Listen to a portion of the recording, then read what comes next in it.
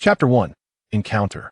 Xiaoyu, wait for me. The young man panted heavily, calling out to the lively figure in the distance. Upon hearing his voice, Xiaoyu turned her head back, playfully sticking out her tongue at him, and chided, "How high? Why are you so slow?" At that moment, they found themselves in an expansive expanse of snow, surrounded by an immaculate white landscape, where the brilliance reflected by the pristine snow appeared particularly dazzling. This spirit beast is incredibly difficult to handle, even with a martial soul. We are at a loss. Xiaoyu frowned and complained, and no sooner had she spoken than the ferocious spirit beast launched an attack.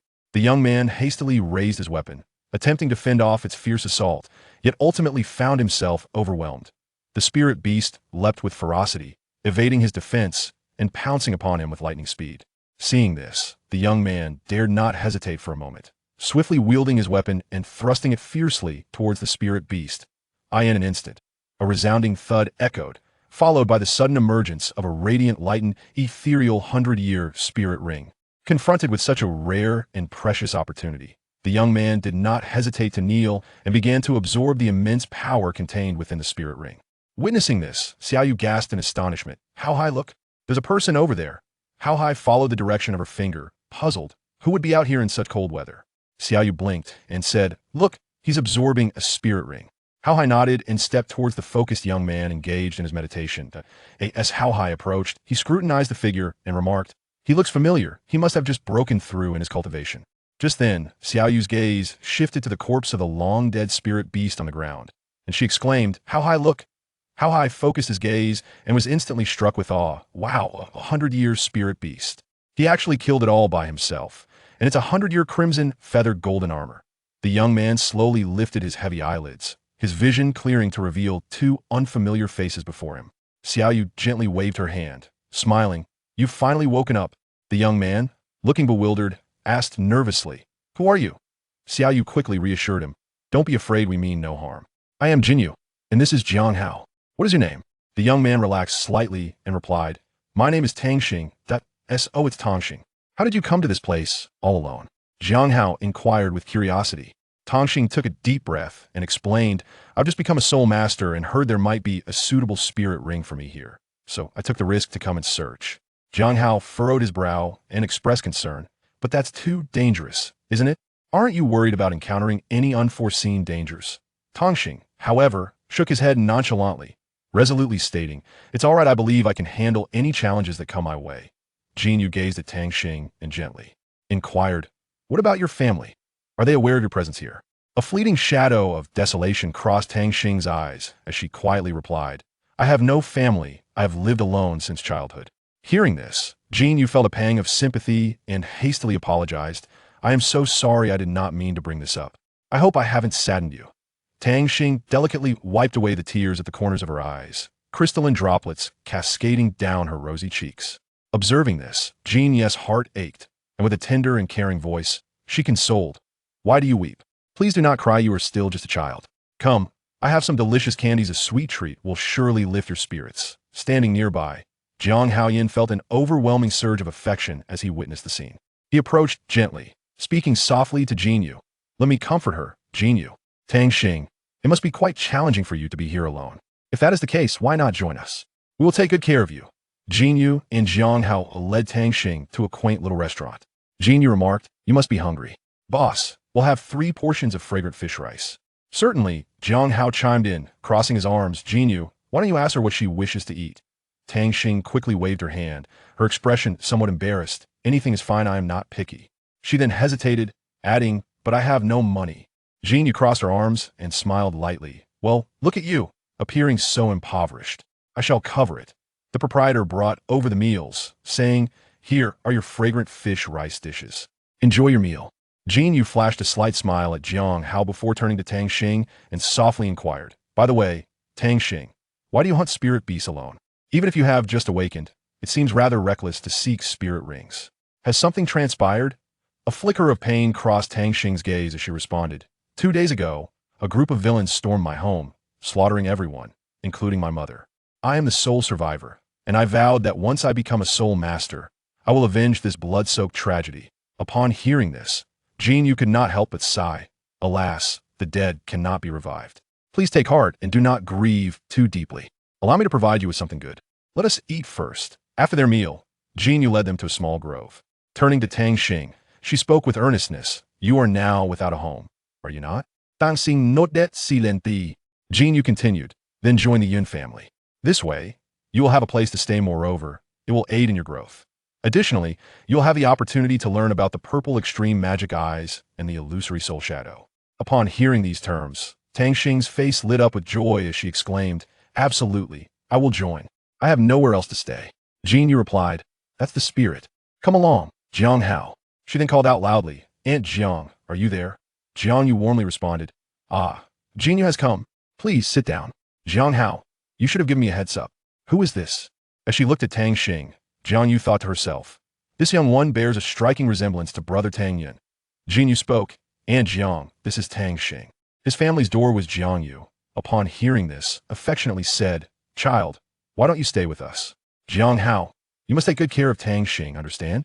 Jiang Hao patted his chest and replied, mother, you can rest assured. Jiang Yu, with a warm demeanor, asked, Tang Xing, would you like to attend school with Jiang Hao? Tang Xing exclaimed with excitement, is that really possible? Jiang Yu smiled and replied, of course. If you wish, I will take you to school tomorrow. By the way, if it's agreeable, I would like to adopt you as my godson. What do you think? Tang Xing, overwhelmed with joy, knelt down with a thud and said, thank you, godmother. Jiang Yu hurriedly helped him up, saying, please rise. There's no need for such formality. Jiang Yu held Tang Xing's hand tightly, and suddenly, a mysterious yet familiar aura surged within him that he couldn't help but show a look of suspicion, murmuring, this aura feels so familiar. Tang Xing, what exactly is your martial soul? Tang Xing paused slightly, observing Jiang Yu's puzzled expression, and replied calmly, my martial soul is the spirit eye. What's wrong? Is there something amiss? A hint of curiosity sparkled in her clear eyes. Jiang Yu furrowed his brow, pondering thoughtfully, is it merely the spirit eye? I have an inkling that there's another force concealed within you.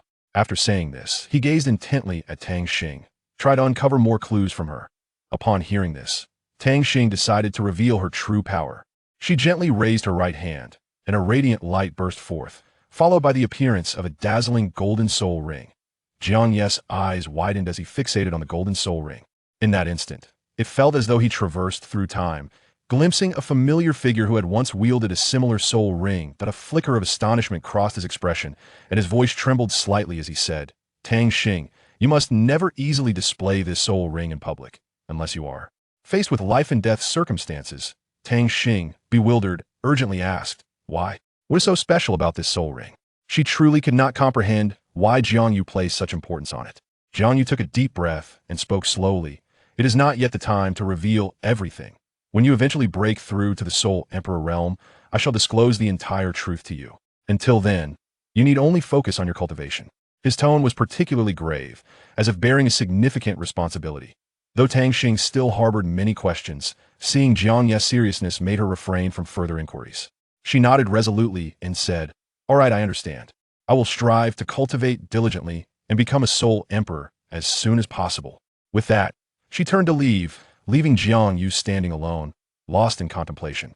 After hearing Jiang Yu's words, a tumult of emotions surged within Tang Xing, igniting an unnamed fire that left her restless. As night fell and the lights began to twinkle, Jiang Yu stood quietly alone on the balcony, his gaze wandering and profound as he stared into the distant horizon, the echoes of his conversation with Tang Xing resonating in his mind. Tang Xing, Tang Yun, she whispered softly, as if imprinting the name deeply within her heart. It is quite a coincidence that they both share the surname Tang, or could it be that there exists some intricate connection between them? Recalling the moment during the day when Jin Yu had revealed Tang Xing's lineage, Jiang Yu couldn't help but furrow her brow, lost in contemplation. According to Jin Yu, Tang Xing was the sole survivor of a tragic massacre that had befallen her family. What secrets and stories lay concealed behind such a harrowing fate? The more Jiang Yu pondered, the more she felt that this matter was of great significance, harboring many undisclosed truths waiting to be uncovered. Resolutely, she vowed to unravel the connection between Tang Xing and the Tang family, as well as the true cause behind that horrific massacre. As dawn broke, the sun gradually ascended the horizon, resembling a vast golden disk suspended in the sky. Sunlight bathed the earth, illuminating the entire world. In this splendid moment, Jin Yu, accompanied by Tang Xing, embarked on their journey to Haishur. Upon reaching the seaside, Tang Xing was awestruck by the boundless ocean before her and exclaimed, "Sister Jinyu, are we really going to travel by boat?" With a gentle smile, Jinyu replied, "Indeed, we shall traverse the ocean aboard this shuttle, destined for Linghai Academy." She pointed toward a uniquely designed vessel in the distance, her eyes sparkling with anticipation. Yet, Tang Xing still harbored doubts and pressed on, "But I recall it was Aunt Jiangyu who was supposed to go to Linghai Academy. How did it change to us?" Just then, a voice interjected. It was Jiang Hao, who approached to clarify. "The situation is as follows. My mother initially intended to go herself, but an unforeseen matter arose, preventing her from doing so. Consequently, she entrusted me with an important card to deliver to you." Upon hearing this, Tang Xing quickly waved her hands in refusal. No, I cannot accept such a precious card." She understood the significance and value of this gift and felt unworthy of receiving it. However, Jiang Hao's expression grew serious as he stated earnestly, "If you do not accept this card, you will not be able to enter Linghai Academy smoothly. Moreover, as long as you possess this card, even the principal will show you the utmost respect." Tang Xing's eyes widened in disbelief as she inquired, "Is it truly that powerful? Does that mean you hold a high status at school, commanding respect even from the principal?" With a smile, Jinyu chimed in, "Indeed, Jiang Hao is quite a notable figure at school." Tang Xing blinked. Her curiosity piqued as she turned to Jinyu and asked, "Sister Jinyu, what exactly is your relationship with brother Jiang Hao?" A faint blush appeared on Jinyu's cheeks, her eyes brimming with sweetness as she softly replied, "Jiang Hao and I are lovers." Upon hearing this, Tang Xing immediately understood, her face breaking into a knowing smile. Jinyu smiled gently and continued, "By the way, Tang Xing, this book contains the secrets of the purple extreme demon eye and the soul enchantment mirage. You must take good care of it. As for the Yin family's techniques, let Hao Hao impart them to you personally." "All right." Tang Xing nodded obediently. At that moment, Jiang Hao spoke up, "Tang Xing, pay close attention." Yes, soon as he finished speaking, Jiang Hao's hands moved with the swiftness of a phantom, executing movements that were at once delicate and fierce, leaving onlookers in a daze. His palms appeared to become transparent in an instant, as if they could traverse the air itself. While demonstrating, Jiang Hao explained, "This is the invisible hand." He then proceeded to showcase the Yun family's unique skill, the formless fist, along with the 10 directions mysterious needle from the hand techniques unraveled. Each punch and palm strike was imbued with immense power and variation, flowing seamlessly like clouds and water, devoid of any sense of delay. Tang Xing's eyes were fixed on Jiang Hao's every movement, as if he wished to engrave each subtle action deeply into his memory. His gaze revealed an unprecedented focus and admiration, seemingly filled with an insatiable longing for Jiang Hao's skills. As Jiang Hao's actions unfolded, Tang Xing unhesitatingly began to move in tandem with him. Although they were on a boat, Tang Xing, relying on his unique comprehension, cultivated an invisible yet formidable aura within the limited space. Surrounding tourists were taken aback by this sudden display, some unable to suppress their gasps of astonishment. Jinyu observed the scene before him, nodding in satisfaction as he softly remarked, "Not bad, quite a high level of talent. To learn so much in such a short time is indeed impressive." Upon hearing this, Tang Xing's face turned crimson as he bashfully scratched his head. Jinyu, noticing his shyness, couldn't help but chuckle. You're even blushing," but a faint smile graced Jinyu's lips. At that moment, Jiang Hao added, "Very well, brother Tang Xing, you have already grasped half of the techniques in such a brief period. If you continue to strive, you will surely surpass me in the future." Tang Xing excitedly grasped Jiang Hao's hand, gratefully exclaiming, "This is all thanks to you, brother Jiang Hao. Without your personal guidance, how could I have learned so much?" Jiang Hao smiled and replied, "No need for thanks." Just then, Jinyu interjected, "Look, we are about to reach our destination." Chapter 2, Linghai Academy. Jinyu gazed at the building before them and softly remarked, "We have arrived, Tang Xing. You must have heard something about Linghai Academy, right?" Tang Xing furrowed his brow slightly and, after a moment of contemplation, replied, "Linghai Academy? I seem to have some recollection, but it's not very clear." Jinyu nodded with a smile and continued, "Indeed, that is the Linghai Academy. It is not merely an ordinary institution, it is steeped in many legendary tales. So, brother Tang Xing, are you interested in hearing more?" A glimmer of curiosity sparkled in Tang Xing's eyes as he eagerly responded, "Of course. Brother Jinyu, please tell me all about it." Jinyu inhaled deeply, his voice gradually deepening, as if to transport his listeners to a distant era. At the inception of Linghai Academy, the conditions were indeed arduous. and the institution's finances were exceedingly limited. Nevertheless, they unhesitatingly dispatched personnel to assist those afflicted with illness. However, no one could have anticipated that a pivotal turn of fate would emerge during that year's enrollment. Pausing momentarily to build suspense, Jinyu continued. Tang Xing, unable to contain her curiosity, pressed on. And then, what transpired?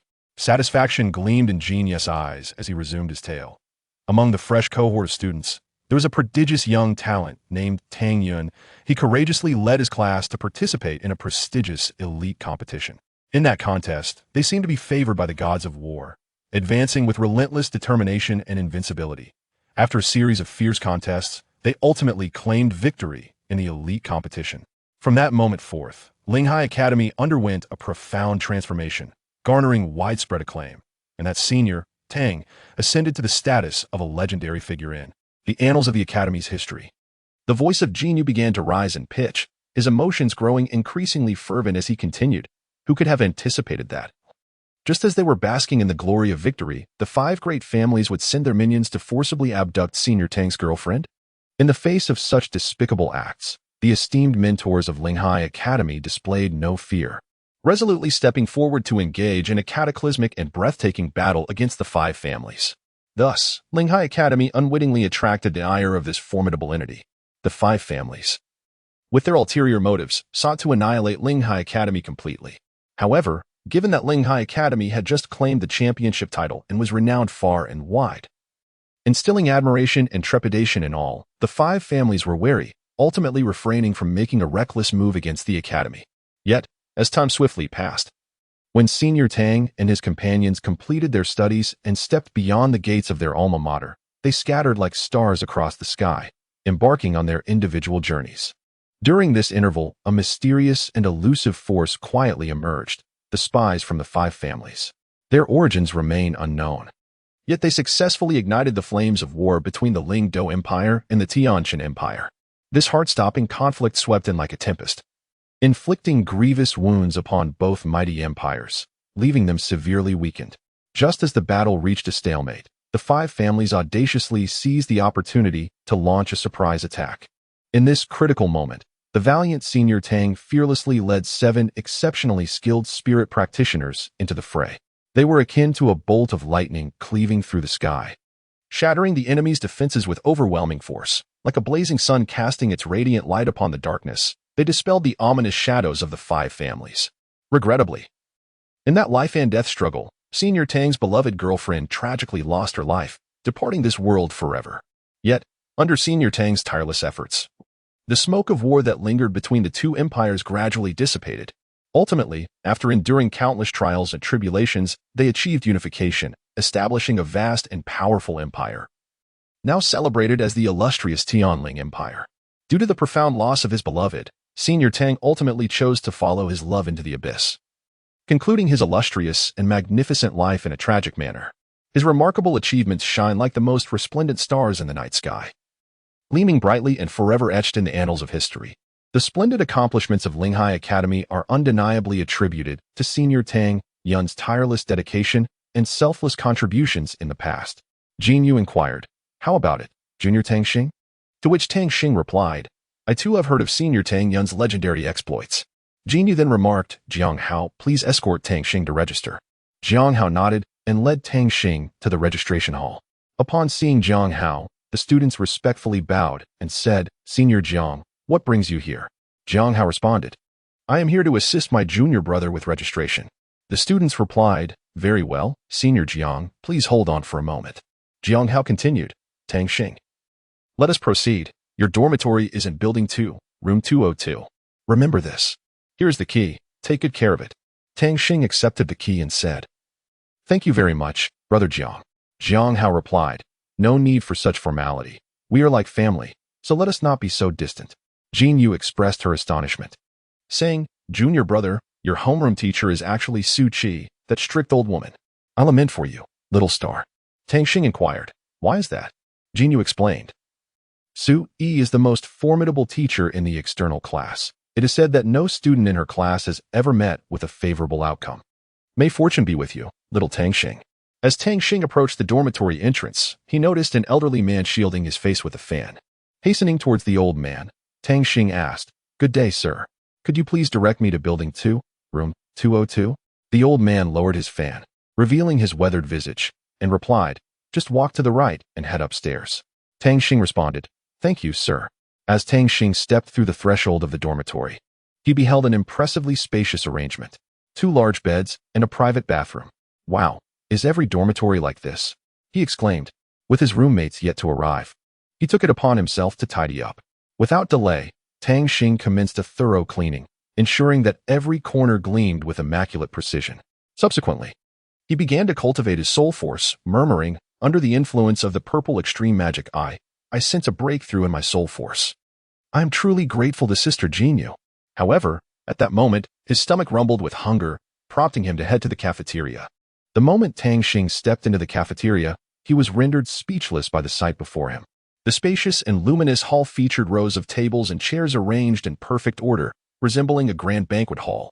Exquisite chandeliers hung from the ceiling, casting a gentle glow that illuminated the entire space. The walls were adorned with intricate murals, vividly lifelike, transporting one into a realm of artistic splendor.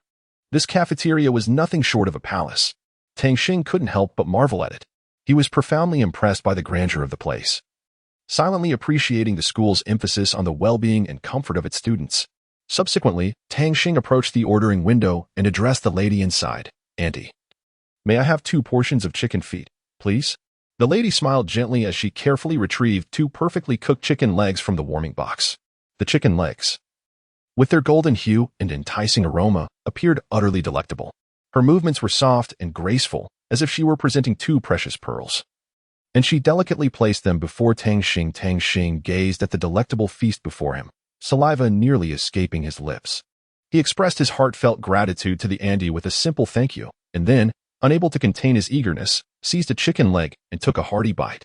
The meat was tender and succulent, its exquisite flavor lingering on his palate, leaving him yearning for more.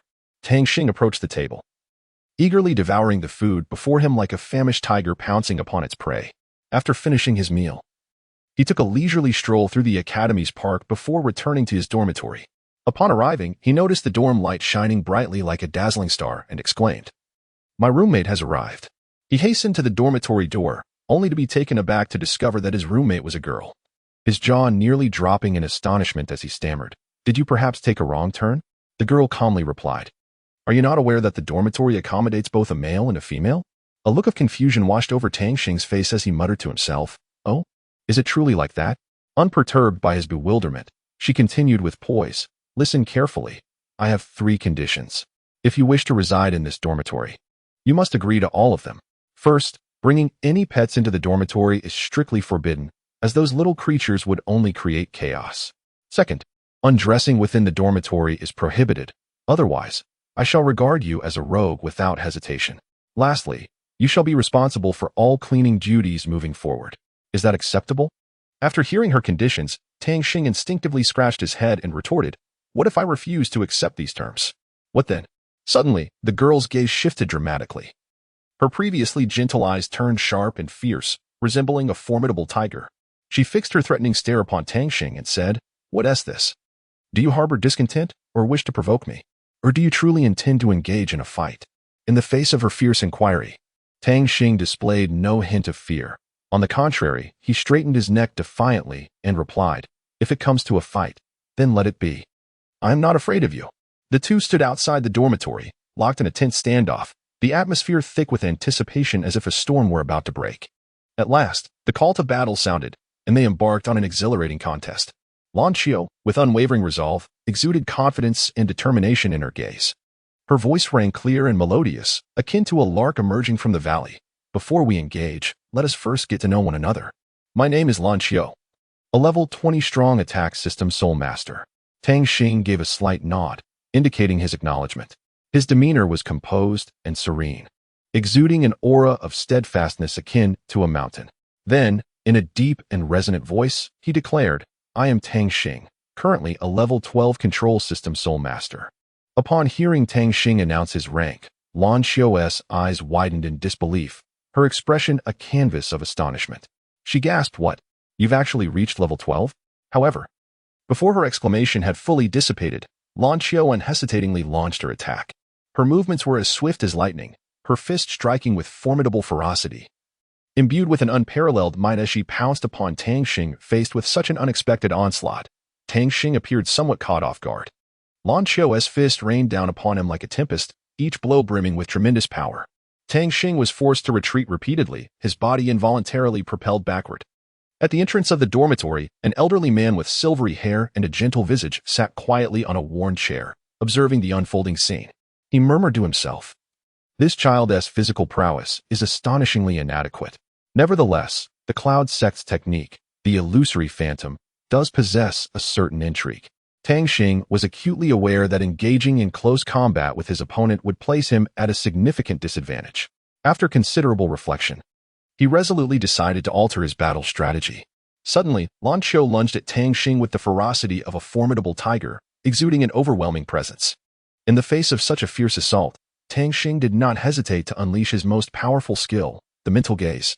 However, to his astonishment, Lan Qiu effortlessly countered Tang Xing's mental onslaught.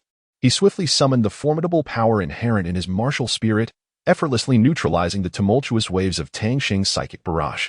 A profound sense of defeat and desolation surged within Tang Xing. Could it be true that this endeavor would end in failure? Absolutely not. I must exert every ounce of my strength to rise up and retaliate.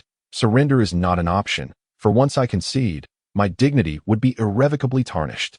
At that moment, a miracle transpired. An exquisite golden light suddenly radiated from his forehead, and a mysterious, yet powerful eye gradually manifested. Concurrently, his already formidable spiritual eye martial soul erupted with an unprecedented wave of energy, creating an overwhelming visual impact that was nothing short of terrifying. This sudden and indomitable force surged towards Lan Qiu like a tidal wave, leaving her utterly defenseless as she was violently pushed back into the corner of the dormitory wall. The abruptness and ferocity of the encounter caused Lan Qiu to falter, her feet losing balance, making her sway precariously as if she could fall from great heights at any moment. In that critical instant, Tang Xing unhesitatingly reached out his hands, summoning all his strength to grasp Lan Qiu's frail, helpless hand firmly. At that moment, time seemed to freeze, and the surroundings fell into an eerie silence. Lan Qiu, gasping for breath, asked, "Why did you save me?" With unwavering resolve, Tang Xing replied, "We are classmates, not enemies. The 3 conditions I promised you are not insurmountable. Please respect me. We are both students, and mutual respect is the foundation of our interactions." Upon hearing Tang Xing's words, Lan Qiu felt as if she had been enlightened, and her temper gradually subsided as she softly admitted, "All right, I was wrong earlier. I apologize." Witnessing Lan Qiu's acknowledgement of her mistake, Tang Xing refrained from further words and quietly returned to his dormitory, collapsing onto his bed in slumber. The following day, the dormitory alarm rang. It's 7 o'clock. And there's but an hour until class begins. It was only when class was imminent that Tang Xing hurried towards the classroom, and upon spotting his designated seat, he promptly sat down.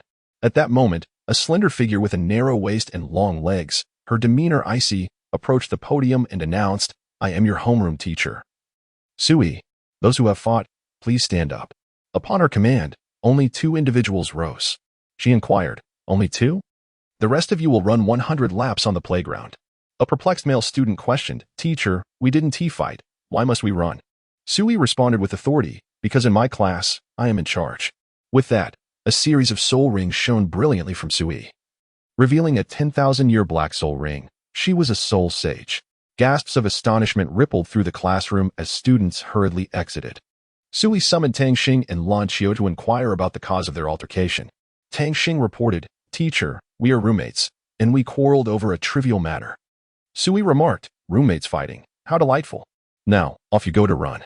Initially, Lan Qiu intended to confront her, but Tang Xing pulled her away. Confused, Lan Qiu asked, "What are you doing?" Tang Xing advised, "Do you truly believe you can defeat her? I think you're being reckless." After contemplating, Lan Qiu conceded, "You were right. I was too impulsive." As Lan Qiu continued, she declared, "In the future, should anyone bully you, invoke my name. Few at this level can rival me." Tang Xing chuckled, "Yet you recently faced defeat at my hands." Unable to counter, Lan Qiu dashed ahead. The footsteps of their classmates gradually slowed, and Lan Qiu was no exception. Tang Xing found himself struggling to keep pace with his peers, at which point the Jade Heart technique within him began to take effect, restoring his stamina. However, in a sudden misstep, Tang Xing stumbled, losing his balance and crashing heavily to the ground. This unexpected turn left all present in stunned silence. Nevertheless, Tang Xing remained undeterred, displaying remarkable resolve as he swiftly rose, gritting his teeth and pushing onward. Just as he was about to falter again, Lan Qiu, quick-witted and responsive, reached out to steady him, reassuringly stating, "Fear not, I am here with you. We shall advance together." Gratefully, Tang Xing nodded, and they continued side by side. Inspired by Tang Xing's indomitable spirit, the other classmates summoned their courage and followed suit, completing the remaining distance together. Time passed swiftly, moments slipping away, as some classmates, less endowed with stamina, exerted every effort to keep pace with the front. Just when Tang Xing felt utterly exhausted and on the brink of collapse, Lan Qiu unhesitatingly activated her martial soul, firmly grasping his arm, bestowing upon him strength and support. Witnessing this, Su Yi wore a satisfied smile, softly exclaiming, "Indeed, the mightiest golden dragon of this continent lives up to its reputation." Following this, Su Yi eliminated several of the lagging students. Upon entering the classroom, Su Yi approached Tang Xing, her tone grave as she commanded, "Stand up and report your soul power level." Tang Xing complied, rising with an erect posture, and declared with clarity, "Yes, teacher, my soul power is at level 12. Chapter 3.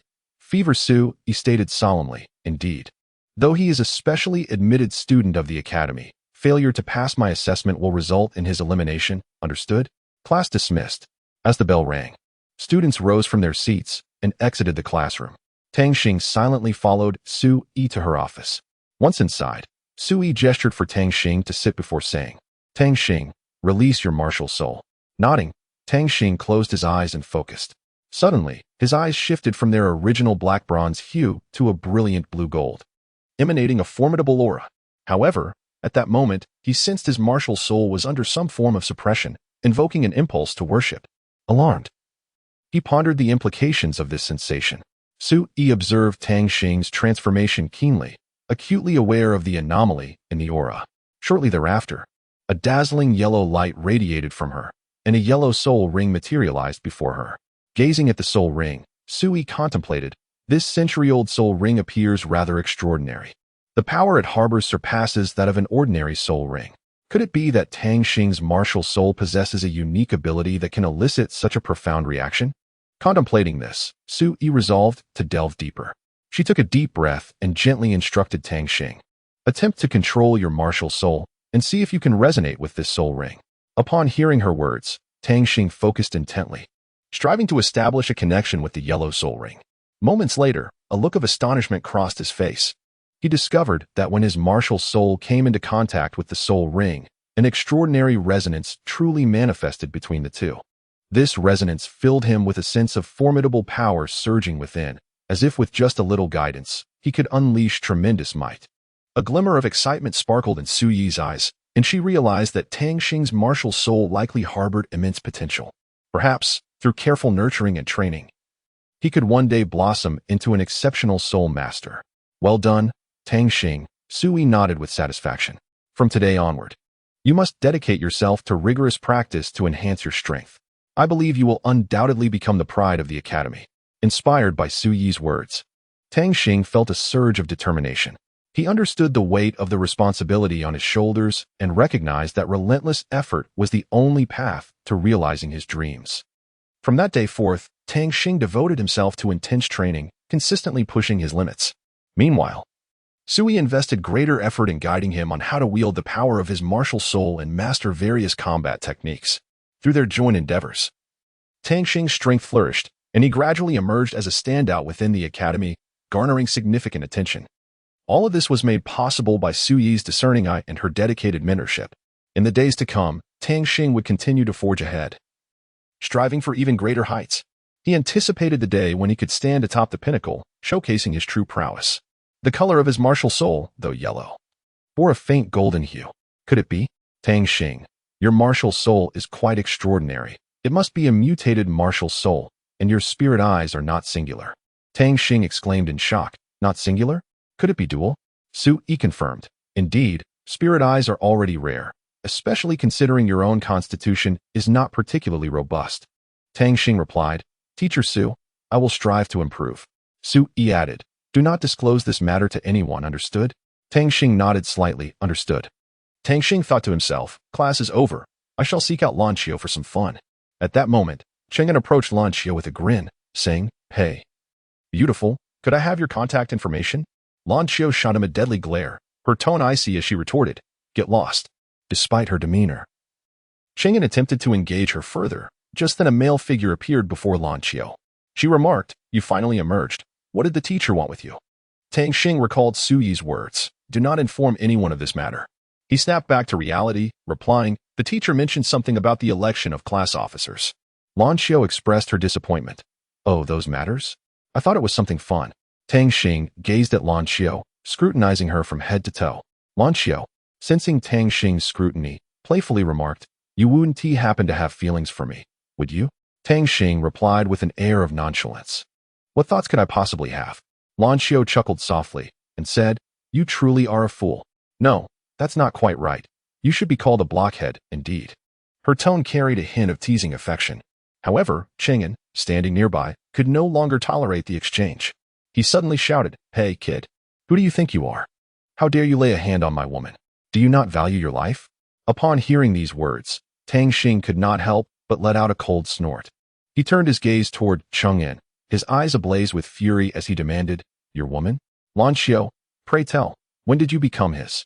Lan Qiu was taken aback by Tang Xing's inquiry and hastily waved her hands in denial. Tang Xing, please do not misunderstand. I do not know him at all. He is spouting nonsense. You must believe me. Cheng'an, noticing Lan Qiu's lack of support, felt his anger intensify. He shouted once more, you brat, you truly seek death. How dare you oppose me?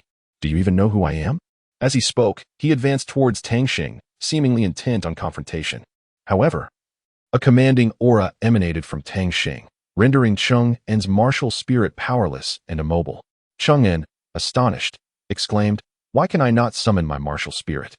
After Tang Xing and Lan Qiu departed from the teaching building, Tang Xing inquired, why are the dormitories arranged with one male and one female?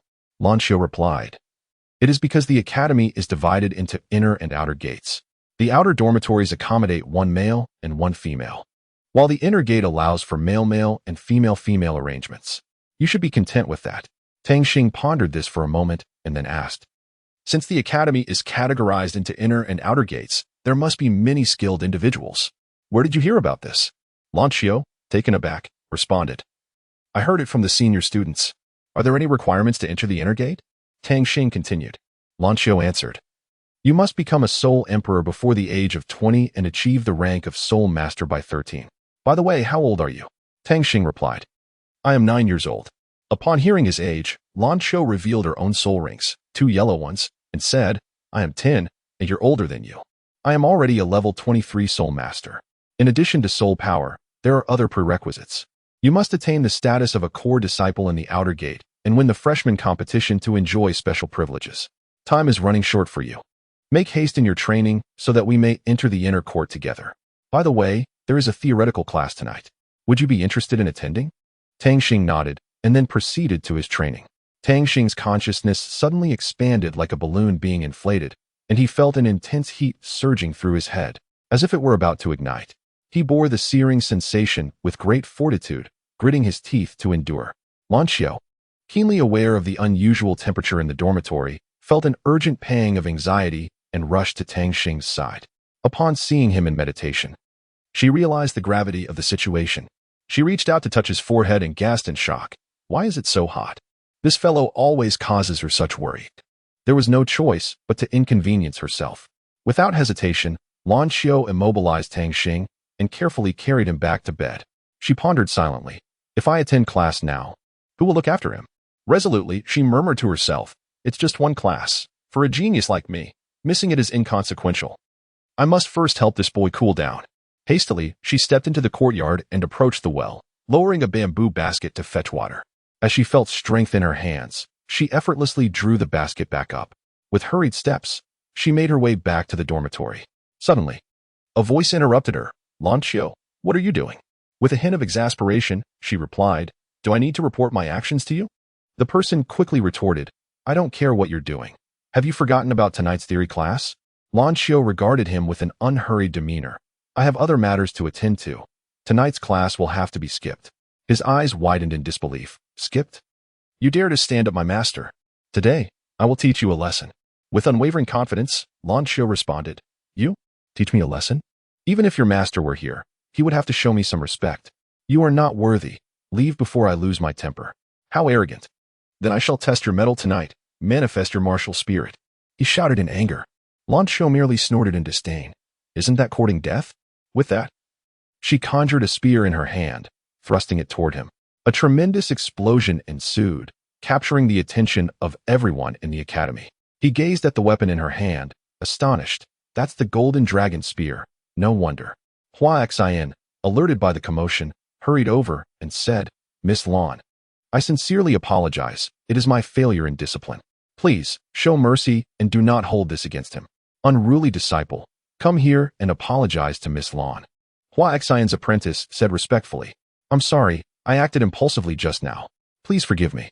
Lan Xiu glanced at Tang Xing's handsome yet pale face, shaking her head with resignation, softly stating, All right, let this matter rest here.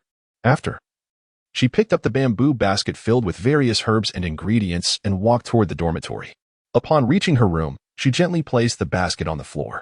Then, she carefully retrieved a soft handkerchief from within and soaked it in a basin of clear water for a while. Once the cloth was thoroughly wet, Lan Xiu gently lifted it and cautiously pressed it against Tang Xing's forehead. She sat quietly by his bedside, silently watching over him, her eyes betraying a flicker of worry and concern. She murmured softly, Tang Xing, oh Tang Xing, you truly know how to create trouble for me. Each time, you leave me in a state of constant worry, yet I understand you are also a victim of circumstances. I hope you recover swiftly this time. Lan Xiu's voice was barely above a whisper, as if only she could hear it. Her gaze remained fixated on Tang Xing's face, seemingly trying to decipher the thoughts concealed within his heart. As moments passed, Lan Xiu sat motionless, her heart silently praying for Tang Xing's prompt recovery. Yet, he truly seemed like a solitary figure. Perhaps it was merely coincidence. How could he possibly be of noble lineage? The teacher had spoken of the extraordinary nature of the spirit control system, noting its remarkable mental prowess. This individual's martial soul must be exceptional. That night, when I awakened my martial soul, he was able to push me back several meters.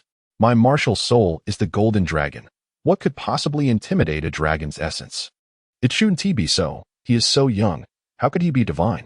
This person harbors many secrets. Nevertheless, pondering will yield no results. I should check on his recovery instead. With her right hand clutching a white handkerchief, Lan Xiu gently pressed it against her forehead, only to retract it instantly, exclaiming, So hot. The temperature seemed to rise even further. She furrowed her brow and muttered to herself, This is bad. I cannot let this continue. I must hurry to the inner courtyard to seek the teacher's assistance. With that, she stood up, her steps somewhat unsteady as she made her way toward the inner courtyard. With each step, her head felt heavy, and her feet light, as if the entire world were spinning. Yet, she summoned her strength and quickened her pace. At last, upon reaching the entrance of the inner courtyard, she spotted her busy teacher. Just then, a woman dressed in a red dress, with an oval face and cold eyes, remarked, Lin Xing, what brings you here tonight? Lin Xing replied, Is my presence unwelcome, Yi Yusin? Do not always wear such a stern expression. As they began to converse, a voice suddenly interjected, Teacher, please help my friend. Lan Xiu implored urgently. Lin Xing stepped forward to assess the situation, exclaiming, So hot? What on earth is happening? Lan Xiu recounted the entire incident to Lin Xing, who pondered for a moment before declaring, This appears to be a case of overexertion in cultivation. However, he will need to stay here for a while for observation. With that, Lin Xing activated her spirit ring to administer treatment. To her astonishment, Lin Xing thought, What a surprise. Is he absorbing my spirit power? How peculiar. Why do I feel as if my spirit energy is being drawn away by an invisible force? Completely beyond my control? Lin Xing hastily summoned her martial soul, attempting to break free from the binding force, only to discover that the mysterious power continued to entwine her tightly. What a remarkable technique. Lin Xing could not help but exclaim, This individual is certainly no ordinary person. Despite my strength, I cannot easily extricate myself from his grasp. It appears he possesses an extraordinary background or has undergone remarkable experiences. No, I cannot remain passive. I must devise a way to counterattack. Upon reaching this point, Lin Qing focused his mind and summoned all the soul power within him, preparing for an intense confrontation with his opponent. Chapter 4. Healing. After a moment of contemplation, Yi Yusin's eyes sparkled with insight as she proposed. What if we place him in the Spirit Sea Lake to see if it helps? Upon hearing her suggestion, Lin Qing reacted explosively, akin to a powder keg ignited, vehemently retorting, "What? You actually want to throw him into the Spirit Sea Lake? Have you lost your mind? We cannot jump to conclusions before we ascertain the facts." Yi Yusin, undeterred by Lin Qing's reaction, calmly shifted her gaze to the side, addressing Jian Qiu. "Lan Qiu, please return to school for now. Also, kindly request a leave of absence for your classmate from the teacher. If necessary, I can personally visit your class." She inquired, "By the way, who is your homeroom teacher?" Lan Qiu responded softly, "It's Teacher Sui." Upon hearing this name, Yi Yusin's face brightened with a smile, nodding in satisfaction as she remarked, "Ah, so it's Teacher Sui. That makes things much easier." It was evident that Yi Yusin held a degree of familiarity and trust towards Teacher Sui, perhaps due to her understanding of the teacher's character, which allowed her to feel at ease in sending Lan Qiu to request the leave. Lin Qing, with a look of resignation, lamented, "He truly is a peculiar individual. I am utterly intrigued by how he has cultivated himself to the point of compelling me to seek assistance." Yi Yusin, astonished, inquired, "How many people did you call? Who are they?" Lin Qing, with a mysterious smile, replied, "Hee, I won't tell you just yet. You'll find out soon enough." Before long, two figures gradually approached and eventually stopped at Lin Qing's location. Together, they entered the room. Upon recognizing the visitors, Yi Yusin exclaimed in surprise, "The individuals who have come are from the Spirit Sea Pavilion. It's Elder Shu and Ling Jia." Lin Qing, noticing their arrival, quickly called out, "Teacher, please come and take a look at this young man." Upon hearing Lin Qing's call, Elder Shu promptly walked over and swiftly utilized his soul power to examine Tang Xing's condition. However, an unexpected occurrence transpired. Tang Xing began to absorb Elder Shu's soul power. Elder Shu immediately sensed something amiss, exclaiming, "This lad is still absorbing my soul power. He is indeed remarkable." Consequently, Elder Shu decisively halted the outflow of his soul power, and Tang Xing ceased his absorption. Lin Qing, anxious, inquired, "Teacher, what is happening? What is going on?" Elder Shu, maintaining a calm demeanor, responded, "This young man is no ordinary case. His condition stems from an excessively turbulent state of mind during cultivation, akin to being scorched by flames, which has generated internal heat, rendering him unconscious. Yet, subconsciously, to protect himself, he has entered this state of coma. In essence, he has overexerted himself in his cultivation.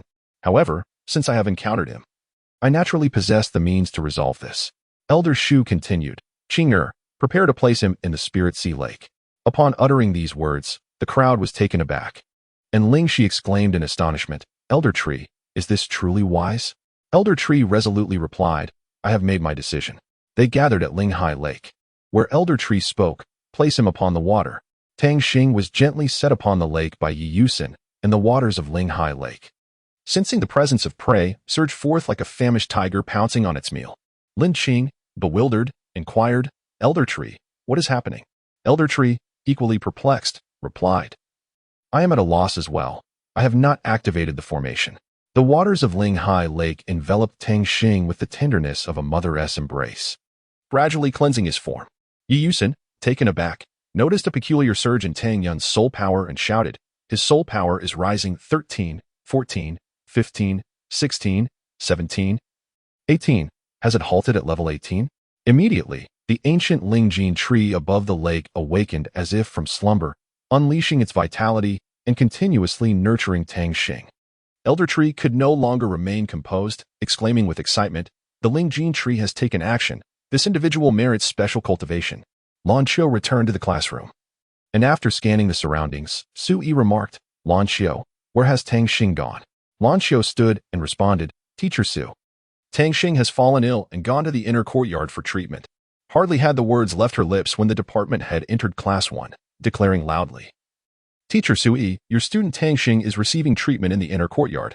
I have come specifically to inform you. Furthermore, the dean has decided to grant him the status of a core disciple ahead of schedule." At this announcement, the previously quiet classroom erupted into a flurry of excitement, with students chattering, "Core disciple? Isn't that akin to the core disciples from the outer courtyard? What? How can this be?" Another student sighed in disbelief. Suddenly, The department head released a powerful aura, akin to a mountain pressing down upon an egg, silencing the noisy students. They gasped, 7 rings.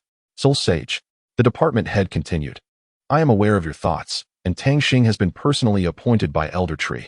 I trust everyone knows who Elder Tree is. The attendees were left in utter shock. Even Sui was rendered speechless, asking, Qindong, what is going on? Elder Tree personally appointed him? Wasn't Tang Xing ill? Lan Xiu, please elucidate clearly. In front of her classmates, Lan Xiu recounted vividly. That day, I waited until Tang Xing returned to the dormitory before he began his cultivation. I went to take a shower. When I finished, he was still cultivating, so I sat on the bed for a while. Suddenly, the entire dormitory felt like a massive steam chamber, the temperature rising rapidly.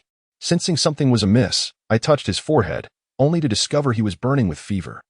And it was severe. I intended to cool him down with cold water, but to my surprise, that only exacerbated his fever. In a hurry, I rushed to the inner courtyard to seek help. By chance, I encountered teacher Lin Qing on my way back. Sui, hearing that someone had fallen ill due to cultivation, realized she had never before encountered such a situation in all her years. Even the department head, Qindong, wore a look of astonishment. Tang Xing was absorbing the life fruit of the spirit gold ancient tree when, suddenly, a dazzling light erupted from his forehead. Resembling a brilliant star, a peculiar soul bone slowly materialized, as if it were sprouting from his brow. Elder Shu's eyes widened in disbelief as he gazed at the soul bone atop Tang Xing's head, murmuring to himself, a soul bone? How could this be? He is merely 10 years old. The soul bone, seemingly imbued with life, swiftly merged with Tang Xing's body. Witnessing this extraordinary scene, Elder Shu was profoundly astonished. Even as a super Douluo, he found himself momentarily entranced, unsure of how to respond. It was indeed a rarity to encounter someone he could not subdue. An elderly man, fanning himself with a feathered fan and holding a gourd, remarked, Elder Shu, it seems you have company. Elder Shu respectfully replied, You have arrived, Elder Su. I did not expect this boy to possess a soul bone. That familiar aura. I feel as though I have encountered it before. With that, Elder Su tossed the gourd above Tang Yun's head, from which 3 drops of water fell, nourishing Tang Xing's entire being like celestial nectar. Tang Xing felt the searing sensation within him recede like the ebbing tide, and now it would depend on his own fortune. Su Lao remarked in a calm tone. In an instant, Tang Xing merged with the soul bone, experiencing immense comfort during this process. You have been visiting him almost every day for the past 4 days. Tree Elder commented. Lan Xiu interjected, I am merely concerned for him. Tree Elder, seeing through her thoughts, chuckled, Ah. Little Lan Xiu has grown up and learned to care for others. I believe this lad would make a splendid son-in-law. Lan Xiu immediately understood, her cheeks flushing like ripened apples as she retorted, Tree Grandpa, how rude. I simply have feelings for him. Tree Elder continued to tease, then you should be with him. Don't worry, with me as your backing, and the support of the Linghai Pavilion, you will be just fine. Suddenly, a surge of powerful energy erupted like a volcano, splashing the lake's waters as a figure emerged. Lan Xiu focused intently and exclaimed in surprise, Tang Xing? As Tang Xing emerged from Linghai Lake, Lan Xiu immediately embraced him tightly, like a koala bear. Noticing this, Tree Elder could not help but jest, Young ones, you certainly play with fervor. Tang Xing turned to the elder and politely greeted, Hello, Grandpa. Lan Xiu playfully scolded, Lan Xiu, what has gotten into you? You made it seem as if I were on the brink of death. With a pout, Lan Xiu replied, Isn't it because of you? Why did you practice like a madman and end up burning yourself out? Tang Xing suddenly recalled, Right, while I was cultivating. It felt as if my head were on fire, making it quite unbearable. At that moment, a commotion erupted outside Linghai Lake, prompting Tang Yunxing and Lan Xiu to investigate. Jiang Hao shouted, Move aside, or I shall create a disturbance at Linghai Pavilion.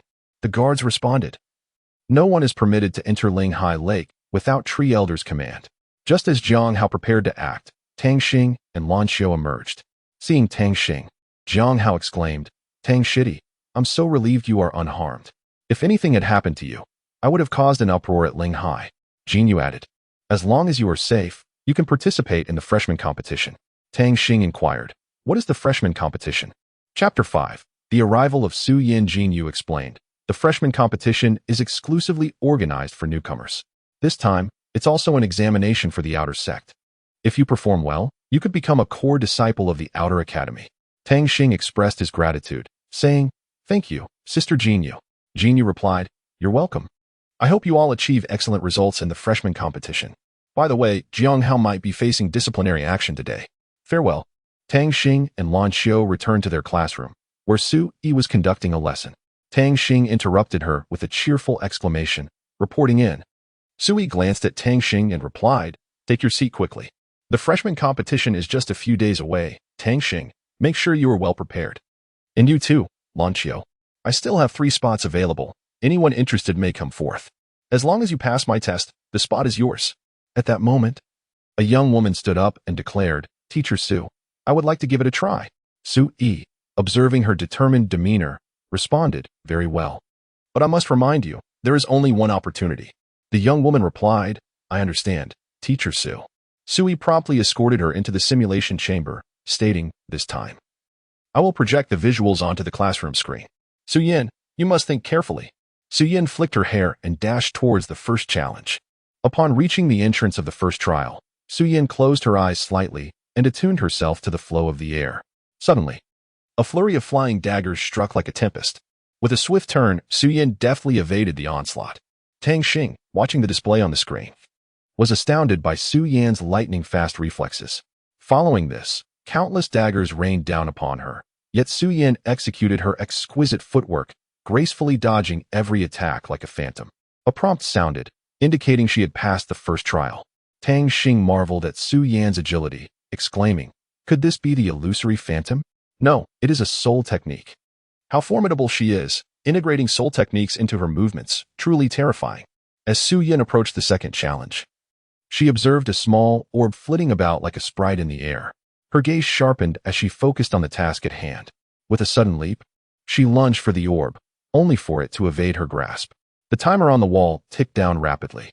When it reached the halfway mark, Su Yin composed herself, attuning her senses to the orb's trajectory. With the keen instincts of a hunter, she pivoted and successfully captured the orb, thereby advancing past the second challenge. In the third challenge, Su Yin charged in with determination. However, she soon sensed that something was amiss. Despite her efforts to break through the obstacles, each attempt ended in failure. Realizing the gravity of the situation, she calmed her mind and meticulously observed her surroundings. Su Yi remarked, "What a promising talent. She simply has a rather impatient disposition." In a moment of clarity, Su Yin summoned her martial soul and began to weave a melody. Her notes sliced through the surrounding energy barriers like a sword, gradually revealing an exit. The classmates gasped in astonishment, exclaiming, "She has passed all 3 challenges. How incredible!" Emerging unscathed, Su Yin was greeted by Su Yi's warm smile. "Congratulations, Su Yin. You have successfully passed the trial. This spot belongs to you. Su Yin, Lan Xiu, and Tang Xing will represent our class in the competition. Victory is the only acceptable outcome. Do you understand? Tang Xing will serve as the team leader. Take the time to get to know one another." Class dismissed. Upon meeting Tang Xing, Su Yin cheerfully introduced herself. "Hello, I am Su Yin, with a soul power level of 21, and my martial soul is the Emerald Jade Harp." Hearing her soul power, Tang Xing smiled and replied, "Hello, I am Tang Xing. My martial soul is the Spirit Eye, and my soul power is approximately 18. Su Yin exclaimed in astonishment. 18 levels? Tang Xing continued, "Indeed, I just broke through yesterday." Su Yin pondered. Teacher Su, that formidable figure, has appointed Tang Xing, an 18-level expert, as captain for a reason. I shall observe your prowess. Tang Xing, curious, inquired, "Su Yin, what are your first and second soul skills?" Su Yin obediently replied, "My first soul skill is the Emerald Melody, which enhances the frequency of my string pulling and boosts my teammates' attack power. My second soul skill is the Emerald Soul Tune, which not only augments my own attributes but also doubles the effect of the soul tune for my allies." Tang Xing praised, "Your soul skills are remarkable. They will aid Lan Xiu splendidly. My role will be to control the battlefield. Tomorrow, we shall prepare accordingly and proceed as planned." Su Yin remarked, "I never imagined you had such a plethora of ideas." Just then, a voice rang out, "Tang Xing, so this is where you are." It was Jinyu. Tang Xing, taken aback, responded, "Sister Jinyu, what brings you here?" Jinyu replied, "I know you have the freshman assessment tomorrow, so I brought the combat outfit that Aunt Jiang prepared for you. Make sure you perform well. Aunt Jiang will be watching your match, so give it your all." She added, "By the way, brother Tang Xing, have you ever considered earning some money?" After a moment's hesitation, Tang Xing said, "I have thought about it, but I am unsure how to go about it. Yu encouraged. Then think about what you can do. Tang Xing recalled how his mother taught him to roast chicken legs and suggested, could roasting chicken legs be profitable? Yu, upon hearing this, responded excitedly, of course. The assessments are held in the morning, so how about you join me to sell chicken legs in the afternoon? Tang Xing, elated by the idea, exclaimed. What a splendid suggestion. Yu then asked, Brother Tang Xing, since you can roast chicken legs, why not showcase your skills first? That way, we can ensure a good price. After hearing this, Tang Xing replied, All right, Sister Yu, I will prepare the ingredients right away. However, I still lack the necessary tools. With a wave of her hand, Yu dismissed the concern, saying, a trivial matter. You focus on the ingredients, let Jianghao handle the tools. Jianghao sighed, shaking his head, and turned to prepare both the ingredients and the tools. Yu then turned to Lan Qiu and Su Yan, smiling as she greeted them. Hello. You must be classmates and teammates of Tang Xing, right? I'm Yu. Lan Qiu promptly responded, Hello. Not only are we classmates with Tang Xing, but we are also roommates. Yu replied, I am aware. The dormitory in the foreign language department pairs a male and female student together. The boy walking behind me just now is my boyfriend. So rest assured, I have no intention of competing for your man. After all, Tang Xing is my brother. As soon as she finished speaking, a blush crept onto Lan Qiu's cheeks. Noticing her shyness, Yu teased, I didn't expect you to be so easily embarrassed. At that moment, Jianghao had set up the barbecue grill, and Tang Xing returned with the ingredients. He placed the chicken legs on the grill, and soon, a delightful aroma wafted through the air. Yu, unable to contain her excitement, eagerly asked, Wow, it smells amazing. Tang Xing, is it nearly done? Tang Xing replied, Sister Yu, it will be ready shortly. He then brought the grilled chicken legs to the four of them, saying, All right, everyone, please have a taste. Yu unreservedly took 2 pieces and handed one to Jianghao. Tang Xing glanced at Lan Qiu, who hesitantly took one. Su Yan, however, bit into hers without hesitation, exclaiming, This is incredibly delicious. After taking a bite, Yu echoed her enthusiasm, Wow, is this really a chicken leg? How is it so tasty? It's not greasy at all. And the flavor is just right. Tang Xing, your culinary skills could certainly fetch a good price. Jianghao interjected, Tang Xing, wait, calling you junior brother feels too formal. I'll just call you Tang Xing or brother. Yu chimed in, that is indeed appropriate. Tang Xing replied, regardless of how you address me, I will forever remain your Tang Xing. Let us prepare to launch tomorrow. Suddenly, Su Yan stood up abruptly, exclaiming, Class leader, I must confess, I am a twin martial soul. The others gaped in astonishment, nearly dropping their jaws, as Tang Xing shouted, What? Twin martial soul? Indeed. My second martial soul is the amethyst phantom butterfly. Chapter 6. New Student Assessment. Tang Xing pondered. Twin martial souls are an exceedingly rare phenomenon on the continent. Senior Tang Yun was a twin martial soul, and to his astonishment, Su Yan also possesses a twin martial soul, heralding an immeasurable future. Tang Xing addressed Su Yan, saying, There is no need for apologies. You are a twin martial soul. During the assessment, refrain from revealing this too readily. By the way, does your second martial soul possess any offensive capabilities? Su Yan replied, My second martial soul, the amethyst illusion butterfly, indeed has offensive abilities, specializing in agility and attack. Tang Xing, filled with joy, exclaimed, With Su Yan's twin martial soul, we are one step closer to the championship. The next morning arrived swiftly, and the academy announced, All participants, please proceed to the designated assessment location. Tang Xing escorted Lan Qiu and Su Yan to the venue, where an instructor stood at the center of the assessment area. He greeted the students, stating, Greetings, everyone. I will be your assessment instructor for the next 2 days. You have been assigned to Group 13, consisting of 6 teams. Now that everyone is present, I will explain the rules before we commence. This assessment will involve team battles of 3 members each. Freshmen are prohibited from using customized soul-guiding devices. However, other weapons are permitted. Although it is required that all contestants exert their utmost effort, any malicious harm inflicted during the assessment will result in disqualification, regardless of whether you defeat your opponent. Is that understood? The students responded in unison, Understood. The instructor continued, Excellent. The assessment officially begins now. In the first round, we have the first match featuring freshman class 1, Tang Xing, Lan Qiu, and Su Yan, against freshman class 3, Huang Chun, Meng Yi, and Tong Ge. Step forward. As Tang Xing and his companions approached the arena, the instructor announced, The assessment begins now. The atmosphere buzzed with excitement. Tang Xing activated his yellow soul ring. Summoning his soul, I'm martial soul, while Lan Xiu illuminated her 200-year soul rings, conjuring an ethereal dragon. Su Yan also revealed her 200-year soul rings, manifesting her martial soul, the emerald jade harp. Huang Chun and Meng Yi displayed their 200-year soul rings, unleashing the silver wind blade. While Tang Xing summoned a rather peculiar martial soul, a cake, by activating a 100-year soul ring. Huang Chun and Meng Yi swiftly consumed the cake and charged toward Lan Xiu. In response, Su Yan immediately unleashed her first soul skill, Emerald Melody. Realizing that Emerald Melody would assist Lan Xiu, Tang Xing declared, "Then I shall activate my first soul skill, Mental Detection Sharing." Sui instantly comprehended Tang Xing's soul skill, allowing him to perceive Huang Chun and Meng Yi's every movement. With a deft turn, Lan Xiu evaded their assault and released her first soul skill, Golden Dragon Claw. Huang Chun retorted, "Do you think it ends here?" and unleashed his first soul skill, Blade of the Windless. Tang Xing unleashed the full power of her spiritual eyes, rendering Huang Chun unconscious, while Lan Xiu's Golden Dragon Claws forced Meng Yi and Tang Gu out of the arena. The assessment instructor declared, "The victors are the Tang Xing team."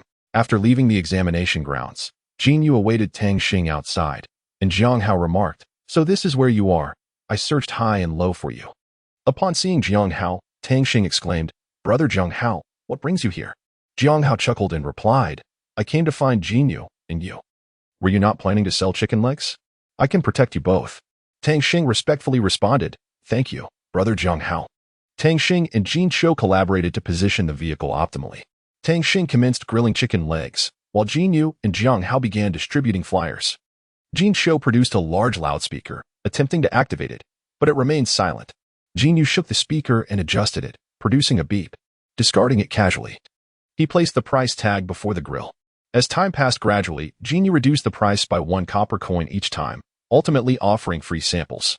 Meanwhile, Lan Xiu happened to be strolling outside the school with Su Yan and chanced upon Tang Xing's stall. Approaching, she inquired, "What's the matter? It seems you haven't made any sales." "I have an idea."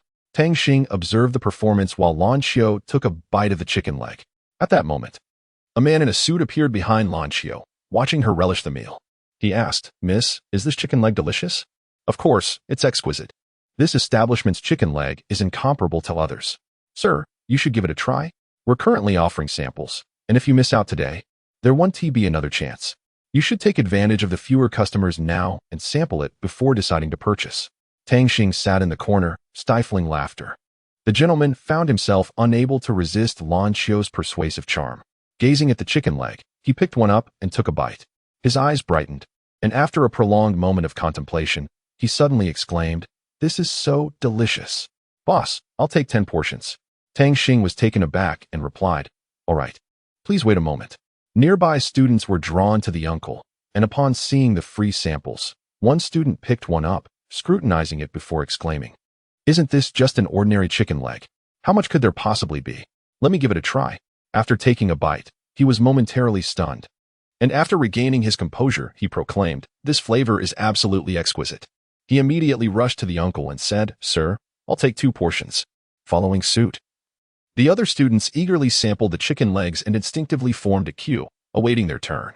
Meanwhile, Lan Xiu assisted Tang Xing, and upon returning, Jin Yu and Jiang Hao were quick to lend their support upon witnessing the crowd, remaining until every last piece was sold.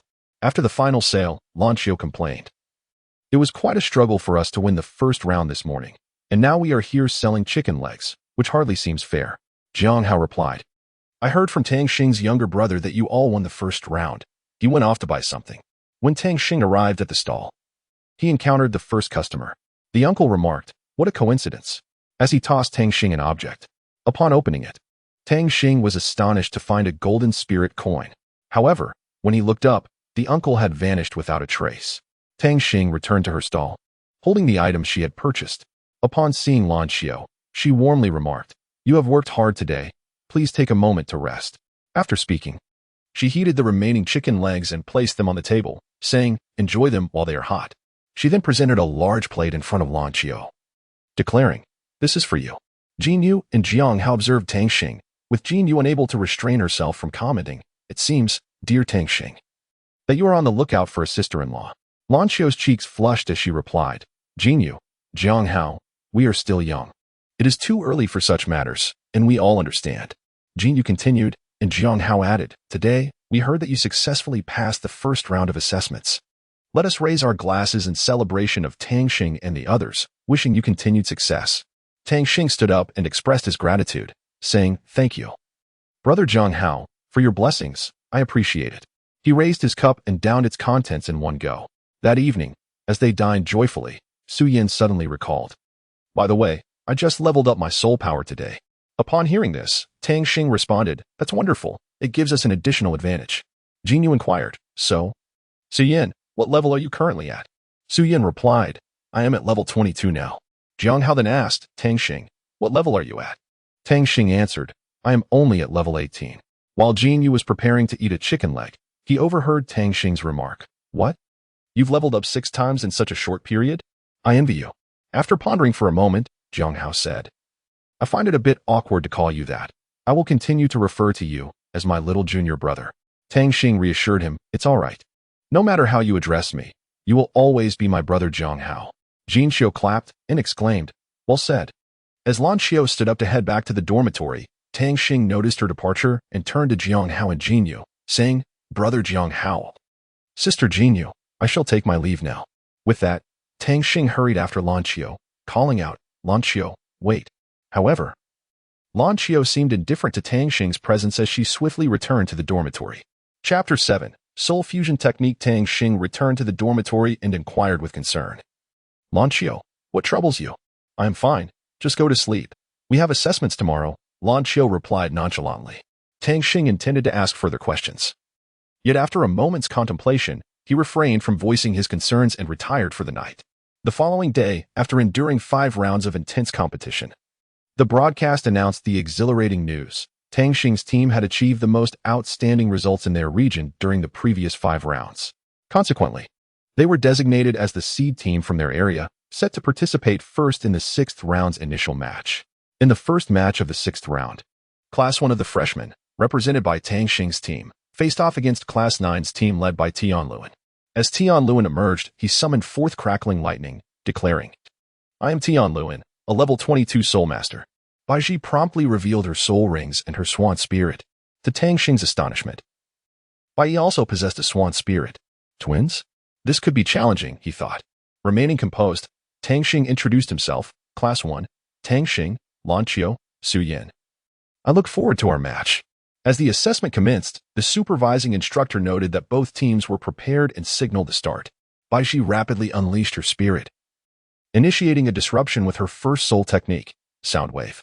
This formidable sound wave exerted a significant impact on Tang Xing's team. We must interrupt her, Su Yin. Tang Xing decisively commanded. Su Yin promptly summoned her emerald jade harp, executing her first soul technique, emerald melody. Her soul technique rivaled Bai Shi's, and she confidently asserted, my emerald melody not only amplifies our attack power, but also counters sound-based techniques effectively. Seeing her sister at a disadvantage, Bai Yi quickly interjected, sister, allow me to assist you. First soul technique, sound wave. Instantly, sound wave surged across the arena, with neither side yielding ground. Su Yin pressed forward, unleashing her second soul technique, emerald soul tune. The sudden surge of power she released resembled a tumultuous tide, pushing the Bai sisters back. In that heart-stopping moment, Su Yi gazed at Su Yan's performance, exclaiming, her spirit must be extraordinary. Tianluan charged forward with relentless determination to defeat Su Yan. Swiftly, Tang Xing activated his spirit eye, restraining Tianluan's movements. Meanwhile, Lan Xiu prepared to deliver a decisive blow to Tianluan. In a critical moment, Bai Ji transformed in an instant, blocking Lan Xiu's attack on behalf of Tianluan. Bai Ji then unleashed her second soul technique, white feather. Protect Su Yan, Tang Xing exclaimed as countless feathers soared towards him. Lan Xiu immediately activated her second soul technique, golden dragon body, retorting, is that all? Tang Xing watched in admiration as Lan Xiu effortlessly neutralized the attack, remarking, truly formidable, the golden dragon. At that moment, a bolt of heavenly lightning from Tianluan was successfully thwarted. Behold my first soul technique, Thunderburst, Tianluan proclaimed. Yet the powerful dragon might released by Lan Xiu repelled him several meters back. Bai called out, sister, Tianluan, let us execute a spirit fusion. Tianluan responded, all right, assemble. Instantly, the formation of the three Tianluan members shifted dramatically, causing Tang Xing to sense impending danger. Something is amiss. The trio unleashed their spirit fusion. Leaving the spectators awestruck, they are merely at the second ring, yet they can perform a trinity fusion technique. Upon witnessing the unfolding scenario, Su Yi exclaimed, "The soul fusion technique executed by the three of them is indeed a formidable challenge." Tang Xing, observing their combined powers, decisively declared, "Focus all our energy on assisting Lan Xiao." Su Yin then extended her hand to caress her zither, softly reciting, "First soul skill, Emerald Melody. Second soul skill, Emerald Soul Song." At that moment, the soul fusion summoned by Tianluan took the form of a lightning swan, darting towards Lan Xiao like a bolt of lightning. "He is still gathering strength. We cannot allow him to succeed," Tang Xing shouted. With that, Tang Xing summoned the power of his spiritual eyes, materializing them to confront the lightning swan. However, the relentless assaults of the lightning swan inflicted immense pain upon Tang Xing, causing his spiritual manifestation to shatter. Tang Xing clutched his mouth, spitting out a mouthful of blood, as the lightning swan prepared for another powerful strike. A massive dragon's tail suddenly swung out, sending the lightning swan retreating several meters. A golden dragon silhouette emerged, roaring deeply, startling the lightning swan into a cacophony of cries. Seeing Tang Xing bloodied, Lan Xiao, enraged, bellowed, "How dare you harm Tang Xing? You seek your own demise." He concentrated his energy into his spear, transforming himself into a golden dragon spear, and then into a magnificent golden dragon. The presence of the golden dragon was overwhelming, akin to a war deity descending from the heavens. In a flash, the golden dragon charged towards the lightning swan, which promptly summoned thunderclouds. In an instant, the sky darkened, and bolts of lightning struck the golden dragon like silver serpents. With a thunderous roar that echoed through the skies, the golden dragon retaliated as the thunder gradually dissipated. Seizing the moment, the golden dragon launched itself towards the lightning swan with astonishing speed. Following a tremendous explosion, Tianluan and the Bai sisters lay unconscious on the ground. At that moment, the examination instructor announced loudly, "The victors are Tang Xing's team." Su Yi hurried to the scene to assess the injuries of the students. Su Yin anxiously inquired, "Teacher, how are they?" After her examination, Su Yi replied, "Tang Xing is fine, but Lan Xiao is exhausted and will need time to recover." Su Yin pondered, "What about the upcoming matches?" Tang Xing stood up and stated, "Su Yin, this time we must rely on ourselves." As Tang Xing and Su Yin prepared for the next match, Su Yin suggested, "Should I activate my second soul?" Tang Xing quickly objected, "No. It's too early to reveal that. It will complicate our future battles. However, I have a plan." After listening to Tang Xing's strategy, Su Yin nodded in agreement. In the subsequent 4 rounds, Tang Xing and Su Yin demonstrated remarkable synergy. In the final match, employing the Yun family's agility, Tang Xing triumphed over his opponent. The announcement echoed through the arena. "Congratulations to Tang Xing's team for winning the championship of Area 13. Su Yin exclaimed, "Today's battle was exhilarating. Class leader, you must treat me to a grand meal." "Very well," Tang Xing replied. Noticing Lan Xiao's silence, he inquired, "Lan Xiao, what troubles you?" Lan Xiao responded, "I was reflecting on the first round of matches this morning.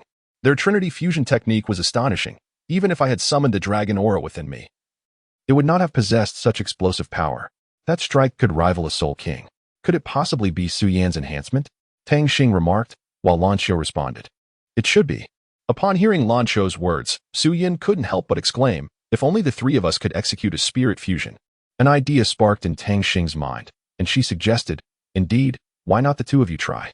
Perhaps success is within reach." "I am referring to a Trinity spirit fusion," Su Yan clarified, leaving Tang Xing momentarily speechless. Spirit fusion techniques require an exceedingly high degree of compatibility, and the level of tacit understanding cannot be lacking. It is not an easy feat to achieve fusion successfully, Tang Xing argued. However, Su Yan remained unconvinced and continued, "How can we know the outcome without attempting?"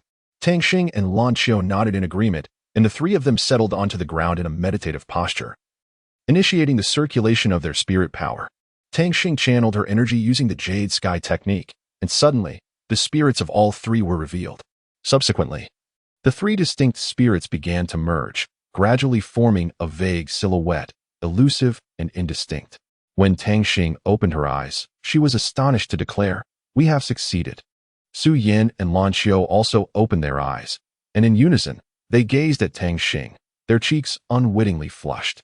Su Yan, feeling a surge of power within her, remarked, I sense a formidable force stirring within me.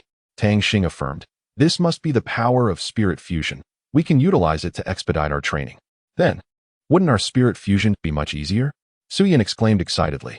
Tang Xing nodded in agreement, and Su Yan took Lan Xiu's hand, saying, Lan Xiu, let us give it a try. They both took a deep breath and cautiously urged their internal spirit power, attempting to intertwine and converge it. However, as time passed, they found themselves unable to perceive the anticipated fusion power.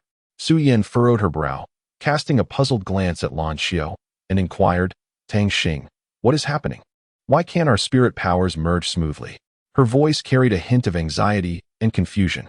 Lan Xiu also frowned, lost in contemplation. After a moment, he shook his head and replied, I am unsure as well. Logically, our spirit powers should complement one another. Yet, the current situation is rather peculiar. Su Yan pondered for a moment, suddenly recalling some reasons she had heard regarding failed spirit fusion. She proposed, could it be that our mental states are not sufficiently aligned? Or perhaps some external factors are interfering with our spirit powers? Lan Xiu nodded in agreement, acknowledging Su Yan's speculation. He remarked, it is possible. But we need to investigate further. Perhaps we can adjust our mindsets and try again. Thus, Su Yan and Lan Xiu closed their eyes, casting aside distractions, striving to achieve a tranquil state of mind. They once again summoned their spirit powers, sensing the subtle connection between them. This time, they distinctly felt the flow of spirit power becoming much smoother. However, at a critical moment, an invisible force seemed to hinder their further fusion. Su Yan and Lan Xiu exchanged glances, each reflecting surprise in the other's eyes. Su Yan resignedly said, all right then, Tang Xing, let us give it a try.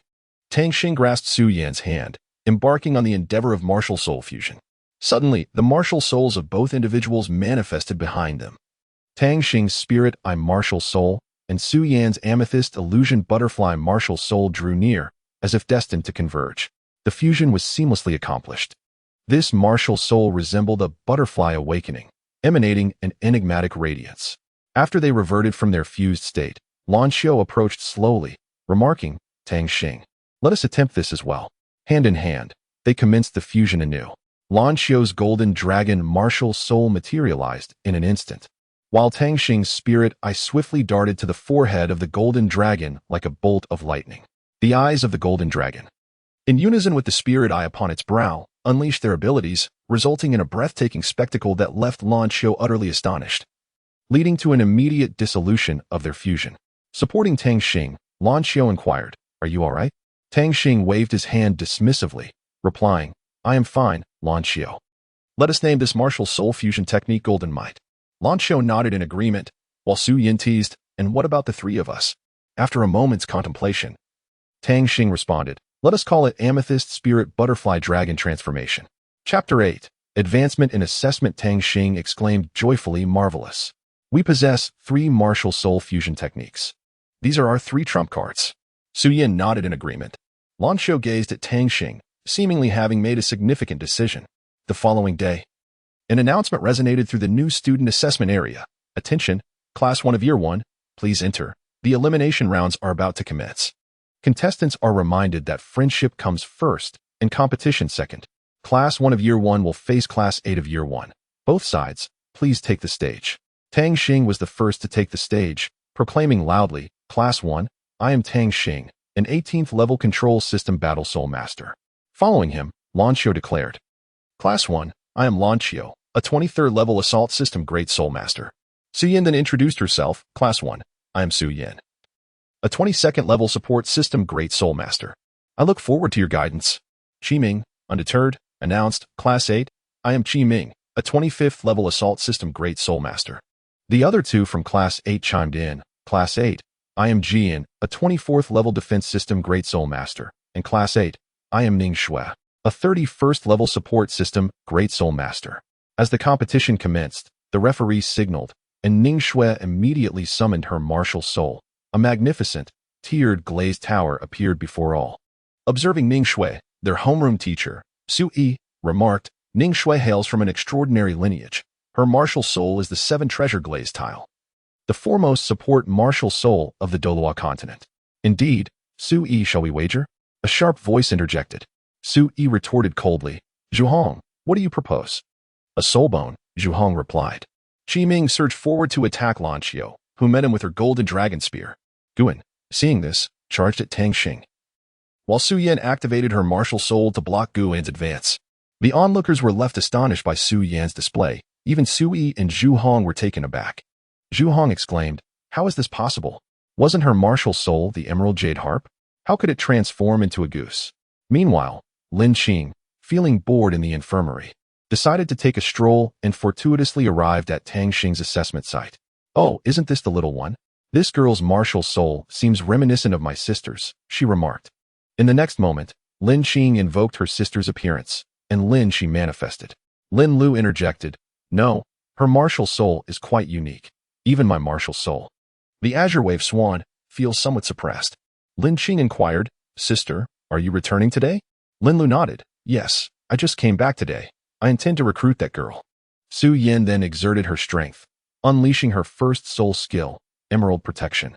Seizing the opportunity, Tang Xing activated his purple Extreme Demon Eye and Spirit Eye attack, swiftly immobilizing Guan. Subsequently, Tang Xing employed the Yun family technique to send Guan flying. Fortunately for Guan, being a defense system master spared him from being flung away. Tang Xing, astonished by Su Yan's martial soul, exclaimed, is she not a twin martial soul? Could she possibly possess a triple martial soul? First soul skill, Starfall. Qi Ming elegantly brandished his Star Wheel spear and shouted. Second soul skill, Golden Dragon Body. Lan Xiao, witnessing this, promptly unleashed her skills to counter. As Lan Xiao activated her second martial soul, Qi Ming smirked, are you finally getting serious? First soul skill, Golden Dragon Thrust. After Qi Ming's declaration, he added with a grin, this suits me perfectly. First soul skill, Starfall. First soul skill, Celestial Shield Formation. Guan cried out. Ning Shui chuckled lightly, let us conclude this. The 7 treasures glazed tile spun forth. First, strength. Second, speed. Third, soul. In an instant, Qi Ming's soul power surged, sending Lan Xiao staggering backward. Qi Ming laughed. Lan Xiao, you are formidable, but this is where it ends. Second soul skill, Starfall Heavenly Slash. Lan Xiao, having suffered setbacks, roared, do you think I am without allies? Second soul skill, Emerald Light. Second soul skill, Emerald Melody. Su Yan exerted her strength, shattering Guan's defensive formation in a single blow. Second soul skill, Golden Dragon's Descent. Lan Xiao swiftly executed a strike, effectively neutralizing Qi Ming's second soul skill. Guan immediately reacted. Second soul skill, Shield of Dawn. Following a resounding explosion, Guan sustained injuries and shouted, Qi Ming, use that move. Qi Ming and Guan began to merge their souls, and Tang Xing instantly comprehended their intention. They were about to employ a martial soul fusion technique. Lan Xiao, hurry. We must do the same. Second soul skill, Emerald Melody. Su Yan promptly unleashed her soul skill, while Ning Shui quickly chanted, 3-day soul. Both sides completed their fusion at an astonishing speed. Zhu Hong, astonished at the martial soul fusion technique of Class 1, exclaimed, wow. Your class actually possesses a martial soul fusion technique. However, when it came to martial soul quality, Qi Ming's Star Wheel Gun was the heir of the legendary Star Gun from the Nine Ning family, crafted a millennium ago by the gun spirit Douluo.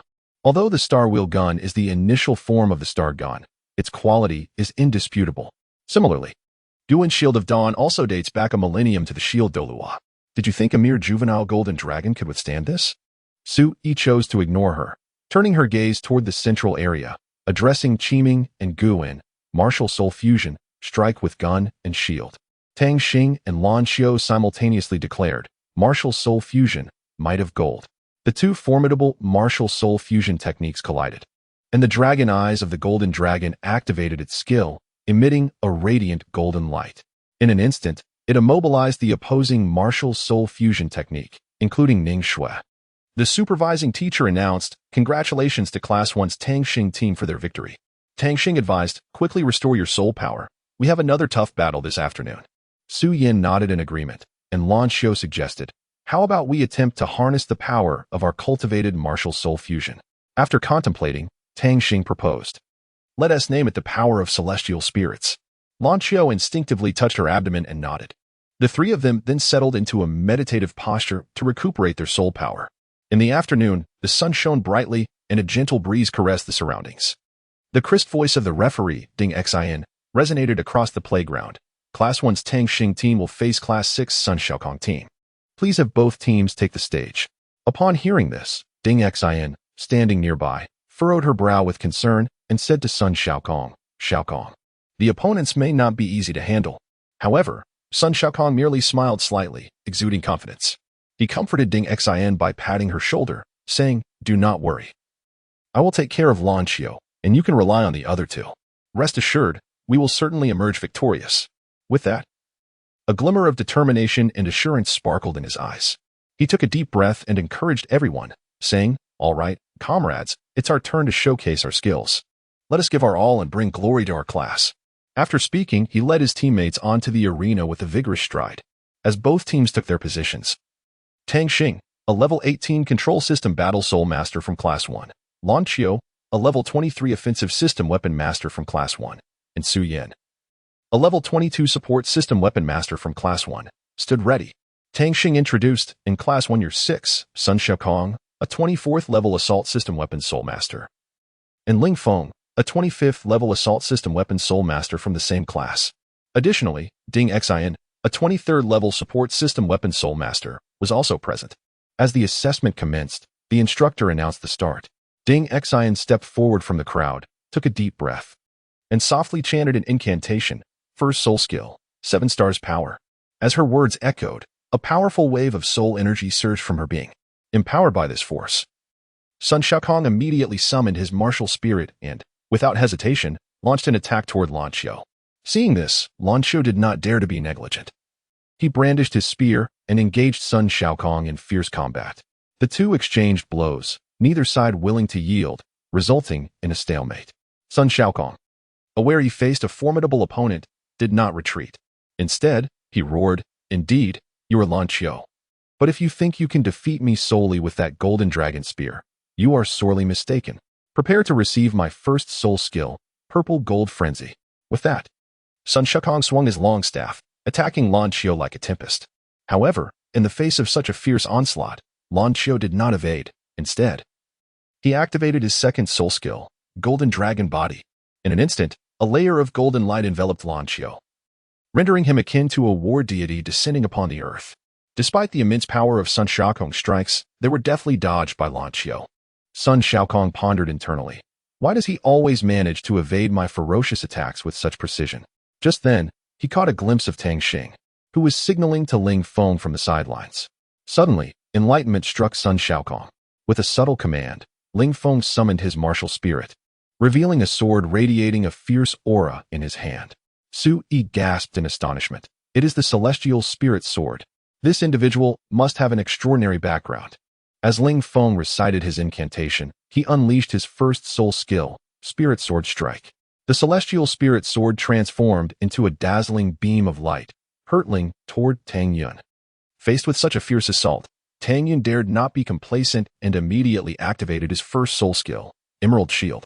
A layer of green light emerged, firmly protecting him. However, Ling Feng sneered, "You are fortunate, but I wonder if you can evade my attack this time?" As he spoke, he summoned his soul power once more and executed his second soul skill, Spirit Sword Slash. In an instant, countless sword lights cascaded down like raindrops, creating a terrifyingly dense offensive. Tang Xing swiftly activated his purple extreme demon eye, his eyes shimmering with purple light. A powerful mental force was released through his spiritual gaze, forming a mysterious skill that shot forth, striking Ling Feng with pinpoint accuracy. Affected by this blow, Ling Feng's attacks went awry, missing Tang Yun with several strikes. Meanwhile, Su Yan, observing the tense situation, could no longer contain her fury and boldly unleashed her second soul skill, Emerald Light. A rich green light surged from her, resembling a brilliant emerald moon, crashing toward Ling Feng with unparalleled might. Ling Feng was unexpectedly jolted back several meters. Simultaneously, Sun Xiaokong seized the opportunity to swing his staff fiercely, striking Lan Qiu and forcing him to retreat repeatedly. Following this, he abruptly flicked his wrist, hurling the staff like a javelin, aimed directly at Tang Xing's back. Chapter 9, Semi-Final Assessment. Suddenly, Lan Qiu shouted, "Tang Xing, be careful." Tang Xing reacted swiftly, dodging the attack with a quick sidestep. However, the staff pursued him relentlessly, seemingly harboring a particular animosity towards Tang Xing. Tang Xing's mind raced as he concocted a clever plan. He intentionally led the stick to follow him, dashing towards Ding Xing. Upon seeing this, Ding Xing regarded Tang Xing with disdain, contemplating inwardly. What tricks do you think you can play? At that moment, Tang Xing mischievously made a face at Ding Xing before turning and running away. Observing this, Ding Xing breathed a sigh of relief, believing Tang Xing was merely posturing. However, to her astonishment, the stick abruptly changed direction and hurtled straight towards her, just as it seemed the stick would strike Ding Xing. Ling Feng decisively swung his sword to intercept the lethal blow. Simultaneously, Sun Shaokong hurriedly retrieved the stick back into his grasp. Infuriated, Ding Xing resolved not to remain passive any longer. She unleashed her full potential, executing her second soul skill, 7-star blessing, along with her first soul skill, 7-star power. In an instant, both Sun Shaokong and Ling Feng felt their soul power and attributes double, an inexhaustible surge of strength coursing through them. Faced with such formidable opponents, Su Yin and Lan Qiu displayed no fear. The two harmoniously initiated their martial soul fusion technique, Swan Dragon Emperor Transformation. This move was astonishingly powerful, surging forth with unparalleled momentum towards Sun Shaokong and the others. Ultimately, this overwhelmingly potent strike successfully propelled Sun Shaokong and his companions out of the arena. Victory belonged to their fearless and valiant team. The venue erupted with thunderous applause and cheers, celebrating Tang Xing's successful advancement to the semifinals. Tang Xing exclaimed, "Well done. Let us go.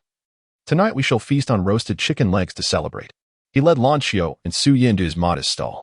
Upon arriving, Tang Xing spotted two familiar figures, and upon closer inspection, he shouted, "Brother Jianghao, Sister Jinyu, you have come." Jianghao replied, "Jinyu and I are here to congratulate you on advancing to the semifinals. Little junior brother, my mother will be attending the semifinals specifically to watch you perform. So you must give it your all." Jinyu added, "Brother Tang Xing, as you reach the semifinals, do exercise caution. I have heard that among your cohort, Situ Yu, Xia Qian, and Li Fei are exceedingly formidable opponents, and they too have reached the semifinals. Be vigilant, dear brother Tang Xing." Particularly with regard to Li Fei and Xia Qian, Tang Xing cheerfully remarked, "All right, I've noted that, Sister Jinyu. Since we're here, let us indulge in a chicken leg before departing." Jinyu, filled with delight, exclaimed, "How wonderful! At last, I can savor the culinary skills of brother Tang Xing." With that, Tang Xing set about igniting the grill to prepare roasted chicken legs. Together, they joyfully relished their meal. In the blink of an eye, the next day arrived, marking the semifinals. A woman clad in a red dress approached the competition stage, when suddenly, a sheep appeared. The onlookers outside made a gesture of respect. "There is no need for such formality. Please, continue," she announced. Her voice resonated throughout the left arena, and as she completed her transformation, Tang Xing immediately recognized her. The woman in red greeted, "Hello everyone. I am Yi Yusin, the Dean of Linghai Academy. The talent among this year's new students is remarkable, and I look forward to witnessing your performances. May you astonish me. Let us commence with the drawing of lots." Tang Xing pondered. Why did the dean grant a favor to his godmother? Was it merely a coincidence that the competition's grand screen began to whirl, ultimately halting at the confrontation between Tang Xing's team and that of C2U? As Yi Yuxian remarked, the moment C2U stepped forth, Tang Xing felt a peculiar familiarity emanating from him. A sudden realization struck Tang Xing. It was C2 Feng, the one responsible for the massacre of the Tang family. He must be avenged. The competition commenced. The assessment instructor announced the participants. Year 1, Class 5, C2U, a Level 25 Assault Soul Master. Year 1, Class 5. Mengya, a Level 23 Control System Battle Soul Master. Year 1, Class 5, Xia Qian, a Level 24 Agility Attack System Soul Master. From Year 1, Class 1.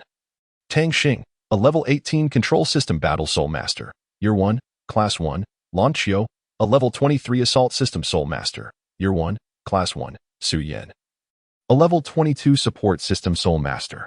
At C2U's command, Mengya dashed forward, unleashing her first soul skill, Foxtail. A colossal foxtail manifested, successfully shielding Tang Xing and his companions.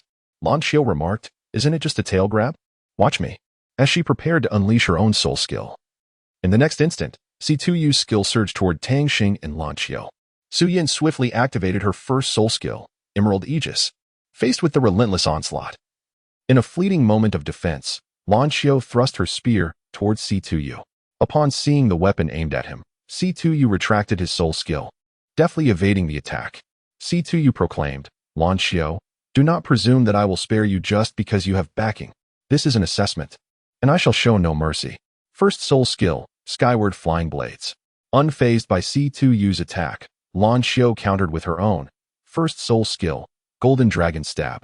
A fierce exchange ensued between the two. Mengya charged at Su Yin once more, employing her second soul skill, enchantment. Under the influence of the enchantment, Su Yin fell into a stupor, prompting Xie Qian to seize the moment. First soul skill, multi-ring. Second soul skill, lock ring. Su Yin found herself ensnared. Mengya aimed to cast enchantment on Tang Xing, but he activated his spiritual I martial soul, unleashing the purple extreme demon eye to reflect the enchantment back at her, rendering Mengya unconscious on the ground. Xie Qian's soul skill was deftly evaded by Tang Xing. At that moment, an unsettling vision of the purple extreme demon light flashed in Tang Xing's mind. He suddenly comprehended the formidable nature of Xie Qian's soul skill, capable of ensnaring Lan Xiao. Meanwhile, CTU executed a swift sidestep, launching his second soul skill, will slash. Seeing no avenue of escape, despair washed over Lan Xiao. Yet, in this critical juncture, Tang Xing sprang forward without hesitation, positioning himself protectively in front of Lan Xiao. He activated his invisibility hand, employing the unique techniques of the Yun family in a bid to neutralize the lethal strike. C2U, taken aback, revealed a glimmer of surprise in his eyes, yet smirked disdainfully, declaring, not bad. Prepare yourself for my first soul skill, skyward flying blades. Second soul skill, will slash. In an instant, countless sharp blades descended like a torrential storm, accompanied by the colossal will slash, striking towards Tang Xing with unrelenting ferocity. Confronted by such a fierce onslaught, Tang Xing devoted himself entirely to employing the techniques of the Yun clan, fending off each attack one by one. Yet, the sheer volume of the flying blades proved overwhelming. Even with Tang Xing's formidable strength, he ultimately struggled to withstand the entirety of the assault. As time progressed, his body endured relentless cuts from the blades, each wound exacerbating his injuries, leaving him increasingly battered. Blood stained his garments, yet he gritted his teeth and persevered. Eventually, he could no longer bear the mounting pressure, and his first soul ring suddenly radiated with brilliance. Accompanied by a dazzling light, an immensely powerful force erupted from within Tang Xing. At that moment, a mysterious silhouette manifested around him. Beside him, Jiang Yu witnessed this spectacle, her heart racing with excitement as she murmured, could it truly be him? In that fleeting instant, she beheld a familiar yet long-awaited figure. Lan Xiao's eyes widened in disbelief at the ghastly wounds marring Tang Xing's form, her heart swelling with rage and sorrow. She could scarcely fathom the agony he had endured to hold on this far. Just then, Situ coldly declared, "Enough, it is time for this to end." Second soul skill, will slash. Everyone gasped, aware of the immense power behind this move. It was likely beyond Tang Xing's capacity to counter. Beside him, Xie Qian asserted, "With this strike, Tang Xing will either perish or be grievously injured." However, just as Situ prepared to unleash his attack, a mysterious and formidable golden dragon suddenly appeared before Xie Qian. This dragon, with its claws and fangs bared, roared with a thunderous intensity directed at Situ and the others. The roar reverberated through the arena like a clap of thunder, leaving all in stunned silence. Particularly, Situ felt his ears ring, nearly rendered deaf. Witnessing this, Lan Xiao unhesitatingly awakened the long-dormant power of the ultimate light within her, unleashing her ultimate technique, Golden Dragon Domination. With a fierce shout, a cataclysmic surge of energy erupted forth. This force swept through the arena like a tempest, sending both Situ and Xie Qian hurtling backward, their bodies marred and battered. Observing the scene, Lan Xiao promptly reverted from her transformed state and rushed to Tang Xing's side, carefully lifting him. At this moment, Tang Xing lay unconscious, yet he still drew breath. The assessment instructor approached and proclaimed, "Tang Xing's team is victorious." Upon hearing this news, Lan Xiao breathed a sigh of relief, her eyes gleaming with joy. Though the battle had been fierce, they had ultimately triumphed. Nearby, Li Fei concluded his match, and Ziyin remarked, "They actually defeated Situ, but he is gravely injured." Li Fei responded, "They are indeed remarkable, worthy adversaries." Filled with urgency, Lan Xiao implored the dean, "Dean, I beseech you to grant us an extension. We have a teammate whose injuries are grievous, and the situation is exceedingly dire." The director, observing the earnest plea of his beloved disciple, felt an overwhelming sense of helplessness. Just as he was about to speak, Jiang Yu interjected, "Director, if my memory serves me right, there is typically a half-hour break reserved during the finals. Let us grant them this half hour, and I shall attend to the injured." At that moment, Linnell, standing nearby, chimed in, "Perhaps I should accompany you." Jiang Yu nodded slightly in agreement. Subsequently, she and Lan Xiu made their way to the lounge. Inside the lounge, one could behold the unparalleled spirit master Jiang Yu, a formidable level 99, alongside Linnell, who stood at the pinnacle of level 97. Together, they combined their soul power, exerting their utmost efforts to heal the wounded Tang Yun. In the blink of an eye, Tang Yun's severe injuries miraculously began to mend. Tang Yun slowly opened his eyes and was greeted by the sight of Jiang Yu, exclaiming, "Godmother." His voice resonated with profound warmth and gratitude. Chapter 10. The final assessment. Lin LV was taken aback upon hearing Tang Xing refer to Jiang Yu as Godmother. Jiang Yu instructed, "You should rest and regain your soul power. There is still another match ahead." She then inquired, "Why did you endure when you were clearly struggling?" Tang Xing replied, "Because the situation was critical, I had no choice." Jiang Yu gently patted Tang Xing's head, saying, "Regardless of the circumstances, you must prioritize your own safety. Only by ensuring your own protection can you safeguard others. Do you understand?" Tang Xing nodded, affirming, "I understand." Jiang Yu held out a bottle of water, presenting it to Tang Xing. "Drink this. It will not only aid in healing your injuries, but also facilitate a swift recovery of your soul power." At that moment, the dean entered the lounge, approached Lan Xiu, and observed as she recuperated without intruding. He then turned to Lin LV and inquired, "How is his condition?" Dean Yi Yusin's voice conveyed genuine concern. Lin LV responded, "Dean, Tang Xing's injuries have healed. The time is drawing near," Dean Yi Yusin remarked. Tang Xing opened his eyes and spoke, "All right, Dean."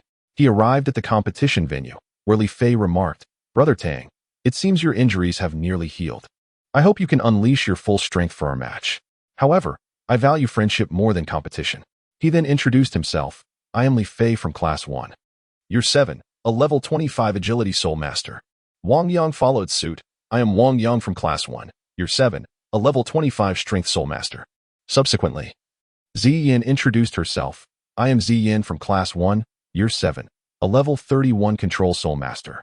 Tang Xing was taken aback, thinking to himself, "What? Level 31? Ning Shui was also level 31. I must not be careless." From Class 1, Year 1, Tang Xing introduced himself as an 18-level Control Battle Soul Master. He continued, "From Class 1, Year 1, Su Yan, a level 22 Support Soul Master. From Class 1, Year 1, Lu Ming, a level 23 Strength Soul Master." The competition commenced. At the teacher's command, Tang Xing immediately unleashed his first soul skill, Mental Detection Sharing. Li Fei gaped in astonishment. He opened with a soul skill? Tang Xing felt a surge of pride, thinking, this soul skill is quite extraordinary." Li Fei exchanged glances with Ziyin, who promptly began to summon her martial soul and soul skill. First soul skill, Starry Bind. The surrounding starlight shot towards them like arrows, yet they deftly evaded it. Wang Yang charged forward with his blade, shouting, "First soul skill, Flame Slash." Lu Qiu also matched his fervor, declaring, "First soul skill, Golden Dragon Stab." The exchange between both sides was lively and exhilarating. At that moment, Li Fei's figure flickered as he instantaneously moved behind Tang Xing. A glint of cunning in his eyes as he subtly gathered soul power, poised to launch a stealthy strike that could deal a fatal blow to Tang Xing. However, Su Yin had already sensed Li Fei's intentions. Without hesitation, she activated her second martial soul. In an instant, a powerful aura erupted from Su Yin, akin to a radiant sun rising. Li Fei felt the pressure emanating from Su Yin, yet he did not flinch. Instead, a smirk of surprise graced his lips. "A dual martial soul? I didn't expect you to possess such a trump card. But fear not, we have one too." With that, Li Fei bellowed, summoning forth his long-hidden second martial soul.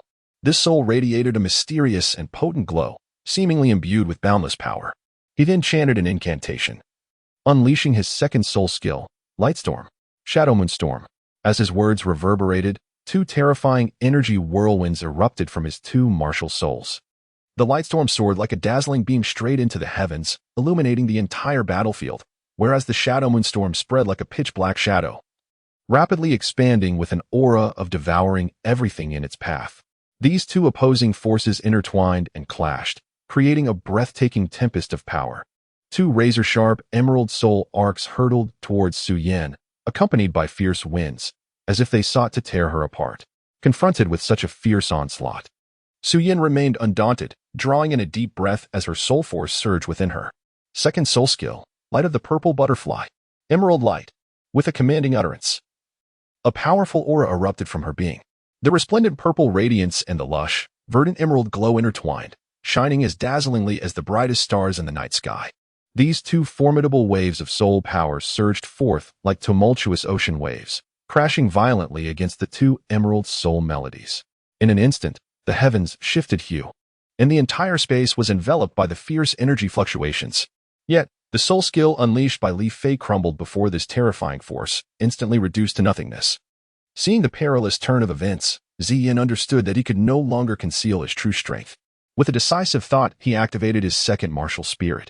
In an instant, a mysterious and profound crimson light erupted from within him, burning fiercely and radiantly. First soul skill, Rain of Red Leaves, Healing, Ziyin exclaimed. Swiftly forming hand seals, countless vibrant, blood-red maple leaves rained down from above, fluttering gracefully as they descended upon his comrades. These leaves, imbued with a rich essence of life, swiftly healed their wounds and rejuvenated their spirits. As Tang Xing and others beheld this scene, they were left utterly astonished. This team possessed not one, but two twin martial souls. It is indeed a rarity to encounter individuals with twin martial souls, each one a remarkably gifted genius. The emergence of two such prodigies within a single team was simply beyond belief. However, Su Yan was not daunted by the strength of her opponents, rather, it ignited an even stronger fighting spirit within her. Coldly regarding her adversaries, she gritted her teeth and declared, "What if they possess two twin martial souls? We shall fight." Witness my second soul skill, Emerald Soul Melody. No sooner had she spoken than she once again summoned her soul power, and a rousing and powerful Emerald Soul Melody resonated through the air. This enchanting melody, akin to celestial music, was imbued with boundless killing intent and might, instilling terror in the hearts of those who heard it. As Lan Qiu sensed the surge of power and prepared to give her all, she was taken aback to see Wang Yang suddenly turning and running back. With a puzzled expression, she turned to Tang Xing and inquired, "What on earth are they planning to do?" Tang Xing shook his head, a look of perplexity etched upon his face, indicating his own confusion. He promptly called out to Lan Qiu and Su Yan, rushing to their side and declaring, "We must employ the spirit fusion technique." This proclamation reverberated through the ears of all present like a thunderclap, leaving everyone utterly astonished. Gasps of disbelief escaped the crowd. Goodness, are they not mere mortals to wield such a formidable triune spirit fusion technique? At that moment, Su Yi's heart swelled with joy and relief. She exclaimed with fervor, "This is remarkable. You have successfully executed the triune spirit fusion technique, truly deserving of being my exemplary students." Her eyes sparkled with pride and satisfaction. Following this, Tang Xing, Su Yan, and Lan Qiu collaborated seamlessly, initiating the process of spirit fusion. They concentrated intently, channeling their soul power in perfect harmony, as if they were interconnected by an invisible thread. As time progressed, the three powerful spirits began to intertwine, coalescing into a force capable of cataclysmic destruction. Meanwhile, Ziyin's expression grew grave as she intoned an incantation. First soul skill, Rain of Red Leaves, Healing. A cascade of crimson light erupted from her, showering down upon her comrades like gentle rain. Next, she unleashed another skill, second soul skill, Blooming Rain of Red Leaves. A greater brilliance of red light radiated, resembling a blossoming flower that illuminated the entire battlefield. Finally, Ziyin executed her ultimate move, third soul skill, Embodiment of Red Leaves. Her essence intertwined with her allies, facilitating a seamless flow of soul power among them. Meanwhile, Li Fei and Wang Yang stood by, diligently gathering strength. Upon witnessing this, Tang Xing suddenly realized and exclaimed, "Oh no, they are performing spirit fusion. We must act swiftly." The onlookers gasped at the sight, marveling at the awe-inspiring spectacle of the triune spirit fusion technique, a skill that left all in attendance utterly astounded. Tang Xing and Li Fei were both poised for action, their presence radiating an overwhelming aura akin to towering mountains and deep abysses, as if an inexhaustible force were about to erupt. At this critical moment, Tang Xing suddenly exclaimed, "Soul Fusion, Violet Spirit Butterfly Dragon Transformation." His voice resonated like a thunderclap, deafening and imbued with unparalleled authority. Meanwhile, Li Fei, though visibly anxious, gritted his teeth and declared his own soul fusion technique. Soul fusion, radiant shadow moon. As their voices reverberated, two immensely powerful waves of soul energy surged forth, colliding with the force of shooting stars. In an instant, the heavens and earth shifted, tumultuous winds arose, and the very fabric of space seemed to tear apart. A thunderous explosion erupted, unleashing a blinding shockwave. This shockwave surged forth like a tidal wave, its terrifying might beyond imagination. The first to bear the brunt were Li Fei and his companions, who were caught utterly off guard and violently propelled out of the arena by the ferocious force. After the formidable fusion of martial spirits dissipated, Tang Xing and his two companions found themselves kneeling on the ground, their bodies swaying as if they had exhausted every ounce of their strength. Yet, amidst this turmoil, Tang Xing remained firmly standing at the center of the arena, his gaze resolute and brimming with confidence. At that moment, the Academy's president approached, his face radiating satisfaction and admiration. With a solemn yet resounding voice, he proclaimed, "Congratulations! The Tang Xing team from Class 1 has achieved the remarkable honor of being the champions of this year's freshman assessment." This announcement reverberated throughout the campus like thunder. And soon after, the school's broadcasting system erupted with fervent congratulations. Congratulations! Class 1, the Tang Xing team, has triumphantly secured the title of champions in the freshman assessment through exceptional skill and a spirit of teamwork. The electrifying moment left the entire faculty and student body in awe, erupting into applause and cheers. Tang Xing felt the fervent atmosphere surrounding him, his heart swelling with pride and joy. He understood that this was not merely a personal accolade, but a testament to the collective effort of his team. Amidst the cheers, he cast grateful glances towards his teammates. They had endured countless training sessions and challenges together, fostering trust and support, which ultimately led to their victory today. In this moment, they collectively embraced this hard-won honor, further solidifying their resolve to pursue greater heights in the future. With a grave expression, the president summoned all participants of the assessment, declaring loudly, "Now, I solemnly announce that the freshman assessment has come to a successful conclusion. The reward for the first place in this assessment is an extraordinarily precious soul bone. Please follow me to receive this honor that belongs to you." Once again, heartfelt congratulations to the Tang Xing team. He then proceeded to announce the names of the core disciples from the external academy. They were Lan Xiu, Su Yan, Sidiu, Mengya, Xie Qian, Li Fei, Wang Yang, Ziyin, Sun Xiaokong, Ling Feng, Ding Xian, Qiming, Ning Shui, and Guan. As for those who did not make it to the core disciples, you will still enjoy the privileges of core disciples temporarily. Upon hearing this, a surge of dissatisfaction and disdain welled up within Tang Xing. He pondered to himself, "Why is that? I participated in the assessment too. Yet I am relegated to a mere temporary core disciple status. Perhaps it is due to the uniqueness of my martial spirit." Just as Tang Xing was lost in thought, the president added, "Regarding the temporary core disciple status, the deadline for this privilege will be until the end of this academic year." At that moment, Lan Qiu felt quite puzzled by the earlier special approval for Tang Xing to become a core disciple. She could not comprehend the sudden change, and gently tugged at Tang Xing's sleeve. Su Yan, noticing this, quickly reached out to grasp Tang Xing as well, hoping to alleviate his mood. Next came the exhilarating class assignment segment. The homeroom teacher for Class 1 is Ms. Wu Xian Hong. The roster of students includes Tang Xing, Su Yan, Lan Qiu, Li Fei, Wang Yang, Ziyin, Sidiu, Mengya, Xie Qian, Qiming, Ning Shui, Guan, Sun Xiaokong, Ling Feng, and Ding Xian. Well then, everyone is to return to the teaching building in an orderly fashion under the guidance of their respective class teachers, based on the latest class allocation. Tang Xing, you three, come here for a moment, the esteemed dean stated personally. Thus, Tang Xing and the others followed the dean to his office. Upon entering, the dean retrieved a soul bone from his drawer and addressed them.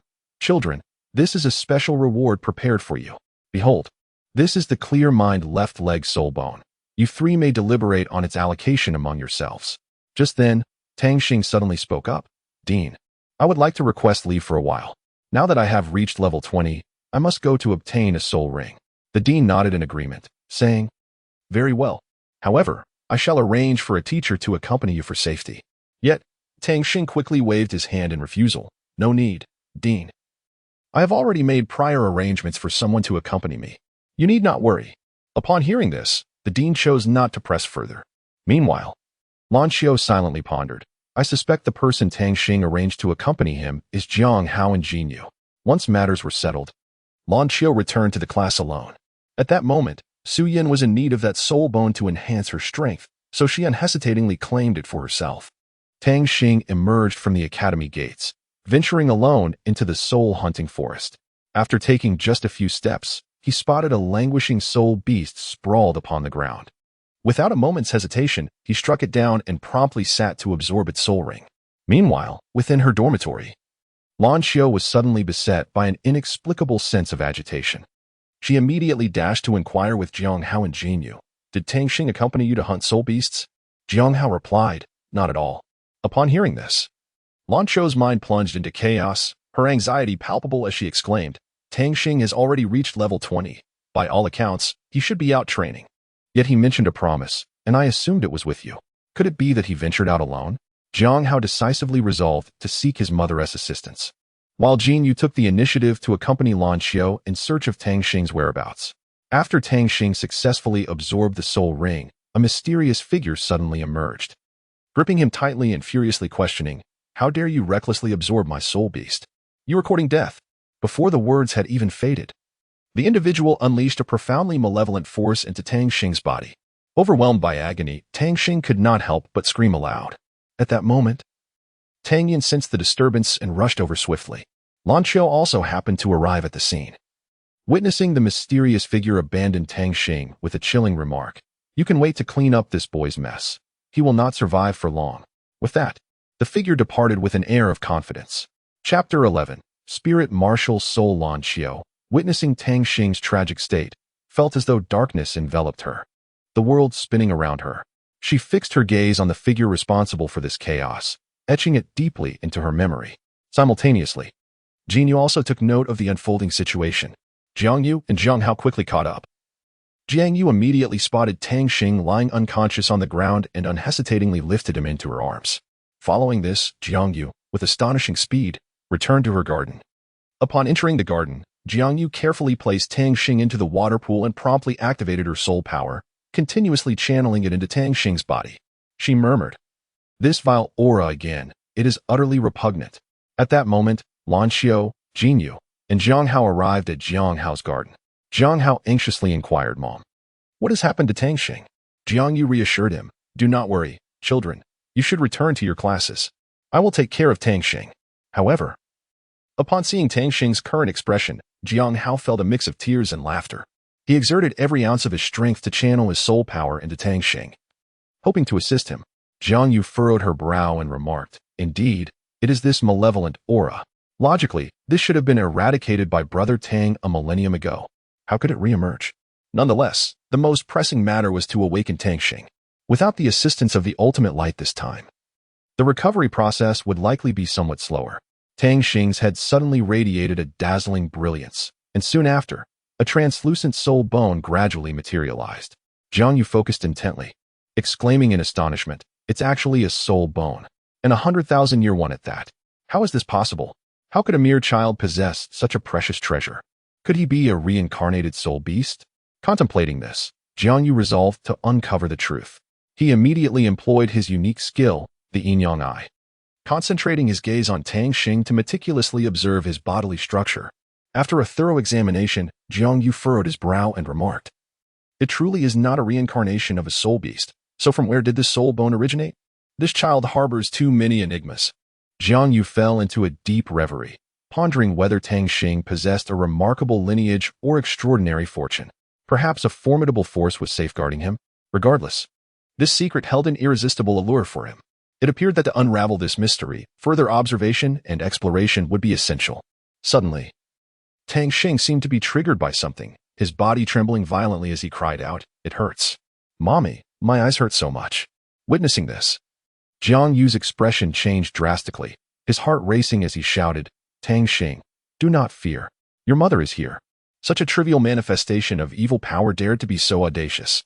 Before his words had fully escaped his lips, Jiang Yu unhesitatingly unleashed his most formidable move, the Tai Chi True Body. He hoped to suppress the rampant evil energy within Tang Xing. However, unexpectedly, that malevolent force proved exceedingly cunning. Deftly evading Jiang Yu's assault, and not revealing itself easily. Just as the evil energy prepared to invade Tang Xing's depths once more, an extraordinary transformation occurred.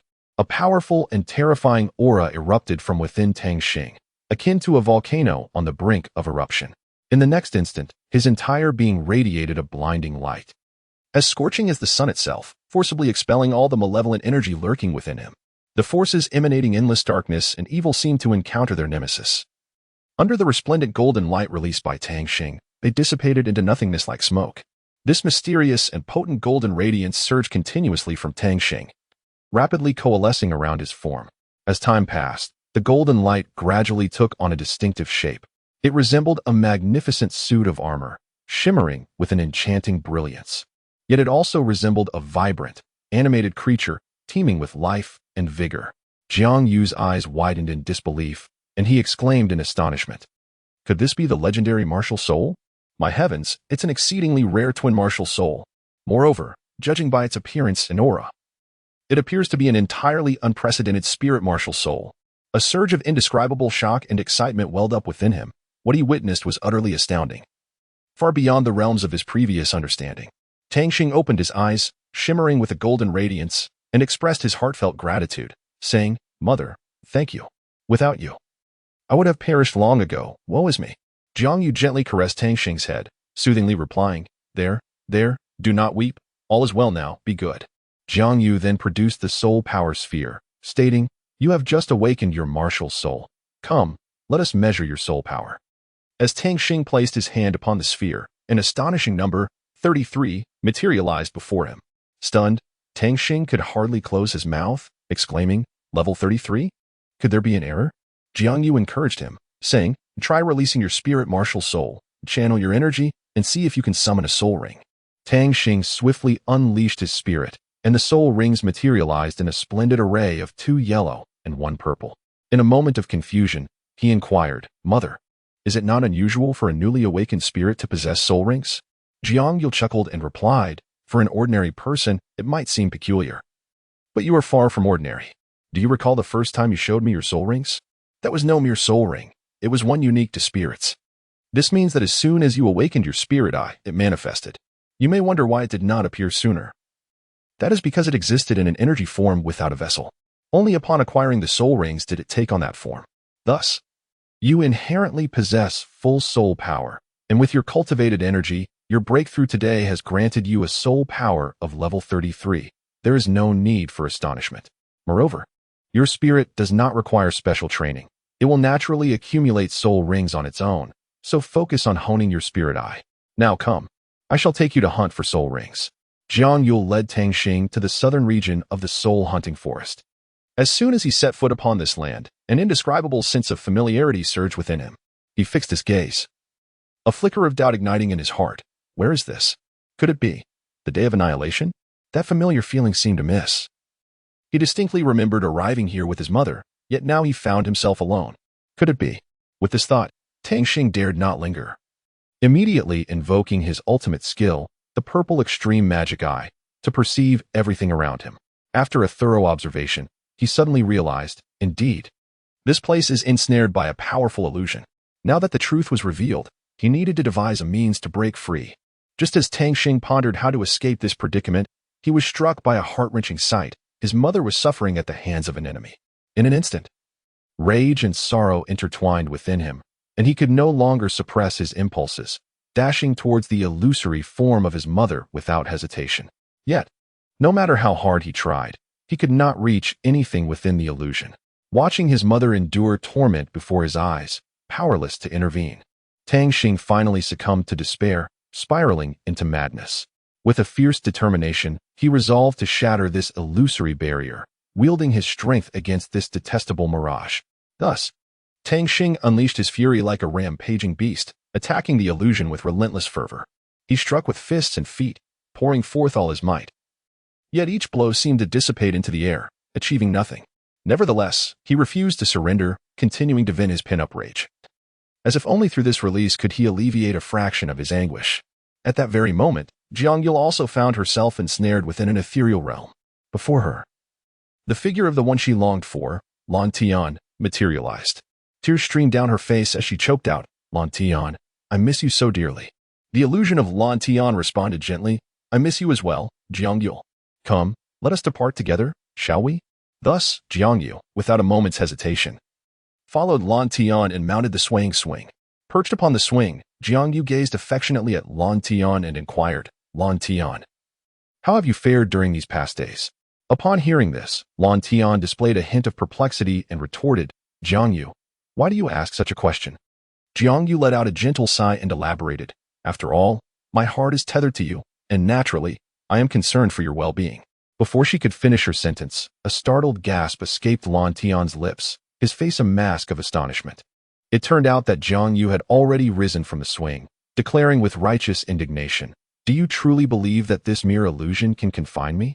A slight smile graced Lan Tian's lips as he responded, I did not anticipate you would see through it, but it matters not, since that is the case. You may enjoy your twilight years here. However, undeterred by Lan Tian's provocation and threats, Jiangyu radiated an unparalleled aura of strength, the unique pressure of the title Douluo. In an instant, the once mighty spirit beast crumbled beneath this force, easily captured by Jiangyu. Subsequently, with a casual wave of her hand, she effortlessly shattered the illusion. Upon regaining clarity of her surroundings, she beheld Tang Xing, his eyes wide with indignation and fury. Seeing this, Jiangyu stepped forward and gently stroked the top of Tang Xing's head. Remarkably, his anger dissipated in an instant, replaced by tranquility and peace. Jiangyu fixed her keen gaze upon the spirit beast before her and coldly declared, you have two choices, either perish immediately or become his spirit ring. The spirit beast seemed to comprehend Jiangyu's words, bowing deeply in submission, indicating its willingness to become Tang Xing's spirit ring. Without hesitation, Tang Xing sat cross-legged to begin absorbing the spirit ring. As time ticked by, Tang Xing finally succeeded in completely assimilating the spirit ring. Shortly thereafter, Jiangyu inquired, what is the nature of your third spirit skill? Tang Xing replied with a slight smile, my third spirit skill is called Eye of Data, which can precisely analyze each individual's weaknesses, abilities, and personality traits. Upon hearing this, Jiangyu nodded in understanding, praising, I see. No wonder you were able to simulate so vividly within the illusion. Yet, Tang Xing appeared somewhat puzzled by Jiangyu's commendation, choosing not to press further, but awaited her next words. After briefly organizing her thoughts, Jiangyu returned to the matter at hand, looking at Tang Xing earnestly as she asked, Tang Xing, now that you have acquired the spirit ring, may I audaciously pose a few questions? Tang Xing nodded gently in agreement. With a tender gaze, Jiangyu softly said, child, how could you venture alone to hunt for a spirit ring? Are you not aware of the peril that spirit beasts pose? Have you faced any injustices at the academy? Tang Xing lowered his head and replied softly, indeed, there were some complications during the freshman assessment. Due to my own shortcomings, I ultimately failed to be selected as a disciple of the Outer Academy. Feeling somewhat disheartened, I decided to take a solitary stroll. By chance, I wandered into this forest, hoping to obtain a soul ring. Jiangyu gently caressed Tang Xing's hair, offering comfort as she said, little Tang Xing, it's all right. Not being selected this time does not signify anything. We can continue to strive and improve. If another opportunity arises to hunt for soul rings, you must remember to inform your mother. Tang Xing raised his head, gazing curiously at Jiangyu, and asked, Mother, what is your current cultivation realm? Jiangyu smiled and responded with a question of her own. Me? Tang Xing nodded vigorously, eager to know the answer. Consequently, Jiangyu decided to demonstrate her prowess, slowly releasing her soul rings. 4 black and 5 red soul rings sparkled magnificently, their formidable configuration leaving Tang Xing momentarily speechless. Then, with pride, Jiangyu declared, I am a peerless title Douluo at level 99. At that moment, Tang Xing was utterly stunned, his mouth agape in astonishment. After a considerable pause, he finally regained his composure and murmured, Mother is actually a peerless title Douluo. No wonder even the dean holds you in such high regard. It turns out you possess such terrifying strength. Jiangyu gazed at Tang Xing in amazement, praising him, at just 10 years old. You have already reached the realm of a level 33 soul master. You truly are a little genius. After contemplating for a moment, Tang Xing said, Well, Mom, I'm off to the academy. Jiangyu replied, Let me accompany you. She led Tang Xing to Linghai City and said, Come, I'll take you to buy some things. Approaching a small stall, Jiangyu inquired, Boss, how much for this lucky bag? The vendor replied, Not expensive, just 10 copper spirit coins each. After paying, Jiangyu handed the lucky bag to Tang Xing and then brought him to Linghai School. At that moment, upon seeing Zhang Yu arrive at the academy, the dean immediately approached with respect, saying, "Senior, you have come." Zhang Yu spoke, "I brought my son to school. Is that all right?" The dean quickly waved his hands, saying, "No problem at all." Zhang Yu smiled at Tang Xing, saying, "Make sure to attend your classes diligently." Tang Xing nodded in response, "All right." As he stood outside the classroom, he called out, reporting in. Wu Xi and Hung softly replied, "Come in." Once Tang Xing was seated, Wu Xi and Hung began to introduce himself. "Hello, classmates. I am Wu Xi and Hung. Before we proceed, I would like to establish a rule. Anyone I approve of must be acknowledged by you all, or else do not blame me for being merciless." Chapter 12. Core Disciple of the Inner Academy with a Smile. Wu Xi and Hang elegantly inscribed the list of candidates for class leader on the blackboard: Lan Qiu, Tang Xing, Situyu, and Li Fei. However, when Situyu caught sight of Tang Xing's name on the list, a wave of doubt and dissatisfaction surged within him. He stared wide-eyed at Wu Xi and Hung, unabashedly voicing his skepticism. "Teacher, what are you thinking? Why does Tang Xing deserve to run for class leader?" Before her words could even dissipate, Lan Qiu immediately slammed her hand on the table, indignantly questioning, "What do you mean, Situyu?" Her gaze was piercing, fixated on Situyu as if attempting to see through him. Following suit, Qi Ming chimed in, "Exactly. Who is Tang Xing anyway? He is merely a soul master with a single ring.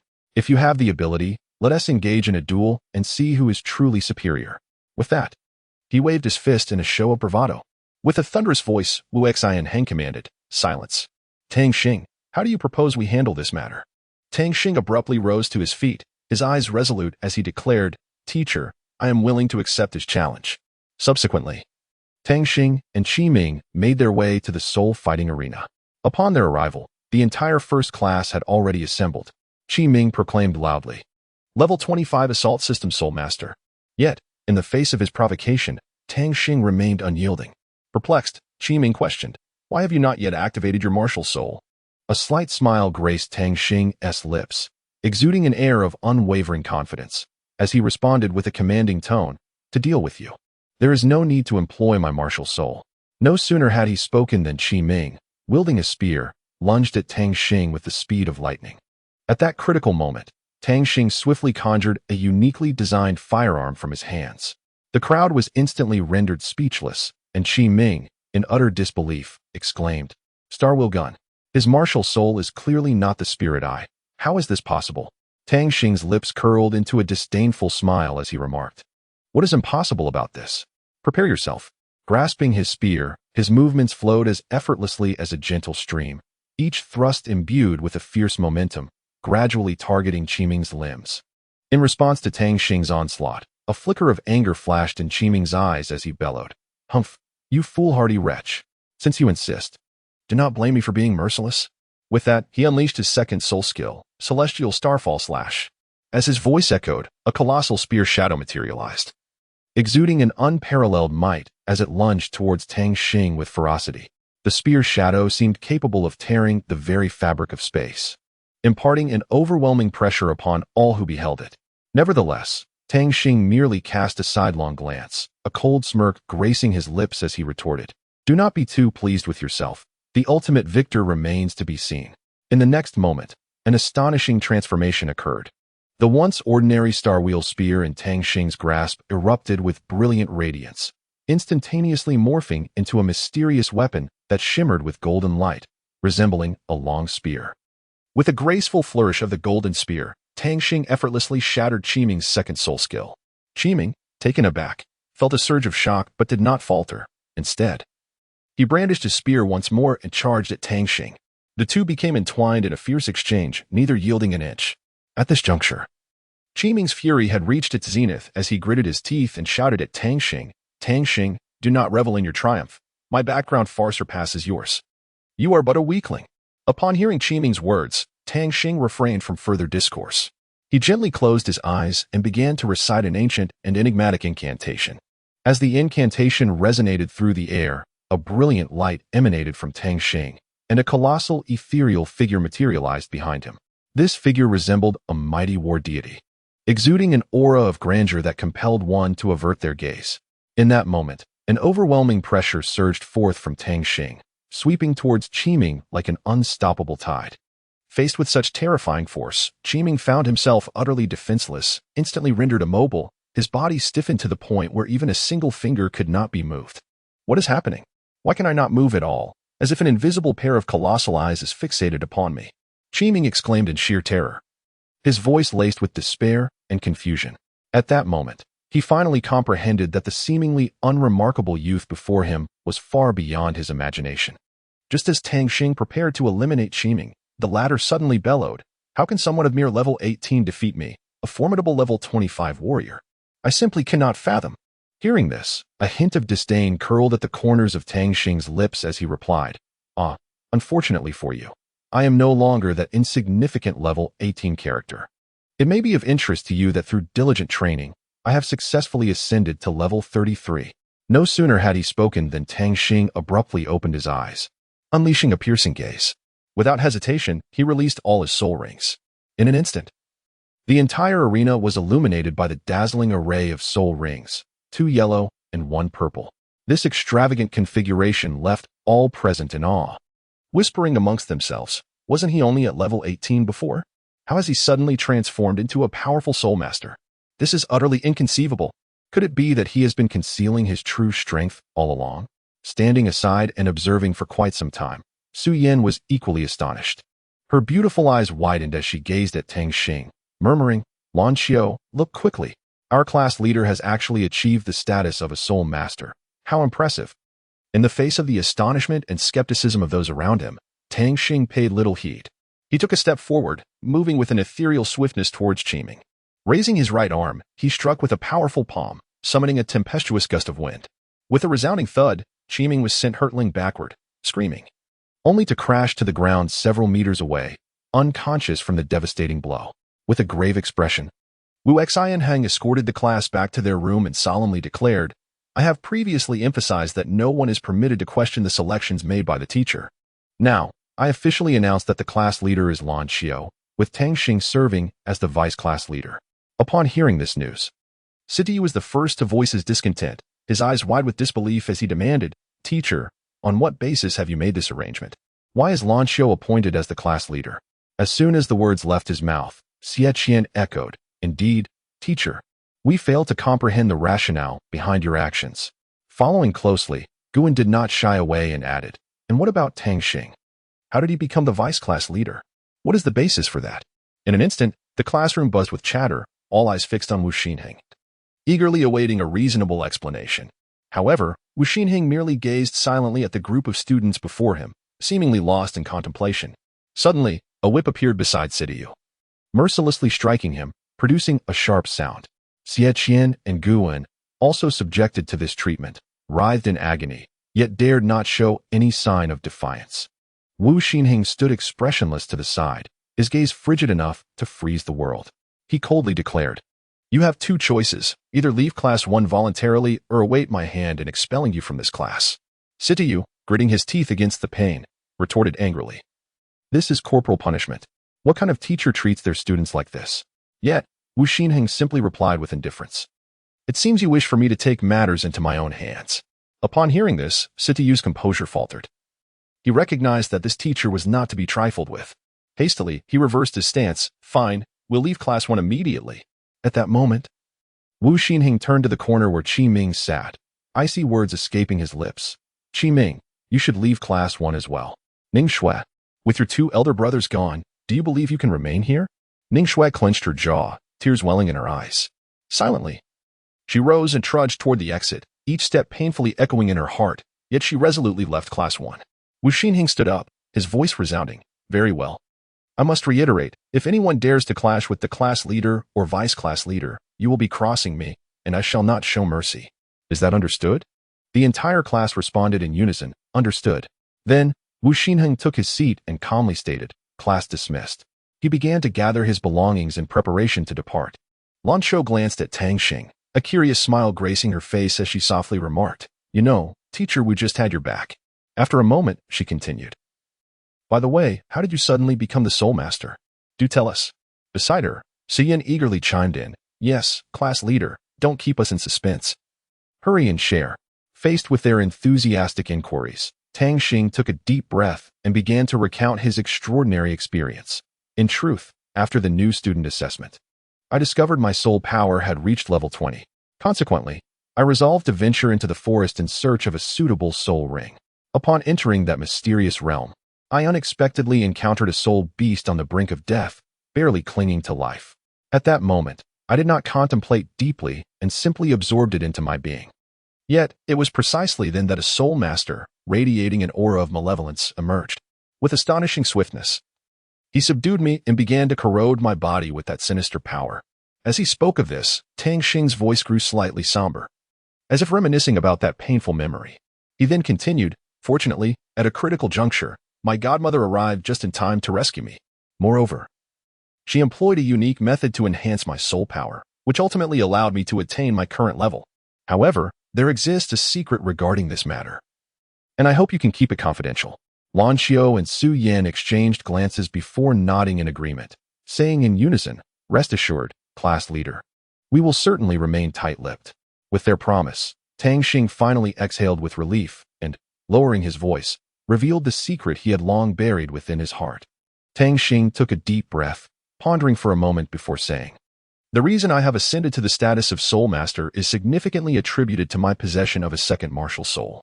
Moreover, what makes it even more extraordinary is that I am endowed with a rare twin martial soul. This matter is of great importance, and currently, only the three of us are privy to it, so I earnestly ask you to keep this secret." Upon hearing these words, Su Yan's eyes flickered with surprise. But she quickly regained her composure, thumping her chest and fervently assuring, "Rest assured, my lips are sealed. I shall not utter a single word." Beside her, Lan Xiao hastily concurred, vowing to keep Tang Xing's secret under wraps. With a smile, Wu Xi and Hung approached Tang Xing and said, "Tang Xing, come here for a moment. The other students may return to the classroom." Tang Xing, somewhat puzzled, obediently followed Wu Xi and Hung into the office.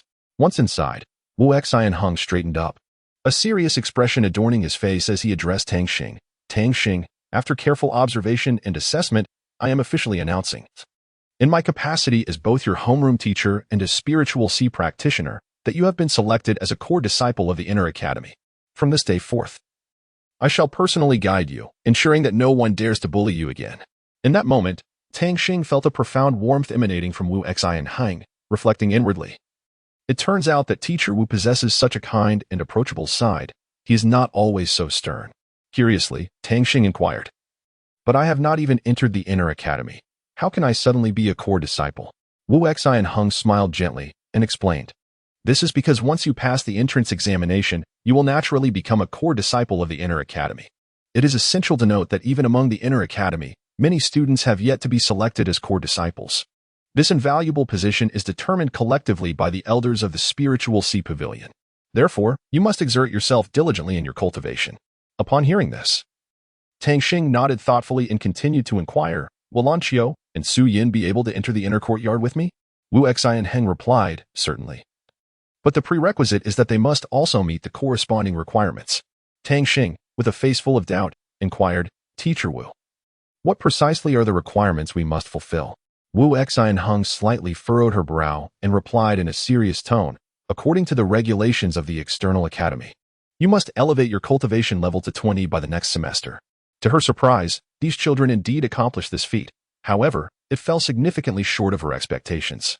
After speaking, Wu Xi and Hung gently waved her hand, signaling Tang Xing to proceed to class while she lingered for a moment before joining. Observing Tang Xing's retreating figure, Wu Xi and Hung couldn't help but sigh inwardly as a wave of anxiety and concern surged within her heart. Tang Xing slowly entered the classroom, his gaze sweeping across the room before finally settling on an empty seat, towards which he made his way. Once seated, he noticed that his neighbor was none other than Lan Xiao. Seemingly aware of Tang Xing's arrival, Lan Xiao turned her head and, with a hint of curiosity in her eyes, inquired, "What does Teacher Wu want from us?" In response to Lan Xiao's question, a faint smile graced Tang Xing's lips, revealing a touch of mystery, yet he refrained from providing a direct answer, playfully teasing, "Hey, don't rush, I'll tell you soon." At that moment, Wu Xinheng walked into the classroom with a steady stride, heading straight to the podium. Once she stood firm, she addressed the class with a serious tone, "Students, the final exams are approaching. During this holiday, I expect each of you to elevate your soul power to level 20. If anyone fails to achieve this, there will be no need to return to my class. She continued, furthermore, Lan Xiao and Su Yin, please come to my office after class. Now, let us begin. As Wu Xinheng's words resonated through the room, a palpable tension enveloped the atmosphere. However, amidst her lecture, two students, Li Fei and Zi Yin, displayed exceptional diligence. Fully engrossed in the explanations, frequently jotting down notes as if they wished to engrave every word spoken by the teacher into their minds. At that moment, Sui, who was concealed in the shadows, also took note of Li Fei and Zi Yan's dedication and effort, nodding to herself with a flicker of admiration in her eyes. Finally, when class dismissed, Lan Xiao and Su Yin were summoned to the office together. Upon entering, Wu Xinheng regarded them with a stern expression and declared, "You two must elevate your soul power to level 30 during this holiday. This is not merely a casual suggestion, but an important assignment I have set for you. I will periodically check your progress. Do you understand?" Faced with Wu Xinheng's stern inquiry, Lan Xiao and Su Yin dared not show any signs of negligence and replied in unison, "Understood." They then exited the office. Meanwhile, Tang Xing had been waiting outside for quite some time. Seeing them emerge, he hurried over to ask, "What did Teacher Wu say to you?" Lan Xiao replied candidly, "Teacher Wu requires Su Yin and me to cultivate our soul power to level 30 during the holiday." Upon hearing this, Tang Xing patted his chest reassuringly, saying, "Don't worry. We can harness the power of Xingqiu to expedite our training. I believe we will achieve our goals soon." At that moment, Li Fei approached and said, "Tang Xing, let's have a friendly match after the holiday." Tang Xing pondered for a moment and responded, "Sounds good. I'm all in. I plan to elevate my soul power to level 30 and engage in a fair competition with you." Li Fei, brimming with confidence, declared, "I'm ready." Lan Xiao then asked, "Where do you plan to go during the holiday? If you have no place to go, come home with me." Tang Xing quickly replied, "No need. I'll be heading to Brother Jianghao's place." "Don't worry." Su Yin chimed in, "You two, class monitor and deputy class monitor, see you next semester." After bidding farewell to Su Yin, Tang Xing and Lan Xiao made their way to the bus station. Reluctantly, Lan Xiao said, "I am leaving now." After saying this, she boarded the vehicle and waved goodbye to Tang Xing, only to find herself secretly weeping. Chapter 13, The Auction House in the Early Hours, before the sun had risen. Its light filtered through the windows onto the 18th floor of the building. Lan Xiao slowly opened her eyes, her stomach growling in hunger. She quickly rose and hurried to the kitchen. Upon entering, her gaze fell upon a cake resting on the dining table. Unable to contain her excitement, she eagerly picked it up and devoured it greedily. After satisfying her appetite, Lan Xiao meandered through the house, only to be astonished by the absence of anyone else. Seizing the opportunity, she decided to begin her training. However, just as she was fully engrossed in her practice, a sudden, sharp pain surged through her abdomen. She was compelled to halt her training, clutching her belly tightly in an attempt to alleviate the agony.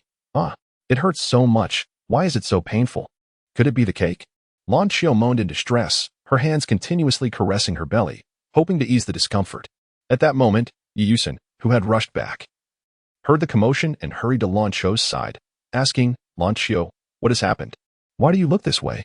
Struggling through the pain, Lan Xiao responded, I have unbearable stomach pain." With a look of skepticism, Yi Yusin pressed further. What could have caused such sudden and excruciating abdominal pain? The image of the expired cake flashed through her mind, and she blurted out, "Could it be that you actually ate that cake?" Lan Xiao nodded slightly in acknowledgement. Just then, a mysterious and peculiar green energy surged into her abdomen like a bolt of lightning. In an instant, she felt the pain in her stomach diminish significantly, and a sense of comfort gradually returned to her. Lan Xiao then noticed a familiar figure appearing before her. "Hey, little Lan Xiao, we meet again," Lin Xing waved.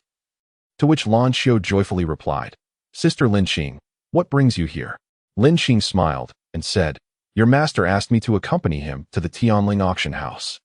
Would you like to join us?" After a moment of contemplation, Lan Xiao replied, "I would like to go." She glanced at Yi Yusin, who, with a resigned expression, said, "Let us go then. It's not as if I'm stopping you." Meanwhile, within the training simulation room of the Jiang family, Tang Xing was fully immersed in his practice. Suddenly, a powerful and grand energy erupted from within him, reminiscent of a volcanic explosion, leaving an awe-inspiring impact. As this energy surged, a mysterious and ancient imprint of a divine spear materialized on his forehead. This spear gradually became clearer until it was fully revealed before Tang Xing, showcasing its magnificent golden exterior and unparalleled, commanding presence. Witnessing this spectacle, Jiangyu was instantly engulfed by shock and confusion.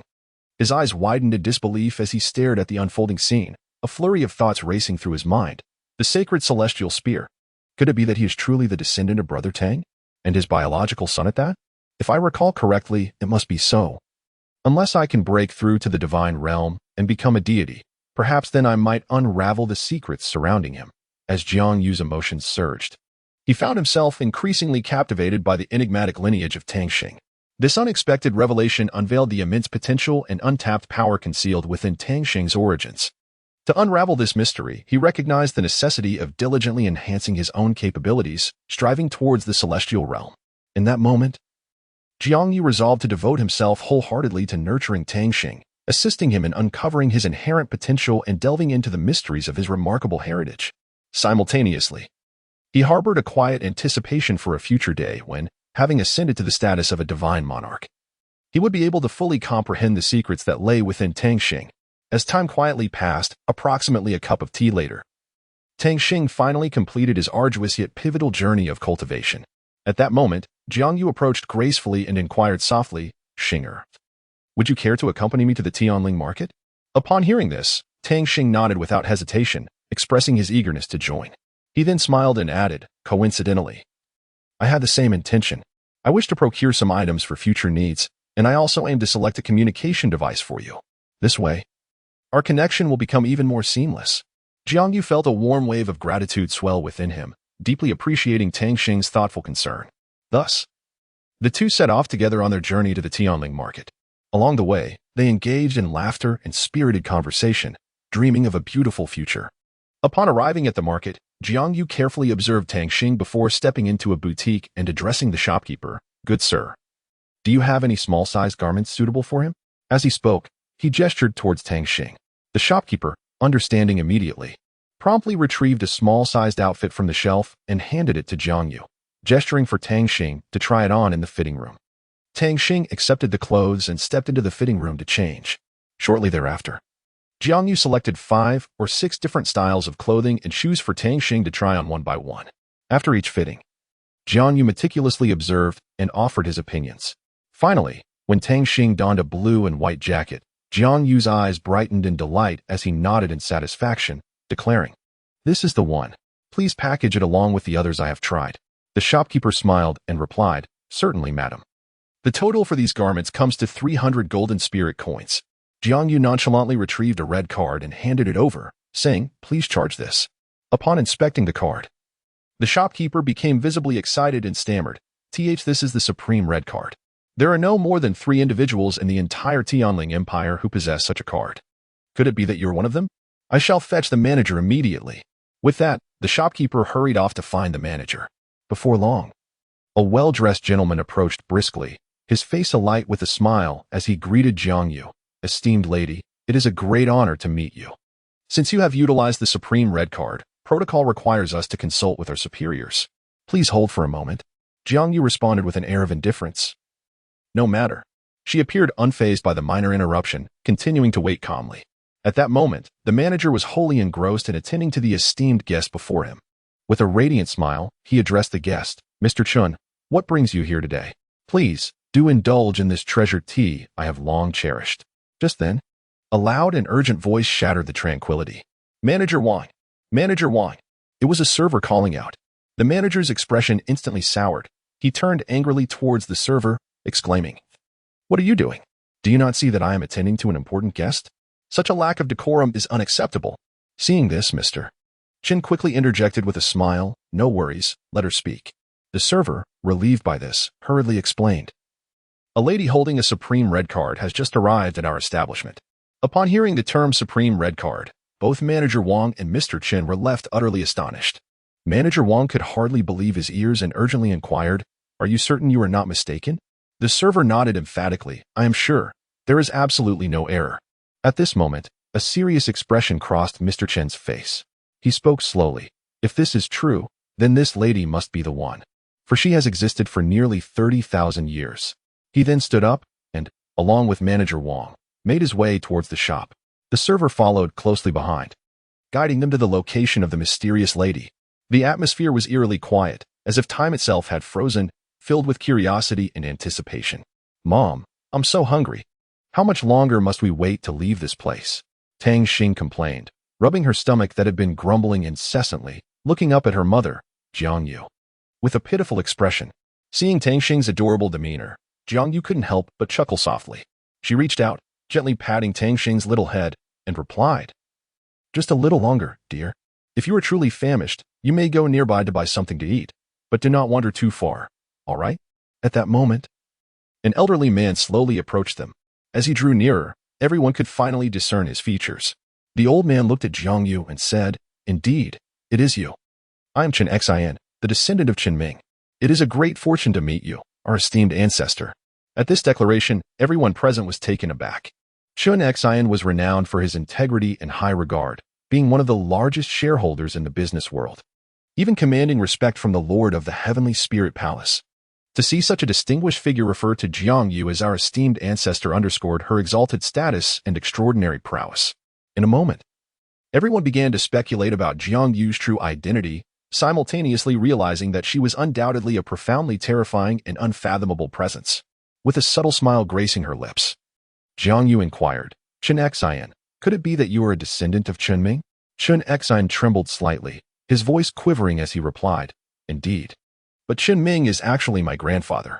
Jiangyu, with a reassuring smile, comforted him, "Do not be anxious. I merely came here to select a few garments. But it seems I am unable to make a payment. How do you suggest we resolve this?" A hint of embarrassment crossed Chen Xing's face, and he softly responded, "Your Excellency, there is no need for concern. Manager Wang, please immediately grant this esteemed guest a black level card, ensuring she enjoys a 50% discount on every visit to our mall henceforth. Allow me to treat her this time. There is no need for you to incur any expense." Jiangyu coldly addressed Chen Xing, saying, "Then I shall trouble you, Minister Chen. I would also appreciate your assistance in procuring a communicator for my son." Chen Xing acknowledged her request, affirming that it was no trouble. Before long, all the items Jiangyu required were procured. As Manager Wang handed over the items, he remarked, "This model is the pinnacle of communicators this year. Please accept it with my compliments." Jiangyu scrutinized the product and immediately recognized it as an exceptional offering, thus graciously accepting it. She then proposed, "Shall we proceed to the auction house now?" Chen Xing nodded, personally escorting Jiangyu and Tang Xing to the auction venue. Along the way, Tang Xing curiously asked, "Mother, why are we going to the auction house?" Jiangyu smiled and explained, "Today is the day for auctioning rare treasures, and we are headed to the largest auction house in the Tianling Empire, known as the Tianling Auction House." Shortly thereafter, Chen Xing announced, "Ms. Jiang, we have arrived at our destination." With a smile, he added, "I have arranged a VIP room for you. Please follow me." With an elegant gesture, he guided Jiangyu and Tang Xing towards the VIP room. At that moment, Lan Xiu found her gaze irresistibly drawn to a young boy within the VIP room. She stared at him, feeling an inexplicable sense of familiarity, yet unable to pinpoint the origin of this sensation. Beside her, Yiyusen noticed Lan Xiu's unusual demeanor and curiously turned to her, asking with concern, "What is it, Lan Xiu? Do you know that boy?" Lan Xiu slightly shook her head, softly replying, "It's nothing. Perhaps it is just my imagination." Nevertheless, her eyes remained fixated on the boy, as if she were striving to uncover some elusive answer. Observing this, Yiyusen refrained from further inquiries, choosing instead to silently accompany Lan Xiu into the VIP room. "Greetings, everyone. Welcome to the auction event. I am your host, Meow Meow, and it is my honor to stand before you today to preside over this captivating auction. Now, I am delighted to present to you the first item of the day, the 9-star turning lantern. This exquisite lamp is a creation of a level 6 artifact master. It is said to possess a remarkable detection function, capable of dispelling fog within a 100-meter radius and revealing any objects concealed within. Moreover, one can admire and handle it as a delicate ornament in everyday life. The price has been set at a reasonable 1,000 gold spirit coins. Of course, each subsequent bid must not be less than 100 gold spirit coins. Now, esteemed guests, let the bidding commence. 1. 500 gold spirit coins. 1. 600 gold spirit coins. 1. 700 gold spirit coins. 3,000 gold spirit coins. At the utterance of this figure by a particular buyer, the auction hall fell into an immediate silence. All gazes were fixed upon this extravagant bidder. 3,000 gold spirit coins, once. 3,000 gold spirit coins, twice.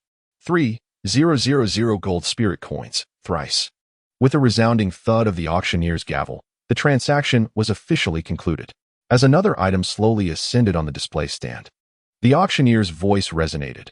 The next treasure to be unveiled is the heavenly water pill.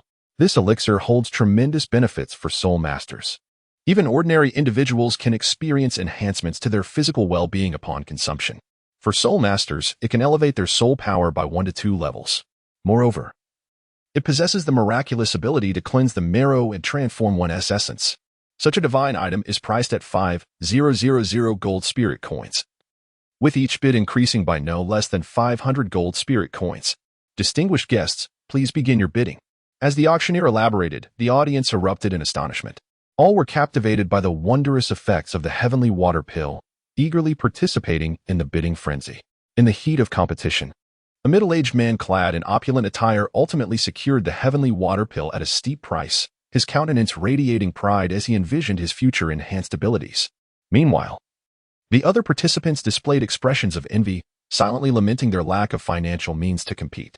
The atmosphere of the auction grew increasingly fervent, with each item captivating immense interest. Behind this spectacle lay countless stories and intrigues. 500 gold spirit coins. 6,000 gold spirit coins. 500 gold spirit coins. 7,000 gold spirit coins. Jiang Yu exclaimed, "That is indeed a remarkable item. I must have it, Uncle Yang," the mysterious man declared with conviction. Uncle Yang raised his placard and announced, 9,000. The hall once again fell silent until the figure of 20,000 reverberated like thunder throughout the auction venue. Uncle Yang glanced at the man and added, 25,000, 30,000, 35,000, 40,000, 45,000, 80,000. The man, clearly agitated, suddenly reconsidered and said, "How amusing, Uncle Yang. Let us not compete. Let us yield this one to him. 80,000 gold spirit coins, once.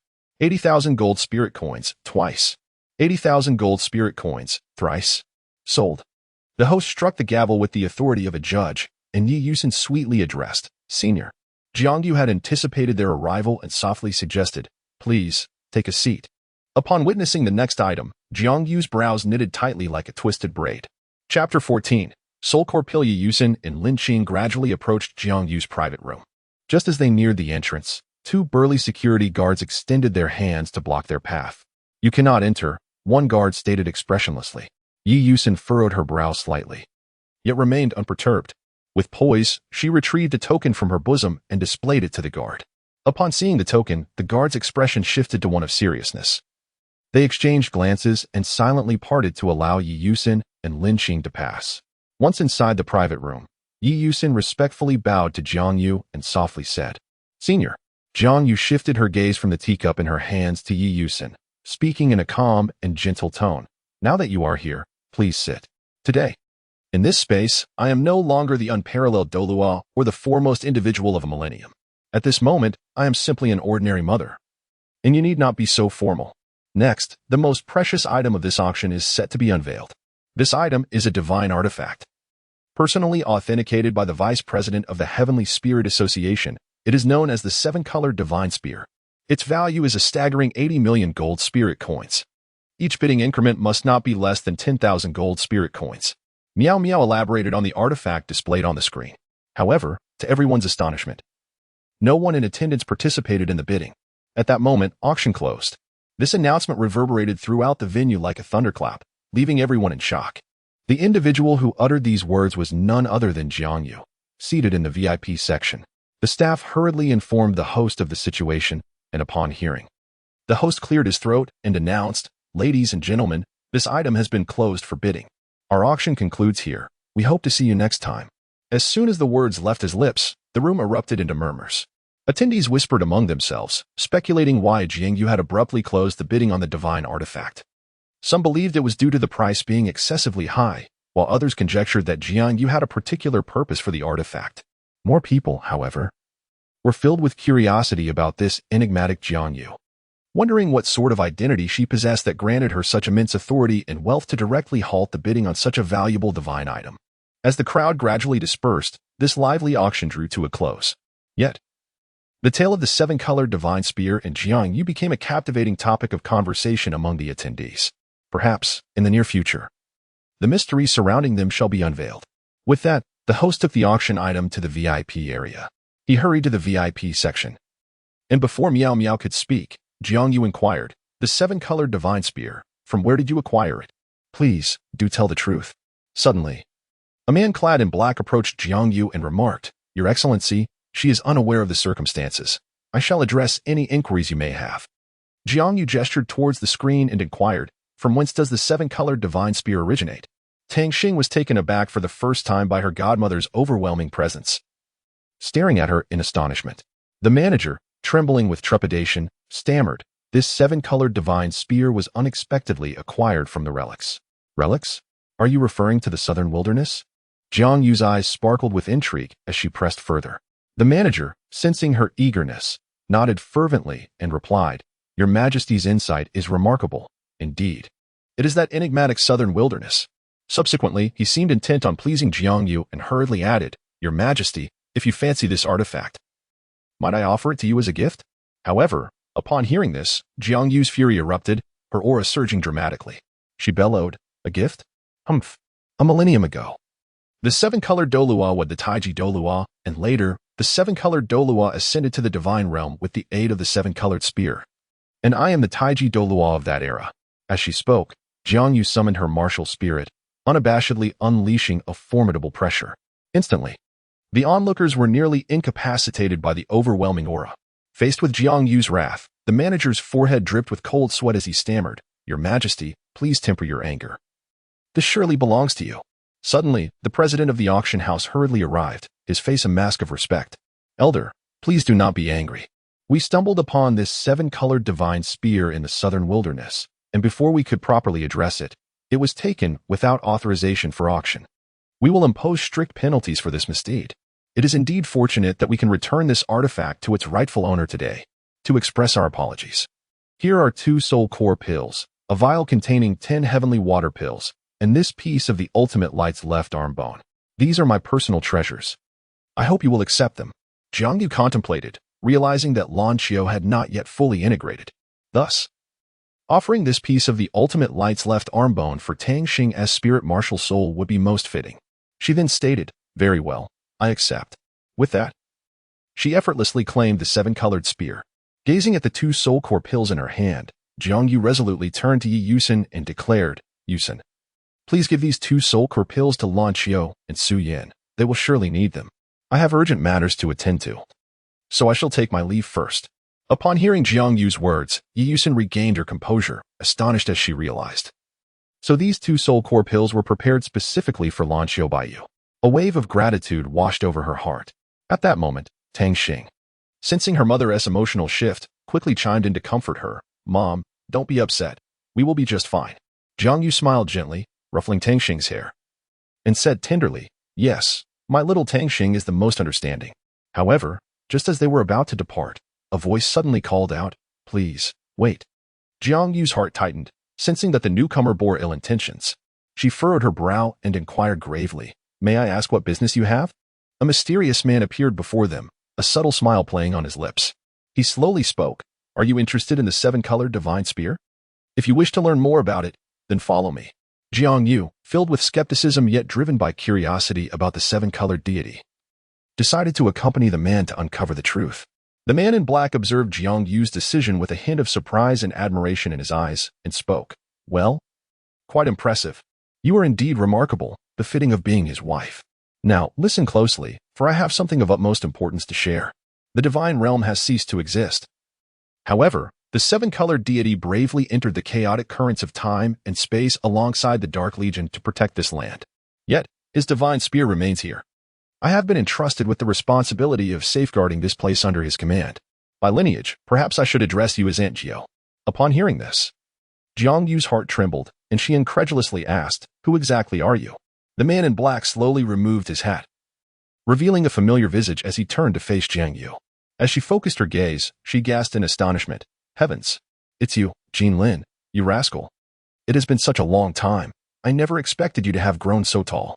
Her voice brimmed with surprise and nostalgia. Jean Lin smiled. His tone warm and friendly. And Jiang, it seems rather inappropriate for us to chat here. Shall we find a more suitable place for our discussion? No sooner had he spoken, Jiang Yu's figure flickered and she instantly transported herself to her home. Jean Lin surveyed the surroundings before inquiring, Aunt Jiang, how has my sister been recently? Jiang Yu smiled gently and replied, rest assured, Jean Yu is currently studying at Zhuangling High Academy alongside my son. Jean Lin nodded upon hearing this and continued, my sister has always gotten along splendidly with your son, Jiang Hao. They played very well together. By the way, who might this be? With that, Jean Lin directed his gaze towards the boy beside Jiang Yu. Following his line of sight, Jiang Yu smiled and explained, oh, he is my newly adopted son. Jean Lin exclaimed in surprise, Aunt Jiang, you have even taken in a godson. However, before he could finish his sentence, he met Jiang Yu's piercing gaze, which frightened him into silence, and he dared not utter another word. Tang Xing looked curiously at the unfamiliar figure before her and couldn't help but inquire, Mom, who is this person? How do you know him? Jiang Yu smiled gently, stroking Tang Xing's head, and explained, my dear, I indeed know him. His name is Jean Lin, and he is the child of my fourth brother. Moreover, he is quite an extraordinary warrior. Upon hearing this, curiosity sparkled in Tang Xing's eyes. At that moment, Lan Xiao was wholly absorbed in merging with the power of the golden dragon spear, seemingly isolated from the outside world. Suddenly, Yi Yusin entered, her gaze falling upon Lin Qing as she softly said, Lin Qing, I need to step out for a moment. Could you kindly keep an eye on Lan Xiao and ensure his safety? I shall return shortly. As soon as her words fell, Yi Yusin turned and sped off in a certain direction, her figure vanishing from sight in an instant. Lin Qing nodded, understanding her responsibility. She quietly approached Lan Xiao, silently guarding him and monitoring his progress in merging with the power of the golden dragon spear. As time passed, the atmosphere around them grew exceptionally tranquil, with only the faint energy fluctuations emanating from Lan Xiao's body indicating that she was engaged in a significant endeavor. Meanwhile, Su Yin sat quietly at home, fully focused on stabilizing her cultivation level. Just then, a subtle yet rhythmic knock echoed from outside the door. Upon hearing the sound, Su Ting rose without hesitation, swiftly moving to the door and opening it. When he recognized the visitor, surprise washed over his face, and he warmly exclaimed, Ah, it is an honor to have the esteemed dean visit my humble abode. Please, come in. However, Yi Yusin quickly waved her hand in dismissal, saying, no need. I merely stopped by to deliver the soul core pill. With that, she gently handed the soul core pill she was holding to Su Ting and turned to leave. Su Ting gazed at the soul core pill in his hand, his emotions swirling like a tumultuous sea. He took a deep breath and then walked over to sit beside his sister, Su Yin. Curiously, Su Yin looked at her brother and softly asked, Brother, who was that just now? Su Ting, regaining his composure, smiled as he responded, It was the dean of your academy who brought the soul core pill. Perhaps it can assist you in merging those two martial souls. Hearing this, excitement gleamed in Su Yan's eyes as she eagerly asked, Really? Does this soul core pill possess such miraculous effects? Su Ting affectionately ruffled his sister's hair and encouraged her, indeed. However, the specific effects can only be determined through your own experience. I believe that with your talent and effort, you will surely succeed in merging these two martial souls. At this critical juncture, Su Yin did not hesitate to swallow the soul core pill. Instantly, she felt a surge of energy swell within her. As if striving to break free from her physical confines, she immediately summoned her martial soul power, attempting to quell the tumultuous energy. However, at that moment, a powerful force erupted unexpectedly, catching Su Yin off guard. Her consciousness began to fade, as if she were being drawn into an uncharted realm. Meanwhile, Tang Xing sensed that his will was gradually detaching from his corporeal form, drifting towards an enigmatic realm. Upon regaining his senses, he found himself ensconced in a peculiar space. The spectacle before him left him astounded, yet there was no time for contemplation, for he beheld Su Yin in a perilous situation. Without hesitation, Tang Xing rushed forward, exerting all his strength to assist Su Yin in stabilizing her soul power. With Tang Xing's aid, Su Yin gradually regained her composure, her previously tumultuous soul energy settling into tranquility. Slowly, she opened her eyes and exclaimed with delight, Brother, it seems I have transcended to Soul Sovereign. Upon hearing this news, Su Ting was elated beyond measure, unable to contain his excitement as he exuberantly declared, Wonderful, sister. You have finally broken through the bottleneck. Now, Let me guide you in search of the most suitable third soul ring. As soon as the words left his lips, he grasped Su Yan's hand tightly. However, Su Yan appeared somewhat hesitant, her tone laced with uncertainty as she replied, "Brother, I really don't think it's necessary. I feel as though this third soul ring has been instinctively bestowed upon me by my martial soul." Su Ting, upon hearing this, was momentarily engulfed in confusion, but soon recollected himself, suddenly pondering, "Of course. How could I be so foolish? Your martial soul must have already merged with the emerald jade harp. So what cultivation level does this third soul ring truly possess?" Su Yan promptly released her soul ring, revealing a dazzling combination of 2 yellow and 1 purple ring. Su Ting then inquired, "What, pray tell, is the skill associated with your third soul ring?" Without delay, Su Yan responded, "It is emerald protection." Su Ting, taken aback, marveled, "Incredible. It can directly bestow a soul skill upon another martial soul." Chapter 15. The friendly match. After uttering this statement, Su Ting stood frozen, realizing the implications of his words, an existence both terrifying and beyond imagination. Just then, he recalled another matter and quickly added, "Oh, by the way, tomorrow marks the beginning of your school year. Do remember to prepare well." As soon as he finished speaking, Su Yan silently rose and slowly made her way to her room, as if the entire world were reduced to her solitary silhouette. On the following morning, sunlight bathed the entrance of Ling High Academy, and students began to enter the campus in succession. In Dormitory 2, Room 202, Lan Xiao had already arrived. Quietly seated on her bed practicing her cultivation, time slipped by unnoticed, and Lan Xiao gradually opened her eyes, gazing at the door as if anticipating someone's arrival. She mused to herself, "How peculiar, why hasn't that fellow Tang Xing arrived yet?" Just then, a crisp knock echoed through the air. Lan Xiao eagerly dashed to the door, only to find Su Yan standing before her. She exclaimed in surprise, "Su Yan? What brings you here?" Su Yan pouted, complaining, "What is the matter? Am I not welcome? You won't even let me in for a moment." Lan Xiao warmly welcomed, "Ah, Su Yan. Please come in and make yourself comfortable." Noting the distracted demeanor of Lan Xiao, Su Yan could not help but tease, smilingly asking, "What is the matter? My esteemed class leader? Are you perhaps missing the vice class leader?" Instantly, a blush crept onto Lan Xiao's cheeks as she shyly retorted, "I am not." Originally, Su Yan intended to continue her playful banter, but was interrupted by a sudden knock on the door. Without hesitation, Lan Xiao strode to the door, swiftly opening it to reveal Tang Xing standing outside. With a smile, Tang Xing announced, "Lan Xiao, I'm back." Eagerly, Lan Xiao pulled Tang Xing into the dormitory, whereupon Tang Xing, upon entering, was surprised to find another person present, exclaiming, "Su Yan, what are you doing here?" Su Yan replied with a faint smile, nonchalantly saying, "What? Am I not allowed to come?" Tang Xing regarded Lan Xiao with an unconcerned expression, then produced a dazzling right arm bone from her pocket, handing it to him and urging, "Lan Xiao, quickly accept this radiant right arm bone and absorb it." Gratefully, Lan Xiao accepted the soul bone, softly murmuring, "Thank you." He then promptly began the absorption process. Before long, Lan Xiao successfully absorbed the soul bone entirely. Observing this, Su Yan pouted, muttering, "I'm so jealous." Tang Xing chuckled, reassuring her, "All right, don't be anxious. Next time, I'll find a suitable soul bone for you." Su Yan, still insistent, reiterated, "Then let us go eat now. I'm almost starving." Tang Xing turned to Lan Xiao, asking, "What do you think, Lan Xiao? Are you hungry?" Touching his stomach, Lan Xiao honestly replied, "Yes, I am a bit hungry." Thus, Tang Xing firmly grasped Lan Xiao's hand, and they began to stroll towards the cafeteria. Su Yan, shaking her head in resignation, quickly caught up, and the three of them walked together towards the cafeteria, ready to indulge in a delectable meal. Upon arrival, Tang Xing handed the menu to Su Yan and Lan Xiao. Lan Xiao took the menu, carefully browsing the dishes listed before selecting several of his favorites, while Su Yan enthusiastically ordered multiple home-style dishes, clearly intrigued by the offerings. Tang Xing observed the manner in which they ordered their dishes, a subtle smile gracing her lips as she inwardly rejoiced, "Fortunately, I have my mother-esque card. Otherwise, today would have resulted in a significant financial strain." At that moment, Tang Li's gaze fell upon them, his expression hinting at contemplation, as if he had recalled something of great importance. Shortly thereafter, the waiter began to serve the selected dishes one by one.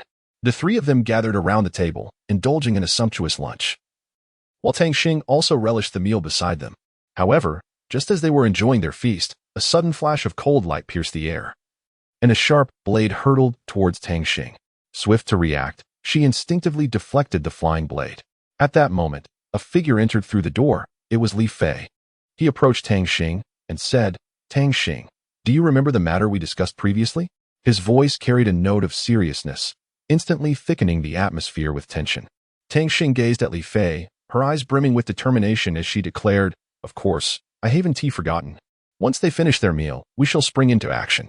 Without a hint of hesitation, Li Fei replied, "Very well, then I shall indulge in the delectable feast first." At that moment, Lan Xiu gently tugged at Tang Xing's hand. Her curiosity piqued as she inquired, "So, what shall we do next?" Tang Xing smiled and responded, "In a little while, we will engage in an intense showdown. Do you remember? Last semester, we agreed that the three of us would face off against Li Fei and his companions." Lan Xiu, with a proud tilt of her chin, confidently asserted, "We are surely destined for victory in this match. After all, your second martial soul is far superior in quality to his dual martial souls. I once read in an ancient tome that the spirit is a unique martial soul exclusive to the spirit clan. Yet those who can successfully awaken such a soul are exceedingly rare. Remarkably, over 30,000 years ago, Senior Tang manifested a similar spirit lineage. Furthermore, he harnessed this extraordinary bloodline to its fullest potential, ultimately ascending to divinity." Upon hearing this, Tang Xing couldn't help but exclaim, "I have indeed heard of Senior Tang's remarkable achievements. However, your mention of it still leaves me profoundly astounded." Just then, the sound of hurried footsteps echoed, and a figure appeared before them. It was none other than Li Fei, his expression grave as he called out, "Tang Xing." Tang Xing raised his head and nodded slightly at Li Fei, indicating that he was prepared. Subsequently, the two individuals behind Li Fei joined Tang Xing's companions as they approached the center of the Soul Arena. Once they stood firm, Li Fei cleared his throat and declared, "Tang Xing, in today's battle, I hope you will give it your all. Allow me to inform you that during the summer break, I diligently trained and have successfully elevated my soul power to level 30. Hearing this, a flicker of surprise crossed Tang Xing's eyes, but he quickly regained his composure. He responded, "Very well, in that case, I promise to fight with all my strength. However, to ensure fairness, shall we agree not to use our martial soul fusion skills?" Before he could finish his thought, Li Fei interrupted, "What do you mean? Are you looking down on me?" Tang Xing immediately understood and hurriedly explained, "That is not my intention. If you find it inappropriate, let us instead agree that both sides may use martial soul fusion techniques. But with a restriction on my side, the three-person martial soul fusion technique shall not be permitted. Does that sound acceptable to you?"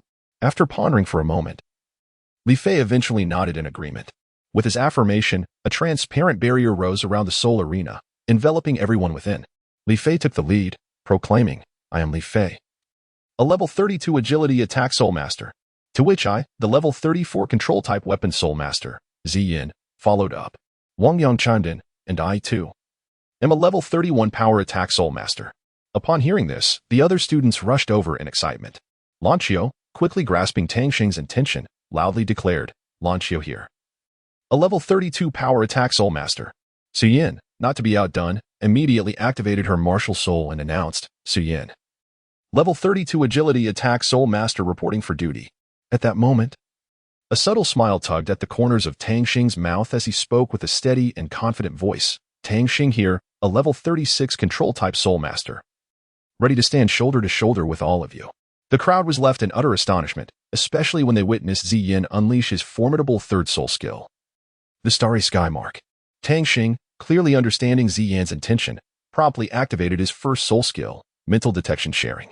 Just then, a shadow darted in like a phantom, targeting Suyin. It was none other than Li Fei. Suyin, unfazed, quickly unleashed her second martial soul, ready to engage in a fierce battle with Li Fei. However, the confrontation took an unexpected turn. Just as Su Yin and Li Fei were locked in a heated struggle, a chain suddenly coiled around Su Yin like a venomous serpent, rendering her unable to move freely. Meanwhile, Ziyin seized the moment to charge towards Lan Xiu. Upon witnessing this, Lan Xiu promptly summoned his golden dragon spear and lunged fiercely at Ziyin. However, an astonishing occurrence unfolded. Just as the golden dragon spear was about to strike Ziyin, his form inexplicably vanished into thin air. It was at that moment that Lan Xiu realized he had been deceived.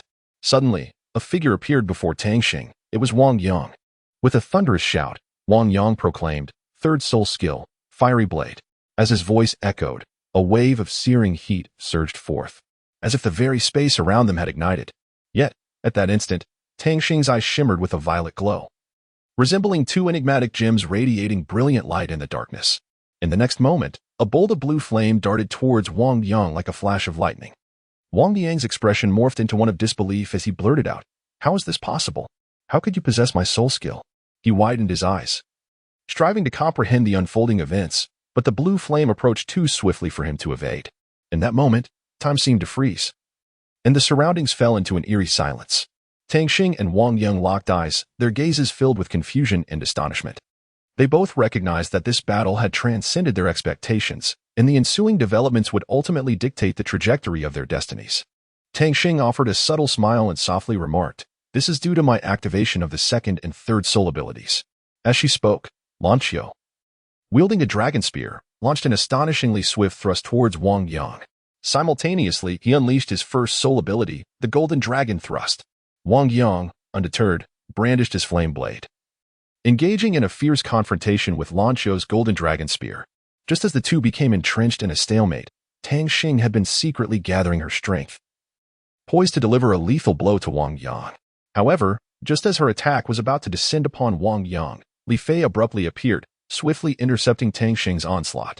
With a smile gracing his face, Li Fei called out to Tang Xing, "Let us settle this once and for all." Utilizing his unique twin martial souls, Li Fei instantly divided the battlefield into two distinct realms. At that moment, Tang Xing found herself in a predicament, compelled to summon her second martial soul. Sensing Tang Xing's transition, Li Fei immediately unleashed an overwhelmingly powerful aura, descending upon her like a mountain pressing upon an egg. Tang Xing dared not exhibit even the slightest negligence. He swiftly concentrated his energy into a dazzling sphere of light and hurled it forcefully towards Li Fei. However, Li Fei's reaction speed was astonishing. He devised a countermeasure in an instant, unleashing his first soul skill, Radiant Slash. This skill possessed immense power, emanating a fierce momentum and brilliant luminescence, akin to an unparalleled sword slicing through the air towards Tang Xing, faced with such an aggressive onslaught. Tang Xing remained vigilant and summoned every ounce of energy within him, subsequently activating his second soul skill, Spirit Dominance. Simultaneously, Li Fei, unwilling to be outdone, recognized Tang Xing's exceptional prowess and knew he had to exert himself fully to have any chance of victory. Thus, he resolutely unleashed an even more formidable second soul skill, Radiant Tempest. This technique swept across the battlefield like a torrential storm, radiating boundless might and destructive power, causing the very ground to tremble. In an instant, Li Fei's face was filled with dread, and he shouted hoarsely, "Ziyin, quickly grant me an enhancement." Without a moment's hesitation, Ziyin invoked her third soul skill, Rain of Red Leaves, and then unleashed her second soul skill, Blooming Red Leaves. Empowered by this formidable augmentation, Li Fei rapidly initiated his martial soul fusion skill. Observing this scene, Lanqiu felt an urgency welling within her and urgently called out, "Hurry, Tang Xing. We must activate our martial soul fusion at once." Tang Xing, not daring to delay for even a moment, immediately executed his first soul skill, Holy Light Wave. This powerful radiance instantaneously shattered Su Yan's restraints. Tang Xing then shouted, "Grant me an enhancement." Su Yan, understanding the cue, promptly activated her third soul skill, Emerald Light, followed by her second soul skill, Emerald Melody. At that very moment, Tang Xing began to unleash his third soul skill, Spirit Light Transformation. At this juncture, the atmosphere of the battlefield had reached a fever pitch, as if the very air had solidified. Both sides exerted themselves to the utmost, striving for victory in this fierce confrontation. Chapter 16. The culprit. Tang Xing recalled the words spoken by Jiang Yu, "Mother, with my current cultivation level, whom can I contend against?" Jiang Yu scrutinized Tang Xing thoughtfully and slowly replied, "With your present strength, you can easily handle opponents up to level 30. Your cultivation has reached a point where you can rival a Soul King. Of course, should you encounter exceptional circumstances, do not be afraid. You can confront them with all your might. If faced with formidable foes such as a Soul Emperor, you still possess the capability to fight back. Therefore, your limit for challenging above your level is the Soul King. Moreover, if your opponent is merely an ordinary Soul King, they are certainly not a match for you. However, should you encounter a prodigious Soul King, you must exercise caution. Do you understand?" After Tang Xing acquired a formidable enhancement, Li Fei had completed the accumulation of his strength and unleashed his ultimate move towards Tang Xing, the Radiant Shadow Moon. Unyieldingly, Tang Xing countered with his own powerful attack, the elven holy light wave.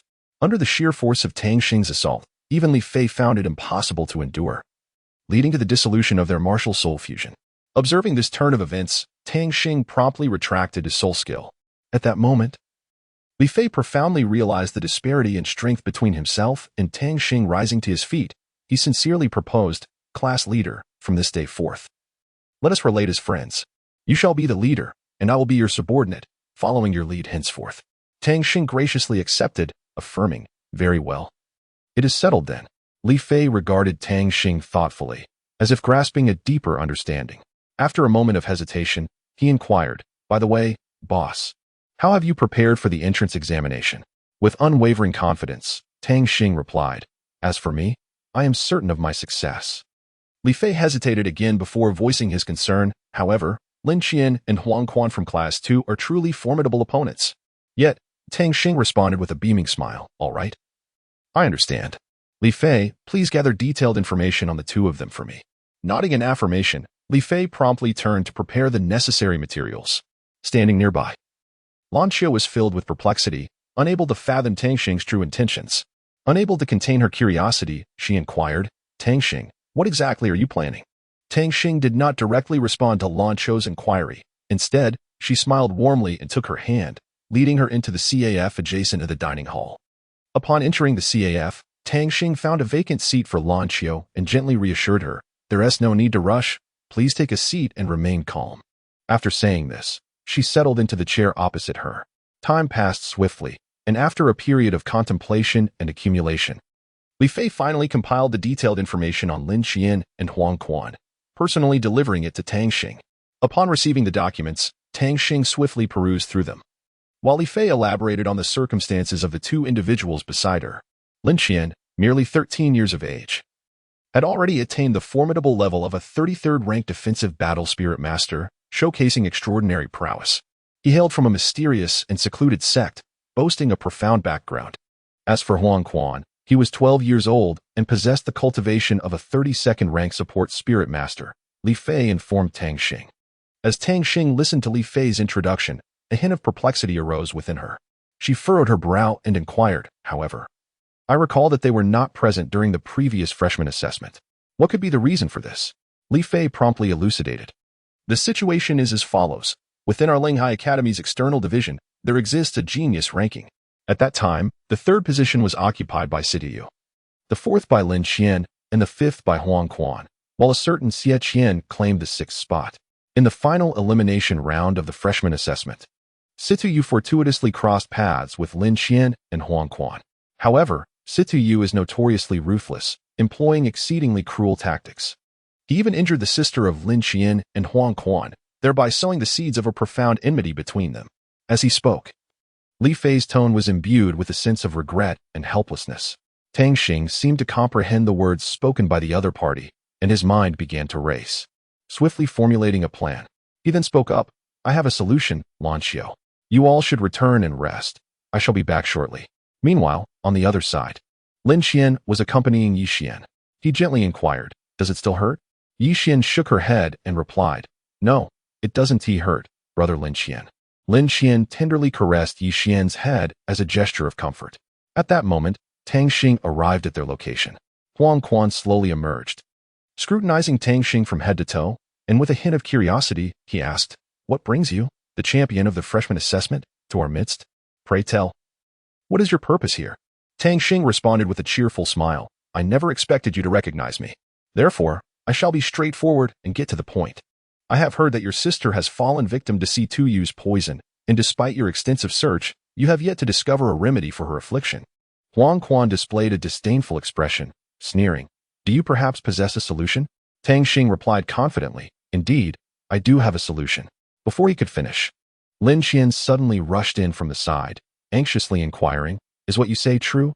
Tang Xing confidently declared, "Of course. If you don't believe me, I might just leave." At that moment, Yu Xian slowly emerged from within and called out, "Wait a moment." When Tang Xing turned to face Yu Xian, his mind abruptly went blank, and he marveled inwardly, "Wow, her eyes are so large, and her face is so round. In particular, her visage resembles that of my childhood companion." However, as Yu Xian gazed at Tang Xing, a sudden and intense pain surged through her mind. Observing this, Lin Qian and Huang Quan quickly rushed to support Yi Xian. Lin Qian turned to Tang Xing and urged, "All right, come inside quickly." Tang Xing observed the profound anguish of Yi Xian, his heart brimming with urgency and concern. Without a moment's hesitation, he softly began to sing the familiar tune, hoping to alleviate her suffering through the power of music. As Yi Xian listened to Tang Xing's voice, the once taut nerves began to gradually unwind. The exquisite melody transformed into a gentle stream, flowing into the depths of her soul, soothing her pain. As the song continued, Yi Xian's mind seemed to be liberated from the torment, and she slowly closed her eyes, entering a state of tranquility and comfort, eventually drifting into peaceful slumber. Nearby, Lin Qian and Huang Quan witnessed this touching scene, feeling a genuine admiration and awe for Tang Xing's display of talent and kindness, which deeply moved them. Tang Xing did not pause in his stride. He swiftly retrieved his precious elixir and carefully administered it to Yi Xian. Subsequently, he summoned his formidable martial soul, channeling a continuous flow of soul power into Yi Xian to expedite her recovery process. Tang Xing unleashed the full extent of his unique skill, the ultimate radiance. Beams of dazzling light surged forth from his being, reminiscent of the first rays of dawn, warm and teeming with vitality. These luminous streams coalesced into a formidable flow of energy, penetrating into Yi Xian's body, expelling every trace of lingering toxins. Under the illumination of the ultimate radiance, the toxins within Yi Xian could find no refuge, as they were compelled to flee from her form. They transformed into minuscule particles, gradually dissipating into the air, as if they had never existed at all. Tang Xing's diligent efforts have finally borne remarkable fruit. Yi Xian's complexion gradually regained its rosy hue, and her breathing became steady and even. Observing Yi Xian's gradual recovery, a wave of gratification and contentment surged within Tang Xing. He understood that his dedication had not been in vain, and Yi Xian would once again embrace health and vitality. Tang Xing slowly opened his weary eyes, taking a deep breath before softly uttering, "She needs to rest quietly now, and I must take my leave." However, just as he turned to depart, Huang Quan swiftly extended his arm, blocking his path. In Huang Quan's hands was a large and enticing meat dumpling, which he carefully offered to Tang Xing with a smile, saying, "You have expended so much soul energy, you should consume this. It will restore your soul energy instantly." Tang Xing exhibited no hesitation as he accepted the delectable, aromatic meat dumpling, and without a moment's pause, he took a hearty bite. Instantly, a rich and exquisite flavor enveloped his palate, intoxicating him with delight. With each chew, Tang Xing distinctly sensed a powerful surge of energy continuously flowing into his body, as his previously depleted soul power astonishingly began to replenish at an extraordinary pace. Tang Xing's eyes widened in astonishment as she gazed at Huang Quan, her expression a blend of disbelief and admiration. "Your abilities are truly extraordinary. They are almost comparable to the Seven Treasures glazed pagoda." Upon receiving Tang Xing's praise, Huang Quan could not help but display a hint of pride, responding with a beaming smile. "Of course." Lin Qian slowly rose to his feet, fixing his determined gaze upon Tang Xing, and inquired, "Tang Xing, feel free to express any conditions you may have. As long as it lies within my capabilities, I will do my utmost to fulfill them." Tang Xing smiled gently, yet her tone conveyed a hint of indifference as she remarked, "There are no particularly special conditions. I merely hope that you will join my team. I trust you are all aware of the regulations regarding the entrance examinations, where each team must comprise 7 members. As it stands, Li Fei has already joined my ranks." At the mention of Li Fei's name, a flicker of surprise crossed Lin Qian's eyes. He was undoubtedly aware of who Li Fei was, the prodigy ranked second on the genius leaderboard. With this addition, their team's strength would be formidable. Lin Qian took a deep breath and replied without hesitation, "Very well, I am willing to join. Let us reconvene at the appointed time." He understood that this would be an exceedingly challenging opportunity, yet simultaneously, it served as an exceptional chance for self-improvement. Huang Quan opened his mouth and slowly inquired, "What about Xianer? Are we to leave her here all alone?" Upon hearing this, Lin Qian furrowed his brow slightly and, after careful consideration, responded, "How about this? I will call Uncle Chun and ask him to come look after Xianer. Please hold on for a moment." With that, Lin Qian turned and departed to make the call. Huang Quan stood still, lost in thought. After a brief moment, he mused, having Uncle Chun come over would be beneficial. He then shifted his gaze to Win and declared, "Since he has agreed, I shall join as well. However, the benefits must not be diminished." Win's lips curled into a smile as he readily replied, "Rest assured, with me around, your share is guaranteed. We shall divide it equally." Tang Xing, exuding confidence, patted her chest, and assured them with fervor. Suddenly, a figure appeared silently behind Tang Xing. Sensing a presence, she spun around swiftly to find an elderly man. His face etched with the marks of time and weariness, silently gazing at her. Tang Xing couldn't help but feel a twinge of astonishment as he scrutinized the enigmatic elder before him, yet his mind yielded no recollections of their past. However, Uncle Chin's gaze upon Tang Xing emanated an inexplicable sense of familiarity, as if they had crossed paths at some pivotal moment in time. In a hushed tone, Uncle Chin murmured, "Have we met somewhere before?" His voice was imbued with a mixture of perplexity and intrigue. Tang Xing, with a bewildered expression, shook his head and replied, "I don't believe so. I think I have never encountered you before." He truly could not recall any prior interaction with the elderly gentleman. Uncle Chin furrowed his brow, seemingly straining to recollect something. He murmured to himself, "Yet, this sensation is undeniably potent, as if there exists some profound connection between us." Tang Xing felt a twinge of confusion, beginning to question whether the elderly man had mistaken him for someone else or was perhaps lost in a delusion. However, the sincerity reflected in Uncle Chin's expression suggested that he was neither joking nor speaking nonsensically. At that moment, a gentle breeze swept through, bringing with it a hint of chill. Tang Xing shivered involuntarily, and a wave of unease washed over him. Who was this unfamiliar elder? Why did he evoke such a profound sense of familiarity? Tang Xing resolved to compose himself and sought to engage Uncle Chin in a more profound exchange of information. With a smile, he inquired, "Good sir, may I ask your name? Perhaps we can uncover some clues from there." Uncle Chun inclined his head slightly and replied in a measured tone, "My surname is Chun. You may call me Uncle Chun. As for other matters, I find myself momentarily at a loss." Tang Xing nodded slightly, signifying his understanding. He contemplated that perhaps this was merely a serendipitous encounter. It was possible that Uncle Chin had seen someone resembling him in the past, thus leading to this illusion. However, just as Tang Xing was about to depart, Uncle Chin suddenly called out to him, "Wait a moment, young man. Though I am uncertain whether we have truly crossed paths before, you evoke a sense of familiarity in me. If fate allows us the opportunity to meet again, I hope we can engage in a meaningful conversation." Tang Xing halted her steps. Glancing back at Uncle Chin with a warm smile, she replied, "All right, Uncle Chin.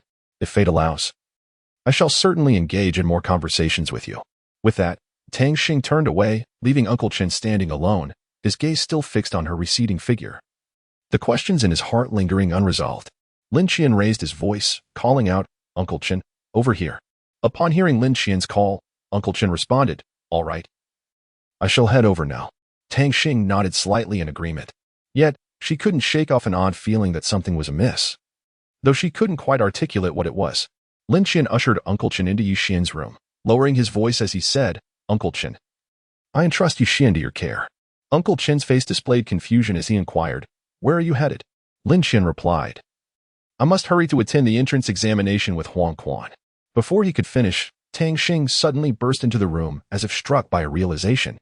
Lin Qian quickly added, "Moreover, you have raised Xian'er since she was little. When it comes to taking care of her, you undoubtedly possess far more experience than I do."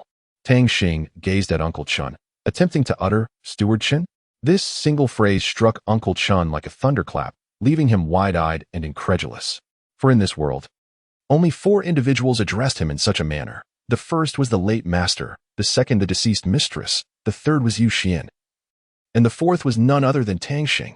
Trembling, Uncle Chin scrutinized the young man before him, his eyes filled with confusion and astonishment, as if he were trying to ascertain whether he was indeed witnessing a mirage. As he clearly discerned Tang Xing's visage, he became suddenly animated, his voice quivering as he exclaimed, "You are Xinger, Master Tang Xing?" Upon hearing these words, Tang Xing could no longer contain his tears, which cascaded from his eyes like a deluge breaking through a dam. Choking back sobs, he inquired, "It is I, Steward Chin. Who was the perpetrator that murdered my family?" Each word struck like a dagger, piercing deeply into Tang Xing's heart. His gaze was rife with anguish and fury, a desperate yearning for the truth burning within him. Steward Chin took a deep breath, seemingly striving to calm the tumult within his soul. Gritting his teeth, he articulated with great solemnity, "It was the Sidu family and the Chiafeng family. How could they be so ruthlessly cruel as to slay the master, the mistress, and over 100 members of our family?" Uncle Chin lamented, his sorrow rendering him nearly speechless. Upon hearing this news, Tang Xing stood frozen, as if struck by lightning, with a seething rage erupting within him like a volcano. He could not fathom this brutal reality, that his beloved parents and so many innocent kin had met such a tragic fate at the hands of their enemies. The intertwining of anger and sorrow caused his body to tremble uncontrollably. And when he learned that the murderers were indeed the Situ family, a singular figure immediately surfaced in his mind: Situ. Tang Xing harbored an intense and profound hatred for Situ, fully aware of the man's insidious and treacherous nature, as well as his ruthless tactics. Their past was fraught with numerous conflicts and frictions, and now, both old grievances and new animosities surged within him. Tang Xing silently vowed to ensure that Situ would pay dearly for his transgressions, avenging the deaths of his loved ones and kin. At this moment, his eyes blazed with unquenchable hatred and resolute determination, a fierce inferno that seemed capable of reducing his foes to ashes. Even dismemberment would not quell the fury that consumed him. Standing nearby, Lin Qian observed this scene with astonishment and deep shock. He cautiously stepped forward, extending his hand to gently pat Tang Xing's shoulder, his voice low yet unwavering as he offered solace. Tang Xing, as the saying goes, a gentleman takes revenge.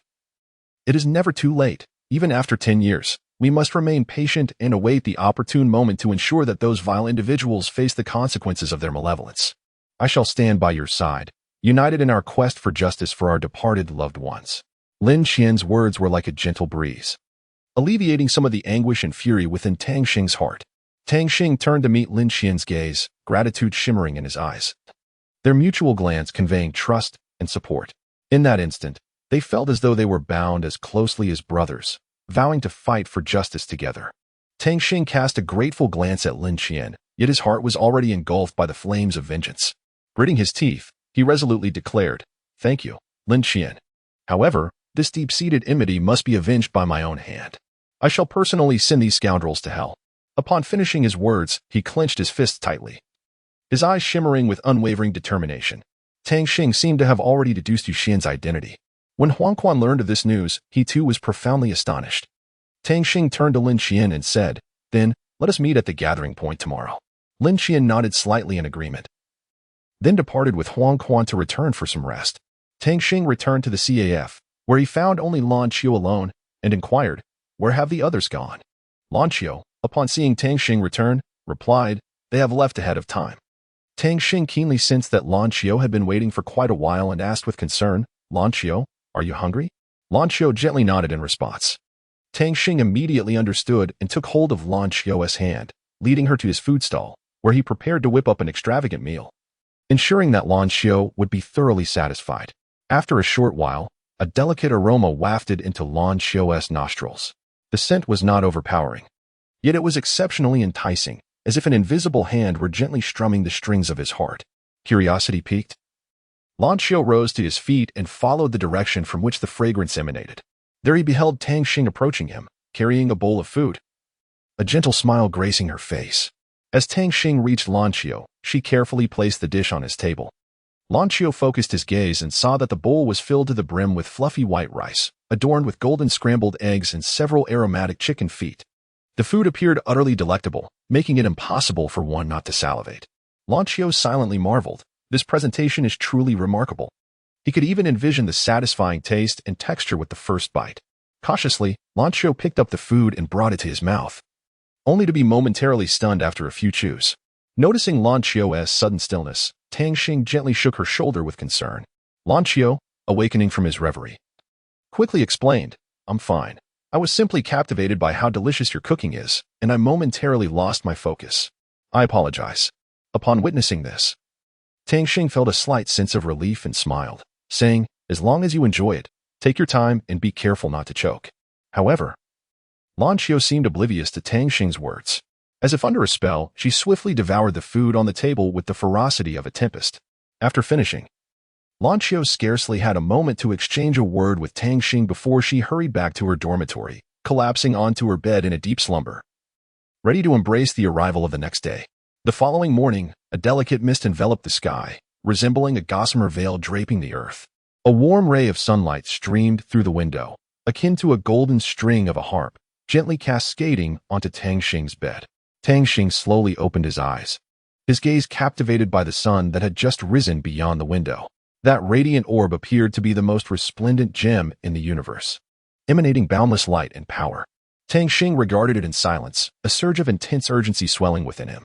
He understood all too well that time flows as swiftly as a river if he did not seize the moment to enhance himself. Achieving his aspirations would remain a distant dream. Thus, without hesitation, Tang Xing rolled out of bed, his movement swift and decisive. He approached the elevated platform beside his bed and sat down with steadiness, his eyes resolute and focused. He softly murmured to himself, "I almost missed the training time for the purple extreme magic eye. Now, I have come to understand that the murderer of my parents is connected to the Situ family, particularly to Situ Yu, and cannot be disentangled from that enigmatic Qianfeng clan. Yet, I find myself exceedingly weak at present, lacking the strength to seek vengeance. However, one day, I shall transform myself into an unparalleled force. I will ensure that they pay dearly for their misdeeds." Tang Xing's voice exudes an unwavering resolve, akin to a sharp sword cleaving through the thorns and obstacles ahead. He comprehends that achieving his aspirations is no simple feat.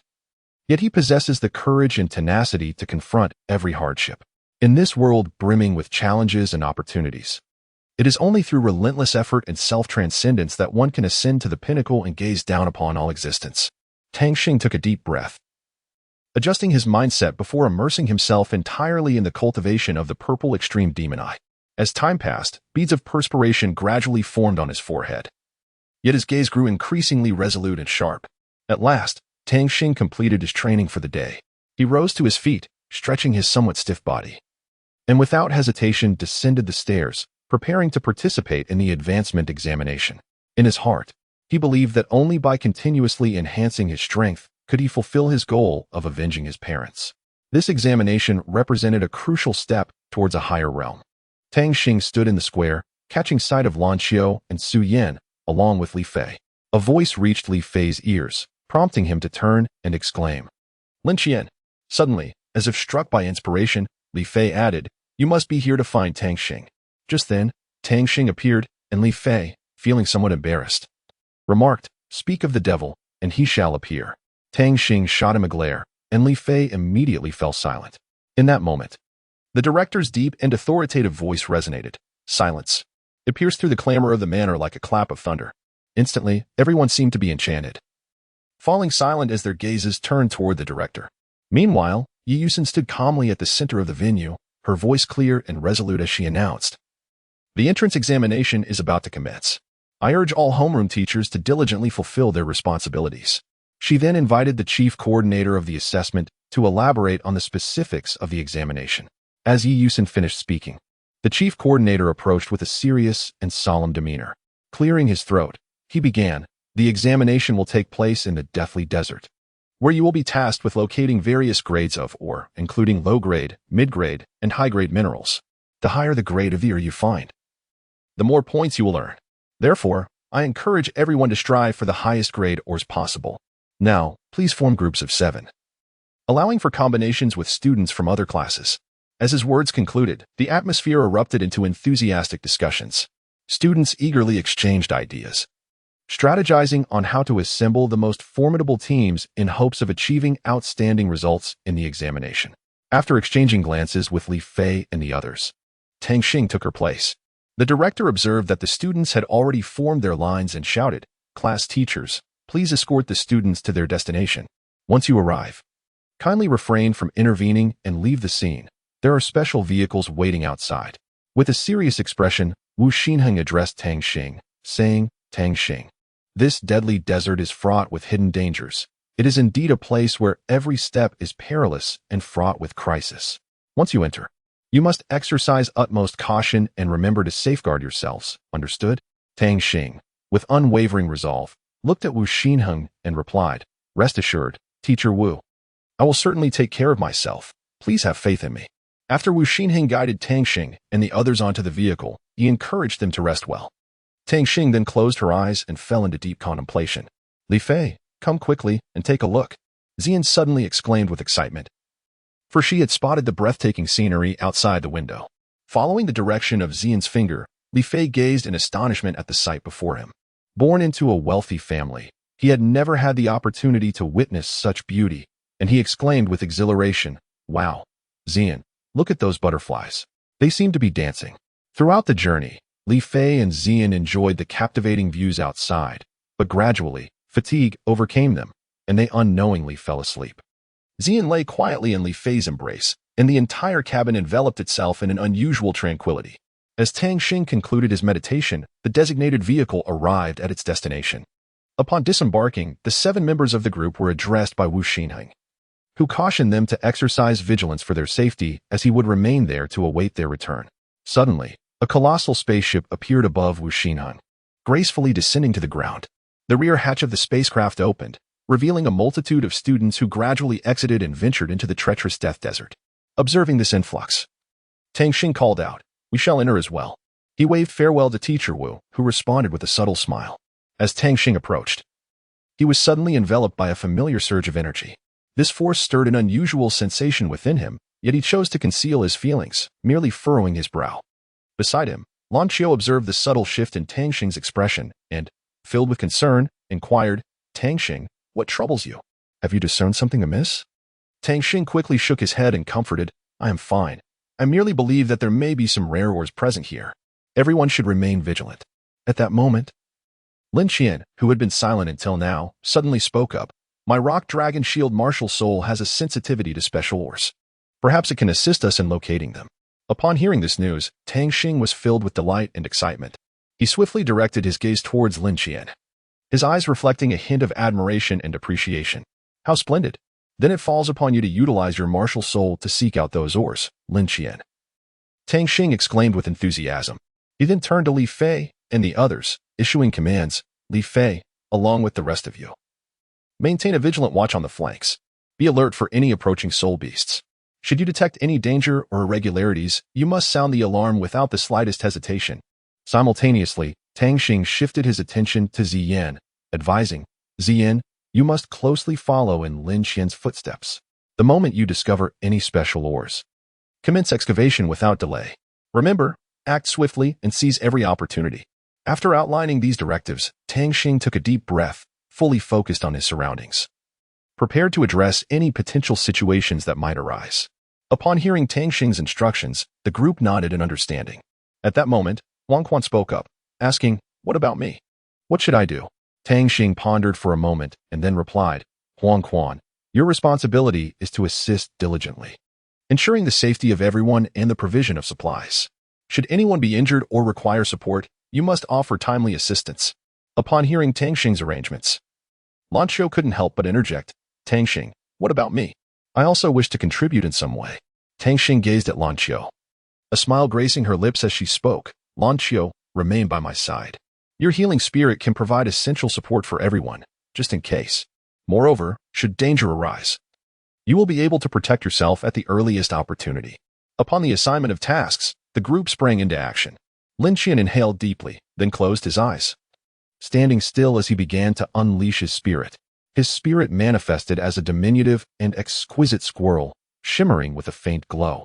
As his spirit emerged, Lin Qian cautiously extended his hands, placing his palms gently on the ground, intently attuning himself to the essence of the surrounding ores. His expression was one of profound concentration, as if the entire world had been reduced to just himself and the hidden minerals beneath the earth. Simultaneously, the other team members remained vigilant, armed and alert. They were acutely aware of their surroundings, ready to respond at the slightest disturbance to safeguard Lin Qian and their fellow comrades. Tang Xing and Lan Qiu closely trailed behind Lin Qian, poised to offer their support at a moment's notice. Both were seasoned warriors, their gazes sharp and steady, exuding a formidable confidence. In the perilous depths of the mine, they understood the necessity of unwavering focus to ensure the successful completion of their mission. Tang Xing gently caressed her soft hand and softly said, "Come with me as we advance to the left front, paving the way for everyone." However, Su Yin displayed a look of disdain, expressing her discontent with a series of tistiscas. Huang Quan responded with a wry smile, saying, "I seem to detect the sour scent of dumplings, yet I truly feel rather sour myself." Tang Xing, with a sense of helplessness, sighed and remarked, "Enough of this. Do not dawdle any longer. Let us be on our way."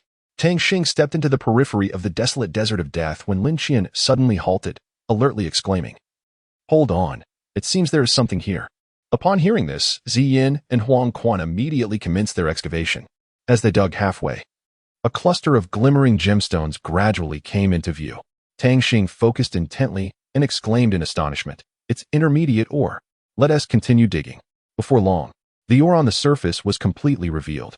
Tang Xing swiftly retrieved a storage device, meticulously collecting these precious ores one by one.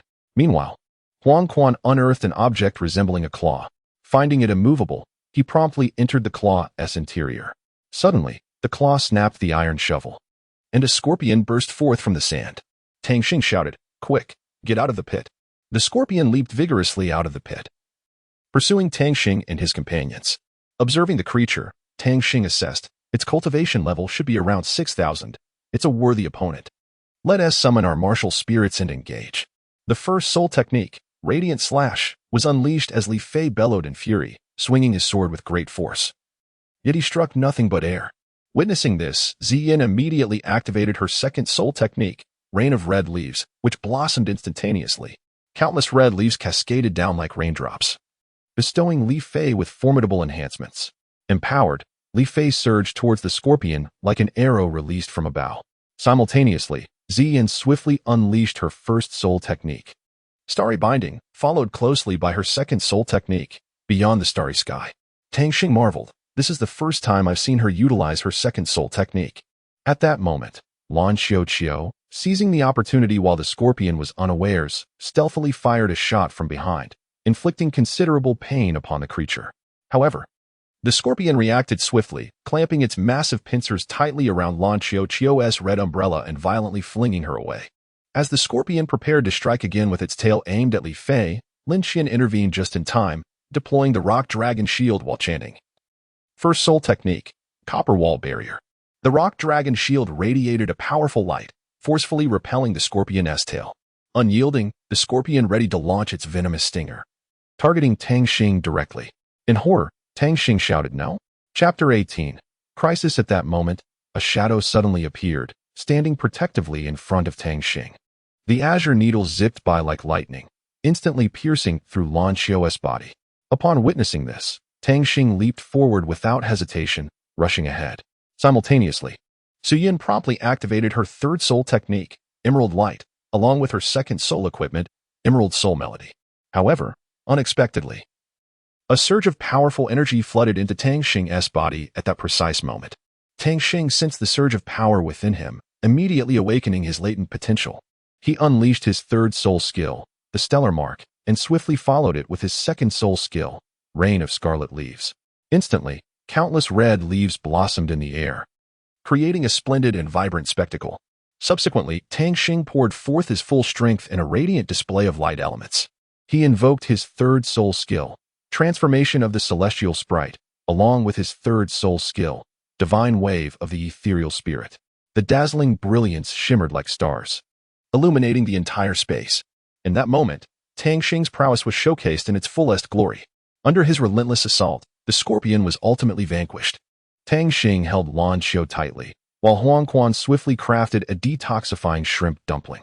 Without hesitation, Tang Xing summoned his utmost light to heal Lan Xiao's wounds. As he focused intently on her recovery, the sky began to darken ominously, thickening with shadows, as if foretelling impending turmoil. Su Yin keenly sensed the anomaly and cautioned, "The air around us seems somewhat off. Everyone should remain vigilant." Just then, Lan Xiao suddenly coughed twice and slowly opened her eyes. Upon realizing she was nestled in Tang Xing's warm embrace, a blush crept across her cheeks. Though slightly embarrassed, Lan Xiao chose to continue resting quietly in his arms. Meanwhile, Su Yin remained steadfast, attentively surveying their surroundings. However, surprises often arrive unannounced. Just as everyone was momentarily distracted, Li Fei appeared silently behind Su Yin and gently called out, "Su Yin."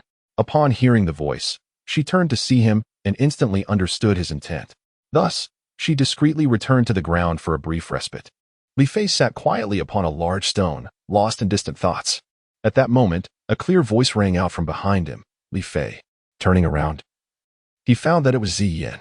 His expression betrayed no surprise, as if he had anticipated her arrival. He smiled and graciously offered her a seat beside him. Ziyin quickly settled down, eagerly exclaiming, "Li Fei, that was quite a close call today." Her tone carried a sense of relief and reflection. Li Fei nodded thoughtfully, gently stroking his hand as he mused, "Indeed, thankfully everyone is safe." Recalling the earlier events, Ziyin suddenly remembered something significant and looked up at Li Fei with curiosity, asking, "Li Fei, do you remember what you once said in front of my parents?" Her eyes reflected both anticipation and doubt. Li Fei smiled faintly and replied without hesitation, "Of course I remember. I will fulfill the promises I made. His gaze was resolute and confident, inspiring trust in those around him. However, just as their conversation unfolded, Li Fei's expression shifted as he gazed ahead, his demeanor turning serious. He then called out loudly, "Wake up. A desert storm is approaching." His voice reverberated through the air, rousing those around him who were still at rest. Lin Qian, without a moment's hesitation, immediately raised his shield high, forming a formidable bastion. With a grave expression, he called out to the others, "Everyone, this fortress can withstand no more than 2 hours." Yet, scarcely had his words left his lips when a tempestuous sandstorm unexpectedly unleashed a metallic maelstrom upon them. The metallic storm surged forth like a frenzied tide, mercilessly battering the barrier that Lin Qian had painstakingly erected. Under the harrowing onslaught, the bastion began to creak ominously, and the once solid walls gradually revealed fissures. Each crack resembled a ghastly wound, instilling a sense of dread. As time progressed, the fissures widened, as if they were on the verge of collapsing and exposing those within to peril. Lin Qian's eyes widened in alarm, fixated on the precarious structure, beads of sweat forming on his brow. Inside the spacecraft, Director Chen and Yi Yusen were closely monitoring Tang Xing and his companions through the surveillance screen. Director Chen's eyes widened in astonishment as he exclaimed, "2 types of storms." Yi Yusen immediately began to enlighten him. The reason why the Death Desert is so named is due to the myriad of storm types it harbors, as well as the exceedingly terrifying soul beasts. These creatures possess formidable power. Their mere presence is enough to instill fear without them needing to strike. However, she noted that this was an opportune moment for Tang Xing and his team to experience the significance of teamwork and to hone their skills in coping with extreme conditions. Director Chen nodded in agreement, recognizing the validity of Yi Yusen's perspective. He understood that under such dire circumstances, only a united and cooperative team could survive. Whether Tang Xing and his companions could successfully navigate these challenges would depend on their capacity for teamwork. At that moment, both Director Chen and Yi Yusen hoped that this trial would lead Tang Xing and his team to emerge even stronger. Tang Xing addressed Lin Qian, inquiring, "Lin Qian, can your martial spirit truly excavate?" Upon hearing Tang Xing's question, Lin Qian found himself unsure, but decided to respond tentatively, "Let me give it a try." As soon as he uttered these words, he began to channel his energy into the ground beneath his feet. The rock dragon shield seemed to sense its master's intent and promptly commenced its digging task. Observing this, Lin Qian exclaimed with delight, "Ha! It actually worked." He added, "Please wait a moment." Before long, he shouted again, "3 people can come down now." Tang Xing turned to the 3 girls behind him and said, "Lan Qiu, Su Yan, and Ziyin, you may descend first." Upon hearing this, Ziyin immediately protested, "Why should we go first? Don't underestimate us." However, Tang Xing did not allow her to finish her sentence, interrupting her assertively, "This is an order. If you refuse to follow my instructions, I shall not concern myself with you." Ziyin was taken aback by Tang Xing's commanding demeanor and, feeling helpless, complied by climbing down the rope. Next, Tang Xing looked at Huang Quan and stated, "Huang Quan, it is your turn." Huang Quan, enduring the sting of the wind and sand against his face, nodded in agreement. "All right." At that moment, Lin Qian called out once more, "One more person." Before the echo of his words faded, Huang Quan leaped without hesitation into the swirling vortex below. Meanwhile, Li Fei turned to Tang Xing, anxiously suggesting, "Boss, perhaps you should descend first. I feel that my soul skill might inflict some damage on this storm." Upon hearing this, Tang Xing immediately shouted, "No, this is far too perilous. It must not be done. Quickly, descend." Frustration welled within him, as it appeared that the only recourse was to employ the spirit light transformation. However, just as Li Fei prepared to leap, Tang Xing's transformation unexpectedly dissipated, leaving him teetering on the brink of collapse. In this critical moment, Lan Qiu swiftly intervened, catching Tang Xing and preventing him from tumbling to the ground. Suddenly, a deep and commanding voice resonated, proclaiming, "Light and shadow storm." This utterance thundered like a tempest, reverberating through the air. Instantly, a torrent of immense energy surged forth, colliding violently with the metallic storm. In that very instant, a myriad of vibrant sparks erupted, akin to fireworks illuminating the night sky, mesmerizing all who beheld them. At that juncture, Huang Quan resolutely unleashed his ultimate technique, Thunderstorm Cleave. The weapon in his grasp shimmered with dazzling lightning, carrying an overwhelming force as it struck fiercely towards the Golden Army. The adversaries were sent reeling back, utterly disarrayed by the ferocity of the blow. Tang Xing's face was etched with worry, her eyes wide as she fixated on the battle ahead. Suddenly, without warning, a colossal sandstorm appeared behind Han Fei. striking with such ferocity that it caught everyone off guard. Just as it seemed Han Fei would be swept away by the tempest, Ziyin dashed forward without hesitation. He exerted all his strength to thrust Li Fei out of the storm's reach, while he himself resolutely faced the terrifying sandstorm head-on. Li Fei watched in horror as Ziyin placed himself in peril to protect him. An indescribable sorrow welled up within him. He cried out in anguish, no? His voice, filled with despair and helplessness, seemed capable of tearing the very fabric of the world apart. Just as Ziyin felt himself being drawn into that mysterious force, Tang Xing instinctively reached out, forcefully pushing Ziyin towards Li Fei, while she herself was engulfed by the storm. Li Fei was utterly unprepared for the fact that it would be Tang Xing who was ultimately consumed. And Ziyin too had not anticipated that the one he thought was doomed would be Tang Xing, who had just been sparring with him in jest. In that moment, Ziyin finally comprehended Tang Xing's intentions. Lan Qiu, witnessing Tang Xing being swept away, felt a surge of urgency and was about to plunge into the mysterious force. Ziyin, seeing this, quickly restrained her, speaking urgently, Lan Qiu, calm down and listen to me. Among us, only I possess flying abilities. Allow me to rescue Tang Xing while you remain here to recover, all right? Although Lan Qiu felt an overwhelming reluctance, she could only nod in reluctant agreement. With a flourish of her wings, Ziyin soared towards the heart of the sandstorm. Meanwhile, sensing another presence approaching, Tang Xing shouted, Ziyin, fly in a counterclockwise direction. We shall perform a pincer attack. No sooner had he finished speaking than Ziyin flapped her wings, harnessing the clockwise force to spin into action. At this moment, Ziyin knew he had to act. He swiftly unleashed his third soul skill, Rain of Red Leaves, embodying the essence of the red leaves.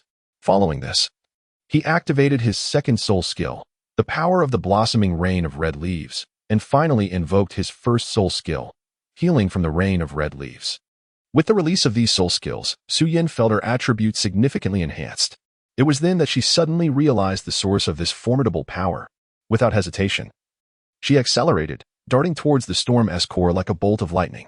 Inside, Tang Xing began to release his own elemental energy, the holy light wave of the elves.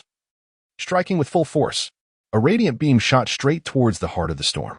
Ziyin promptly followed suit, deploying her third soul skill, the purple butterfly shield, creating a sturdy defense. Next, she unleashed her first soul skill, the blade of the butterfly spiral, summoning a myriad of sharp butterfly wings that whirled forth like a tempest. Through the combined efforts of Tang Xing and Ziyin, the massive storm was finally vanquished. Exhausted from the immense expenditure of energy, Tang Xing collapsed to the ground. Upon witnessing the unfolding scene, Ziyin hastily rushed forward, assisting Tang Xing to his feet and guiding him back to a place of safety. Lan Qiu, without a moment's hesitation, leaped towards Tang Xing, enveloping him tightly in her embrace. Tang Xing, feeling the warmth of Lan Qiu's arms and the warmth of her tears, gently raised his hand to tenderly wipe her cheek, offering words of comfort. Do not fret. I shall be fine. Meanwhile, Ziyin swiftly sprang into action, employing her unique healing techniques with unwavering dedication to mend Tang Xing's wounds. Huang Quan, without a moment's delay, unleashed his formidable soul technique, the Super Recovery Dumpling. This technique transformed into a radiant beam of light that soared directly into Tang Xing's mouth. Under their combined efforts, Tang Xing's vitality began to rekindle. At last, he slowly opened his eyes and emerged from unconsciousness. Observing this, the onlookers felt a weight lifted from their chests, their faces illuminating with joy. Director Chen aboard the spaceship, upon witnessing the display of camaraderie between Tang Xing and Ziyin, widened his eyes in astonishment, murmuring, to think it could be utilized in such a manner. This surpasses all my expectations. Meanwhile, Yi Yusin, having witnessed the entire episode, felt a surge of admiration swell within her. She finally comprehended why the esteemed elders of Linghai Pavilion unanimously recommended Tang Xing for the position of core disciple in the inner court. This young man was not only exceptionally gifted but also possessed a keen intellect and remarkable wit. He was destined to become a formidable figure, steering the tides of the cultivation world. Upon awakening, Tang Xing rubbed his eyes and, still dazed from sleep, inquired, "How long have I been asleep?" Lan Qiu gently replied, "Just half an hour." Lin Qin glanced at his bag, which he had been filling for quite some time, and remarked, "Tang Xing, we are still halfway to our goal." Tang Xing's gaze shifted towards the deep pit, as if he had stumbled upon a treasure, and he exclaimed, "It seems there are ores in that pit. Let us investigate." Lin Qin, unable to contain his excitement, rushed into the pit, shouting, "There are so many. They are all high-grade ores." Ziyin and Li Fei descended to mine. while Huang Quan and Ziyin, you two should assist with transporting and collecting. Before Tang Xing could finish his sentence, Ziyin hurriedly interjected. You and Sister Lan Qiu should rest well. We will take care of the remaining tasks. Tang Xing's attitude towards Ziyin improved this time. She smiled and nodded gently. Ziyin took the initiative to say to Huang Quan, let me handle the transportation. You focus on collecting. Huang Quan understood her intentions and nodded in agreement with a smile. Throughout this endeavor, Ziyin exerted the most effort, and Tang Xing, observing her diligence, couldn't help but exclaim, what a tenacious and endearing little girl.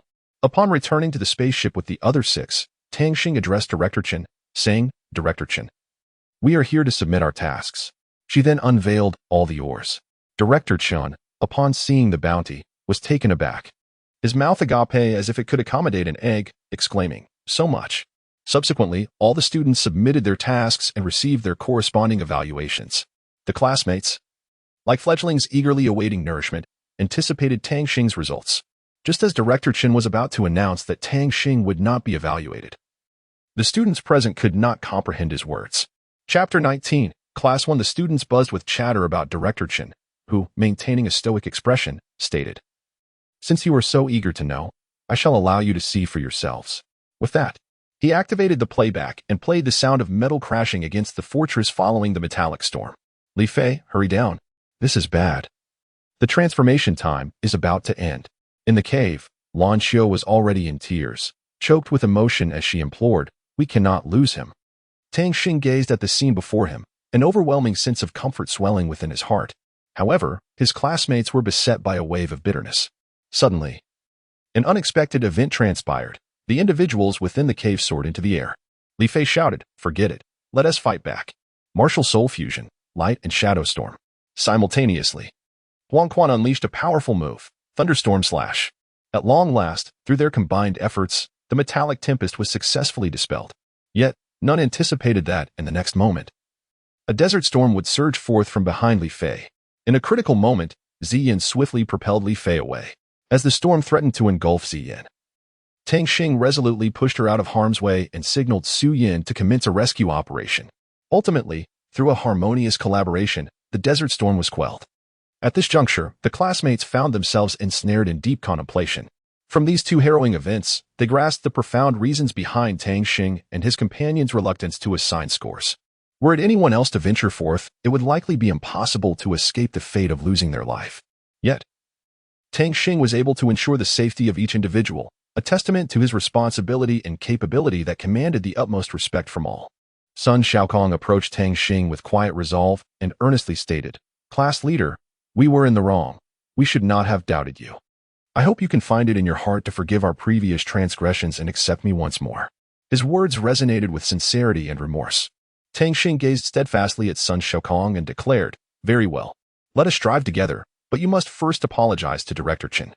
Her words struck the air like a thunderclap, leaving all present in utter astonishment. Sun Xiaokong took a deep breath and slowly approached Director Chen. His steps, though somewhat heavy, were imbued with resolve and courage. As he stood before Director Chen, he lifted his gaze, sincerity radiating from his eyes as he said, Director Chen, I sincerely apologize. I recognize my errors. Please forgive my impulsiveness and ignorance. This utterance was akin to a gentle spring breeze that dispelled the tension in the atmosphere. The students responded in unison, exclaiming, Director Chen, we are sorry. Their voices resonated throughout the space, as if to completely eradicate the previous misunderstandings and discontent. Director Chen's eyes widened in disbelief. He had not anticipated that Tang Xing would so resolutely support Sun Xiaokong and lead the students in offering their apologies. At that moment, he was overwhelmed by an indescribable sense of emotion. Subsequently, Director Chen smiled and patted Sun Xiaokong on the shoulder, indicating his acceptance of the apology. He then guided the students aboard the spacecraft, preparing to return to school. The ship traversed the cosmos, carrying this group of young scholars on their journey home. On board, the students excitedly exchanged thoughts about the recent events. They admired Tang Xing's actions and gained a deeper appreciation for their camaraderie. This experience not only taught them the courage to admit their mistakes, but also illuminated the strength found in unity. After witnessing the performance of Tang Xing and her companions, Wu Xi and Heng felt a surge of curiosity. He resolved to personally visit Class 2 to uncover the secrets concealed therein. Thus, he hastily departed his office, heading towards Class 2. Upon arriving at the door, he fortuitously encountered the class teacher, Jilan. He quickly called out to her, urgency lacing his tone, "Teacher Jilan, please hold on." Hearing his voice, Jilan paused, her lustrous black hair cascading about her shoulders. She turned with a puzzled expression, her gaze settling on Wu Xianheng as she inquired, "What is it, Teacher Wu? Is there something you need?" Wu Xianheng, captivated by the enchanting radiance of Jilan's face and the clarity of her eyes, suddenly felt a wave of fluster wash over him. His heart raced involuntarily. He took a deep breath, striving to regain his composure, and said, "Well, Teacher Jilan, I have a matter I would like to discuss with you. Could you accompany me to my office?" Jilan nodded slightly in agreement. Wu Xianheng promptly opened the door to his office and politely invited her inside. They entered together, and he closed the door behind them, enveloping the room in silence. In a flurry, Wu Xianheng fetched a chair for Jilan, who sat down without hesitation and inquired, "Teacher Wu, what is the purpose of your summons?" Wu Xianheng addressed the matter directly, stating, "I would like to request the transfer of Lin Qian and Huang Quan from your class to mine. Is that possible?" Upon hearing these words, Jilan furrowed her brow slightly and inquired, "Could you provide me with a reasonable explanation?" Wu Xianheng seemed to have anticipated Jilan's question, and with a composed demeanor, he replied, "The reason is quite simple. They are all exceptionally talented students. Moreover, considering the content of today's live broadcast, I trust you have a fair understanding. I would never leverage my position to suppress others. Thus I hope, Teacher Jilan, you will deliberate carefully." Jilan was acutely aware of Wu Xianheng's intentions, and with a resolute tone, she articulated her condition. "Very well, but I have a request. I need you to approach Director Chun to propose the establishment of a specific class. This way, we can bypass the merging process entirely. Furthermore, when we reach the 3rd grade, there will be no need for merging operations. After all, merging is inevitable, so it is better to resolve it sooner. Do you comprehend my intent?" Wu Xianheng promptly grasped Jilan's objective and responded readily, "No problem. I will take care of this matter and communicate with the director." With a light step, Wu Xianheng approached the door of Director Chen's office and gently knocked. "Come in," came a deep yet gentle voice from behind the door. Wu Xianheng pushed the door open and entered the room, where he found Director Chen seated at his desk, diligently reviewing an article. Lifting his gaze upon Wu Xianheng's entrance, Director Chen smiled and inquired, "Teacher Wu, what brings you here?"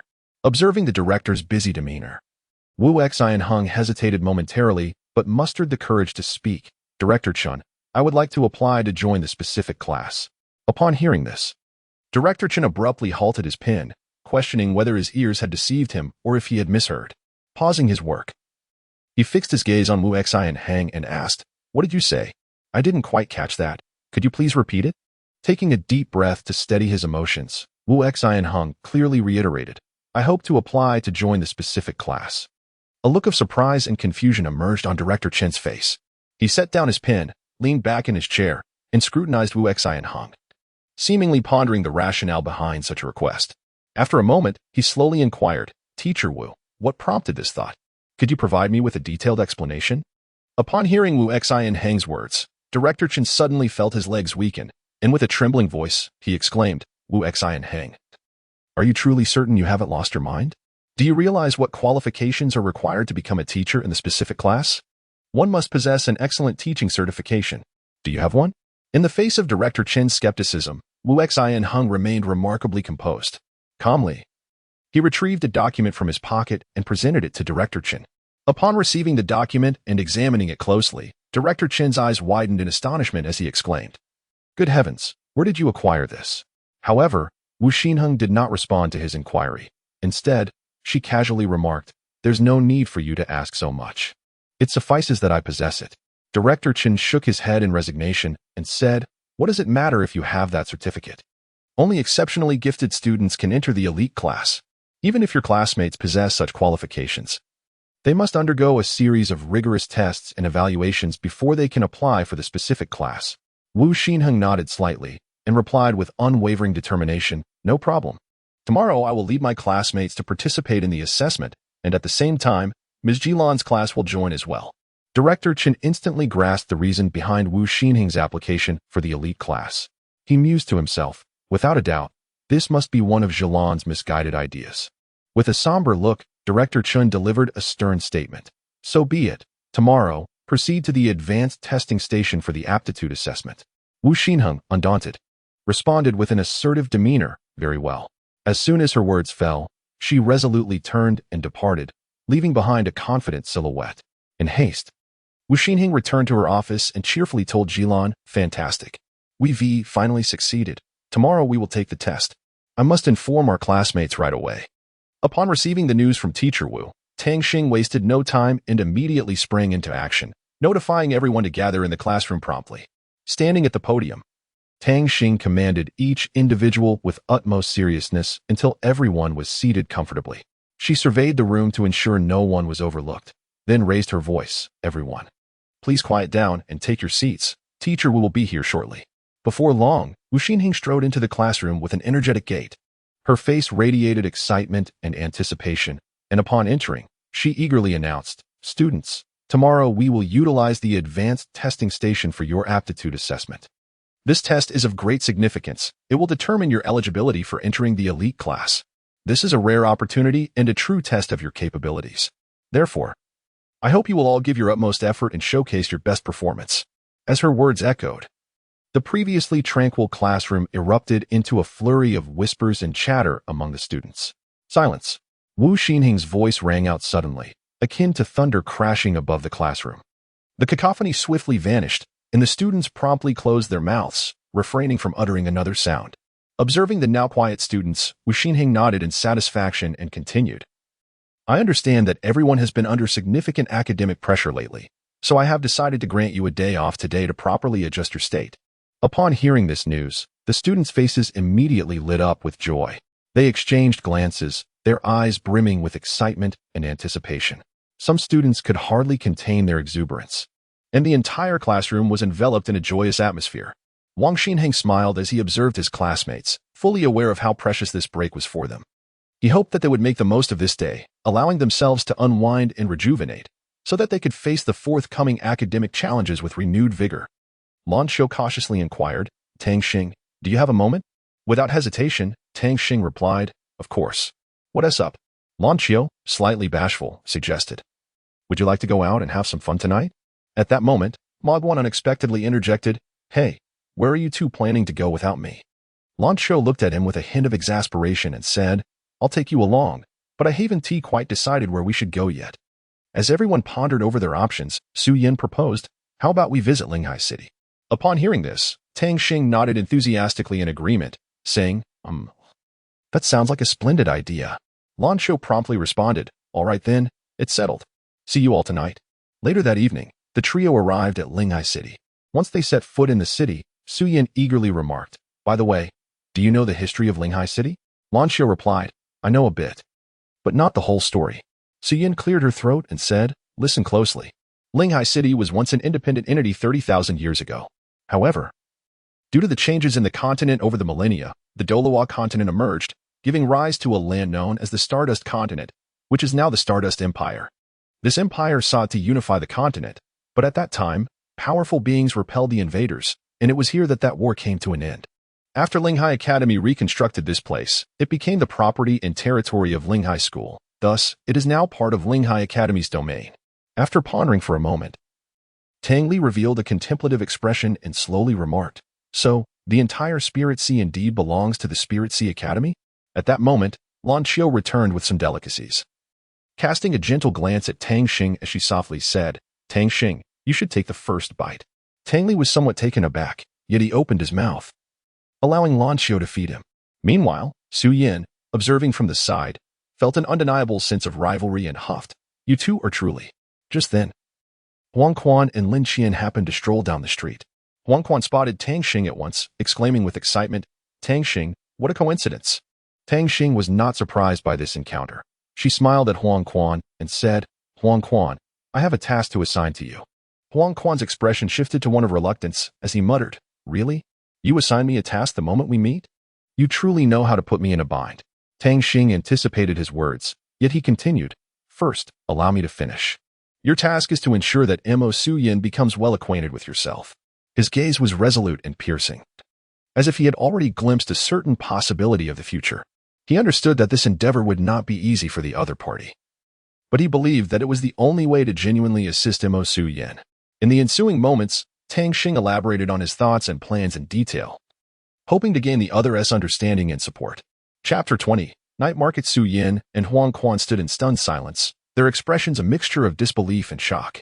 Huang Quan could not contain himself and exclaimed, "Ah, you must be mistaken." Meanwhile, Su Yan's face had flushed crimson, and she shyly reproached Tang Xing. "How can you say such nonsense?" Nevertheless, Tang Xing merely chuckled and continued nonchalantly, "I am not speaking in jest, Su Yan. Do you not find Huang Quan quite handsome?" Her words ignited a fire within Su Yan, causing her already heated cheeks to burn even more, rendering her increasingly bashful. The atmosphere seemed to be thick with an ambiguous tension, leaving them somewhat bewildered. Huang Quan wore a subtle, enigmatic smile, akin to an elegant cheetah. As he slowly approached Su Yin and softly said, "Hello, I am Huang Quan. If you find it convenient, you may also call me Brother Huang."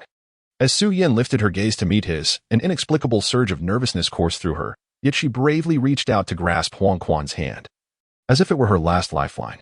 Taking a deep breath, as if infusing herself with a refreshing spring, Su Yin firmly held Huang Quan's hand and, in a voice tinged with tremor, introduced herself. "Hello, I am Su Yin. The moonlight tonight resembles a clear spring, flowing serenely in the night sky. I wonder if you would care to join me in admiring this beautiful night view?" Huang Quan smiled gently and nodded in agreement. Thus, the two of them, hand in hand, ventured towards the tranquil and splendid scenery. They strolled along a narrow path, the moonlight cascading onto the ground like shimmering silver frost. The gentle breeze rustled the leaves, producing a soft rustling sound, as if nature were orchestrating a symphony for them. Su Yin felt the warmth of Huang Quan's palm, gradually relaxing her demeanor, and began to share her insights and dreams about life. Huang Quan listened attentively, occasionally interjecting with remarks that rendered the conversation more fluid and natural. On this enchanting evening, they admired the starry sky together, with stars twinkling like diamonds and the moon shining as a pristine silver disk, surrounded by all the beauty of the night. In that moment, their souls seemed to draw closer, a silent understanding blossoming between them. As time flowed, their dialogue deepened, and the topics expanded. Unbeknownst to them, the night wore on, yet they remained oblivious, wholly immersed in each other's company and conversation. For Su Yin and Huang Quan, this night would become an indelible memory, akin to the brightest star in the night sky, forever shining in their hearts. Tang Xing and Lin Qian coincidentally arrived at an outdoor dining area of a restaurant. Upon noticing the woman beside Lin Qian, Tang Xing anxiously inquired, "How's your injury?" Yi Xian casually replied, "My injury has nearly healed. Thank you for your assistance, Brother Tang Xing." The address of Brother Tang Xing struck him like a thunderclap, piercing through his mind. In that moment, he recalled past memories. "Xiner, it has been a long time." This phrase was like a sharp blade that pierced through Yu Xian's heart. She vividly remembered that only one person could call her that, Tang Xing. Yu Xian finally recognized that the person before her was none other than the Tang Xing she had once played with. Tang Xing smiled and nodded in affirmation. Yi Xian began to scrutinize him closely, realizing that his appearance had not changed much since childhood. "Brother Tang Xing, I never expected to see you again after all this time," she exclaimed joyfully, her eyes sparkling with excitement, resembling brilliant stars in the night sky. Eagerly, she then inquired about Tang Xing's experiences over the years and the reason for his arrival at Linghai Academy. Tang Xing's face radiated with a joyful smile as she eagerly urged, "Dear sister, let us not dwell on my matters any longer. Instead, please share your story. Tell me, how did you manage to survive that catastrophe? How did you find your way to the Spirit Sea Academy? And how did you come to meet Lin Qian and the others?" At that moment, the restaurant staff fluttered in like butterflies, inquiring, "Hello. May I ask what you would like to eat?" Tang Xing gazed at the staff, her starry eyes shimmering with light, and softly replied, "Please bring the menu." The staff's gaze shifted to a nearby table where the menu rested securely. She gracefully approached, retrieving it like a butterfly in flight, and presented it to Tang Xing. Tang Xing glanced over the menu casually before asking, "Wanqiu, what would you like to eat?" Without hesitation, Wanqiu fluidly selected 4 dishes from the menu. Tang Xing then passed the menu to Lin Qian and the others, saying, "Now it's your turn to order." Lin Qian took the menu and effortlessly chose a few dishes before tossing it back to the staff like a frisbee, urging, "Hurry up, please." Tang Xing gazed at Yu Xian with eager anticipation, his eyes reflecting the fervent desire to uncover the enigmatic treasure of her past. Yearning to learn of all that had transpired in her life over the years, his heart brimmed with curiosity and concern, akin to a famished wolf, longing to hear a complete and captivating tale from her lips. Before long, the staff brought forth an array of delectable dishes, bowing respectfully as they proclaimed, "Please enjoy your meal." Lan Xiao, entranced by the sumptuous spread before her, could scarcely contain her drool. Observing her gluttonous demeanor, Tang Xing jested, "You are a lady. Must you not exhibit a modicum of restraint?" Lan Xiao, unfazed, retorted, "What need is there for restraint when dining?" Humph. Noticing her voracious appetite, Tang Xing advised, "Take your time. Fortunately, Su Yin, that ravenous glutton, is absent. Otherwise, this feast would surely be devoured in an instant." Meanwhile, Su Yin was sneezing repeatedly. Prompting Huang Quan to inquire with concern, "Are you coming down with a cold?" Su Yin shook her head, muttering, "No. Someone must be speaking ill of me behind my back." Yu Xian inhaled deeply, as if striving to quell the tumult within her soul. Yet her eyes still sparkled with anguish and fury. She began to recount, "That day, my entire family fell victim to a heinous massacre, and I, fortunate enough to survive in my mother's warm embrace. At that moment, Butler Chen risked his life to rescue me from her arms." The horrific scene remains vividly etched in my memory. Every detail, every drop of blood, is indelibly inscribed in my mind, a lingering source of pain. As her words grew increasingly impassioned, her voice trembled involuntarily, as if she were reliving that dreadful nightmare. However, Lin Qian, seated beside her, offered profound comfort and support. He silently clasped Yu Xian's hand, imparting warmth and strength, which brought her a semblance of solace. Once she regained her composure, Yu Xian took a deep breath and continued. "What transpired next still haunts me to this day. During our flight, Butler Chen encountered the members of the Situ family. He held me tightly as we fled, but alas, we were soon surrounded by their overwhelming numbers. In a bid to protect me, Butler Chen unleashed his 8 most powerful attacks, striving to breach their blockade and escape their relentless pursuit. At that critical juncture, Lin Qian fortuitously descended the mountain while honing his skills. Sensing our plight, Butler Chen and I fled desperately for what felt like an eternity. Only when the assailants ceased their pursuit did he breathe a sigh of relief, leading me to his safe haven to rest momentarily. However, we could never have anticipated the sudden emergence of a formidable spirit beast. Having already expended a significant portion of his soul power during the earlier confrontation, Butler Chen was unable to resist, left helpless as the beast lunged towards me. In that perilous moment, Lin Qian and Huang Quan arrived just in time to rescue us. From that day forth, I have resided and flourished within the sect where Lin Qian belongs. As for how I came to attend Linghai Academy, it was simply by following them here." Upon hearing this, Tang Xing's face revealed an endless sorrow, and he could only sigh silently. His thoughts gradually drifted away as he recalled another significant matter, murmuring to himself, "I must go to the advanced testing station tomorrow." Just then, Su Yin and Huang Quan approached, smiling as they remarked, "I told you, not a single shadow in sight." Upon seeing Su Yin come over to inquire, Tang Xing quickly asked, "Su Yin, are you aware of the matters concerning Class 1? Su Yin raised her chin. Responding with confidence, "You've indeed asked the right person. Listen closely, the history of Class 1 can be traced back to the Linghai Academy over 30,000 years ago. It is said to have been specially established to cultivate outstanding talents and can be regarded as a second inner academy. Once students enter Class 1, they will undergo training according to the requirements of the inner academy." Upon hearing this, Tang Xing's lips curled into a slight smirk, revealing a hint of disdain as he casually remarked, "What is there to fear?" He appeared to regard this so-called elite class with indifference, as if he was already poised to confront any challenge that lay ahead. Tang Xing spoke with unwavering confidence, assuring everyone, "Rest assured, as long as you follow my arrangements, I shall bear the weight of any challenges we encounter."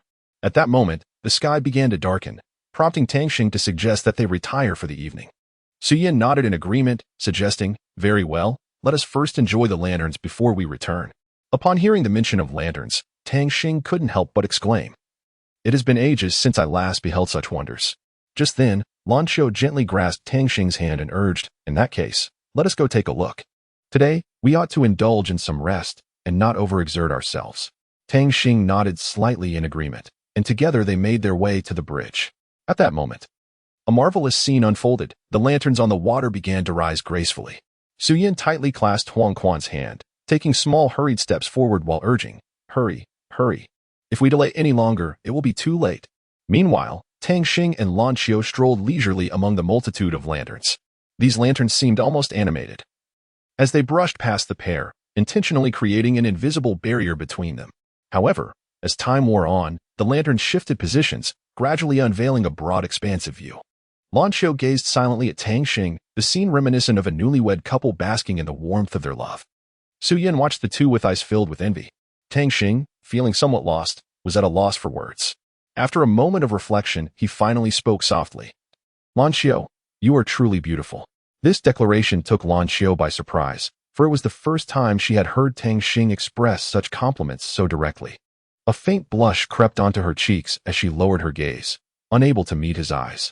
At that instant, Yi Xian rushed over like a gust of wind, exclaiming, "Brother, I found you here." Her arrival shattered the slightly awkward atmosphere, infusing the scene with liveliness. Upon hearing these words, Tang Xing immediately distanced himself from Lan Xiao. Observing this, Yi Xian's lips curled into a sly smile as she remarked, "Brother, I shall take my leave now. You enjoy your time with Sister Lan Xiao." Tang Xing gazed at Yi Xian's receding figure, letting out a resigned sigh before turning to Lan Xiao and saying, "We should head back as well. We have to rise early for the advanced testing platform tomorrow." Lan Xiao nodded gently in agreement. Walking side by side on their way back, the atmosphere grew somewhat delicate. After a brief silence, Lan Xiao suddenly posed a question. "Tang Xing, if one day at the Spirit Lake matchmaking event, you were required to choose a partner to accompany you through life, whom would you select?" This inquiry caught Tang Xing off guard, prompting him to halt his steps and fall into contemplation. After a moment of silence following Lan Xiao's question, he slowly replied, "Regarding this question, I am not entirely certain. However, if I were to choose a lifelong partner, I would hope to find a gentle and lovely girl who could genuinely trust me, respect me, and treat me kindly. Of course, this is merely my current thought. It is still too early to say, as my primary focus at present is to diligently cultivate and enhance myself." Upon hearing Tang Xing's thoughtful response, Lan Xiao nodded, seemingly having made a decision in her heart. Soon after, the two returned to their dormitory, without further ado. They lay down on their beds and swiftly drifted into slumber. The following morning, sunlight streamed through the clouds, illuminating the earth. Wu Xi and Heng led the students of Class 1 towards the inspection area, while at the same time, Jilan guided the students of Class 2 to the scene. Observing the vibrant students before him, Wu Xi and Heng felt a surge of responsibility. He turned his head, and his gaze met Jilan's. She approached him with a smile and softly said, "Teacher Wu, the inspection area will first evaluate their basic data and personal profiles before the formal proceedings begin." Wu Xi and Heng nodded in understanding. At that moment, Jilan retrieved a delicate little gift from her storage device and presented it to Wu Xi and Heng, saying, "This is a small token of my appreciation. Please accept it." Wu Xi and Heng gazed at Jilan, her skin as flawless and delicate as jade, and the sincerity reflected in her eyes was profoundly moving. Faced with such a Jilan, the usually aloof Wu Xi and Heng felt a stir of emotion. He accepted the gift with a smile, replying, "Thank you, Teacher Ji. I appreciate your efforts." Their eyes locked, and an unspoken understanding seemed to spread through the air. The surrounding students watched with curiosity, yet none dared to disrupt this tranquility. In that moment, time appeared to freeze, with only the exchange between Wu Xi and Heng and Jilan resembling the first rays of sunlight in the morning, warm and gentle. Wu Xi and Heng offered Jilan a subtle smile, while she felt her heart race, inwardly thinking, "I must not be mistaken. He smiled at me." And it was noteworthy as he usually exuded an air of aloofness. At that moment, Jilan abruptly interrupted her own thoughts, admonishing herself, Jilan, what are you thinking? How could you possibly be harboring feelings for Wu Xinheng?" "No, absolutely not." Just then, a youth wielding a dark fan spoke up, "Teacher Jilan, to have feelings for someone is as natural as cherishing the blossoms of spring. If you like someone, pursue them boldly. Do not wait until they are gone to learn the value of what you had." A woman adorned with a gourd at her waist chimed in, "Brother, you speak wisely. Teacher Jilan, do not worry. I shall speak to my grandfather about this matter, so you need not fret." The young man with the fan was currently undergoing an evaluation by Tang Xing. He gazed thoughtfully at Tang Xing's assessment report, murmuring, "Is this the demeanor of a champion in the freshman competition? Quite intriguing." Chapter 21. Recognition of siblings. Tang Xing stands at a height of 1.67 meters and weighs 52 kilograms. Aside from these measurements, all other data appears to be normal. Once the physical data of all students from Class 1 and Class 2 was fully compiled, Wu Xinheng led the students of Class 1 into the advanced testing area. Upon encountering such sophisticated equipment, the students displayed expressions of astonishment. These devices not only boasted a striking design but also emanated a sense of futuristic technology. As if they had descended from another realm, they stood silently, exuding a mysterious and formidable aura. evoking a sense of anticipation for the impending assessments. Wu Xinheng proclaimed loudly. Everyone, gather around. Form a line immediately and proceed one by one for testing. Teacher Ji, please hold on a moment. Once my class completes their evaluations, yours may follow suit. As Wu Xinheng's words resonated, he gestured for Xian to come over quickly. Xian, as if awakening from a dream, hastily approached the testing apparatus and took her position. With Xian now in place, the testing device began to activate and conduct a comprehensive evaluation. Moments later, the screen displayed a series of data. Name, Xian, Soul Power, Level 34, Martial Spirit, Wudong Staff, Starry Sky Staff, Martial Spirit Quality, Intermediate. Congratulations. You meet the criteria to enter the Special Class 1. Upon seeing this outcome, Xian felt a surge of joy within her heart. She understood the significance of her admission into the Special Class 1. It promised a more advanced learning environment and stricter training requirements. But it also heralded a myriad of opportunities and challenges awaiting her. For Wu Xinheng, he was quite pleased with Xian's performance. After all, as an exemplary student, Xian had demonstrated formidable strength and potential, deserving of enhanced cultivation and attention. The announcement from the machine left everyone in astonishment. The prospect of entering the Special Class 1 was indeed intriguing. Whispers of discussion erupted among the crowd, while a boy from Class 2, holding a folding fan, murmured to himself, indeed, it may be relatively simple to enter the inner academy, but gaining admission to the Special Class 1 is no easy feat. My grandfather once mentioned that the Special Class 1 was proposed by the second elder of Linghai Academy. Truly, the wisdom of the immortals is remarkably advanced. In the next moment, Sun Xiaokong stepped forward, and the machine's prompt sounded once more. Name, Sun Xiaokong, Soul Power, Level 32, Martial Spirit, Purple Gold Staff. Martial Spirit Quality, Intermediate. Following closely behind, Ding Xin approached, and the machine promptly reported. Ding Xin, Soul Power, Level 29, Martial Spirit, 7-star Flower, Martial Spirit Quality, Intermediate. Barely qualifying for the Special Class 1.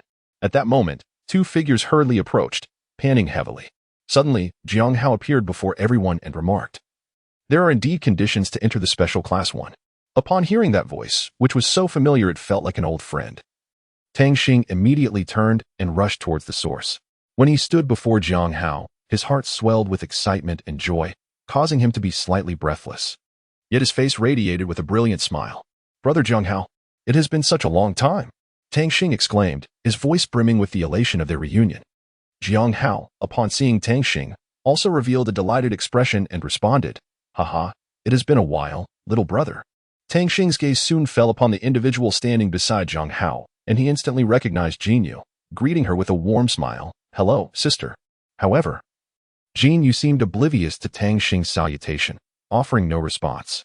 Jiang Hao, noticing the awkwardness of the moment, quickly intervened, explaining, your sister is not in the best of spirits today. Look over there at that student. He is a living example. His soul power is merely level 22, and his martial soul is of very low quality. In such circumstances, he is bound to be eliminated. One by one, the students, filled with trepidation, began to test their eligibility for Class 1. Each harbored hopes of a successful passage, yet the reality proved to be brutally harsh. After numerous rounds of selections and eliminations, many students were left to depart in dejection. Nevertheless, despite the fierce competition, about a dozen exceptional candidates managed to triumph over this arduous trial. At this moment, only 4 students remained in Class 1, Li Fei, Su Yin, Lan Qiu, and Tang Xing. They stood there, their eyes resolute and brimming with confidence, as if they were prepared to embrace the challenges that lay ahead. They understood that the days to come would bring forth greater difficulties and pressures. Yet it also signified a wealth of growth and opportunities awaiting their exploration and seizing. Without uttering a word, Su Yin dashed forward, akin to a swift bird, leaping onto the testing platform. As she took her place, the grand and enigmatic detector began to emit a low, resonant hum, followed by a clear announcement. Su Yin. Soul Power Level 32.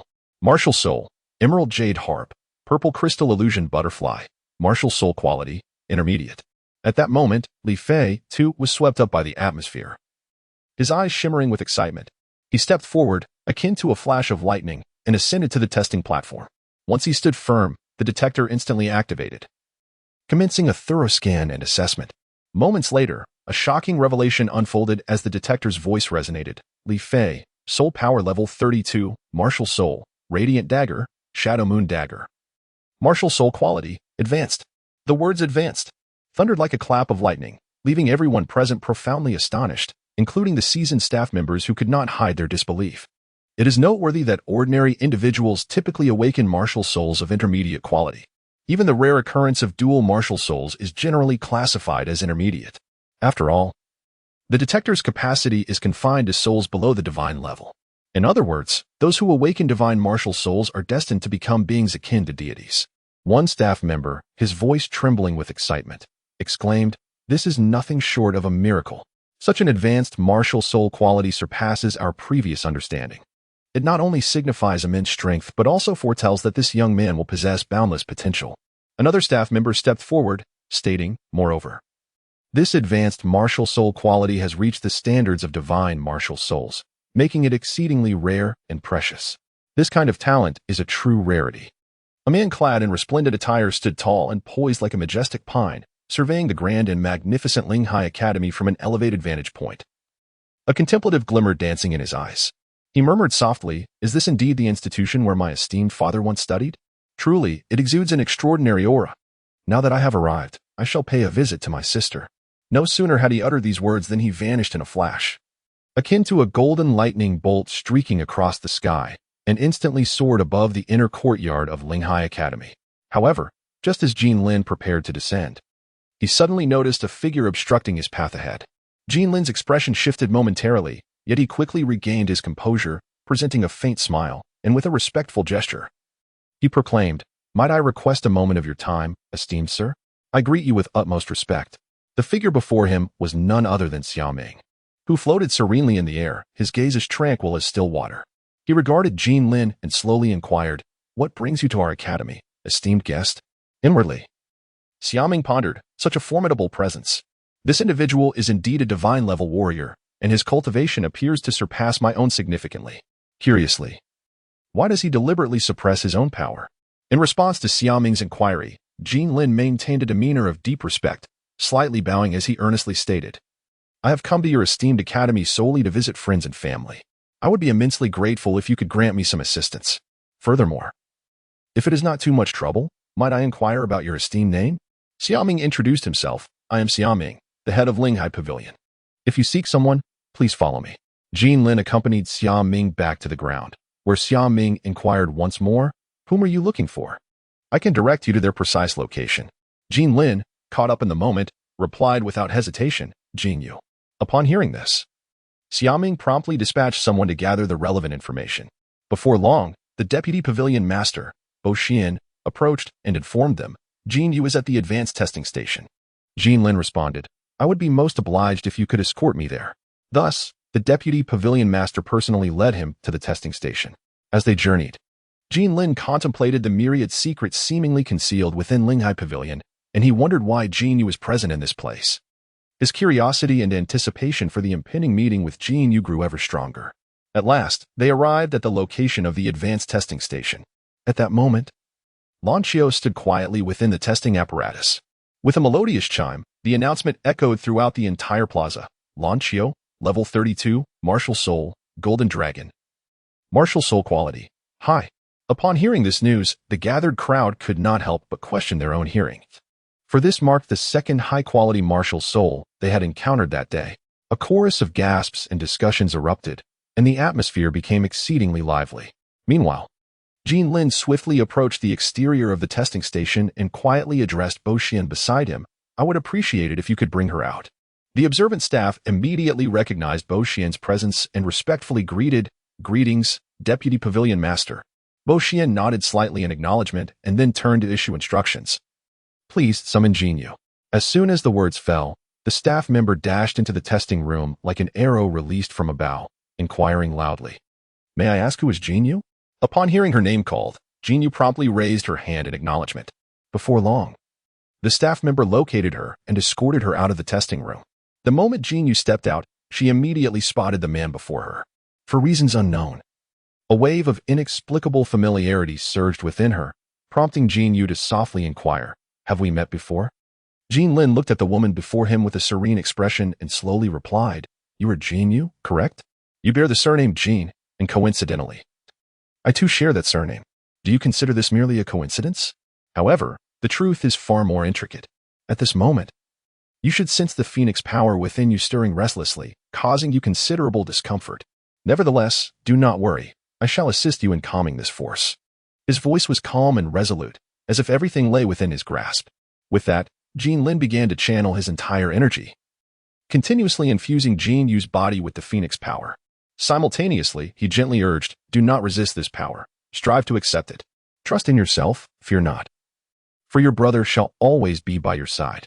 As the phoenix power flowed into her, Jin Yu distinctly felt a potent and pure energy coursing through her being. Gradually, her previously tumultuous breath began to stabilize, and she miraculously recalled fragments of forgotten memories. Jin Yu slowly opened her eyes, rising from the ground, her gaze shimmering with surprise and emotion. She softly addressed Jin Lin, brother, it has been so long. Though her voice was faint, it was imbued with sincere feeling. Seeing his sister restored to her former self, Jin Lin's face lit up with exuberance, and he nodded vigorously in response. Subsequently, he approached the control panel to examine Tang Xing's data. Tang Xing, Soul Power Level 36, Martial Spirit, Spirit Eye, and Elf. And the quality of the martial spirit is actually super.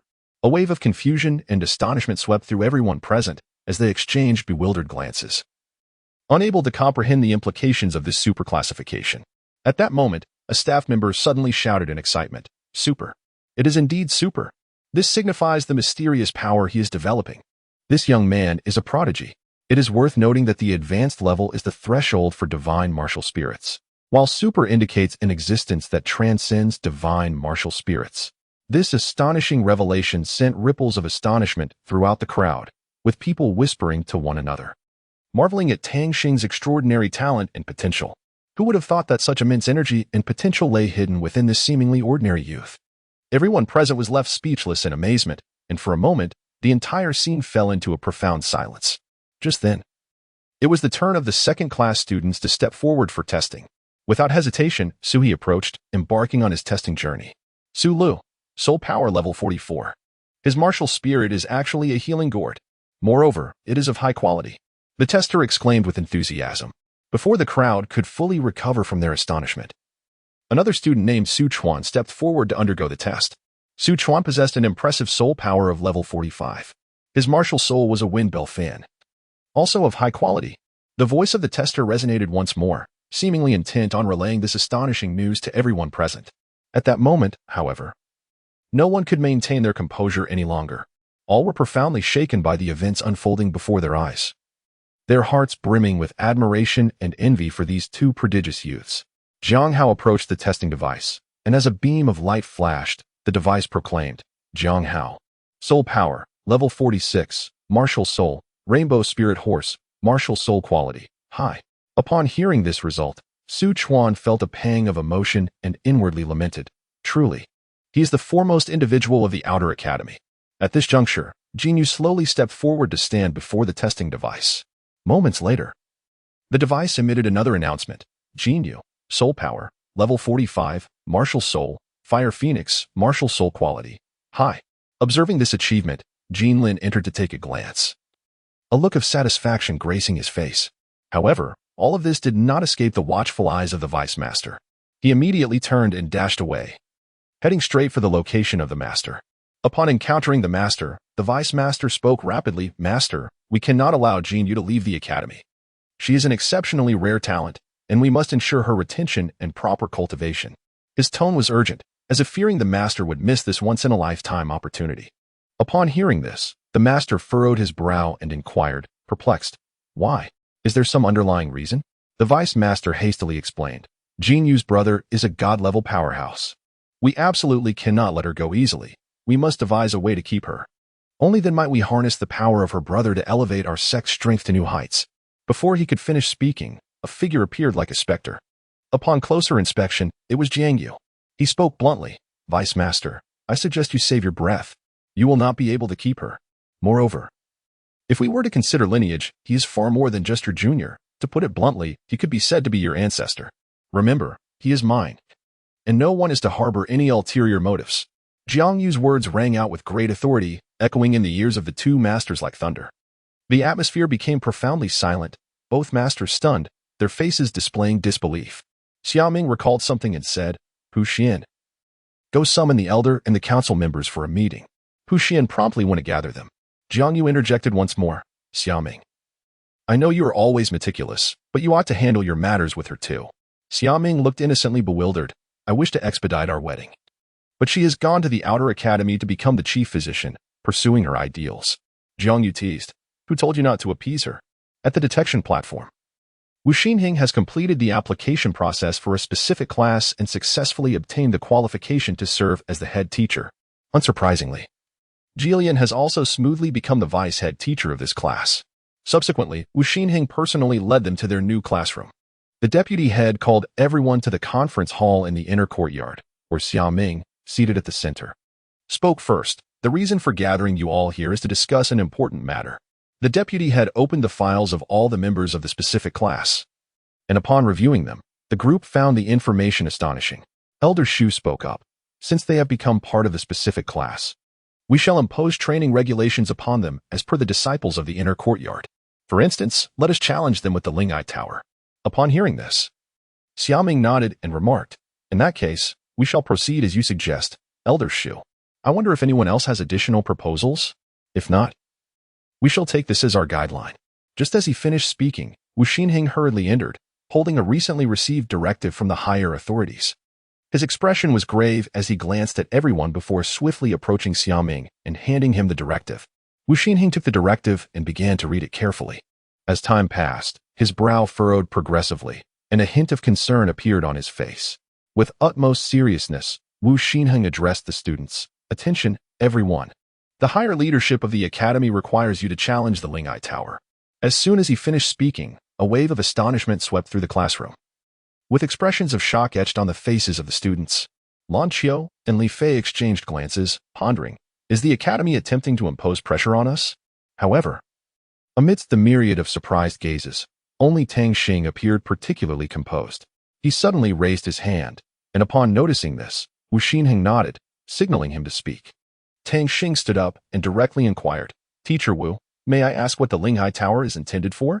Tang Xing's inquiry pierced through the previously boisterous ambience like a sharp sword, plunging the entire class into a profound silence. All gazes converged upon Wu Xinheng, awaiting his response. Yet, under the scrutiny of his peers, Wu Xinheng remained remarkably composed. He began to elucidate, the Linghai Tower is a significant trial ground for our Linghai Academy, having been passed down through countless generations, with a history spanning over 10 millennia. Now, let us embark on a journey to this revered site together. With that, he was the first to step out of the classroom, leading the students towards the direction of the Linghai Tower. Arriving at the base of the tower, Wu Xinheng, with a serious expression, reiterated his caution. Once inside, you must exercise extreme diligence. The interior is rife with the unknown and perilous challenges, and you must remain ever vigilant, allowing no room for complacency. Remember, safeguarding your own well-being is of paramount importance. Subsequently, they commenced their search for their respective Linghai Towers. It was then that Tang Xing found himself standing before the storied Linghai Tower, a sight that filled Wu Xinheng with profound concern. Even those hidden in the shadows, observing from the Linghai Pavilion, were taken aback. Zhang Ruiying's eyes widened in disbelief as she exclaimed, he has chosen to challenge the legendary tower passed down through generations. Does he not comprehend the dangers that lie within? This is sheer madness. Her voice was laden with astonishment and confusion. Meanwhile, Xiaoming quietly observed Tang Xing's figure, his gaze revealing a hint of contemplation. He seemed to be pondering something, yet he did not exhibit the same level of shock as Zhang Ruiying. Perhaps he harbored a distinct expectation or perspective regarding Tang Xing. Tang Xing cautiously stepped into the first level of the tower, and suddenly, the surrounding environment began to undergo peculiar transformations. His nerves instantly tightened, and he remained vigilantly aware of his surroundings. At that moment, a voice reached his ears, do not be alarmed, I am the guardian of the first level of this tower. No sooner had the words been spoken than a woman adorned in a splendid purple crystalline garment materialized before Tang Xing. Her flowing hair cascaded down her shoulders like a waterfall, complementing her alluringly slender waist. However, when the guardian beheld Tang Xing's visage, she was taken aback, exclaiming, how could it be you? Her eyes were filled with disbelief and astonishment, as if she had encountered an unexpected figure. Tang Xing was somewhat perplexed by this sudden reaction. Yet he sensed that the guardian possessed a unique recognition or connection to him. He endeavored to glean further clues from her expression and tone, all the while harboring a profound curiosity about this enigmatic place. Tang Xing gazed at the woman before him with a look of bewilderment and inquired, "Sister, have we met before? I seem to have no recollection." The guardian of the tower scrutinized Tang Xing, her brow furrowed in concentration as she endeavored to recall. Internally, she pondered, how peculiar. This child bears an uncanny resemblance to Tang Yun in her youth. Could there be some familial connection between them? Tang Xing, filled with curiosity, continued to inquire, "Sister Guardian, how do you intend to assess my abilities?" The guardian, displaying a hint of urgency, responded, "I am Suemo. As for the assessment, it is quite simple. If you can defeat me, I shall grant you passage to the first level." Upon hearing this, Tang Xing wasted no time and immediately activated her martial soul. However, Suemo suddenly sensed something amiss and exclaimed, "Wait. Your martial soul should be elemental or perhaps the Lingyuan sword. How could it be the Lingmu?" Tang Xing, taken aback by the question, retorted in confusion, "Why would my martial soul be any of those? I am equally perplexed." Suemo, her eyes wide with curiosity, inquired, "Who exactly is your father?" Tang Xing was momentarily stunned, a flicker of surprise passing through her gaze, before she resolutely replied, "My father is undoubtedly Tang Zhong. What is there to doubt?" Suemo shook her head in disbelief, her tone firm as she stated, "That is simply impossible. You bear such a striking resemblance to each other. How could Tang Zhong be your father? Could it be that you are, in fact, adopted?" Tang Xing's complexion darkened slightly as she bit her lip, striving to suppress her emotions. Taking a deep breath, she said, "Senior, please refrain from making unfounded assumptions. It may merely be a coincidence. We happen to bear a slight resemblance to one another. If you must seek a rationale to justify this, then it should certainly not be the absurd notion of adoption." Her voice carried a hint of indignation, yet she endeavored to maintain her composure. Suemo appeared oblivious to Tang Xing's displeasure and continued to press, "Then, can you provide me with a reasonable explanation? Why is there such a striking similarity between you two?" Tang Xing's brows furrowed tightly, feeling a wave of helplessness as she pondered the stubbornness of this individual. Nevertheless, she restrained her burgeoning anger and coldly retorted, "Senior, I have made myself abundantly clear. I am indeed the child of Tang Zhong, and that is an indisputable fact. If you insist on pursuing this matter relentlessly, then feel free to proceed. I am more than ready." With that, she resolved firmly that she would not allow the other party to prevail. Suemo, filled with frustration, exclaimed loudly, "Very well. If that is your wish, then let it be as you desire. Starshine, transform into the sea." As his words echoed, a dazzling array of colors suddenly emanated from beneath Tang Xing's feet, as if the entire space was illuminated by an infinite expanse of starlight. Standing amidst this vast celestial ocean, Tang Xing closed her eyes tightly and crossed her hands, a formidable energy surging forth from within her. In the blink of an eye, a resplendent golden orb of magic coalesced between her hands. This orb radiated a blinding golden light, exuding a heart-stirring aura. At that moment, a mysterious and indistinct figure suddenly emerged behind Tang Xing, although only a vague human silhouette could be discerned. Suemo instantly recognized that the figure was none other than Tang Yun. Tang Xing unhesitatingly hurled the golden orb of magic before her. In an instant, the orb emitted a scorching radiance, akin to the first light of dawn, piercing directly through Suemo's sea of starlight. Suemo sighed inwardly, fully aware that he could no longer withstand this formidable force. Thus, he resolutely declared, "I concede. You must leave at once." With that, he waved his hand, unveiling a passageway to the outside world. Upon witnessing the scene, Tang Xing hesitated not for a moment, transforming into a streak of light as she raced towards the passage. In the blink of an eye, her figure vanished at the end of the tunnel, leaving Suemo standing silently in place, contemplating the direction of her departure. After a moment of careful reflection, Suemo resolutely declared, "There is absolutely no way I could be mistaken." Following his declaration, Tang Xing cautiously advanced to the second layer. As soon as she entered, a profound aura of darkness enveloped her, as if she had been plunged into an infinite night. A sense of unease gripped her heart, prompting her to activate her martial spirit in an attempt to discern the movements around her.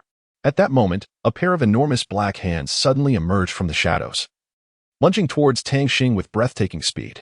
Her reflexes were remarkably swift. She deftly sidestepped, narrowly avoiding the assault of the massive hands. However, to her astonishment, the owner of those hands was a formidable foe named Imotan. Realizing his initial attack had failed, Imotan immediately unleashed his second soul skill, Abyssal Maw. In an instant, A swirling vortex of darkness materialized before Tang Xing, emanating an unsettling energy. Faced with such a potent ability, Tang Xing remained vigilant and, without hesitation, activated her first soul skill, Elven Holy Light Wave. A radiant brilliance erupted from her being, as a stunning beam of light streaked through the air like a meteor, hurtling toward the ominous vortex. The collision produced a thunderous sound that reverberated through the surroundings.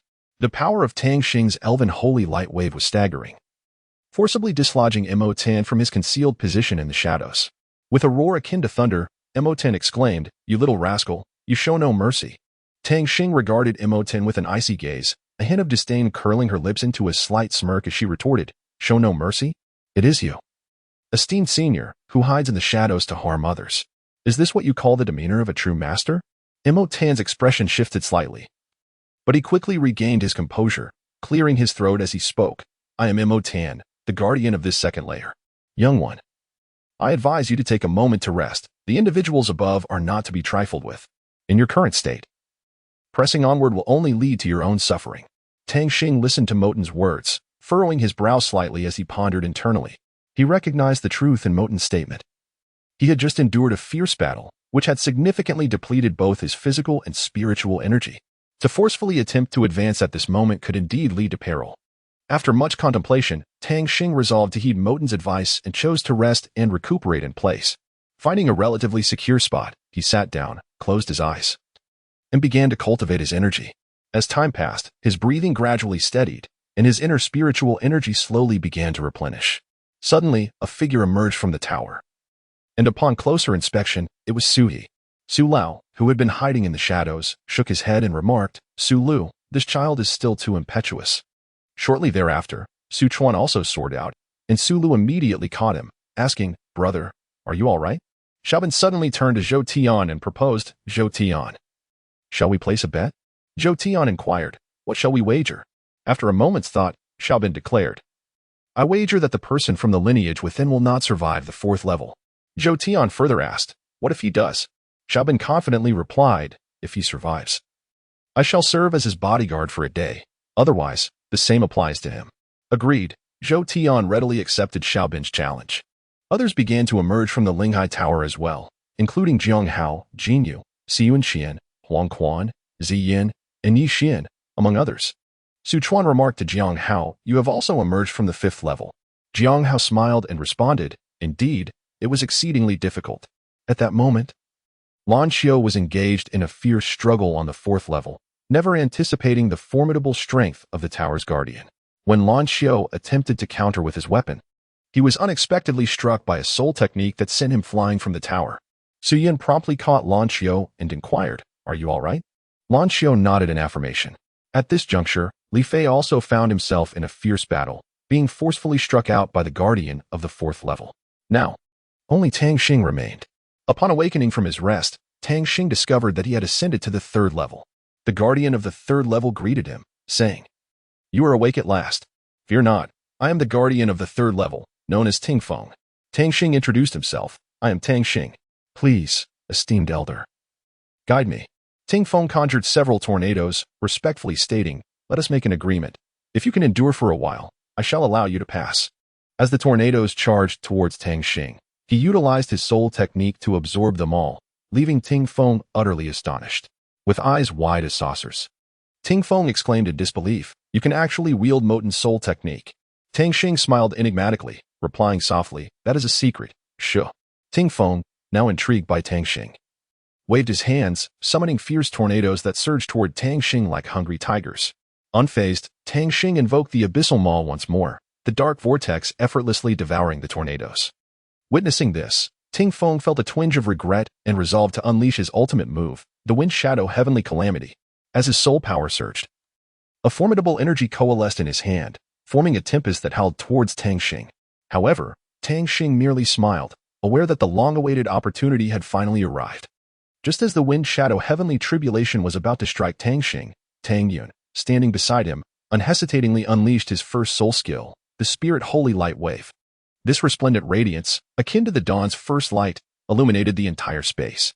It collided head-on with the Wind Shadow Heavenly Tribulation, producing a thunderous roar that reverberated through the air. The two immense forces countered each other and ultimately dissipated into the ether. At that moment, Tang Xing and Tang Yin exchanged a glance, a subtle smile flickering in their eyes. They had successfully neutralized the attack from Ting Feng, showcasing their own prowess. Ahead lay even greater challenges, yet they were thoroughly prepared. Under Tang Xing's relentless assault, Ting Feng's attack swiftly vanished without a trace. Just as Tang Xing's fierce onslaught was about to land, he astonishingly halted his attack with remarkable speed. Ting Feng, feeling a pang of shame, conceded, "This time, I have indeed lost." He then silently opened the passage to the fourth level. Tang Xing took a deep breath and rushed towards the fourth level with remarkable speed. Upon entering this layer, he was immediately captivated by the breathtaking scene before him. "Wow, what a revelation!" he exclaimed, noticing the stark contrast between the interior and exterior of the tower. Everywhere he looked, there were lush woods, as if he had stepped into an immense forest. However, he soon detected an unusual presence. The trees flourished with an extraordinary vigor, evoking a sense of unease within him. Tang Xing resolved to deploy his inaugural soul skill, detection. As his soul power surged, he extended his perceptive abilities, only to be astounded by the outcome. The expanse of this fourth layer was astonishingly vast. It seemed that my detection skill could scarcely reach its boundaries, he pondered inwardly. At that moment, a voice resonated through the air. "Welcome to the fourth layer. I am the guardian of the tower, the golden ape." Tang Xing abruptly turned, and there before him stood a colossal golden ape, smiling as it introduced itself. Without hesitation, the golden ape interrupted Tang Xing's musings, brandishing its golden staff with the swiftness of a gale, advancing menacingly towards him. Tang Xing swiftly evaded to the side. Yet the golden ape relentlessly pursued him, its assault growing ever more ferocious. Tang Xing understood that continuing down this path was far from a wise strategy. He made a decisive choice and unleashed his most cherished skill, the wind shadow heavenly calamity. A tempest erupted around him, forming a formidable cyclone in an attempt to thwart the golden ape's pursuit. Observing this, the golden ape smirked slightly, brandishing his golden staff with a fierce swing, effortlessly dispersing Tang Xing's soul technique. With a cold chuckle, he proclaimed, "Youngster, you possess some merit. However, that is still woefully inadequate. Prepare yourself." First soul technique, transformation into wood. As his words fell, the surrounding forest appeared to be enchanted, rapidly morphing into countless robust wooden vines that coiled around Tang Xing's body like serpents. Trapped within, he found it difficult to break free. Just when the golden ape assumed that Tang Xing was rendered powerless, he noticed a glimmer of cunning in Tang Xing's eyes. Taking a deep breath, Tang Xing began to chant, and a brilliant wave of elfin holy light surged forth, striking the golden ape with precision and sending him flying several meters away. The golden ape regained his composure midair and descended slowly to the ground. He placed a hand on his chest, feeling the residual power, and could not help but be inwardly astonished. Yet, his arrogance remained unshaken, only serving to intensify his fighting spirit. "You are indeed impressive, but this is where it ends. Receive my next strike." With a thunderous shout, the golden ape radiated a dazzling golden light, clearly preparing to unleash a far more potent attack. Could Tang Xing withstand this onslaught? Tang Xing decisively interrupted the golden monkey, who was gathering strength, exclaiming, "Elder, please wait a moment. Is it not excessive for someone of your stature to employ the fourth soul skill against a young junior?" The golden monkey, however, responded with a hint of contempt, "Humph.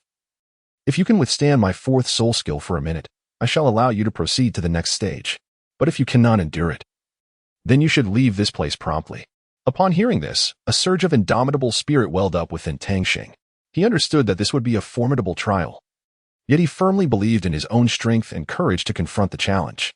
Taking a deep breath, he fixed his determined gaze upon the golden monkey, signifying his willingness to accept the test. As the golden monkey unleashed his fourth soul skill, the atmosphere around them became charged with tension. The powerful waves of soul energy surged toward Tang Xing like a relentless tide. Gritting his teeth, he summoned all his strength to counter this onslaught. Each passing second felt like an eternity, as the immense pressure relentlessly assailed his body.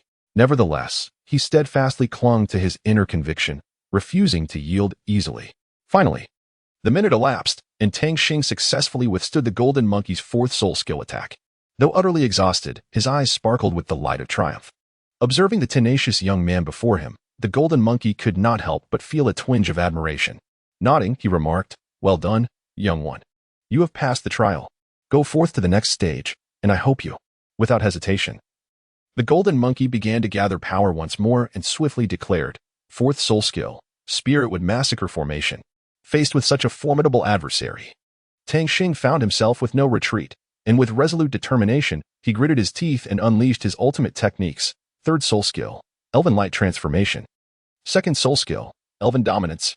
Tang Xing, relying on his formidable enhancement skills, struggled to withstand the terrifying assault of the Golden Ape's fourth soul technique. However, the Golden Ape noticed that Tang Xing possessed merely 3 soul rings, a flicker of doubt creeping into his mind as he contemplated whether to show mercy. At that moment, enduring immense pain, a mysterious eye suddenly emerged upon Tang Xing's forehead. Simultaneously, his spirit martial soul began to materialize, as if a powerful force was surging forth from within him. This enigmatic power astonishingly shattered the Golden Ape's fourth soul technique. The Golden Ape, taken aback, was momentarily frozen in disbelief, yet swiftly regained his composure. He gazed intently at Tang Xing, realizing that at this very moment, his spirit martial soul seemed to have undergone a wondrous transformation. Each time Tang Xing unleashed his martial soul, a unique eye appeared on his forehead. The Golden Ape, with an air of calmness, spoke, "You have triumphed. Depart." His voice carried a profound sense of admiration and unspoken emotion. Upon hearing this, Tang Xing felt an immense weight lifted from his shoulders. He took a deep breath and, with his weary body, slowly made his way away. This breathtaking battle subjected Tang Xing to an unprecedented trial, granting him a newfound understanding of his own potential. Tang Xing plunged into the room without a moment's hesitation. The golden monkey pondered for a moment, murmuring to himself, "What an exceptionally rare talent indeed. Yet, the power he possesses seems familiar, as if I have encountered it somewhere before." As the light of the fourth lighthouse extinguished, the fifth lighthouse immediately illuminated, signifying that Tang Xing had successfully passed the fourth trial. Xiaobin, wearing a dejected expression, conceded, "Very well. I admit defeat. I accept the consequences of the wager." As Tang Xing ascended to the fifth level, he was suddenly engulfed by a surging tide that swept towards him with great force. Reacting swiftly, he adopted a frog stroke and exerted himself to swim back to the surface. Upon finally reaching a relatively calm area, he noticed a patch of land across from him, suitable for standing. A surge of joy filled his heart as he prepared to leap ashore, only to be unexpectedly yanked back into the water by an overwhelming force. The frigid seawater relentlessly battered his body, leaving Tang Xing feeling dizzy and disoriented, ultimately succumbing to unconsciousness. In Tang Xing's mind, the refrain echoed incessantly, "Tang Xing, reflect upon your memories." Suddenly, a resounding and lucid voice pierced through the haze, declaring, "Tang Xing, awaken swiftly." This voice seemed to possess a mystical power, cutting through layers of fog to strike at the very core of Tang Xing's being, within the realm of his consciousness. He silently responded to this call, "I have endeavored to the best of my ability." Yet, the voice persisted, urging him onward. "Tang Xing, contemplate once more. For what purpose do you truly exist? Before the final moment arrives, one must never surrender lightly. You must awaken the latent strength within you and unleash it to its fullest potential." Tang Xing fell into a deep reverie, recalling the tender moments spent with his parents, as well as the love and protection he felt for his sister. Gradually, his gaze grew resolute, and he murmured to himself, "Indeed, I shall avenge my parents and safeguard my sister. I cannot falter here." At that moment, a surge of fierce determination welled up within him, and he sensed a latent power awakening inside. He resolved to no longer fear adversity, but to forge ahead, demonstrating his worth through action. Lan Ming gazed into the water, murmuring, "It seems he can no longer hold on. Perhaps it is time to bring him out." Just as she prepared to teleport Tang Xing, the surface of the water began to churn violently, flickering with a faint light. In the next instant, Tang Xing surged out of the water like an arrow, his eyes scanning the surroundings with keen intensity. Upon spotting someone, he unleashed without hesitation, Spirit Holy Light Wave. This formidable energy beam hurtled towards Lan Ming, who quickly reacted by concentrating her mind and manipulating the surrounding seawater to form a solid shield. However, to her astonishment, the skill Tang Xing unleashed contained an immense power that was simply overwhelming, shattering her meticulously constructed shield in an instant. Lan Ming fixed her icy gaze upon Tang Xing and decisively activated her fifth soul skill, Water Spirit Shadowless Sword. A streak of blue water shot forth like lightning, imbued with a fierce sword aura, hurtling directly towards Tang Xing. Tang Xing, unwilling to show any signs of negligence, promptly activated his third soul skill, Eye of Spiritual Data. Simultaneously, he unleashed the transformation of the Spirit Light God, accompanied by the sacred light wave of the Spirit. However, despite exerting all his efforts, the tremendous disparity in soul power between the two parties rendered Tang Xing's skills effortlessly shattered. In desperation, he resorted to his second soul skill, Eye of Compound Vision. The spirit-would-killing array. Regrettably, the frailty of his spirit-would-killing array proved insufficient to withstand the formidable fifth soul skill of Lan Ming. In an instant, the spirit-would-killing array was obliterated into fragments. Tang Xing remained undeterred, swiftly conjuring a massive halberd in his grasp. With a powerful swing, he unleashed the technique known as the Elven Sky Slash. This strike was astonishingly potent, severing Lan Ming's fifth soul skill with remarkable ease. Immediately following this, Tang Xing swung the halberd once more, emitting a blinding radiance that rendered Lan Ming nearly unable to open her eyes. When she finally regained her sight, she discovered Tang Xing with the halberd pointed directly at her. An unfamiliar sensation surged within her, as if the scene before her was eerily reminiscent of something from the past. Just as Lan Ming prepared to inquire, she suddenly realized that this individual was not the person she had known. Taken aback, she asked with curiosity, "Pray tell, what is your true name?" "I am called Tang Xing," he replied succinctly. However, due to his compromised physical state, Tang Xing found himself teetering, on the verge of collapsing backward. Quick as lightning, Lan Ming reached out to support him.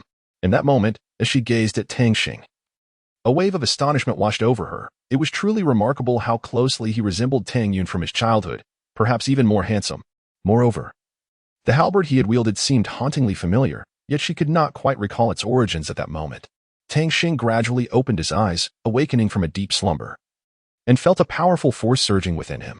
As he carefully sensed this energy, he was astonished to discover that his soul power seemed to have undergone a remarkable transformation. "It appears that my soul power is nearing the threshold of level 40, Tang Xing murmured, his eyes shimmering with delight. He had never anticipated achieving such a breakthrough in such a brief span of time. Just then, a gentle voice reached his ears. "Congratulations, Tang Xing," Lan Ming said, having approached him at some point, smiling warmly. Tang Xing suddenly rose to his feet and deeply bowed to Lan Ming, his face awash with remorse. "I apologize, esteemed senior. I failed to control my strength just now," he murmured, lowering his head, his voice tinged with melancholy. Lan Ming gently patted Tang Xing's shoulder, offering solace. "It is quite all right. You have performed admirably. However, remember this. When you find yourself unable to reign in your power again, do not forcefully suppress it. Instead, allow yourself to embrace your inner instincts to guide it. Simultaneously, you must learn to identify your opponent's vulnerabilities and strike decisively." Tang Xing lifted his head, earnestly nodding to signify his understanding of Lan Ming's guidance. He gazed at her with gratitude, silently vowing to strive for self-improvement and not to disappoint her expectations. "Thank you, esteemed senior. I shall remember your teachings and continuously refine myself," Tang Xing declared with determination. Lan Ming smiled and nodded, a glimmer of appreciation flickering in her eyes. She recognized that Tang Xing was a person of great potential. With just a little guidance, he would undoubtedly become an exceptional soul master in the future. Tang Xing smiled gently and said, "I understand. Thank you for the reminder, sister." A trace of pride appeared on Lan Ming's face as she softly replied, "My name is Lan Ming. Remember it well." Upon hearing this, Tang Xing did not hesitate and dashed into the rear. Once he entered, he was astonished to discover a multitude of oddly shaped stones heaped together in a rather peculiar manner. Tang Xing curiously scrutinized the peculiar stones, pondering to himself how strange they appeared. Suddenly, the previously motionless rocks sprang to life, launching an assault upon him as if they possessed a will of their own. Faced with this unexpected threat, Tang Xing felt no hesitation and promptly activated his defensive measures. As time elapsed, the number of stones multiplied, and he began to feel the weight of the challenge. Nevertheless, he remained composed, quickly devising a strategy to counter the onslaught. Moments later, a spark of inspiration flickered in his eyes. He conceived a plan. He began to manipulate his light elements, concentrating them into a formidable force, which he then unleashed upon the advancing stones with great intensity. The light elements surged forth like a torrential wave, colliding with the rocks and producing a cacophony of sound. Under the impact of the light, some stones shattered into countless fragments, yet many continued their relentless charge towards him. Undeterred by the situation, Tang Xing persistently unleashed the light elements, engaging in a fierce confrontation with the stones. At that moment, Zheng Tai, with eyes wide open in fury, summoned an enormous rock, hurling it towards Tang Xing with all his might. As Tang Xing beheld the colossal stone hurtling towards him like a meteor, a fierce anger ignited within him, prompting him to exclaim, "You truly are relentless. Witness how I shall respond." First soul skill, Spirit Holy Light Wave.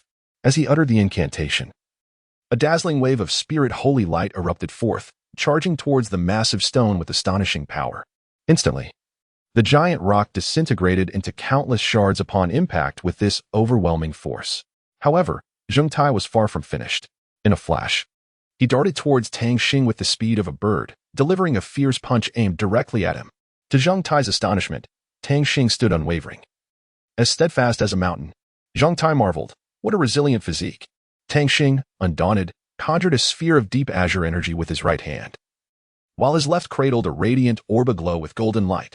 With unwavering resolve, he confronted Zheng Tai, simultaneously unleashing these two formidable forces. Tang Xing's dual assault crashed forth with the ferocity of a tempest, striking Zheng Tai with unerring precision and sending him crashing against the wall. Tang Xing gasped for breath, pondering to himself, surely, this time it must succeed. However, upon focusing his gaze, his eyes widened in shock, his face contorted in terror as he exclaimed, "What?"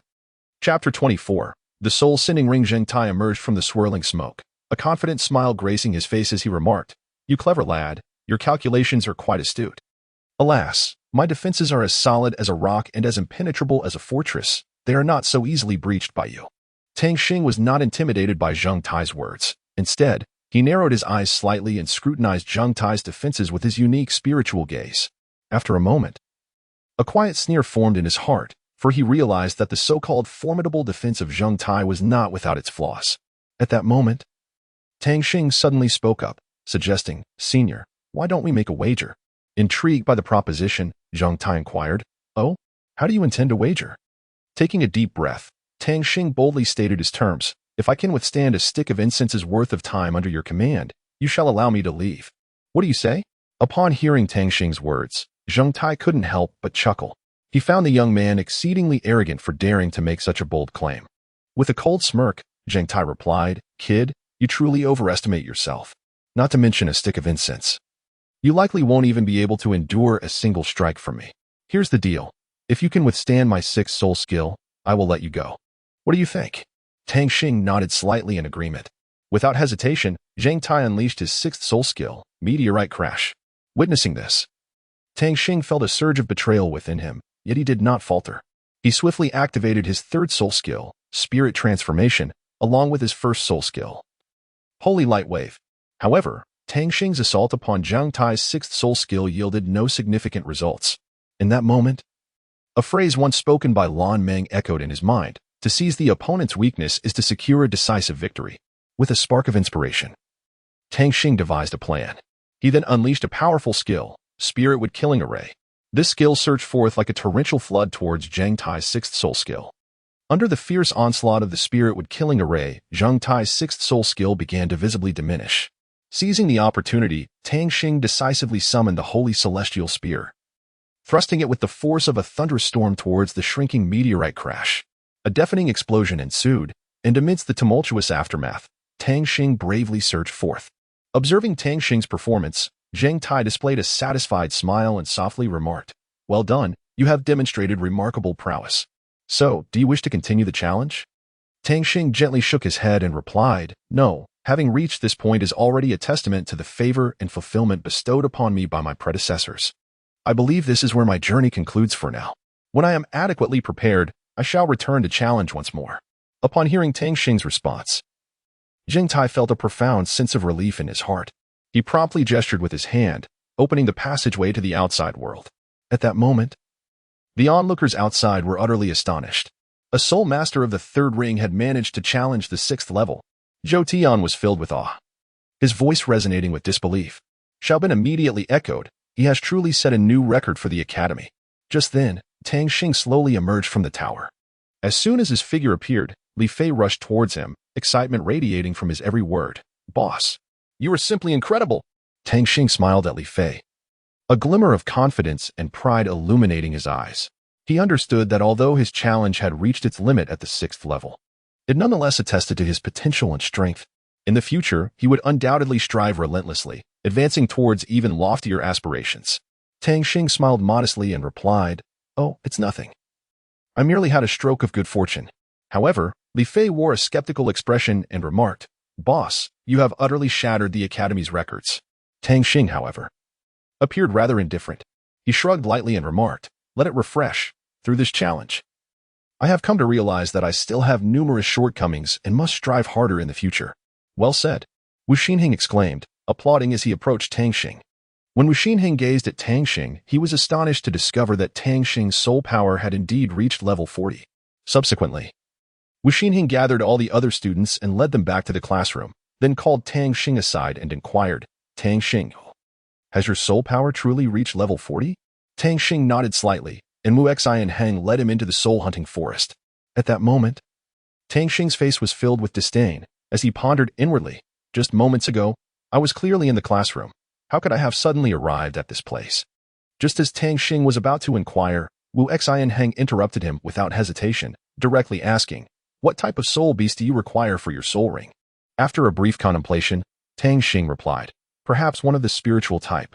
Surprised by this response, Wu Xianheng paused for a moment, but then said, very well. Let us depart.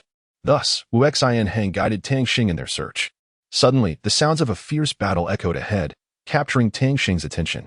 He stealthily concealed himself in the underbrush, focusing his gaze, and beheld the flying mantis engaged in a fierce struggle with a peculiar creature. This creature, possessing antlers and a rabbit's head, appeared quite bizarre, prompting Tang Xing to wonder, what on earth is this? Meanwhile, Wu Xianheng realized that Tang Xing had mysteriously vanished. Utilizing his formidable search abilities, he scoured the area but found nothing, muttering to himself, how strange, where could he have gone? Could it be that a peerless powerhouse resides here? Tang Xing watched in despair as his beloved mantis was defeated by a formidable soul beast.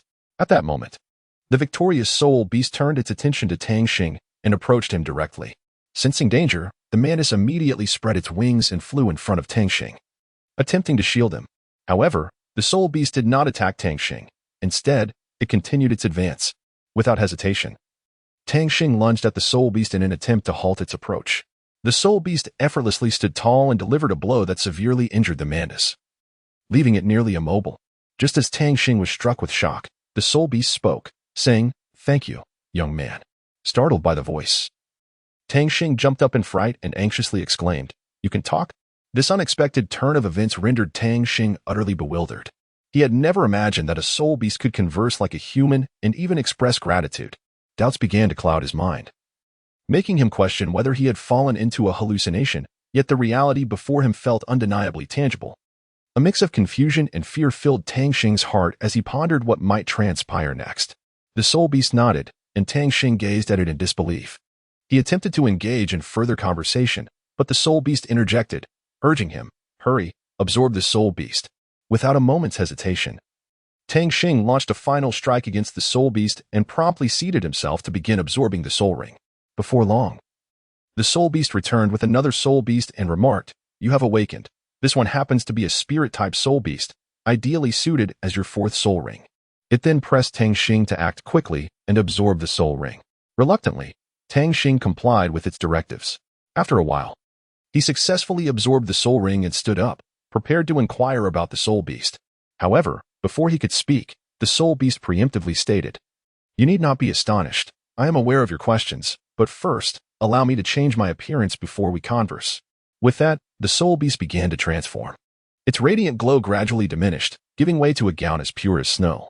It stood gracefully upon the ground, resembling a celestial being descended from the heavens. The white gown billowed like mist, softly brushing against the earth, as if merging seamlessly with the surrounding environment. The design of the gown was both simple and elegant, yet it radiated an exquisite splendor. The hem danced gently in the breeze, imparting a dreamlike quality. What captivated the eye most was her slender waist, the contours soft and flowing, ending at boundless grace and charm. Such a waistline was nothing short of a work of art, rendering onlookers utterly entranced. As one looked higher, her eyes resembled the depths of a starry sky, shimmering with a bright luminescence. Each blink seemed to unleash a multitude of stars within her gaze. This beauty transcended the realm of language, ensnaring all who beheld it in an inescapable allure. Her lips curled slightly upward, forming an enigmatic smile that added a touch of playfulness and charm. That cherry-like mouth, as red as a ruby, vivid and enticing, evokes an irresistible desire to savor its sweetness. Tang Xing was utterly astonished by the scene before him. His eyes widened, and his mouth slightly agape. He found himself momentarily speechless. It was only when Bai Yi greeted him that he regained his composure. Hello, my name is Bai Yi, he said. his voice clear and melodious, akin to a celestial harmony. Tang Xing swallowed hard, stammering, "Hello. I am Tang Xing. It is a pleasure to meet you."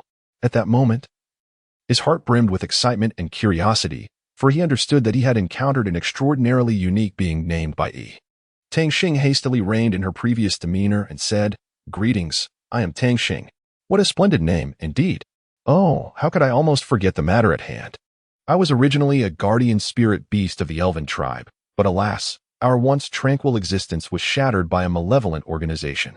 The situation was dire, and despite my utmost efforts, I could only rescue a mere handful of my kin. The rest met with a tragic fate.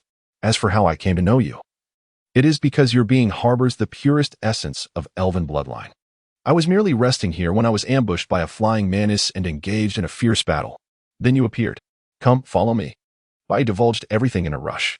Upon hearing this, Tang Xing asked in confusion, "Where to?" Bai replied briskly, "Of course, we are going to meet your kin. However, your elven bloodline has yet to awaken. We must hurry." Before Tang Xing could finish his words, Bai seized him and swiftly departed. Bai led Tang Xing to the deepest part of the soul-hunting forest, where Tang Xing stood in astonishment, evidently unable to comprehend the unfolding events. At that moment, Wu Xinheng was already in a state of anxious urgency, unable to wait any longer, and he launched an attack without hesitation. Just then, two soul beasts suddenly appeared before them, issuing a warning. "Human, what is your intention?" Nevertheless, Wu Xinheng succinctly responded with two words, "Let go." These words acted as a fuse, igniting the fury of the two soul beasts. One of the soul beasts quickly regained its composure and stated, "You mean that young man? Rest assured, he is currently safe and in no mortal danger." Upon hearing this, Wu Xinheng felt a slight relief but still anxiously pressed on. "How can you be certain?" Before he could finish his inquiry, a deep and authoritative voice resonated, "Human, Feng Shui speaks true. The young man you are concerned about is indeed unharmed. So there is no need for worry." Hearing this, Wu Xinheng let out a long sigh of relief and said, "Since your majesty has spoken thus, I shall refrain from further words. However, should you dare to harm him, our Linghai Academy will not let this matter rest." With that, Wu Xinheng turned to leave. As Wu Xinheng departed, the emperor fell into a slumber. Feng Shui, however, wore a troubled expression, murmuring to himself, "Ever since that harrowing battle concluded, the emperor's health has been deteriorating, growing ever more feeble. His heart is filled with anxiety and unrest, as if foreseeing the numerous challenges that may lie ahead." Tang Xing forcefully shook off Bai Yi's hand, her voice tinged with urgency as she exclaimed, "I cannot. My teacher is looking for me. If I disappear for too long, he will surely worry." Bai quickly reassured her, "Do not fret. I have already asked someone to explain the situation to your teacher. Everything will be fine." With that, Bai took Tang Xing's hand and guided her into the clan's midst. Upon seeing a stranger intrude, the clan members displayed expressions of indifference. Tang Xing, puzzled, inquired, "Why do these people appear so angry upon seeing me?" Bai sighed and clarified, "Do you recall what I mentioned before? One of the reasons our clan suffered a massacre is due to outsiders acting as spies." Tang Xing felt a wave of sorrow for these individuals upon hearing this. Bai led Tang Xing along an alternate path to avoid unnecessary complications. He arrived at the chieftain's doorstep first and called out, "Grandfather Chieftain, I have returned. I have brought someone for you to meet." Tang Xing followed closely behind him into the dwelling. As the chieftain focused his gaze, he suddenly appeared dazed and, with a trembling voice, uttered, It is you."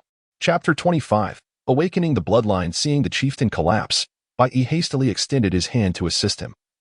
Concern etched on his face as he asked, "Grandfather Chieftain, what is wrong? Are you unwell?"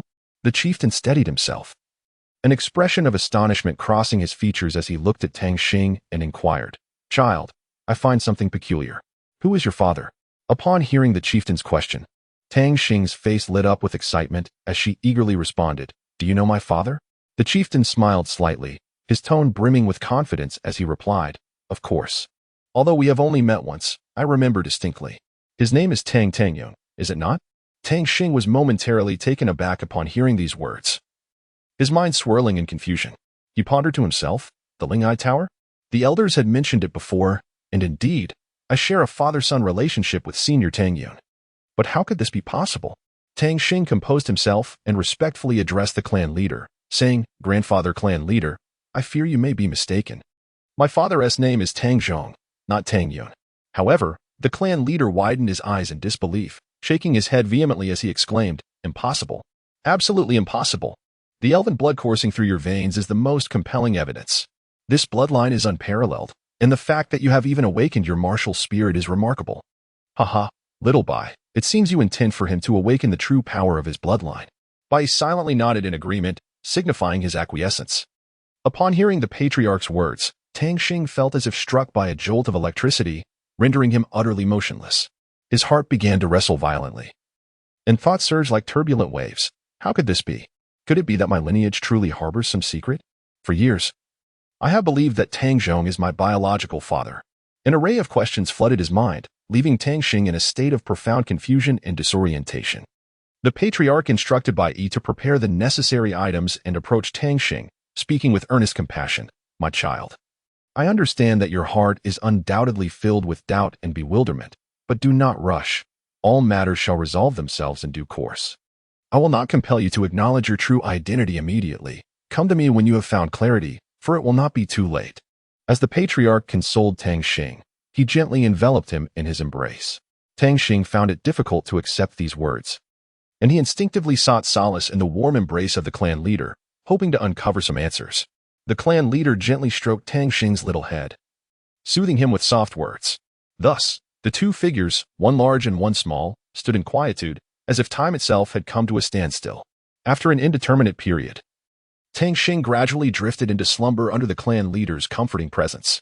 The clan leader gazed down at the sleeping child in his arms, his eyes filled with tenderness. He carefully lifted Tang Xing and made his way to the room. At that moment, Bai entered the house, intending to speak loudly, but was silenced by a shushing gesture from the clan leader. Bai immediately softened his footsteps, following the clan leader into the room, fearful of waking Tang Xing. Bai quietly pulled the clan leader aside and whispered, Clan leader, everything has been prepared. The clan leader, with a troubled expression, replied, Let us wait until he awakens. I will counsel him properly then. Bai could only nod in resignation.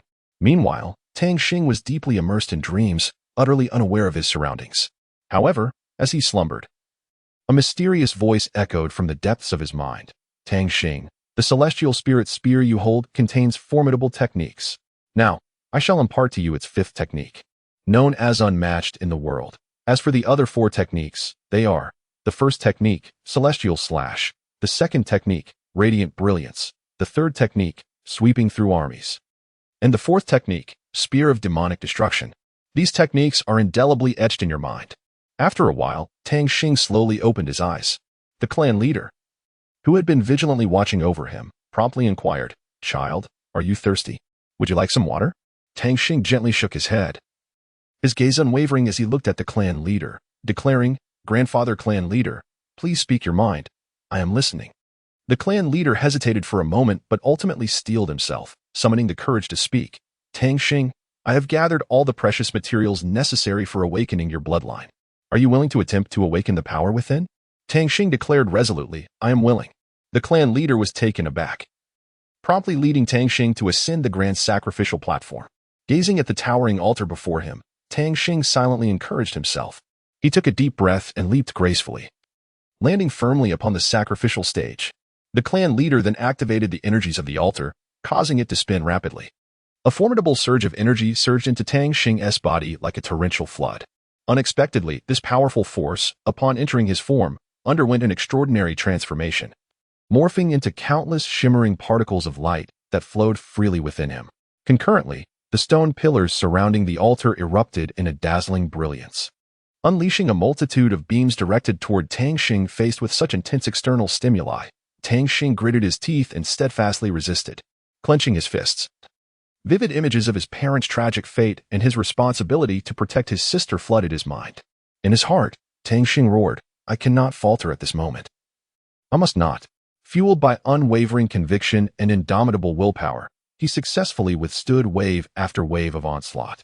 Empowered by the might of two remarkable artifacts, Tang Xing felt as though he had transcended into an infinite expanse of starlit sky. His body began to radiate a brilliant light, dazzling as the stars themselves. As the luminosity intensified, the long-dormant elven bloodline within him was finally awakened. This ancestral power surged forth like a dragon awakening from a millennia-long slumber, exuding unparalleled majesty and strength, erupting from within Tang Xing. It surged like a mighty torrent, ascending toward the heavens, shattering the void and transforming the very fabric of reality, causing the world to tremble. In that moment, Tang Xing appeared to be the epicenter of the universe, emanating an aura that commanded profound reverence. His eyes sparkled with a mysterious depth, seemingly capable of perceiving the essence of all existence. Each movement he made was imbued with boundless power, capable of instigating earth-shattering transformations with the slightest gesture. Under the impact of this tremendous force, the surrounding space began to warp. A kaleidoscope of vibrant colors intertwined, crafting a breathtaking tapestry. At the heart of this magnificent tableau stood Tang Xing, akin to a war deity descending upon the mortal realm, exuding an imposing presence. Suddenly, a colossal, majestic, and scaled divine beast materialized in the sky. Radiating an aura of auspicious light, it seemed a heavenly envoy. This creature bore a pair of sharp horns, often adorned with a spherical object, its eyes large and luminous, and its nose and mouth exceedingly broad. The clan leader immediately recognized it. It was a Qilin. A celestial Qilin had descended. However, from afar, a mournful voice echoed. As it approached languidly, the clan leader's eyes widened in astonishment, exclaiming, "Could that possibly be the legendary Kunping? I cannot be mistaken." These two soul beasts knelt before the young Tang Xing like devout worshippers, seemingly filled with reverence for him. At that moment, the Qilin suddenly spoke, saying, "Old fellow, you must take good care of this young man. Perhaps one day he will become our invaluable ally, assisting us in reclaiming all that we have lost. Do you understand? He must not suffer the slightest injustice." The Kunping immediately concurred, recalling, "In days of yore, the spirit god single-handedly triumphed over numerous deities in the divine realm, securing a place among the esteemed, standing alongside the three great enforcers. Alas, he was later betrayed and met an untimely demise, which is truly lamentable. Old man, you must ensure his well-being." The clan leader, upon hearing this, found it hard to believe and exclaimed with wide eyes, "I shall." Today, Bai Yi was truly enlightened, for he had the rare fortune of encountering the golden Qilin and the dream cloud Kunping. Tang Xing distinctly felt a surge of formidable power within him. As he attempted to harness it, he was astonished to see a pair of resplendent wings sprouting from his back, transforming his entire being in a breathtaking manner. Even more thrilling was the realization that his soul skills had also undergone a wondrous evolution. Tang Xing immediately bowed respectfully to the clan leader, expressing his gratitude. "Grandfather clan leader, thank you. If it weren't for you, I might never have discovered the extraordinary power lying dormant within my bloodline. Rest assured, I will strive diligently to revive the glorious future of our kin." Bai stepped forward, smiling at Tang Xing. "So, what do you think? I didn't deceive you, did I?" Overwhelmed with excitement, Tang Xing embraced Bai Yi tightly and, filled with remorse, said, "It was all my fault for doubting you. Let me make amends by doing something." Before she could finish her sentence, Tang Xing suddenly leaned down and gently kissed Bai Yi on the cheek. Bai Yi was momentarily taken aback, her mind blank for several seconds.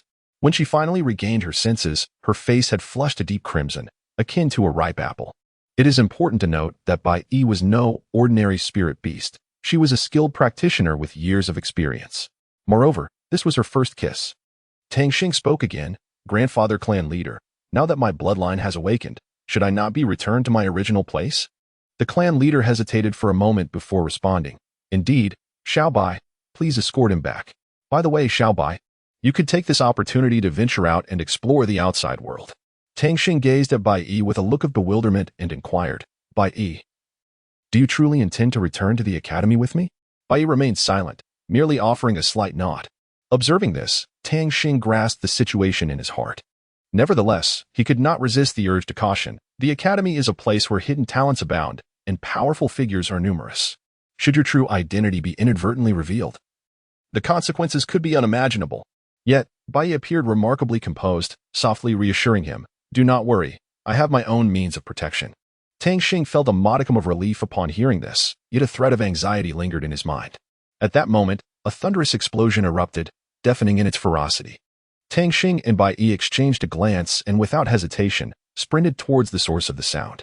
Upon their arrival at the scene, the sight before them elicited an involuntary gasp. Amidst the chaos lay a gaping chasm, unfathomably deep. Bai Yi stared into the abyss, astonished, and pondered. What kind of formidable being possesses such terrifying explosive power? Tang Xing directed his gaze towards another deep pit, where he discovered an injured monkey lying within. Filled with urgency, he immediately leaped into the pit, carefully cradling the little creature in his arms. He then employed a newly developed healing technique, pouring all his efforts into saving the unfortunate being.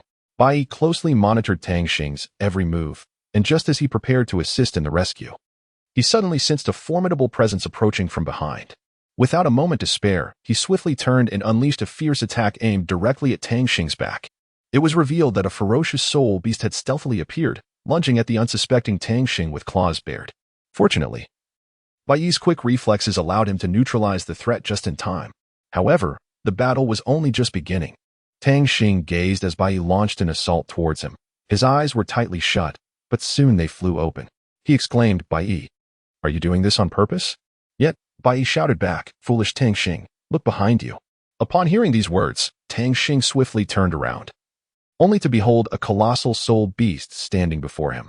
Frightened, he instinctively recoiled and let out a piercing scream. "Bai Yi, you must hold it off for now.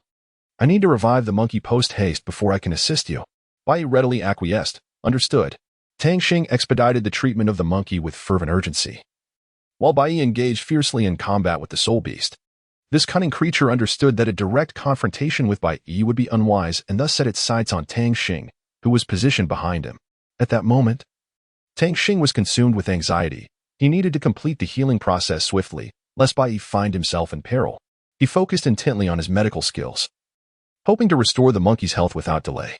Meanwhile, Bai Yi valiantly resisted the soul beast's assaults, safeguarding Tang Xing's safety.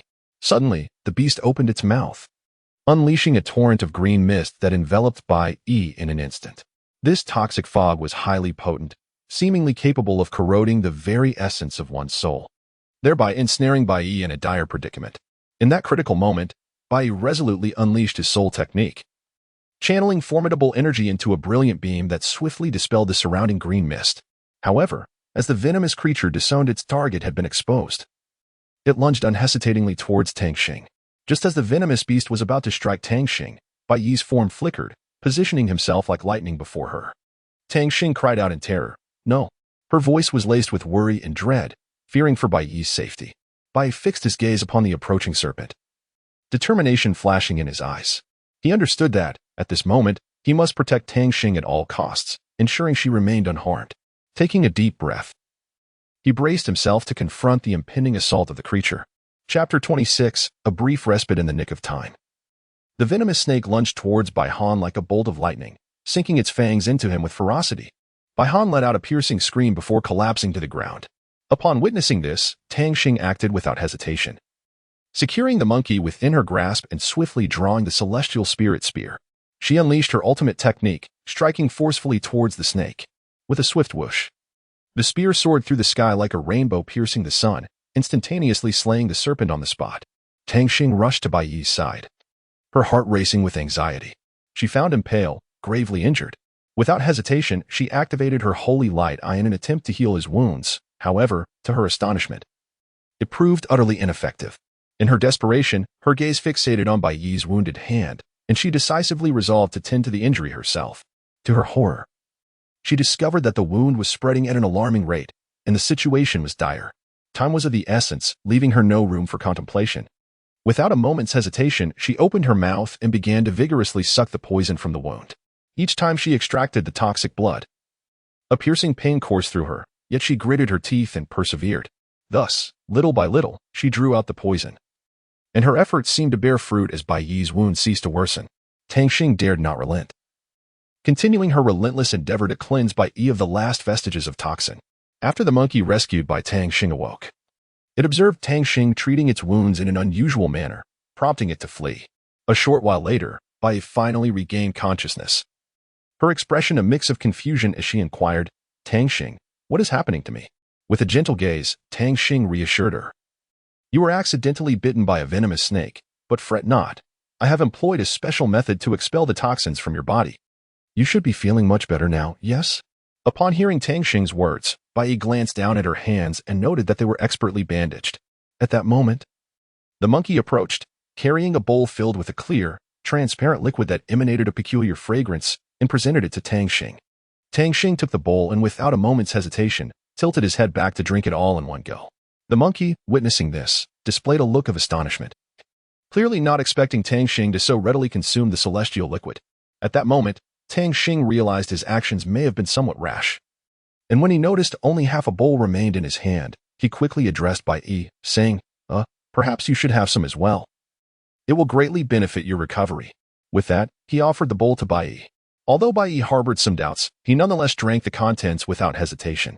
After a period of rest, both regained a considerable amount of strength. Bai Yi then turned to ask, so, how shall we deal with this monkey? After a brief moment of contemplation, Tang Xing smiled and replied, I have an idea. Let us simply say it is your pet. As for its name, how about Golden Fur? Bai Yi nodded with resignation, indicating that it would have to suffice. Subsequently, the two entered a restaurant. Tang Xing navigated his way to a suitable spot and called out loudly, Owner, 2 servings of golden fragrant fish rice, please. The owner responded with enthusiasm, certainly. Please wait a moment. Tang Xing then turned to Bai Yi, inquiring with curiosity, Bai Yi, what exactly is your martial spirit? Bai Yi replied candidly. My martial spirit is the 9-colored spirit deer. Additionally, I possess the ability to seal my own aura and cultivation, unless the opponent is a level 99 Supreme Douluo. Even a level 98 Super Douluo would find it difficult to detect me. Whenever I reach a bottleneck in my cultivation, the seal automatically unravels 1 layer, transforming into my soul ring. After hearing this, Tang Xing felt a sense of reassurance. Before long, the owner approached with fragrant dishes, setting them upon the table. The aroma of the food wafted enticingly, making one's mouth water. Upon closer inspection, each dish was exquisite, a masterpiece in both presentation and flavor. Tang Xing observed Bai Yi's eager expression as he gazed upon the delectable dishes, his mouth watering and an air of impatience and secret delight enveloping him. Unable to suppress a light chuckle, she gently urged, Please, eat. With a subtle smile, Tang Xing chose to remain taciturn. In the spacious and brightly lit hall, Xiaoming convened numerous experts and core members for a critically significant Linghai conference. In this solemn yet tense atmosphere, everyone was wholly engrossed in Xiaoming's discourse. Without any preamble, he posed a direct inquiry. Wang Qian, what is the current status of the selection process for the 7 spirits? Wang Qian, gripping the report firmly, responded with a solemn countenance and resolute tone, Esteemed leader, after our meticulous preliminary screening, the number of candidates among the inner courtyard disciples who meet the criteria is quite limited. At this juncture, the wise elder Shu, seated nearby, allowed a slight smile to grace his features, suggesting softly, Leader, if the circumstances are as such, why not consider including the outer courtyard disciples in the selection process? This might broaden our pool of candidates. Upon hearing this, Xiaoming felt a sudden clarity wash over him, as if struck by thunder. His eyes sparkled with excitement as he eagerly inquired, Elder Shu, do you have more specific and superior suggestions? Maintaining his composed demeanor, Elder Shu replied gradually, in my opinion, we could dispatch the deputy leader to personally organize the recruitment and selection in the outer courtyard. If my memory serves me correctly, we employed a similar approach for our last talent selection. Xiaoming, grasping the implication, swiftly made a decisive resolution. Rising to his feet, he proclaimed in a resounding voice, Excellent. The deputy leader will take complete charge of this selection initiative. I trust he will fulfill the mission and identify the most exceptional 7 spirits for us. His authoritative voice resonated throughout the hall, garnering unanimous agreement and igniting a sense of anticipation for the future. Tang Xing and Bai Yi strolled slowly to the entrance of the academy when they unexpectedly collided with someone. Upon closer inspection, Tang Xing recognized it was teacher Wu Xianheng. With excitement, he exclaimed, Teacher Wu, I'm back.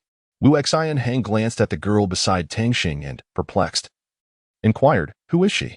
Noticing the moment, Tang Xing quickly intervened, saying, She is my distant relative, Bai Yi. I brought her here to ask if you could assist in her admission into Class 1. Upon hearing Tang Xing's words and observing Bai Yi, Wu Xianheng nodded thoughtfully and replied calmly, All right, I understand. For now, you may return. I will discuss her enrollment with the principal. Just then, the principal happened to pass by and, overhearing Wu Xianheng's conversation about him, approached with a somewhat stern demeanor, saying, Oh, do you still regard me, the principal? Very well, since she is your choice, I shall leave it to you. However, the necessary procedures must be followed. Do not create any complications. With that, the principal turned and walked away. Tang Xing and Bai Yi exchanged glances, both exhaling in relief. They understood that, despite the twists and turns, the matter had ultimately been resolved. The next step would be to see whether Bai Yi could seamlessly integrate into this familial environment. Wu Xinheng gently addressed Tang Xing, Please follow me. Upon noticing Wu Xinheng's approach, The staff member attending to the affairs promptly stood up and exclaimed, "Teacher Wu, what procedures may I assist you with today?" Wu Xinheng gestured for Bai Yi to come forth, and she swiftly approached. Looking at the staff member before her, Wu Xinheng stated, "Indeed. I am here to facilitate her enrollment process." Upon hearing this, the staff member momentarily paused, but quickly regained composure and began to diligently attend to the necessary tasks. In a short while, he looked up at Wu Xinheng and announced, "All done, Teacher Wu. The enrollment has been successfully processed." Tang Xing pulled Bai Yi towards the dormitory when suddenly she recalled that the dormitories in the foreign languages department were typically assigned with one male and one female resident. Thus, she halted her steps, turned to Wu Xinheng, and inquired, "Teacher Wu, are there any special arrangements for our specific class dormitories?" Before Wu Xinheng could respond, an employee interjected eagerly, "Yes, Teacher Wu. Why didn't you mention it sooner? All students entering the special class will have dedicated rooms, and they will accommodate 4 individuals each." Wu Xinheng nodded and then addressed Tang Xing. "Let us proceed with that. Tang Xing, please compile a list of the residents for their dormitory." Tang Xing arrived in the classroom to inquire about everyone's opinions regarding the selection of personnel for the new dormitory. After gathering the suggestions, she proceeded to the office of Wu Xinheng, bearing the meticulously prepared list of candidates. Upon receiving the list, Wu Xinheng cast a brief glance over it, particularly noting the members of Tang Xing's group, Lan Qiu, Su Yin, and Bai Yi. He could not help but marvel at the ingenious arrangement. Subsequently, Wu Xinheng addressed Tang Xing, stating that the dormitory allocations should be based on the principle of pairing male and female students. Upon returning to the classroom, Tang Xing relayed the news to his classmates. After an enthusiastic discussion, they ultimately reached a consensus on the dormitory allocation plan. This time, Tang Xing presented the meticulously organized results to Wu Xinheng, who appeared particularly composed. After reviewing the information, Wu Xinheng nodded in satisfaction and remarked, "Well done this time. Today, I grant you a day off to rest. Starting tomorrow, adjust your state and prepare for the special training." Once Tang Xing conveyed the message to his classmates, they all eagerly returned to their brand-new dormitories. Meanwhile, Wu Xinheng, gazing at the news in hand, softly read aloud, "In 1 week, the recruitment of the 7 spirit bearers will commence. In 1 week, I shall showcase how exceptional my students are." At this moment, Lan Qiu was about to pose a question to Tang Huang when Bai Yi rushed out like a whirlwind, tightly grasping Tang Xing's hand and exclaiming, "Tang Xing, I'm so hungry." Tang Xing gently caressed Bai Yi's small hand and replied softly, "All right, my dear. I will take you to find something delicious." "Oh, by the way, Lan Qiu, what were you about to tell me?" Lan Qiu struggled to suppress the turmoil within and tried to keep his voice steady. "I just wanted to ask if you have time right now." However, before he could finish, an untimely growl erupted from his stomach. Tang Xing, being exceptionally perceptive, instantly understood the situation and promptly said, "All right then, let us go, Lan Qiu. Let us fill our stomachs first." Meanwhile, the monkey, who had been quietly resting on Tang Xing's shoulder, let out a long sigh and comfortably lay down, soon drifting into slumber. Lan Qiu's gaze remained fixed on Bai Yi, pondering, "Who is this girl? What is her relationship with Tang Xing? Something feels amiss. Why am I suddenly so concerned about him?" Just as Lan Qiu was lost in his self-reflection, Tang Xing caught sight of Jin Yu and Zhang Hao busily attending to a small stall not far away. He immediately dashed over, joyfully calling out, "Sister Jin Yu, Brother Zhang Hao, Brother Jin Lin, you're all here." Jin Yu, somewhat surprised, remarked, "Little brother, you actually know my brother?" Tang Xing nodded and replied, "Yes.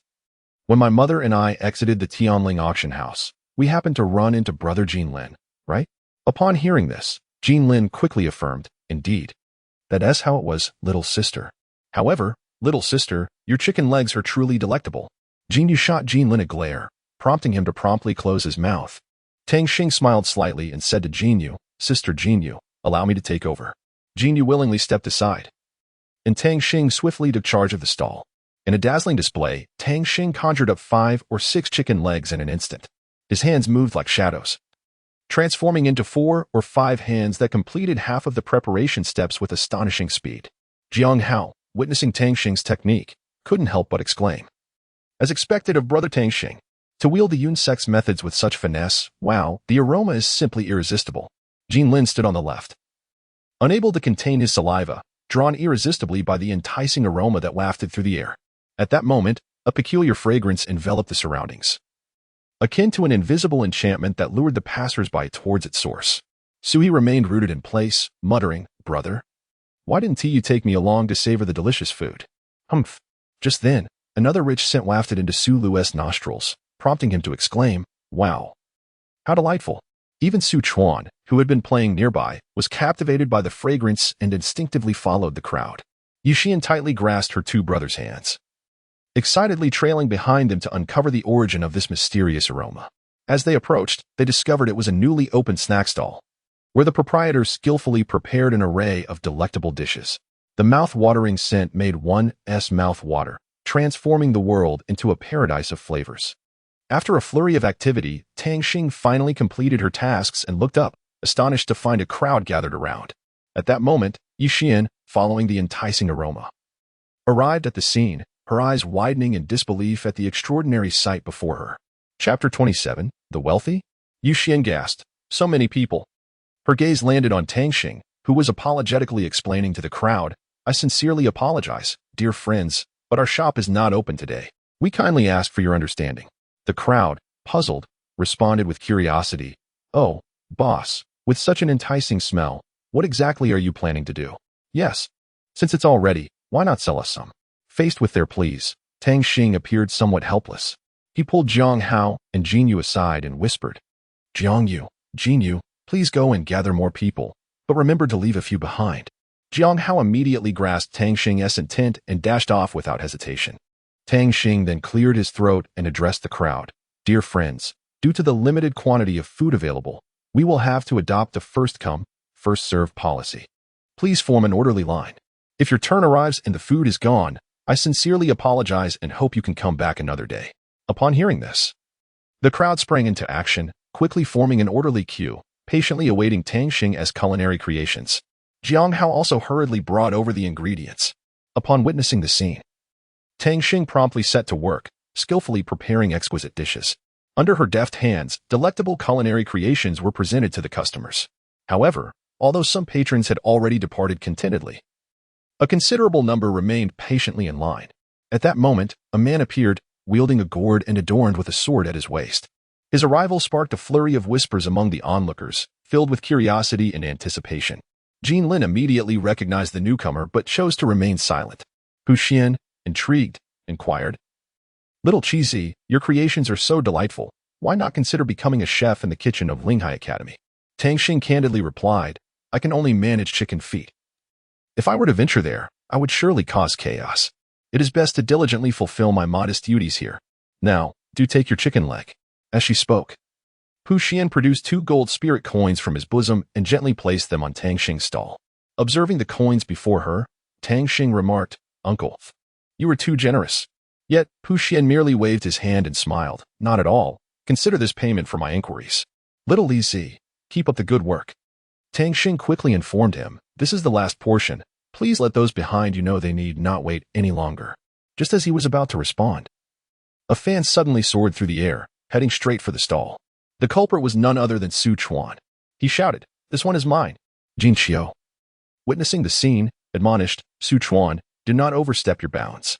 Su Chuan, feeling entirely justified in his actions, retorted, "Where is the impropriety? It is clearly your fault. I have waited in line for so long, and now that my turn has come, you dare to tell me otherwise? I assure you, there is but one portion left." Jiang Hao, unable to bear it any longer, interjected, "Su Chuan, you have not even queued up. You must wait for the next opportunity." Tang Xing was remarkably direct, swiftly handing the food to a passerby and urging him to leave promptly. Then, he shouted at Su Chuan, "Su Chuan, it's merely a chicken foot. If you can defeat me, I shall prepare it for you." The surrounding crowd widened their eyes in astonishment upon hearing his words. Jin Lin, with admiration, remarked, "What a bold spirit." Su Chuan, undeterred, readily accepted the challenge. They proceeded to a nearby clearing. Without hesitation, Su Chuan unleashed his second soul skill, the power of the wind bell. He swiftly followed up with his first soul skill, the blade of the fan, aiming for a decisive blow against his opponent. However, Tang Xing was no ordinary adversary. He immediately activated his spirit martial soul and unleashed his formidable second soul skill, the power of the spirit, successfully countering Su Chuan's assault. At that moment, Su Chuan pondered, could he also possess dual martial souls? Why had he never witnessed this technique before? It appeared the time for a swift resolution had arrived. Thus, Su Chuan resolved to exert all his strength, releasing his most powerful skill, incanting softly. He radiated a brilliant light as he activated his fourth soul skill, the earth-shattering transformation of the wind bell, followed by his second soul skill, the power of the wind bell, and his third soul skill, the gale slash, in rapid succession. In that instant, Su Chuan's power surged to unprecedented heights, shaking the very battlefield with his formidable presence. Could Tang Xing withstand such a ferocious onslaught? The ensuing battle promised to escalate in intensity and excitement. Jin Yu, witnessing Su Chuan unhesitatingly deploy his fourth soul skill, widened his eyes in disbelief and shouted in indignation, "How shameless of you!"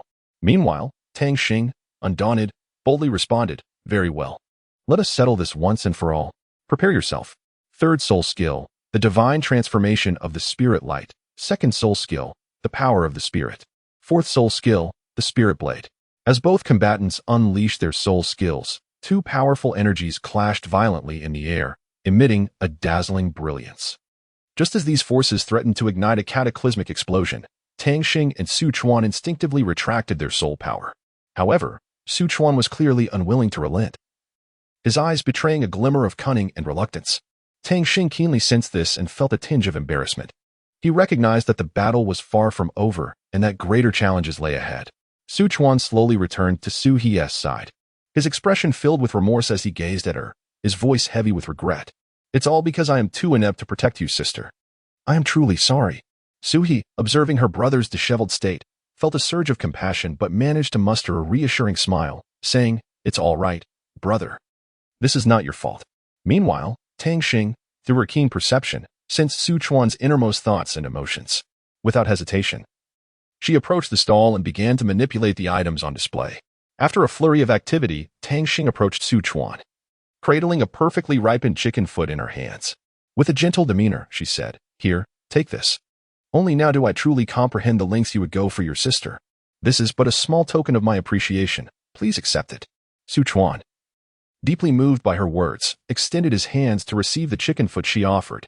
In that moment, time seemed to stand still, and the surrounding clamor gradually faded into the background. Su Chuan grasped the chicken foot tightly, savoring the warmth and care emanating from Tang Xing. He understood the preciousness of this friendship, which only strengthened his resolve to protect his sister and safeguard this bond. Shortly thereafter, Lin Qian, accompanied by Yi Xian and Huang Quan, arrived at Tang Xing's stall. Jin Lin, observing the trio, expressed his apologies, saying, "I am truly sorry, esteemed guests. We have completely sold out of chicken legs." Upon hearing this, Yi Xian couldn't help but softly inquire, "Is there really none left?" Just as her words faded, Tang Xing emerged from behind the stall, hastily interjecting, "There are some left, indeed. We still have a few." Upon hearing this, Yi Xian felt an inexplicable surge of joy welling up within her. Tang Xing began to bustle about, while Yi Xian sat beside Lin Qian, quietly awaiting the proceedings. Meanwhile, Lan Qiu and Li Fei leisurely fished by the riverbank, while Jin Yu and Jin Lin lent a helping hand to Tang Xing by Yi, perhaps overwhelmed by fatigue, unknowingly succumbed to slumber. Before long, Tang Xing emerged with a steaming array of delectable dishes, exclaiming, "Dinner is served." The group gathered around the table, where an abundance of culinary delights awaited them, featuring not only fish and meat, but also exquisite soups. With warmth, Tang Xing introduced the sizable fish on the table. Smiling as she pointed out, this fish was caught through the joint efforts of Lan Qiu and Li Fei. Do indulge. With that, everyone began to feast heartily. The monkey savored a chicken leg, relishing every bite with a satisfied smile adorning his face. At that moment, Li Fei discreetly pulled Tang Xing aside and whispered, "Tang Yun, could you do me a favor and prepare another serving?" Tang Xing instantly grasped his intent and, without hesitation, turned to busily attend to the kitchen. After a short while, she returned with a fragrant dish for Li Fei, who gratefully accepted it before hastily departing. Yi Xian then suggested, "Shall we all head to the auction house?" Upon hearing this, Tang Xing stepped forward from the crowd and responded, "Absolutely. I shall accompany you." The others readily agreed, and together they made their way to the Linghai auction house. On the journey, Su Yin suddenly recalled something and spoke up, "As far as I know, this Linghai auction house is actually a property of Linghai Academy." Upon hearing this, Tang Xing could not help but display a look of skepticism. With a playful grin, he jested, "Su Yin, I am beginning to wonder if your family runs a history museum. How is it that you are so well versed in history?" Su Yin pressed her lips tightly together, her eyes wide with indignation, as she placed her hands firmly on her hips, clearly conveying her desire to dismiss any further conversation. Observing Su Yan's silence, Tang Xing gently patted her shoulder, yet she remained unresponsive. Deep down, Tang Xing realized he had undoubtedly landed himself in a predicament. Subsequently, he and the others made their way toward the auction hall. However, as they attempted to enter, they were halted by the security personnel at the entrance. Tang Xing quickly produced his student identification, presenting it to the guard, who then permitted them to proceed inside. Tang Xing and the others took their seats, their gazes fixed upon the items displayed on the auction house's screen. Sun Yan stood upon the stage, her voice resonating as she introduced, "Ladies and gentlemen, behold the renowned Tianshui pill. However, thanks to the meticulous refinement by our alchemists, this Tianshui pill has been transformed into an exquisite rarity. It not only possesses the ability to cleanse the meridians and refine the essence, but it also harbors two remarkable effects. Firstly, it grants everlasting youth, albeit for a mere 2 years, during which no further consumption is permitted. Secondly, for ordinary individuals, ingesting it can awaken latent soul power for soul masters. It not only enhances their soul power by 1 to 2 levels, but also elevates the quality of their martial soul. Such a precious item is available for the modest price of 5,000 gold spirit coins. Each bid must exceed the previous one by no less than 500 gold spirit coins. You have 1 minute. Let the bidding commence." As Sun Yan's words echoed, a wave of excitement surged through the auction house. Whispers filled the air as onlookers expressed their keen interest in this extraordinary Tianshui pill. Some were eager to participate in the bidding, while others fell into contemplation, weighing the pros and cons. In this fleeting minute, the atmosphere was charged with tension and fervor, signaling the onset of a fierce competition. 7,000 gold spirit coins.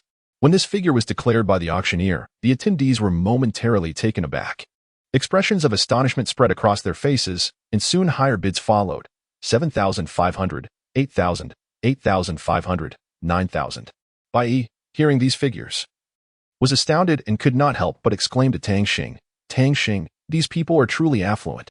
Just then, a woman's voice chimed in beside Tang Xing. "These individuals are always like this. No need to be surprised." 50,000.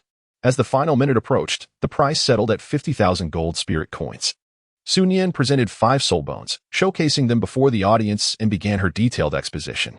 She first pointed to one of the soul bones, declaring, "This is a right leg soul bone from the Clearlight Leopard, ideally suited for agile attack-type soul masters." Following this, she displayed a vast screen showing detailed information for each of the soul bones. The second was the Radiance left arm bone, the third the Rock Barrier left arm bone, the fourth the Rapid Mastery right arm bone, and the final one was the Radiance head bone. All 5 soul bones originated from powerful soul beasts over 30,000 years old. The starting bid is set at 500,000 gold spirit coins, with each subsequent bid required to exceed the last by no less than 100,000 gold spirit coins. Please place your bids. Sun Yan's clear and resonant voice echoed throughout the auction hall. Tang Xing closed his eyes, immersed in deep contemplation. Suddenly, he opened his eyes wide, unhesitatingly raised the placard in his hand, and proclaimed loudly, 5 million. His voice resonated like a thunderclap, reverberating throughout the entire auction hall. Everyone was taken aback by Tang Xing's bid, and the previously boisterous atmosphere fell into a profound silence. The price set by Tang Xing left others in awe, their eyes wide with disbelief as they gazed at him. In stark contrast, Tang Xing maintained an air of composure, swiftly paying the deposit before distributing the precious soul bone among his companions. "Let us return and fuse with it. Tomorrow, we must face our homeroom teacher's assessment." Tang Xing stated calmly, his eyes gleaming with unwavering determination. He understood the significance of this evaluation for them, recognizing the necessity of giving their utmost effort. His companions nodded in agreement, grasping the essence of his words. They accepted the soul bone, their hearts brimming with anticipation and anxiety, for this artifact harbored immense power, and their ability to successfully merge with it and harness its full potential would directly influence their performance on the morrow. Tang Xing gazed at the departing figures of his companions, silently encouraging them in his heart. He firmly believed that as long as they united in purpose, they would undoubtedly excel in this assessment and demonstrate their true capabilities. Chapter 28. The special training of the old class. Lan Qiu tightly clutched the soul bone, her gaze somewhat dazed, as if she had lost her very essence. Meanwhile, Yixian remained utterly perplexed, unable to comprehend where Tang Xing had procured such a substantial sum of money. Was he still the brother she once knew? The events of the previous night left her in a profound state of bewilderment. Upon their return to the dormitory, Tang Xing and his companions fell into a deep slumber. The following morning, Tang Xing arose early and roused the still sleeping Li Fei and the others, urging them to awaken for their classes. The four of them made their way to the classroom, and scarcely had they settled in when Wu Xianheng approached, beckoning them to the small forest. Upon their arrival at the small forest, they were greeted by an array of weighted objects. Wu Xianheng stood at the forefront, proclaiming in a commanding voice, "Put on these items and then run 10 laps around this grove. Should you fail to complete the task, do not expect to partake in lunch. Remember, you are prohibited from using your martial spirits and soul skills throughout this endeavor. Prepare yourselves well. We shall commence immediately. Do not harbor any illusions. I will be watching you closely." At Wu Xianheng's words, Tang Xing and his companions involuntarily gasped in shock. They exchanged glances, inwardly lamenting their predicament.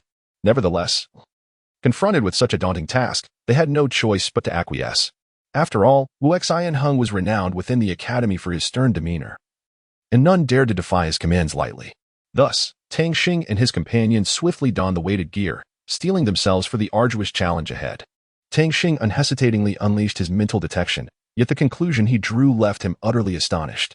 Li Fei, noticing the unusual expression on Tang Xing's face, quickly inquired, "Boss, what has happened?" Tang Xing revealed to the group, "This vast, boundless forest cannot be traversed in less than an entire day." Upon hearing this, everyone felt the daunting nature of their task, realizing it was almost an insurmountable challenge. However, Su Chuan paid no heed to this, racing forward without a second thought. And Su Le quickly followed suit. As Tang Xing gazed at Su Chuan's departing figure, an unusual sensation surged within him. With little time to ponder, he called out for everyone to advance together. Yet soon, they encountered a significant issue. The equipment they wore grew increasingly burdensome with each stride. As a soul master specializing in offensive power, he failed to recognize this concern. Conversely, the agile and control-type soul masters keenly noticed the heaviness of their burdens, while the support-type soul masters felt as if they were carrying an immense weight akin to a heavy stone mountain. Lan Qiu shouted, "Tang Xing, wait." Hearing this, Tang Xing halted and asked, "What is it?" Lan Qiu responded, "They all say their burdens are too heavy." Tang Xing touched his armor and nodded, "Indeed, it is quite heavy. Time is of the essence. I will teach you a set of techniques, so please listen carefully." Wu Xinheng was taken aback that Tang Xing would instruct them in techniques. Tang Xing then asked, "Have you understood?" In unison, they replied, "We understand." Just as Lan Qiu was about to speak, Tang Xing interjected, "Rest assured, if I were to cheat, I would be the one leading. Otherwise, Teacher Wu would have arrived long ago." He continued, "Moreover, did not Teacher Wu say we are prohibited from using techniques? Let us hasten." Teacher Wu observed this scene with a wry smile, remarking, "You truly know how to exploit loopholes." Tang Xing then led the group in a renewed sprint. Su Qiu called out from behind, "Brother, slow down." Su Chuan surged ahead, accelerating wildly, while Sui continuously shouted from the rear. Observing this, Wu Xinheng directly intervened, striking Su Chuan while stating, "I told you not to use your martial spirit." Su Chuan's face immediately reflected a look of grievance, prompting Su Lu to step protectively in front of him and address Wu Xinheng, "Teacher Wu, we acknowledge our mistake." Wu Xinheng huffed softly, "It is good that you recognize your fault." In a lush garden, sunlight streamed through the gaps in the leaves, casting dappled shadows that illuminated a scene of tranquility and vitality. Lin LV was fully engrossed in nurturing the vividly blooming flowers, her movements graceful and delicate, as if cradling a collection of precious lives. However, at that moment, an unusual aura quietly approached, igniting Lin LV's sense of alertness. She slightly turned her head, her keen gaze capturing the figure concealed within the blossoms. Without a moment's hesitation, Lin LV softly declared, "Since you have come, step forward. Lurking in the shadows is not the behavior of an honorable person." As her words fell, a man clad in black emerged slowly, his step steady and resolute. As the man approached Lin LV, he halted his steps and softly called out, "LVer." Upon hearing the familiar voice, Lin LV displayed little surprise. Calmly, she turned to face the man before her and inquired with a hint of aloofness, "What brings you here?" "I believe our relationship has not yet reached such intimacy." "Your Excellency." Xia Ming's expression shifted to one of awkwardness. The words he had meticulously prepared suddenly caught in his throat, rendering him momentarily speechless. Observing his discomfort, Lin LV's lips curled into a slight smirk, and she mockingly continued, "If you have no pressing matters, I kindly suggest you take your leave. After all, This is merely a modest garden that cannot accommodate someone of your esteemed stature. A flicker of pain and helplessness passed through Xiaoming's eyes, yet he did not retreat. He abruptly stepped forward and enveloped Lin LV in a tight embrace. Startled by his sudden action, Lin LV attempted to extricate herself from his grasp, only to find her strength utterly diminished in his presence. Your Excellency, this is inappropriate. It undermines your dignity, Lin LV began, but was swiftly interrupted by Xiaoming. LVer, do not call me Your Excellency any longer. Refer to me as Xiaoming or your fiancé. I acknowledge my past transgressions, the hurt I inflicted upon you. And I genuinely regret it, LVer. His voice trembled, revealing the guilt and remorse deep within him. Lin LV listened quietly to Xiaoming's heartfelt confession, her heart swelling with a tumult of emotions. Taking a deep breath, she endeavored to regain her composure and replied, the Lin LV you once knew is no more. I am now Lin Jing. However, in light of your sincerity, I shall grant you forgiveness this time. Xiaoming held Lin Jing tightly, as if wishing to merge her with his very being. He softly declared, all right, I will heed my wife's words. Lin Jing's cheeks flushed crimson, akin to being scorched by fire. Her gaze flickered, unable to meet Xiaoming's eyes, as she shyly protested, how annoying. I have not yet agreed to marry you. Attempting to break free from Xiaoming's embrace, she was swiftly pulled back into his arms. Without hesitation, Xiaoming leaned in and pressed his lips against Lin Jing's. She was momentarily rendered speechless, her mind blank and incapable of thought, while Xiaoming reveled in the sweetness of that kiss, savoring every moment. Yet, Xiaoming seemed unsatisfied with such a fleeting encounter. He yearned for more. However, Lin Jing soon regained her senses, forcefully pushing him away before turning to flee. Xiaoming, seeing her escape, immediately pursued her, and they began to chase each other around the room, as if engaged in a delightful game. Watching this scene unfold, Man Xian couldn't help but chuckle, remarking, she flees, he chases, she cannot take flight. Tang Xing observed two figures sprinting ahead, and he couldn't help but exclaim in astonishment, what incredible speed! It is almost beyond belief. Moreover, they appeared to be exerting no soul power. Such prowess is truly remarkable. Upon hearing his voice, the two individuals simultaneously turned their gazes towards Tang Xing and exclaimed in unison, ah, it's the class monitor. Tang Xing was somewhat taken aback by their recognition of his name. At that moment, Wanning also glanced back and, with a smile, called out, Douluo, Sui. Stop fooling around. Our esteemed class monitor has arrived. Tang Xing, upon hearing this, found himself at a loss for words. Noticing his reaction, Wan Ying's lips curled into a gentle smile as she took the initiative to introduce him. Class monitor Tang Xing, we are all students from Class 1.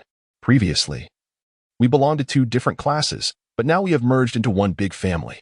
My name is Wan Ying, and the classmates standing behind me are Nian Shui, Qingyu, Chuhao, Meng Yin, Zmo, and Nanxing. The two who greeted you earlier are Sui and Douluo. Tang Xing extended his right hand politely and said, greetings. It appears you all are here to carry out the tasks assigned by Teacher Wu. Am I correct? They nodded in affirmation, and Tang Xing then led them onward. As they walked, Tang Xing suddenly halted, his gaze fixated on the scene ahead. He saw Sui ensnared in a swamp, his body gradually sinking, while Su Chuan was exerting every effort to rescue him.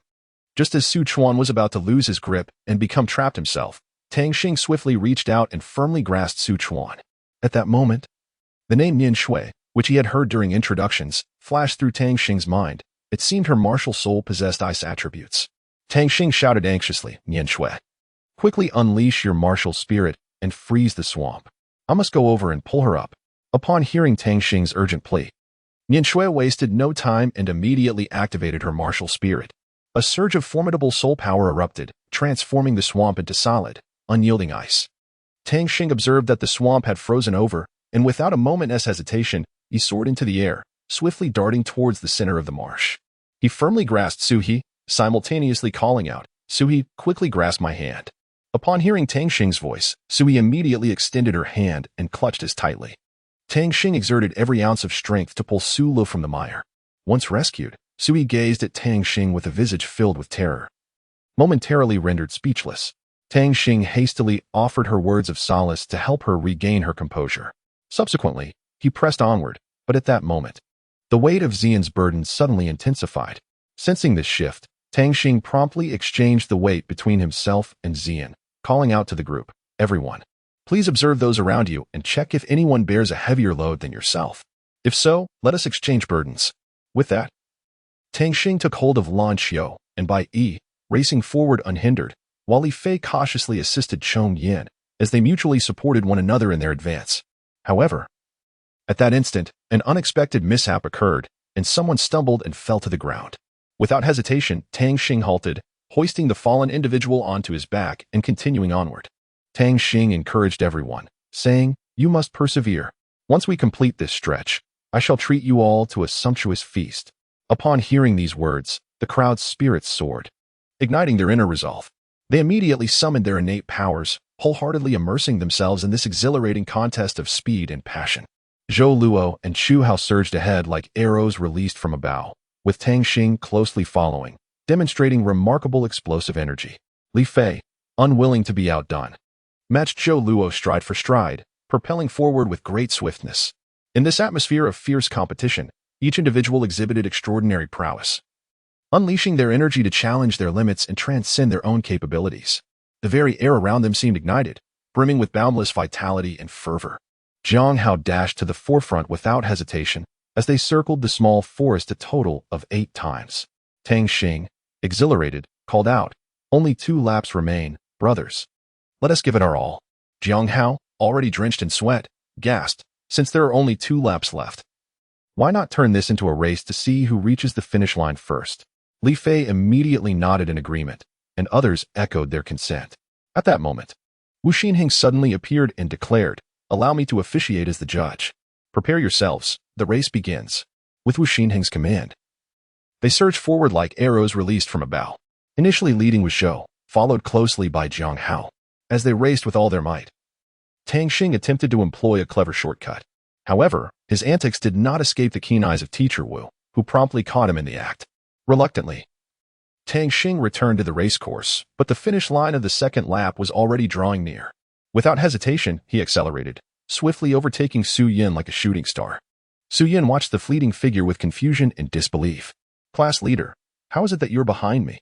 She could not help but inquire, her voice tinged with surprise. She simply could not fathom how, given the class leader's capabilities, he could possibly lag behind her. Tang Xing, upon hearing Su Yin's question, revealed a shy smile. He scratched his head and, with a hint of bashfulness, replied, "Haha, actually, I've already completed my second lap. I noticed you were running quite earnestly, so I thought I'd follow behind and observe. However, I must continue running now. I'll take my leave. Goodbye." With that, Tang Xing accelerated once more, darting away like an arrow released from a bow, leaving Su Yin in a state of astonishment. She widened her eyes, gazing at his retreating figure, momentarily at a loss for words. After some time, Su Yin regained her composure. She shook her head, striving to restore her calm. Yet, as she turned around, she suddenly felt as if someone was watching her from behind. A sense of caution arose within her, prompting her to glance back, only to find nothing amiss in the empty space behind her. Furrowing her brow, she murmured to herself, could it be merely an illusion? Yet, the sensation of being observed was undeniably intense. While contemplating this, she continued her run, remaining vigilant of her surroundings. Chapter 29, the second phase. To her astonishment, Su Yin beheld a colossal serpent.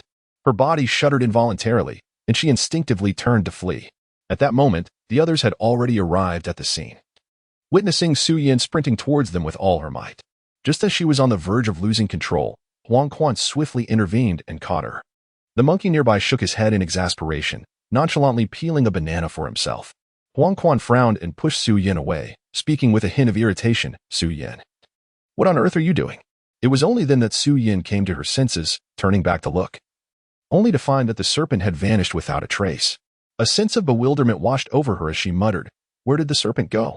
How peculiar." Tang Xing called out to her several times, and finally, she responded, "I'm coming," and stepped towards the group. At that moment, Wu Xianheng suddenly appeared before them, stating, "You have completed today's task. Go home and rest well. We shall continue tomorrow." With that, he turned and departed, leaving the others in a state of bewilderment. Uncertain of what had just transpired, Tang Xing led the entire class to the largest restaurant in Linghai City. Sui gazed in astonishment at the magnificent structure before him, struggling to comprehend how the class monitor could be so affluent. After all, this restaurant was renowned as the most opulent and bustling establishment in all of Linghai City, with rumors suggesting that even the ingredients used here were of the highest quality. Upon entering the restaurant, Tang Xing and his companions were warmly welcomed, with the staff bustling about to attend to them. Soon, they found their seats and settled in, followed by a steady stream of dishes being served by the waitstaff. The array of culinary delights included fish and shrimp, each dish tantalizingly appealing. Tang Xing exclaimed, "Everyone, indulge in the culinary delights today." As soon as the words left his lips, his classmates eagerly commenced their feast, and the dishes on the table were swiftly devoured. Tang Xing was aware that they had just completed a marathon and were ravenously hungry, which explained their rapid consumption. With concern, he inquired, "Lan Xiao, have you had enough to eat?" Lan Xiao nodded, indicating her satisfaction. Then, with curiosity, she asked, "Tang Xing, where did you acquire such a substantial amount of money?" Tang Xing discerned Lan Xiao's concerns and smiled as she elucidated, "I owe much of this to the generous uncle who bestowed upon me the golden token. That golden spirit coin is of considerable worth, valued in the trillions. Aware of my inability to carry such a substantial sum in cash, I entrusted my mother with the task of acquiring 30 black tier cards for me." Lan Xiao gazed at Tang Xing, her face a canvas of astonishment, and could not restrain her curiosity, inquiring, what kind of golden spirit coin could possibly be worth such a fortune? Her eyes widened in disbelief at the staggering price. Tang Xing smiled gently and explained, "I visited the Tianling authentication shop, where the staff informed me that this golden spirit coin was utilized 30,000 years ago, possessing immense historical value and significance for research. Hence, its worth is naturally considerable." He spoke with an air of nonchalance, yet a hint of anxiety lingered within him. After all, he was uncertain whether such an explanation would suffice to convince Lan Xiao. Upon hearing Tang Xing's elucidation, a look of sudden comprehension illuminated Lan Xiao's face. She grasped the origins of Tang Xing's substantial fortune, and her doubts gradually dissipated. Simultaneously, she felt a profound admiration for Tang Xing's adventurous spirit and quick wit. "So that is how it is," Lan Xiao exclaimed. "It seems you truly possess a discerning eye. However, do refrain from such audacity in the future. What if an unforeseen mishap were to occur?" She admonished Tang Xing with concern evident in her eyes. Tang Xing nodded gratefully, indicating his intention to exercise caution. He understood that Lan Xiao genuinely cared for his safety, and this concern enveloped him in warmth. Following their conversation, the distance between them seemed to diminish further. Lan Xiao began to comprehend Tang Xing more deeply, while Tang Xing felt the sincerity and kindness emanating from Lan Xiao. This experience marked a significant turning point in their relationship, solidifying their bond of friendship. After the gathering had indulged in a sumptuous feast, Tang Xing addressed Lan Xiao and the others, saying, "You have all eaten to your fill. Lan Xiao, you may return first. I shall take care of the bill." With that, he rose and made his way to the front desk. Tang Xing approached the front desk and inquired of the cashier, "Excuse me, how much do I owe for the several rooms I booked?" The front desk cashier checked the records and replied, "Sir, your total expenditure amounts to 50,000 golden spirit coins." Tang Xing extracted a black card from her pocket and handed it to the cashier, stating, "Please use this one." Upon receiving the card, the cashier swiftly processed it through the terminal, followed by the mechanical confirmation, "Transaction successful." As the cashier respectfully returned the card to Tang Xing, a figure suddenly darted forward, snatching the card from the cashier's hand. It was none other than Sidiyu, who had a previous altercation with Tang Xing. As he toyed with the card in his hand, he mockingly addressed Tang Xing, Well, if it isn't Tang Xing, what a surprise to see you dining here. And with a black card no less." Tang Xing angrily exclaimed, "Sidiyu, return my card." Upon hearing her words, Sidiyu not only refused to comply, but also smirked disdainfully. He carelessly tossed the card back to Tang Xing and continued to provoke her, saying, "Tang Xing, it has been quite a while since we last met. Why don't we engage in a little sparring? I've heard that you've already conquered the 6th level of the Spirit Sea Tower.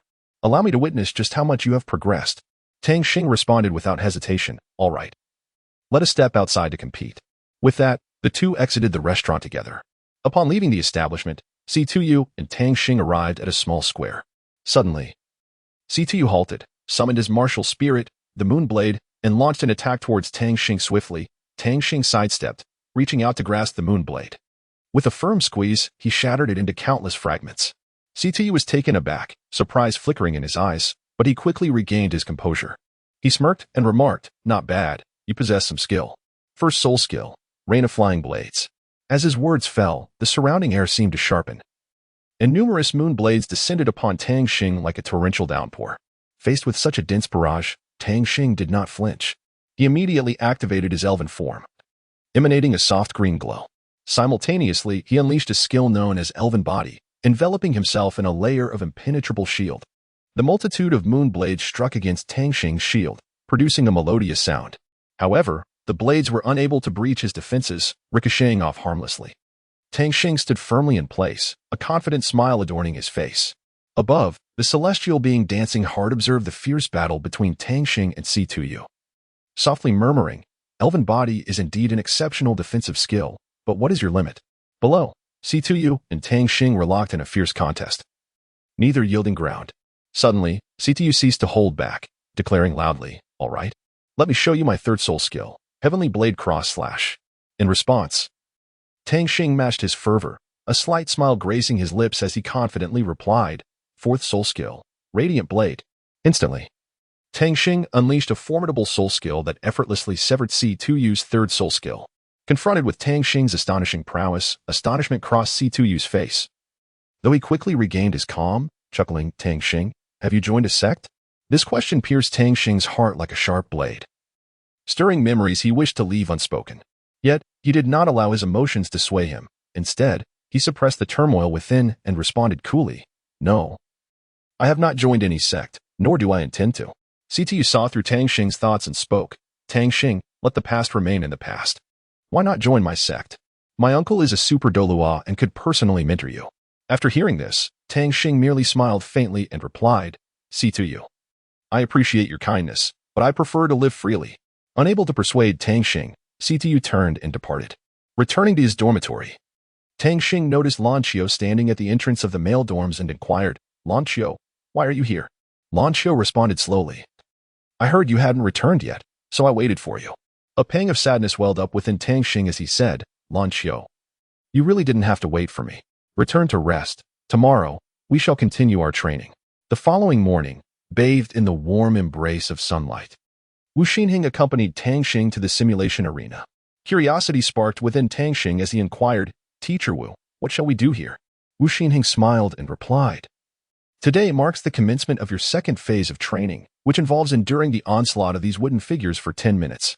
Tang Xing's eyes widened in trepidation as he gazed upon the multitude of wooden figures before him, and he mustered his courage and stepped into the arena. The moment he entered, the wooden figures sensed his presence and swiftly launched their attacks. Tang Xing adeptly employed his agility to evade their strikes, leaping and rolling while seeking opportunities to counterattack. However, the sheer number of wooden figures soon overwhelmed him. At that moment, Wu Xinheng's deep voice resonated, "Tang Xing, have you forgotten? You are permitted to utilize your martial spirit and any skills during this training." Understanding dawned upon him, and he immediately unleashed his second soul skill, Spirit Rampart. With the activation of this skill, his body became as resilient as steel. He swung his fist with great force, shattering several wooden figures before him. Yet, just as victory seemed within reach, a colossal wooden figure charged from behind, crashing heavily into his back. Tang Xing cried out in pain, his body propelled forward. He struggled to rise and continued battling the wooden figures. Despite exerting every ounce of strength, he found himself unable to withstand their relentless assault, ultimately being knocked down to the ground. Meanwhile, Lan Qiu arrived at the simulation arena, witnessing Tang Xing's arduous training and feeling a surge of admiration. She resolved to join him in his training, aiming to bolster his strength. On another front, Li Fei strolled leisurely through the forest when suddenly, torrential rain began to pour. Startled, he looked up to behold a flock of rain feather beasts soaring above. Their wings beat against the rain, producing a crisp sound. Excitedly, Li Fei exclaimed, "Wow! So many rain feather beasts! What a spectacle!" Unbeknownst to him, danger loomed. The flock of rain feather beasts spotted him and swiftly altered their course toward him. Li Fei, pale with fear, turned and fled, exclaiming, "Is this really necessary? Why pursue me so relentlessly? What cruel fate is mine? Old Su, is it truly wise to assign him to teach Class 1? Yi Yusin inquired with furrowed brows, her concerns evident. Old Su, however, dismissed her worries with a wave of his hand, stating, "Wu Xinheng possesses commendable integrity. I believe he is more than capable of undertaking this responsibility. Besides, his journey has not been an easy one." As he spoke, he lifted a gourd of wine, took a hearty sip, and smacked his lips before continuing. His origins are remarkable. He was born into extraordinary circumstances. As a child, he lost both parents, and his family met a tragic fate. Were it not for Pu Xian bringing him to Linghai, he might have already perished. Subsequently, upon awakening his martial spirit, Pu Xian has guided him to this point, leading to his current accomplishments. Old Su paused for a moment, his gaze deepening as he slowly remarked, "This assignment to teach a specific class is, in fact, a test for him. If my memory serves me correctly, next week marks the selection of the 7 spirit masters, does it not?" Yu Yusen respectfully replied, "Indeed, Old Su." Old Su furrowed his brow slightly and spoke with a heavy tone. "What on earth is that girl Ruoying up to?" Upon hearing Zhang Ruoying's name, Yu Yusen's face displayed a hint of surprise, and she promptly responded, "Ruoying is currently in the inner courtyard, contemplating the essence of her martial soul." Old Su nodded and continued, "Yusen, it is time to initiate the Spirit Sea reconnaissance operation. Should suitable candidates emerge, they may be permitted to enter and attempt the challenge." Understanding Old Su's intention, Yu Yusen immediately replied, "Understood, Old Su. I will make the necessary arrangements at once." With that, Yu Yusen turned and departed. Preparing to attend to the relevant matters, Old Su watched her retreating figure, gently sighed, and murmured to himself, "I too feel weary. It is time for a proper rest." He then slowly closed his eyes, beginning to meditate and rejuvenate. Tang Xing furrowed his brow slightly, noticing that the movements of the 2 wooden figures appeared somewhat discordant.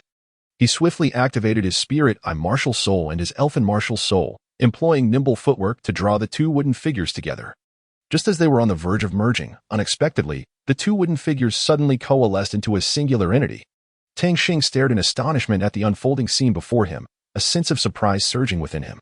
However, it was not long before a subtle smile graced his lips, and a spark of confidence illuminated his eyes. He was acutely aware of the opportunities this transformation presented. Without hesitation, Tang Xing unleashed his 4th soul skill, the Radiant Blade. A sharp beam of ethereal light sliced through the air, striking the wooden figure with unerring precision. A crisp sound echoed as the wooden figure was effortlessly vanquished, shattering into countless fragments. Tang Xing clapped his hands in satisfaction and exclaimed, "Done." His voice resonated throughout the space, brimming with a sense of accomplishment. This battle made him realize the importance of adaptability in the face of varying circumstances, understanding that only by fully harnessing one's abilities can victory be achieved. Chapter 30. The fiancé. In the ensuing days, the students of Class 1 embarked on a rigorous and fulfilling journey of cultivation. Under the meticulous guidance and stringent expectations of Wu Xinheng, their strengths experienced remarkable enhancement. Ziyin and Lin Qian distinguished themselves, ultimately breaking through to level 40 after a period of diligent effort. This was undeniably a significant advancement. However, they remained unsatisfied and continued to uphold their industrious mindset. Recognizing that Ziyin and Lin Qian had met the prerequisites for acquiring their 4th soul ring, Wu Xinheng resolved to personally lead them in search of suitable soul beasts. After all, for a soul master, selecting the right soul beast is crucial, as it will directly influence their future development. Thus, the trio set forth on a journey filled with unknowns and challenges. Along the way, they encountered various formidable soul beasts, yet Wu Xinheng, with his profound knowledge and extensive experience, skillfully navigated them away from perilous areas. Perseverance bore fruit, and it wasn't long before they discovered a soul beast perfectly suited for Ziyin and Lin Qian. After an intense battle, they successfully vanquished the Netherwolf and acquired its soul ring. This experience proved to be immensely rewarding for both Ziyin and Lin Qian, as they not only further enhanced their strength but also accumulated invaluable practical combat experience. Wu Xinheng was thoroughly pleased with their performance, confident that they would achieve even greater accomplishments on their future paths. Tang Xing sat quietly in the training ground, meditating to stabilize his cultivation level. Outside the training ground, Bai awaited Tang Xing's appearance in silence. Suddenly, Lan Qiu emerged from the training area, her gaze fixed on Bai Yi, revealing a hint of curiosity and confusion. She inquired, "May I ask who you are to him? Why are you here waiting for him every day?" Her voice was melodious yet tinged with a hint of interrogation. Bai Yi offered a gentle smile, perceptively grasping the underlying meaning in Lan Qiu's words.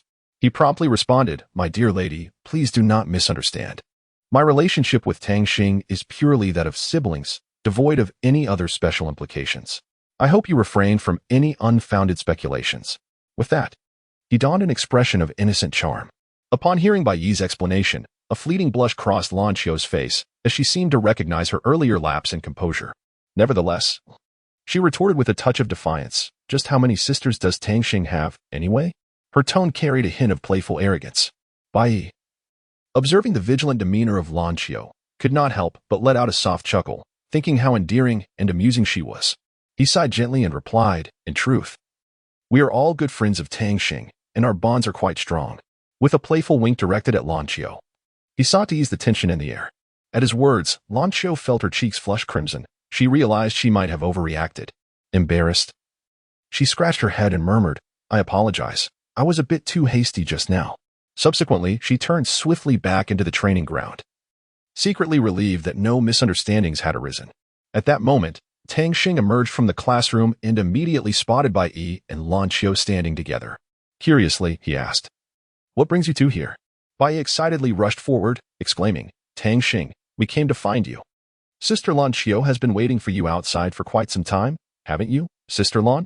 Tang Xing felt a wave of surprise wash over him. Just as he was about to speak, suddenly, a resounding voice echoed throughout the campus. "All students, please proceed immediately to the Linghai playground for assembly." Hearing this announcement, students flocked towards the Linghai playground, including Wu Xinheng, who also made an appearance. Tang Xing hurried to join Wu Xinheng, preparing to head to the playground together. In the center of the Linghai playground stood a figure who turned to face the crowd, holding a fan in one hand and a gourd at his waist. His expression was grave as he addressed the assembly, stating, "Greetings, students. I am Pu Xian, the Vice Master of Linghai Pavilion. I will now outline the content of this special examination. We find ourselves within this tower maze where each tower emits formidable energy attacks, and your task as Soul Masters is to evade these assaults.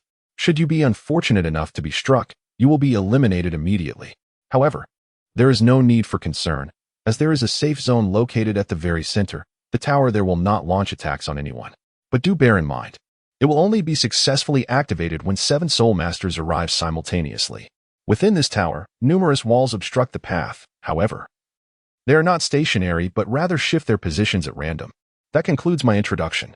I hereby declare the commencement of this assessment."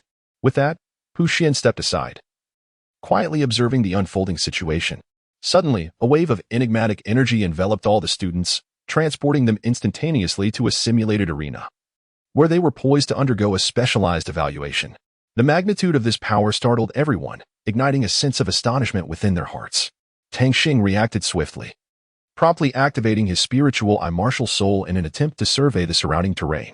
However, just as his mental energy began to extend, he encountered a formidable mental disturbance that rendered his detection ineffective in an instant.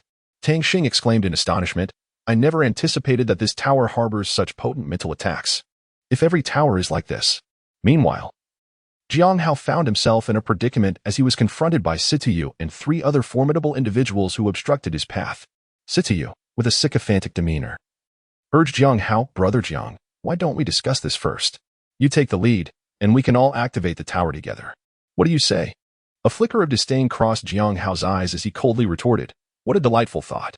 Realizing that flattery had failed, Sitiyu's expression darkened, and he menacingly declared, "Since you refuse our hospitality, do not blame us for being impolite. Attack."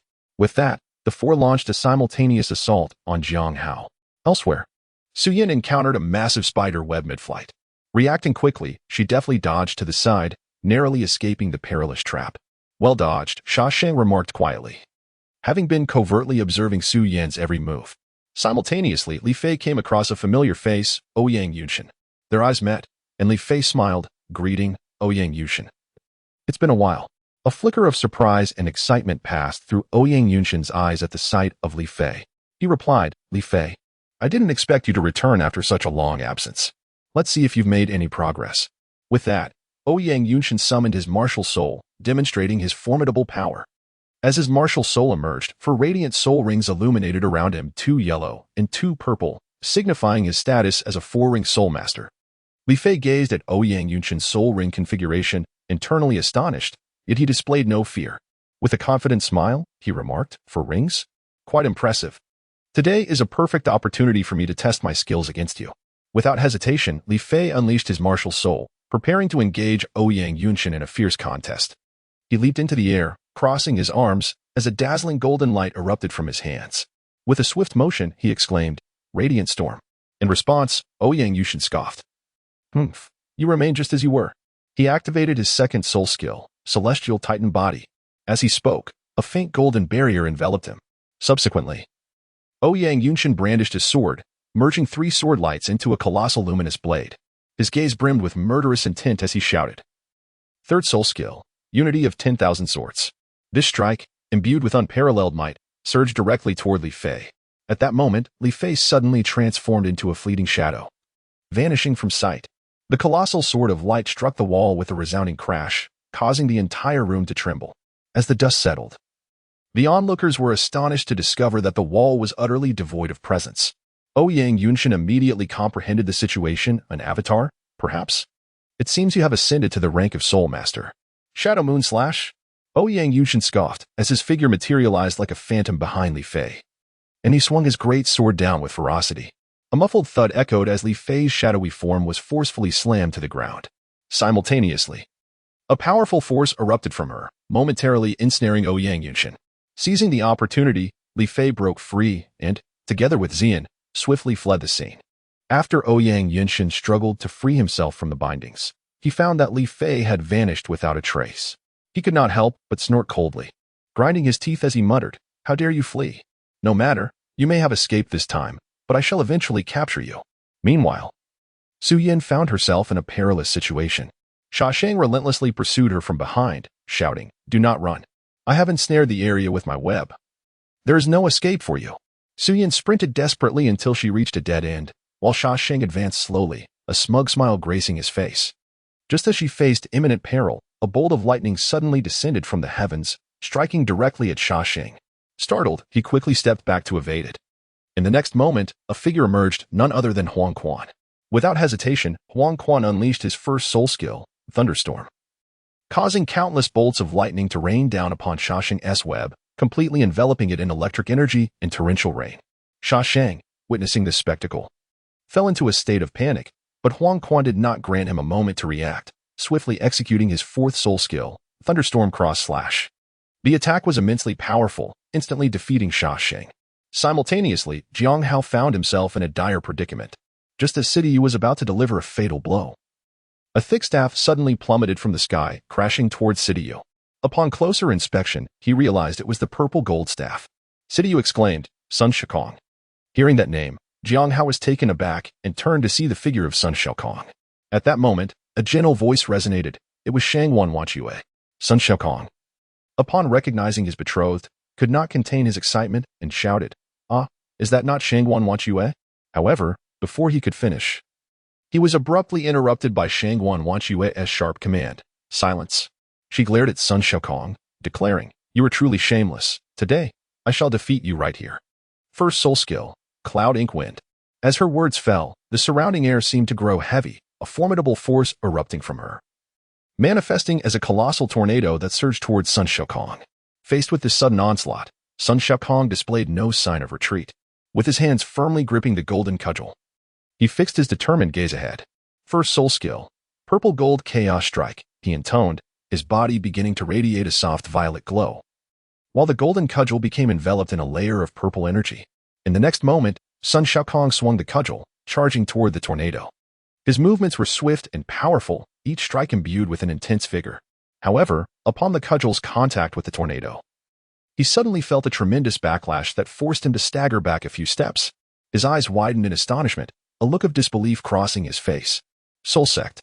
I never imagined you'd become a Soul Sect master. It seems you've invested greatly," Sun Shakong shouted, filled with regret.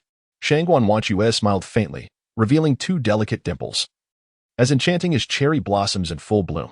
"Indeed. Sun Shakong, did you think gaining my grandfather's permission would grant you your desires? You are merely a jester. Qingyang and I share true love." "That's right, Shakong. How about this? You can serve as my personal bodyguard, and in return, I shall grant you a few requests." Chiafeng Qingyang suddenly appeared, his voice as clear as sunlight dancing upon a tranquil lake, imbued with infinite gentleness and charm. Sun Shakong found the notion ridiculous, a smirk tugging at the corners of his mouth. "On what grounds? Do not presume that the Soul Sect can outmatch me." Third soul skill, Purple Gold Shadowless Strike.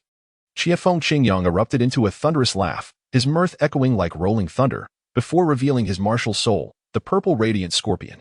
Second soul skill, Purple Demon Slash. Ding Xian immediately rushed in front of Sun Shakong, unleashing her martial soul to shield him from the impending blow. Witnessing Ding Xian's steadfastness ignited a fierce fire within Sun Shakong's heart. He turned to Jiang Hao and said, "Brother Jiang Hao, I require your assistance." Jiang Hao nodded affirmatively, assuring him, "Do not worry." Just as Jiang Hao prepared to act, a melodious voice rang out, "Jiang Hao, I have finally found you." The voice seemed to emanate from the heavens, ethereal and distant. Jinyu dashed forward, exclaiming, "First soul skill, Phoenix Fireline." Jiang Hao, taken aback, questioned in bewilderment, "How did you arrive here?" Jinyu, slightly vexed, retorted, "Foolish Jiang Hao, I told you I would be wherever you are. You abandoned me." "Is that what a man does?" Jiang Hao embraced her from behind, his resolve as steadfast as a mountain. "All right, I acknowledge my mistake. Let us face life and death together." Their hands instinctively intertwined, fingers interlaced, as if two hearts were tightly bound together. At that moment, Su Chuan and his companions emerged from the shadows, Su Chuan's gaze sharp as a blade, his voice carrying an air of authority. "Jiang Hao, though I see some spirit in you, I shall make an exception and engage in battle with you. Let us drive these intruders away. Everyone, unleash your most powerful techniques." At this moment, Ouyang Yunshin also arrived, and Sidiyu shouted, "Brother Ouyang, just in time. Let us defeat them together." As they unleashed their full power, Ouyang Yunshin delivered a strike of unparalleled strength, shining like a comet, swiftly resolving the chaos. Chapter 31. The twin martial spirits of the team. The screen reported that Jiang Hao and Jinyu, along with their 7 companions, had all been eliminated. Upon hearing this, Tang Xing was instantly incensed and shouted in fury, "Who on earth did this?" His fists were clenched tightly, his eyes ablaze with anger and resentment. Lin Qian, standing nearby, quickly stepped forward to offer comfort, saying, "Tang Xing, do not fret. Perhaps they merely encountered true experts." Although Tang Xing felt a lingering dissatisfaction, he recognized the validity of Lin Qian's words. At that moment, Li Fei suddenly appeared, accompanied by a girl. Li Fei was drenched in blood, his face as pale as a sheet, as if he had just endured a life-and-death struggle. Tang Xing rushed to support him, concern etched on his face as he asked, "Li Fei, what happened? How did you sustain such grave injuries?" As he spoke, he glanced at Li Fei's wounds, a wave of worry washing over him. The unfamiliar girl stood quietly to the side, her expression tense and seemingly at a loss. Li Fei stammered. It was Ouyang Yunshin and Sidiyu who joined forces. After uttering those words, he appeared to expend all his remaining strength, collapsing heavily into Tang Xing's embrace. Witnessing this, Tang Xing shouted urgently, "Xian, come quickly to treat Li Fei." Xian, not daring to delay even for a moment, immediately activated her first soul skill to begin healing the injured Li Fei. At that time, Huang Quan was hastily making his way to Tang Xing's location. Upon seeing Li Fei gravely wounded, he unhesitatingly threw an object towards Tang Xing. With keen perception, Tang Xing detected the commotion around him, reaching out to catch what turned out to be a dumpling. In an instant, he grasped Huang Quan's intention and, without hesitation, shoved the dumpling into Li Fei's mouth. Huang Quan and Su Yin swiftly approached Tang Xing, when suddenly the number of participants on the screen began to dwindle, rapidly reducing to just 14 individuals. Lan Qiu exclaimed in astonishment, "This is splendid. It's down to them. This is the final showdown." Shangguan Wanqiue, appearing serious, pondered for a moment before resolutely stating, "In that case, let us take them all down together." Thus, Tang Xing, Lan Qiu, Yang Dong, Lu Gang, Hu Jie, Zhang Shui, and Shangguan Wanqiue hastily ran towards the largest tower. Just then, a shadow flashed by, and a figure appeared before Tang Xing. This person wielded a massive sword, brandishing it across the path of Tang Xing and his companions. Li Fei focused intently and gasped, "It's you, Ouyang Yunshin." However, his gaze was soon captivated by another figure beside Ouyang Yunshin, prompting him to exclaim once more, "Bailey Dong Hua." Tang Xing gazed at Li Fei's astonished expression, unable to suppress his curiosity as he inquired, "What is the matter, Li Fei? Is Bailey Dong Hua truly formidable?" Li Fei sighed deeply, exuding a sense of helplessness as he replied, "My dear leader, you are utterly oblivious to the affairs of the outside world." He then proceeded to elaborate on the situation to Tang Xing.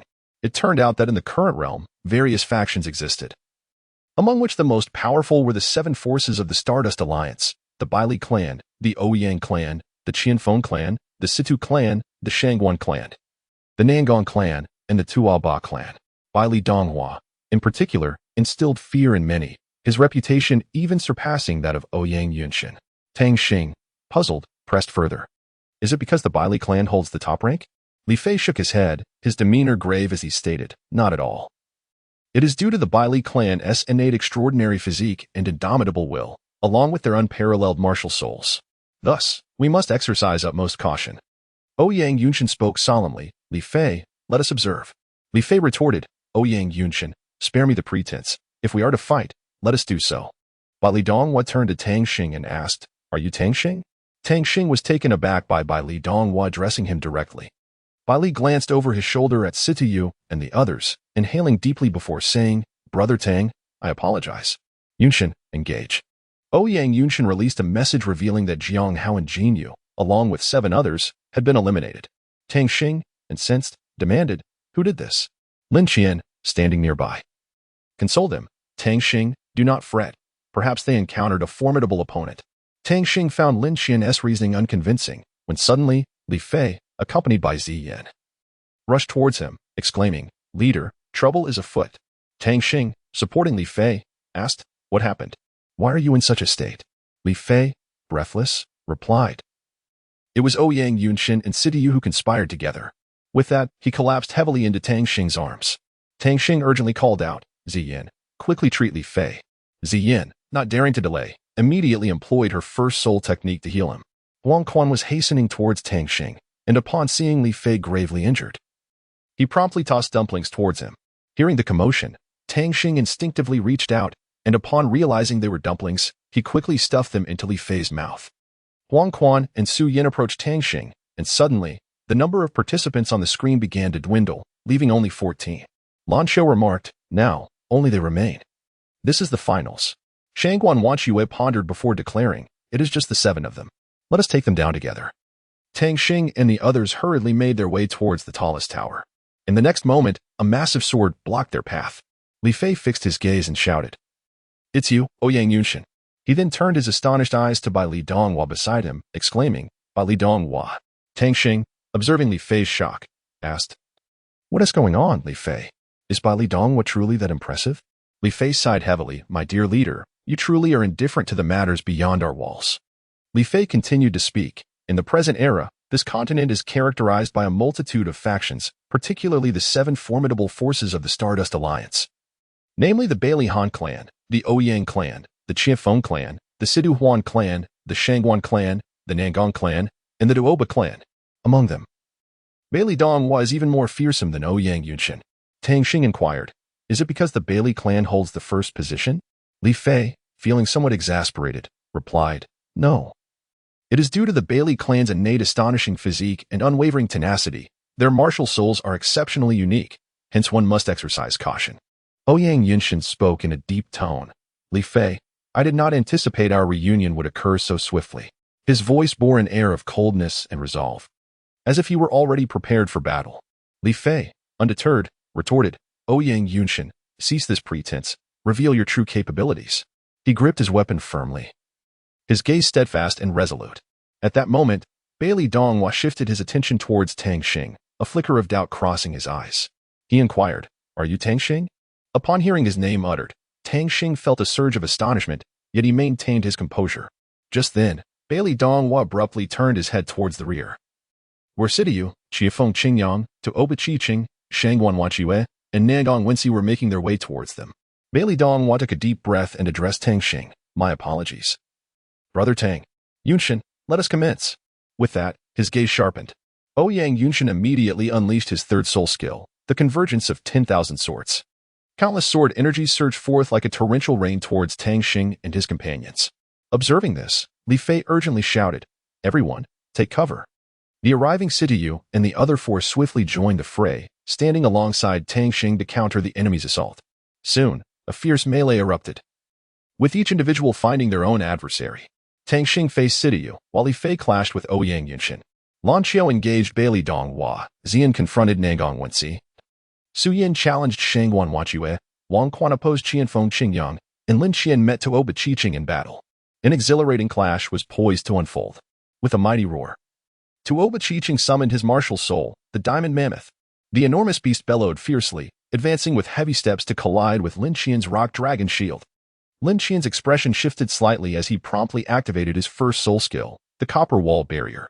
However, the force of Duoba Qiqing's impact was overwhelmingly powerful, leaving him disoriented and nearly unsteady. Seizing this opportunity, Duoba Qiqing launched another assault, declaring, such a sturdy shield, allow me to demonstrate this technique. Second soul skill, Mammoth Charge. Lin Qian, sensing the imminent danger, swiftly unleashed his second soul skill, Unbreakable. This time, the collision between the two parties generated a tremendous impact, sending Duo Chi flying several meters away. Meanwhile, Su Yin found herself embroiled in a fierce struggle. Shangguan Wanque's attacks were sharp and relentless, leaving Su Yin with little room to counter. Relying solely on the flight speed of her amethyst butterfly, Su Yin continuously dodged Shangguan Wanque's onslaught. In a fit of rage, Shangguan Wanque shouted, "Is dodging all you know? If you have the capability, face me head-on." With that, she unleashed her first soul skill, the Cloud Ink Gale. Realizing that she could no longer evade, Su Yin resolved to fight back. She declared, "In that case, let us determine who is superior." Amethyst Butterfly Light. Subsequently, Negong Wensi launched a ferocious assault on Zien, who promptly activated her fourth soul skill, the Starry Shield, successfully withstanding a significant portion of the bombardment. However, Negong Wensi did not relent. She continued to employ her second soul skill, the Lotus Blade, attempting to penetrate Zien's defenses. Aware that she could not confine Negong Wensi, Zien decisively chose to retreat. Concurrently, the battle between Qianfeng Qingyang and Huang Quan raged on with equal intensity. Qianfeng Qingyang expressed admiration for Huang Quan's prowess, smiling as he remarked, "Not bad, you are worthy of a duel with me." Second soul skill, Purple Demon Slash. Huang Quan responded with a light chuckle. Was that merely a test? Second soul skill, Thunderstorm Twin Blades. This exchange triggered a massive explosion, forcing both combatants back a distance. As the fierce confrontation escalated, the atmosphere grew increasingly tense and exhilarating. Ouyang Yunxi, with a teasing expression, looked at Li Fei and said, "Li Fei, you are falling behind. Zien's cultivation has already surpassed yours." Li Fei dismissed his words, retorting mockingly, "Her surpassing me is a good thing." Ouyang Yunxi, irritated by this response, prodded further. "Then why are you still hesitating here? Quickly unleash your second soul skill." Li Fei, disdainful of the argument, succinctly replied, "Her surpassing me is indeed a good thing." Second soul skill. However, just as Li Fei was about to activate his second soul skill, Ouyang Yunxi abruptly intervened, interrupting his build-up and swiftly releasing his first soul skill, Nine Heavens Mystical Slash. Simultaneously, Lan Xiu and Bailey Donghua engaged in a fierce confrontation. Lan Xiu was astonished to discover the terrifying sword intent emanating from Bailey Donghua, as if it could annihilate all in its path. Bailey Donghua, recognizing the extraordinary strength of the woman before him, praised, "You truly possess the most formidable beast martial soul. I have learned much." Both were taken aback by each other's capabilities, yet they did not retreat but instead continued to fight with unwavering determination. The battle between Tang Xing and Sidiyu transpired in an instant, with Sidiyu swiftly vanquished and plummeting from the sky. Upon witnessing this, Qianfeng hurriedly caught him and inquired with concern, "Are you all right?" Sidiyu shook his head, indicating he was largely unharmed, yet his expression bore a grave intensity. With great effort, he spoke, "I am fine, quickly summon everyone. We can no longer afford to delay." After uttering this, he cast a lingering glance at Tang Xing, a flicker of unyielding spirit in his eyes. Qianfeng and Qing Yang exchanged resolute glances, each sensing the unwavering determination in the other. They promptly turned to signal the others. Qianfeng brandished his spear and shouted loudly, while Qing Yang unleashed his martial soul, emanating a formidable aura to convey the message of assembly. As their calls echoed, the previously scattered crowd halted, turning their attention toward the source of the sound. Recognizing the familiar presence, they understood it was Qianfeng and Qing Yang rallying them. Without hesitation, they raced toward that direction. In this tense moment, none dared to linger. They were acutely aware of the urgency of time. A delay could lead to dire consequences. Thus, they hastened to the designated location, uniting with their comrades. Soon, all had gathered. Their gazes interlocked, revealing a shared resolve and determination. Despite having just emerged from a fierce battle, their spirits were undaunted. On the contrary, their fighting spirit soared, for they understood that only through unity could they overcome the challenges ahead. Qianfeng and Qing Yang declared, "Assemble, prepare for a team battle." His voice was steady and resolute, instilling an inexplicable sense of security among the group. The team members responded promptly, swiftly congregating and readying themselves for combat. While Li Donghua unhesitatingly transitioned to his martial soul, the seven-star night lamp. This mysterious and potent artifact radiated a soft glow. With the shift in his martial soul, a powerful aura emanated from Li Donghua as he devoted himself to bolstering his teammates, enhancing their strength and defensive capabilities. However, when Nan Gong when she transitioned her martial soul, she noted that her opponents displayed no hint of surprise. A flicker of confusion crossed her mind. But she soon grasped the reason. Each member of Tang Xing's team possessed dual martial souls. This revelation left Nan Gong when she astounded. She finally comprehended why they remained so composed. Faced with such formidable adversaries, she recognized the impending team battle would be exceptionally arduous. Yet, rather than retreating, she felt a surge of fierce determination. She resolved to give her all, unleashing her full potential alongside her teammates to confront the enemy. In the ensuing team battle, both sides engaged in a fierce clash. Leveraging their advantage of dual martial souls, Tang Xing and his companions showcased remarkable combat prowess. Qianfeng and Qing Yang, undeterred, coordinated closely, fully utilizing their respective martial soul abilities. On the battlefield, the radiant glow of martial spirits intertwined, with various skills colliding to create a magnificent spectacle. Outside, Pu Xian stood in astonishment, his mouth agape, unable to articulate his thoughts. Beside him, Xiao Bin was equally flabbergasted, his eyes wide with disbelief as he exclaimed, "The dual martial spirits of Team 1 are truly remarkable. Unbelievable." Even the usually composed by Li Donghua could not help but be taken aback, murmuring to himself, "The dual martial spirits of Team 1 are indeed fascinating." At that moment, the battle intensified. Nan Gong Wenxi swiftly unleashed her fourth soul skill, Ice Lotus Tides, while simultaneously amplifying her speed, strength, and soul power, significantly increasing her offensive capability. Faced with such a formidable assault, Qianfeng Qingyang dared not slacken his resolve. He immediately activated his fourth soul skill, Scorpion's Venom Blade. Upon witnessing this, Li Fei was alarmed and shouted, "Be careful, there's deadly poison above." He understood the dire consequences if those venomous blades struck. Responding to Li Fei's warning, Su Yan acted promptly, enhancing her soul power to bolster her strength. Meanwhile, Lan Qiu executed a golden dragon thrust to deflect the poisonous blades. However, Tang Xing recognized that this course of action was untenable and decisively suggested to Su Yan and Lan Qiu, "Let us prepare for a martial spirit fusion." At this critical juncture, Sidiyu also noticed the situation and urgently shouted, "Hurry, stop them." In that moment of urgency, Lin Qian stepped forward and declared, "You shall not pass." Third soul skill, Dragon's Roar Barrier. As his voice resonated, a powerful barrier materialized around them, thwarting the enemy's assault. Li Donghua called out, "Break this barrier." Tuoba Chiching charged against it, but Nan Gong Wenxi's bombardment had no effect. Situyu urged, "Continue the attack." Yet, the barrier remained resolute. Ouyang Yunshin unleashed his first soul skill, Nine Heavens Profound Slash. Chun Fei shouted no, as his third soul skill, One with 1,000 Swords, targeted Tang Xing and his companions. Li Fei cried out, "Quick, evade." The approaching Sidiyu and his 5 companions immediately engaged Tang Xing in combat. Subsequently, Tang Xing and his comrades chose their opponents. Tang Xing against Sidiyu, Li Fei against Ouyang Yunshin, Lan Qiu against Li Donghua, Ziyan against Nan Gong Wenxi, Su Yan against Shangwan Wanxue, Huang Quan against Qianfeng Qingyang, and Lin Qian against Tuoba Chiching. Tuoba Chiching summoned his martial spirit, the Diamond Mammoth, which collided head-on with Lin Qian's Rock Dragon Shield. Lin Qian promptly activated his first soul skill, Copper Wall Barrier. The impact from Tuoba Chiching left him momentarily dazed. To which Tuoba Chiching responded, "What a sturdy shield. Let me show you this," and unleashed his second soul skill, Mammoth Charge. Realizing the gravity of the situation, Lin Qian released his second soul skill, Unyielding Stronghold, which sent Tuoba Chiching flying several meters away. On Su Yan's side, she found herself in a fierce struggle. Shangwan Wanxue's relentless attacks left her with little room to maneuver. Su Yan relied on the flight speed of her purple crystal illusion butterfly to evade the onslaught. Shangwan Wanxue, infuriated, retorted, "Is dodging all you know?" and invoked her first soul skill, Wind of Cloud Ink. Seeing this, Su Yan declared, "If that is the case, then let us engage." Light of the purple butterfly.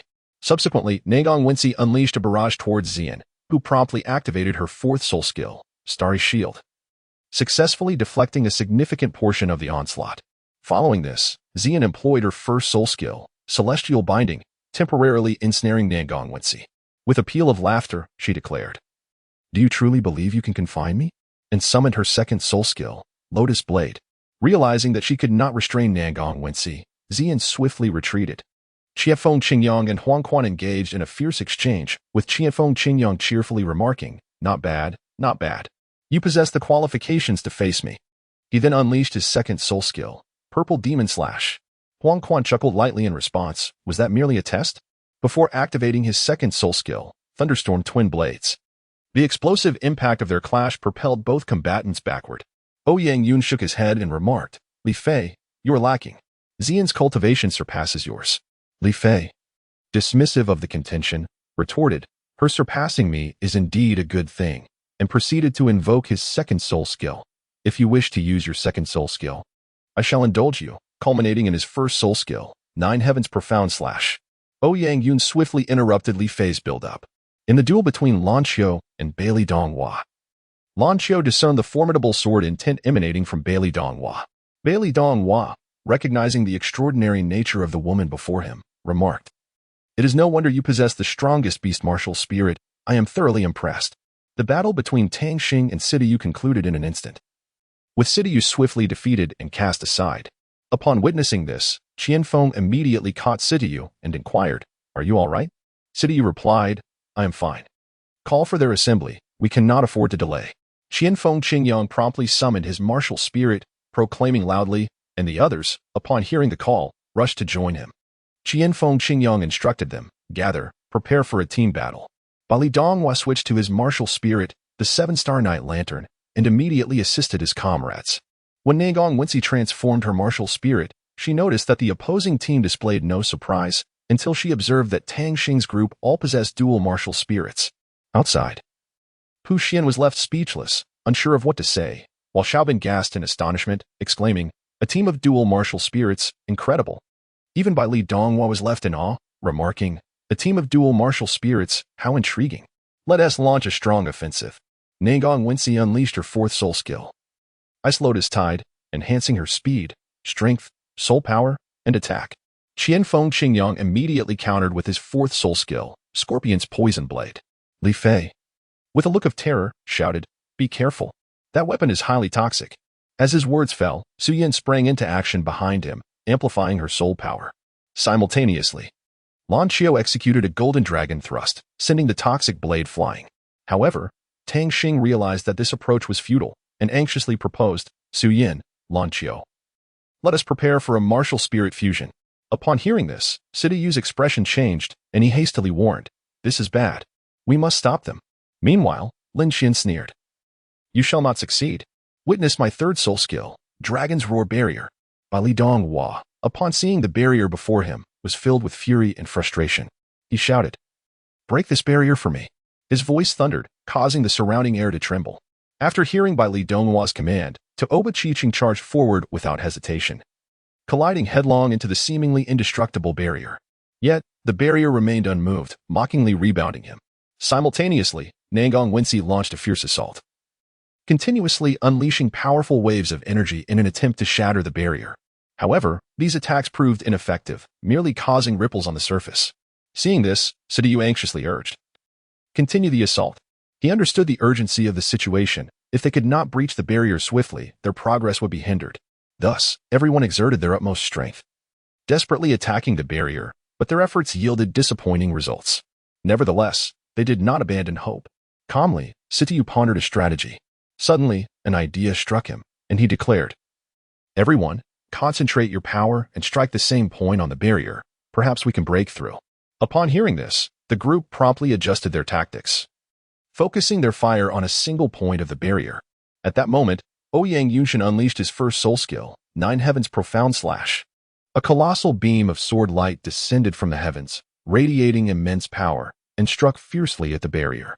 The strike was astonishingly powerful, leaving everyone in a state of shock. Li Fei, fully aware of the devastating potential of this move, widened his eyes in terror and shouted, No. He feared that this attack could unleash unpredictable consequences, potentially endangering the safety of the entire team.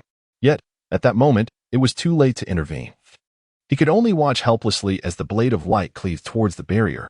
Chapter 32, The Formation of the Seven Spirit Users. Ouyang Yun wielded a sword, which radiated a blinding brilliance, as brilliant and searing as the sun, rendering it nearly impossible to gaze upon. With a swift motion, a colossal blade of light formed instantly, hurtling towards Lin Xian with astonishing speed.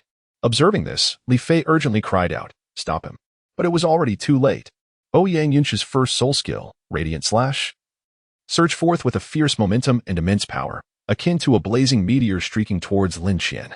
Simultaneously, Huang Quan and the others recognized the impending danger. They reacted swiftly, unleashing their own fourth soul skill, Thunderstorm Cross Slash. In an instant, the sky darkened with ominous clouds, and the air crackled with electricity. Countless arcs of purple lightning intertwined, forming a colossal cross of lightning that raced towards Ouyang Yunxi. With unwavering determination, Ouyang Yunxi faced the onslaught with unshakable resolve. Gripping his sword tightly, he channeled all his soul power into this one strike. The Radiant Slash collided with the Thunderstorm Cross Slash, producing a deafening roar. However, the Radiant Slash exhibited astonishing might, effortlessly piercing through the defenses of the Thunderstorm Cross Slash and continuing its relentless assault towards Lin Qian. Lin Qian's expression turned grave.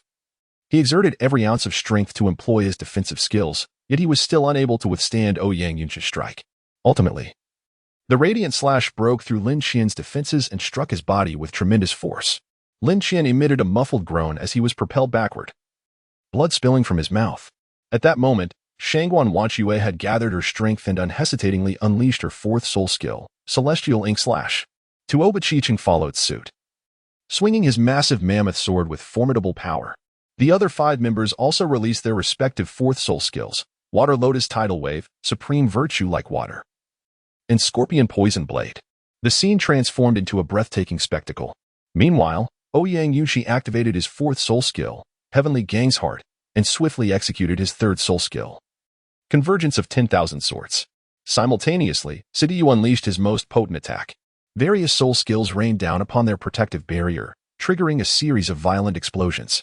However, at that moment, a resounding roar echoed, Spirit Fusion, Purple Spirit Butterfly Dragon Transformation.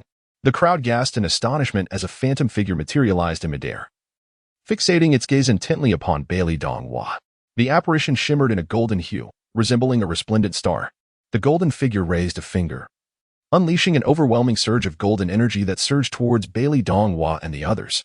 In the blink of an eye, Bailey Donghua and his companions were sent flying, rendered incapable of further combat. As Tang Xing and the others experienced the dissolution of their martial soul fusion, their bodies swayed perilously, teetering on the brink of collapse. Quick to react, Li Fei swiftly supported Tang Xing and ascended the tower, pressing his hand onto the imprint. The screen illuminated, revealing the figures of the 7. At that moment, the audience in the square erupted into fervent applause and cheers, with Pu Xian exuberantly proclaiming, "From this day forth, you 7 shall be recognized as the new generation of spirit masters." The emotions of the crowd surged even higher, as if they were about to break through the heavens. Together, they witnessed this historic moment, the birth of a new generation of spirit masters. This honor was not a mere coincidence, but rather the fruit of their diligent efforts. Tang Xing trembled with disbelief, murmuring to himself, "Did we win?" Lan Qiu resolutely replied, "Yes, I have won." A smile of relief appeared on Tang Xing's face, only to be quickly replaced by an expression of profound weakness. Tang Xing, barely able to support his own body, spoke in a low and faint voice, uttering words that remained unfinished before he collapsed to the ground. Observing this, Li Fei and the others rushed forward to lift Tang Xing, hastily departing from the scene. Their hearts were ablaze with anxiety, deeply concerned for Tang Xing's safety, fervently hoping to discover a means to heal him. Though the battle had concluded, the profound friendship between Tang Xing and Lan Qiu reached a new pinnacle in that very moment. They had traversed the trials of life and death together, supporting and aiding one another, a bond that transcended all else. At this juncture, the entire square was enveloped in a celebratory atmosphere. The crowd erupted in cheers for the triumphs of Tang Xing and Lan Qiu, their hearts brimming with anticipation for the future that lay ahead. Tang Xing lay feebly upon the soft figure of Lan Qiu, her anxious gaze fixed upon him. Lin Jin hastily moved Tang Xing from Lan Qiu's embrace to a nearby medical bed, meticulously examining his physical condition.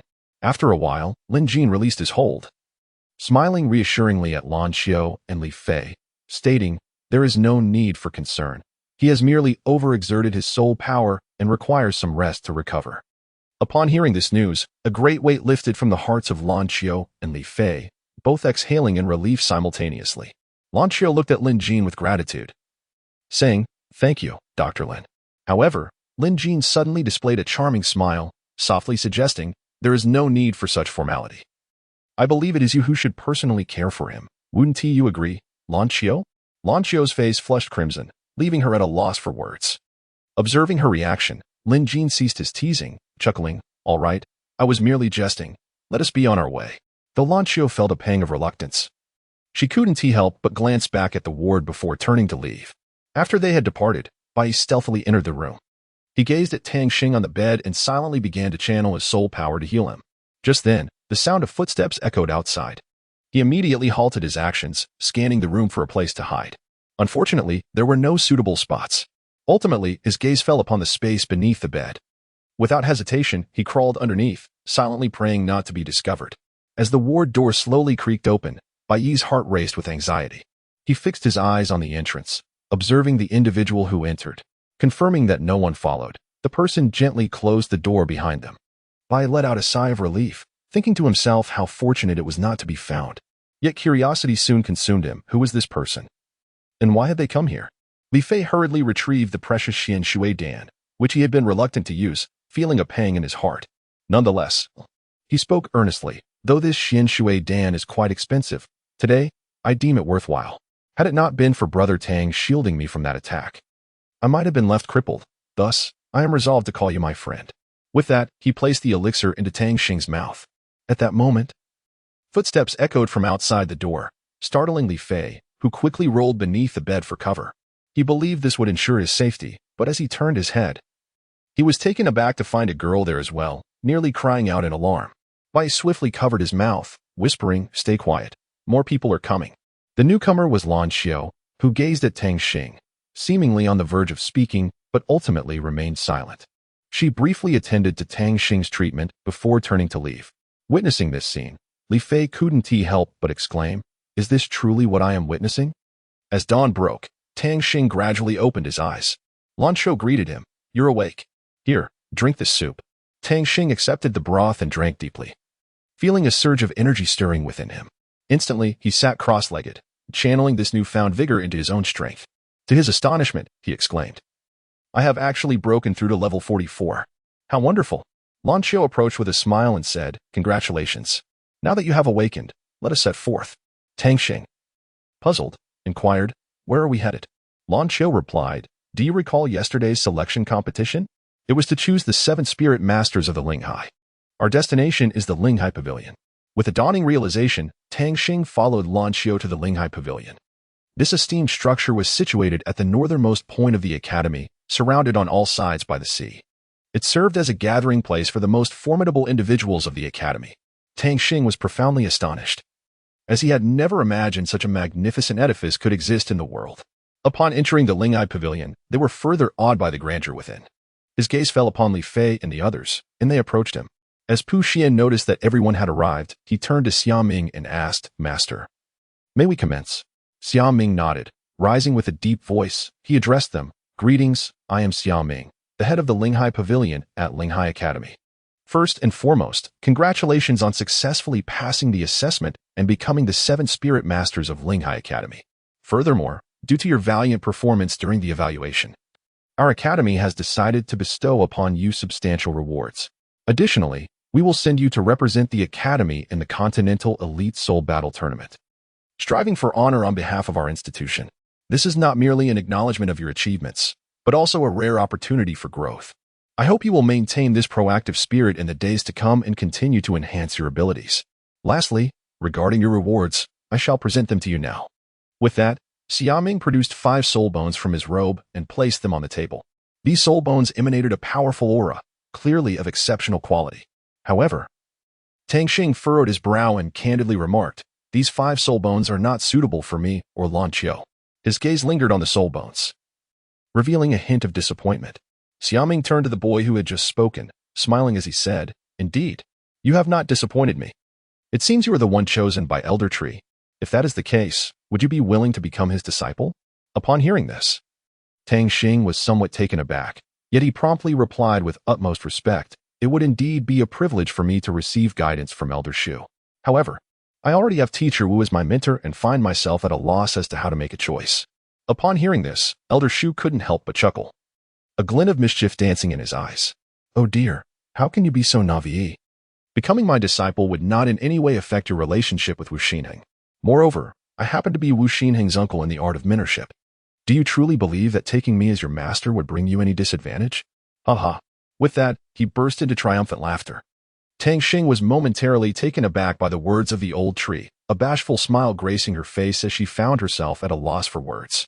Meanwhile, Xiaoming could not suppress a chuckle, inwardly admiring the old tree's wit and humor. Tang Xing remained silent for a moment before speaking. Thank you for your kindness. But I still need to contemplate this matter thoroughly. After all, it is of utmost importance to me, and I must approach it with caution.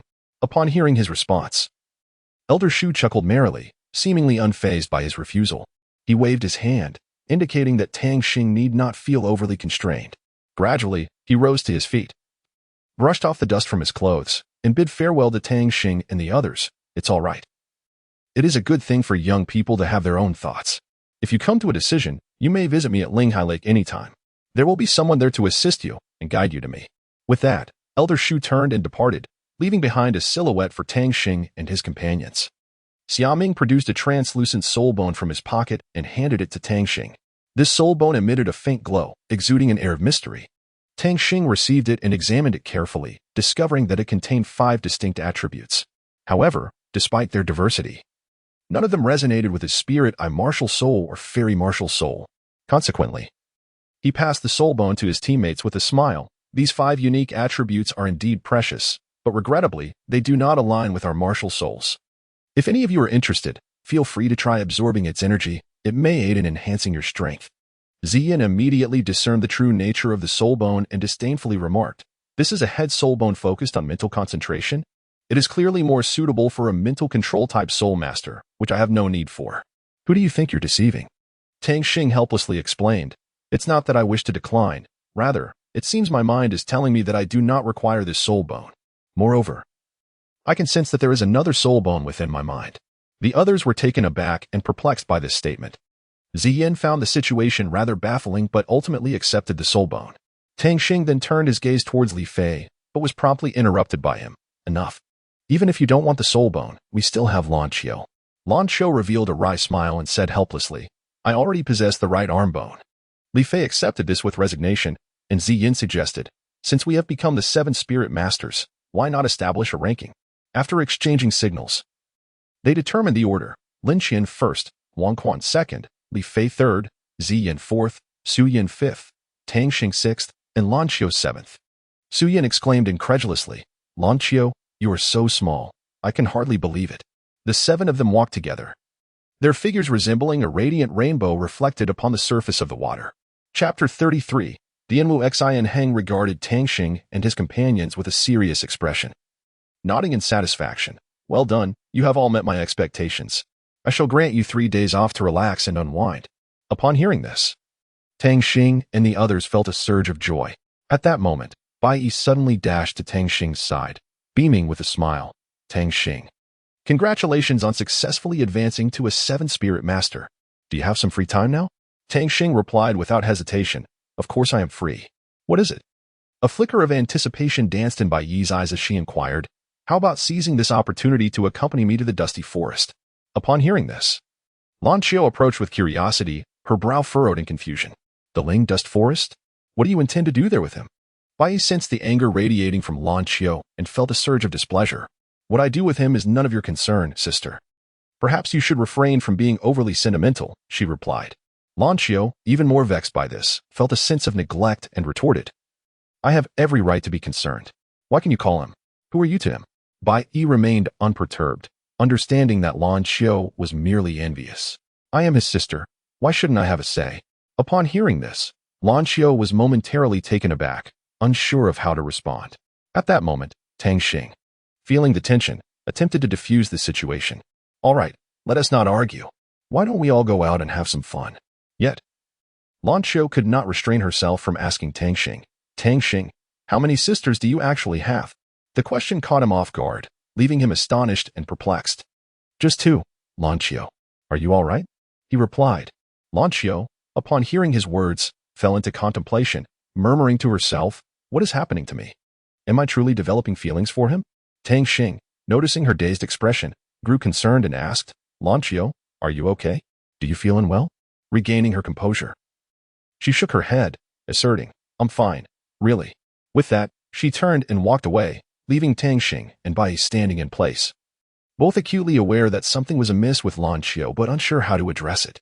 Outside the classroom, Li Fei and Sun Tang peeked in with curiosity, observing the heated exchange among Tang Xing, Bai Yi, and Lan Qiu. Li Fei whispered, "I just overheard some explosive news. They're really at it. How fierce. Truly. Women are not to be trifled with." Sun Xiaokong patted Li Fei's shoulder, reminding him, "You should be thankful that Xian isn't here." Li Fei, brimming with confidence, retorted, "What are you saying? Even if she were here, she wouldn't dare raise her voice in front of me." Sun Xiaokong shook his head in exasperation, giving him a thumbs up in admiration. With renewed determination, Lan Qiu declared, "Then I shall go as well." Her gaze was resolute, suggesting she had made up her mind. Bai smiled and responded, "That's splendid. The more, the merrier." She welcomed Lan Qiu's participation warmly. At that moment, Li Fei suddenly burst forth, exuberantly exclaiming, "Where are we going? Count me in." His eyes sparkled with curiosity and excitement as he looked at everyone. Tang Xing fixed an intense gaze on Li Fei, causing him to feel somewhat uncomfortable. "Boss, why are you staring at me like that?" Li Fei asked, bewildered. Tang Xing replied nonchalantly, "What do you think?" His gaze remained firmly on Li Fei. Then, Tang Xing clarified, "It was Jean who informed me." Li Fei, still puzzled, wondered who Jean Mao was. At that moment, a monkey suddenly emerged from Tang Xing's body, and it was then that Li Fei finally understood. It turned out that the golden-haired creature was indeed this monkey. Tang Xing turned to Bai Yi and inquired, "When shall we set off?" After a moment of contemplation, Bai Yi replied, "Let us depart tomorrow. For today, everyone should return and rest well." His arrangement was both sensible and considerate, evoking a sense of gratitude. The morning sun broke through the clouds, casting its golden rays upon the earth. Bai Tu, accompanied by Tang Xing, Bai Yi, and Su Yin, prepared to venture forth. Just as they were about to leave, Su Yin curiously asked Tang Xing, "Where are you all heading?" With a smile, Tang Xing responded. Bai Tu expressed a desire to explore the Lingshan forest. Upon hearing this, Su Yin exclaimed with excitement, "Then I shall join you." Bai nodded with a smile, agreeing, "Certainly. The more, the merrier." However, a mischievous grin crept across Su Yan's face, prompting Tang Xing to quickly anticipate her impending lengthy discourse, and he interjected, "Su Yin, I am aware of your vast knowledge, but allow me to experience this firsthand." Resigned, Su Yin closed her mouth and accompanied them on their journey. The quartet, Tang Xing, Bai Yi, and the others, traveled ceaselessly until they finally reached Lingshan City. As they entered the city, Su Yin was captivated by the sights before her, her eyes sparkling with delight as she dashed towards the food stalls to select delicacies. Tang Xing shook his head in mild exasperation, glancing at Bai Yi and Su Yin, before finding an inn where he settled down and said, "We have endured a long journey. Let us rest for a while." He then approached the innkeeper and inquired, "Excuse me, could I have 3 rooms?" The innkeeper, glancing apologetically at the crowd outside, replied, "I'm sorry, but we only have 2 rooms available." Tang Xing immediately discerned his boss's intentions and smiled as he said, "Boss, you may be under a misapprehension. Those individuals are my friends, so I kindly request 3 rooms." Upon realizing his covert calculations had been uncovered, the boss displayed a hint of embarrassment but refrained from further comment, obediently handing the room keys to Tang Xing. After receiving the keys, Tang Xing turned to his companions and announced, "All right, I have secured 3 rooms. Now let us allocate them." "What is going on? Where is my room key?" a boy bellowed, his voice thunderous and instilling a sense of trepidation. The staff appeared bewildered, their expressions reflecting confusion and concern. As they hurriedly apologized, "I am terribly sorry. Please hold on a moment while I investigate." With that, they turned to search for answers. After a thorough inquiry, the source of the issue was finally uncovered. It turned out that the staff member had inadvertently handed the key of a reserved room to the young boy moments earlier. Realizing the gravity of the situation, the employee swiftly exited the front desk and approached the boy, asking, "May I inquire your surname, sir?" Tang Xing replied, "My surname is Tang. What seems to be the problem?" The staff member hastened to explain, "It appears that the key you just took was for a room that had already been reserved. Could you kindly return it? We will certainly provide you with appropriate compensation." Understanding the situation, Tang Xing readily responded, "Ah, I see. Very well. I shall return the key to you." As he spoke, he handed the key back to the employee. However, before Tang Xing could fully comprehend the unfolding drama, the young man erupted in anger once more. "You, brat, I have no need for your charity. You have encroached upon what belongs to me. How can you expect to escape unscathed? Today, You shall either face me in combat or promptly vacate the premises. Choose wisely. With that declaration, the young man unveiled his martial spirit and soul rings, 5 luminous rings encircling him, showcasing his formidable strength and authority. Tang Xing was taken aback to discover that the man possessed no fewer than 5 soul rings. He was astonished to find that this individual was, indeed, a soul king, and that his martial soul was the formidable black tiger. However, the configuration of his soul rings struck him as rather peculiar. 1 white, 2 yellow, 1 purple, and 1 black. What an odd combination. It was truly a source of both amusement and bewilderment. Without hesitation, Tang Xing activated his own spirit martial soul. Upon witnessing this, the man, Yin Mu, was immediately filled with rage. What do you know? I am Yin Mu, a disciple of Elder Yin from the Heavenly Abyss sect. Each of these soul rings was meticulously chosen for me by my master, each one approaching its limits. How could an outsider like you possibly comprehend this? Come. Let us engage in a battle, and you shall witness my true prowess. In an instant, Yin Mu clenched his fist, and with a swift movement, he appeared before Tang Xing, his fist descending with the sound of rushing wind. Tang Xing, undeterred, retaliated with a punch of his own. Their fists colliding with a resounding impact. The force of their clash generated a powerful shockwave, stirring the surrounding air into a tumultuous swirl, akin to a miniature storm. Yin Mu promptly unleashed his second soul skill, the Black Tiger Shockwave. The black radiance enveloping him intensified, igniting like dark flames. As a massive shadow of a black tiger materialized behind him, roaring to the heavens. With a fierce punch, he unleashed the tiger's gaping maw, sending forth a torrent of black shockwave directly towards Tang Xing. Tang Xing, refusing to be outdone, swiftly unleashed his first soul skill, the Spirit Holy Light Wave. The radiant blade in his hand shimmered with dazzling brilliance, transforming into a resplendent beam of holy light that surged towards Yin Mu like a golden torrent. This sacred light harbored an infinite divine power, and wherever it passed, the very fabric of space seemed to be torn asunder. As the two formidable energies collided, the entire space trembled violently, giving rise to a terrifying energy storm that swept outward in all directions. This tempest of energy was akin to apocalyptic destruction, instilling a profound sense of trepidation in all witnesses. Li Fei observed the intensity of the battle with a subtle smile, softly remarking, "In terms of the soul spirit's restraining relationships, my luminous dagger belongs to the light attribute. Alas, my level is too low to unleash its full potential.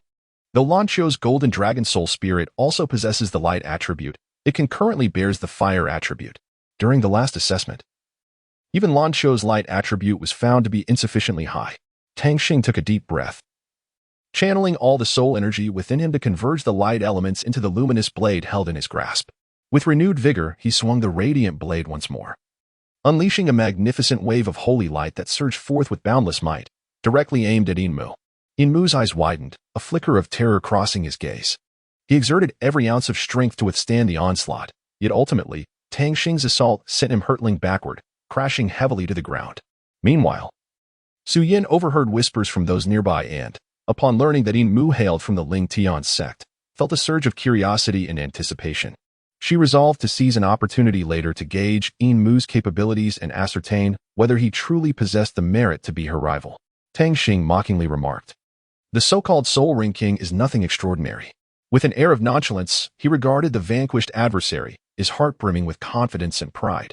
Beside him, Li Fei interjected, "Boss, how about this? Let me have a room to myself tonight." His gaze, resolute and unwavering, conveyed his lack of fear towards solitude. Tang Xing had no objections, rather.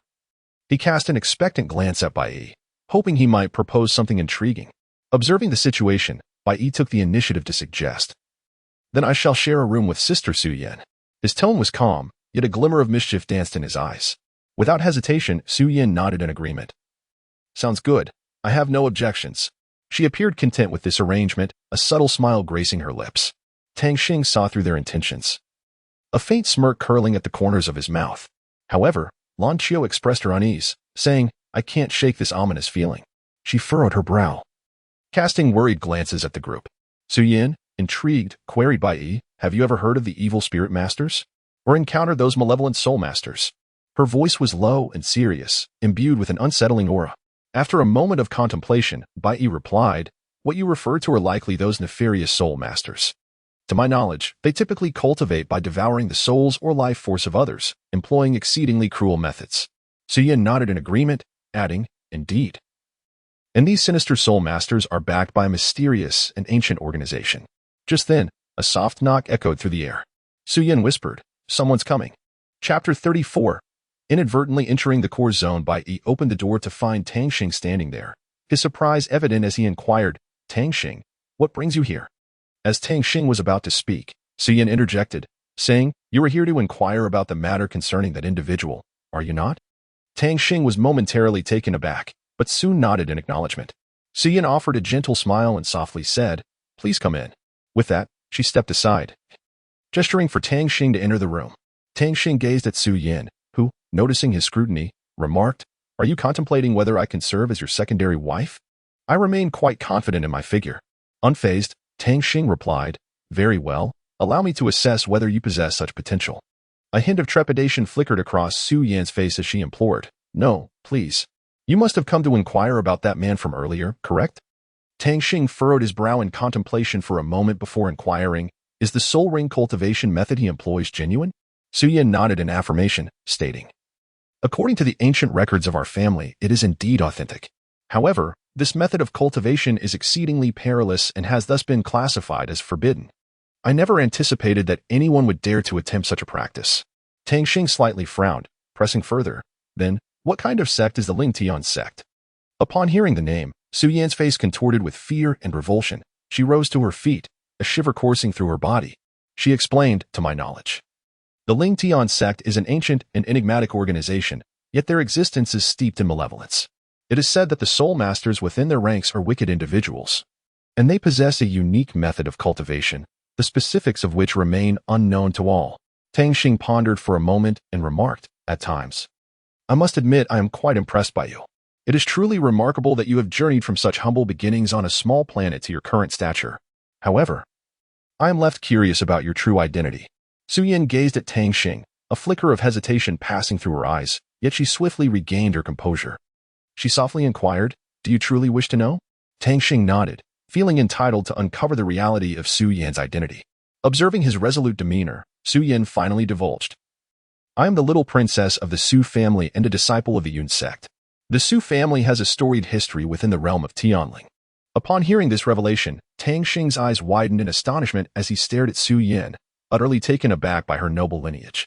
Su Yin continued, "In truth, our family is steeped in history, with generations of distinguished explorers, archaeologists, and scholars. However, the Prince of the Tianling War Hall holds my talents and potential in high regard, granting me an elevated status, one that stands just beneath that of the Sun-Stardust Alliance. This signifies that my influence and authority within the Tianling War Hall are considerable, establishing me as a member of their inner circle." Tang Xing was left in utter disbelief. His eyes widened in shock as he exclaimed, "What? Such a lofty status? Then why do you still refer to yourself as a disciple of the Yun sect? What kind of sect is the Yun sect, anyway?" He was not only startled by this unexpected news but also increasingly curious about Su Yan's identity. In the face of Tang Xing's barrage of inquiries, Su Yan remained calm and unflustered, responding with poise, "As for how I became a disciple of the Yun sect, I succeeded in passing their rigorous examination." "You truly do not know of the Yun sect? Very well, allow me to elaborate. The Yun sect was founded by Senior Tang Yin over 10,000 years ago." Hearing this, Tang Xing felt as though he had been doused with cold water. Abruptly snapping to attention, his mouth agape in astonishment, "The Yun sect founded by Senior Tang Yin." Su Yin observed Tang Xing's astonished expression and smiled, affirming, "Indeed. It is the very Yun sect established by Senior Tang Yin. During its inception, the Yun sect was immensely powerful, on par with the 5 great sects and the Tianling sect, and it was also one of the sects most esteemed by Senior Tang Tan." Bai carefully brought a steaming cup of tea to Su Yin, gently placing it before her while softly saying, "Su Yin, please enjoy your tea." Tang Xing, witnessing this, could not help but sigh, "Alas, the affection has certainly waned. Not even a cup of water is offered to me." Bai turned to Tang Xing. A playful glimmer in his eyes, teasingly replied, all right, just a moment." With that, he turned to pour more tea. Meanwhile, Su Yin continued to share the secrets she knew. "Let me share a secret with you. It is said that the Yun sect currently has no leader. The highest authority within the sect is held by the 9th elder, but I have heard that the 5th elder has recently returned, leaving the position of sect leader temporarily vacant." Bai then returned with another cup of tea, which Tang Xing casually accepted, taking a sip before looking towards Su Yin. Su Yin informed him, Although you have now become a disciple of the Cloud sect, you have not yet truly harnessed its power and resources. Therefore, it is imperative that you address this matter swiftly. Moreover, the sect will soon hold a re-election for the sect master, which presents a rare opportunity. If you wish to attain greater power and status, you must strive to seize this chance. However, I learned of this news through internal channels. After speaking, Su Yin glanced at Tang Xing, seemingly awaiting his reaction. Bai then chimed in, "It is getting late. Why not rest here? There are plenty of rooms available." Tang Xing, feeling somewhat embarrassed, politely declined, "Perhaps it's best if I return home to sleep." A sly smile appeared on Su Yan's face as she softly inquired, "What do you think?" Bai replied with pride, "Rest assured, I was concerned that the medicine might not be potent enough, so I added extra ingredients. He will undoubtedly sleep soundly. I guarantee the efficacy is sufficient." After this exchange, the two shared a satisfied glance, both wearing smiles of contentment. Upon returning to his room, Tang Xing felt a wave of dizziness wash over him, his entire body inexplicably engulfed in a searing heat. He staggered to the edge of the bed and collapsed onto it. At that moment, Lan Xiu was seated on the bed, observing Tang Xing. Noticing the peculiar pallor of his complexion, she inquired with genuine concern, "Tang Xing, what is the matter? Are you feeling unwell?" Tang Xing, in a state of confusion, replied, "Lan Xiu, I feel so hot and uncomfortable." After uttering these words, he began to unfasten the buttons of his shirt, seeking some respite from the heat. Observing this, Lan Xiu hurriedly approached to support Tang Xing, attempting to assist him in removing his jacket. However, at that moment, Tang Xing unexpectedly exerted his strength, forcefully pushing Lan Xiu onto the bed. Taken aback by this sudden action, Lan Xiu's eyes widened in shock, and her body stiffened, rendering her motionless. In a state of drowsiness, Tang Xing felt himself lying atop a soft body, aware that it belonged to Lan Xiu. He struggled to regain control over himself. Yet his body remained unresponsive. "Lan Xiu, I apologize," he murmured. Meanwhile, Bai Yi and Su Yin were in the adjacent room, observing the unfolding scene through the window of their cage. They overheard the exchange between Tang Xing and Lan Xiu, followed by a series of sounds, which prompted them to exchange knowing smiles. Su Yin chuckled, remarking to Bai Yi, "It seems they are quite animated. I didn't expect Tang Xing to be so vigorous." Bai Yi nodded in agreement. The two continued to observe quietly, eagerly anticipating what amusing developments would ensue. The night quietly passed. Tang Xing and Lan Xiu exchanged a glance, the latter appearing somewhat bashful. Li Fei and the others approached, prompting Bai Yi to glance at the map and state, "To reach Lingchen City, proceed straight west from here."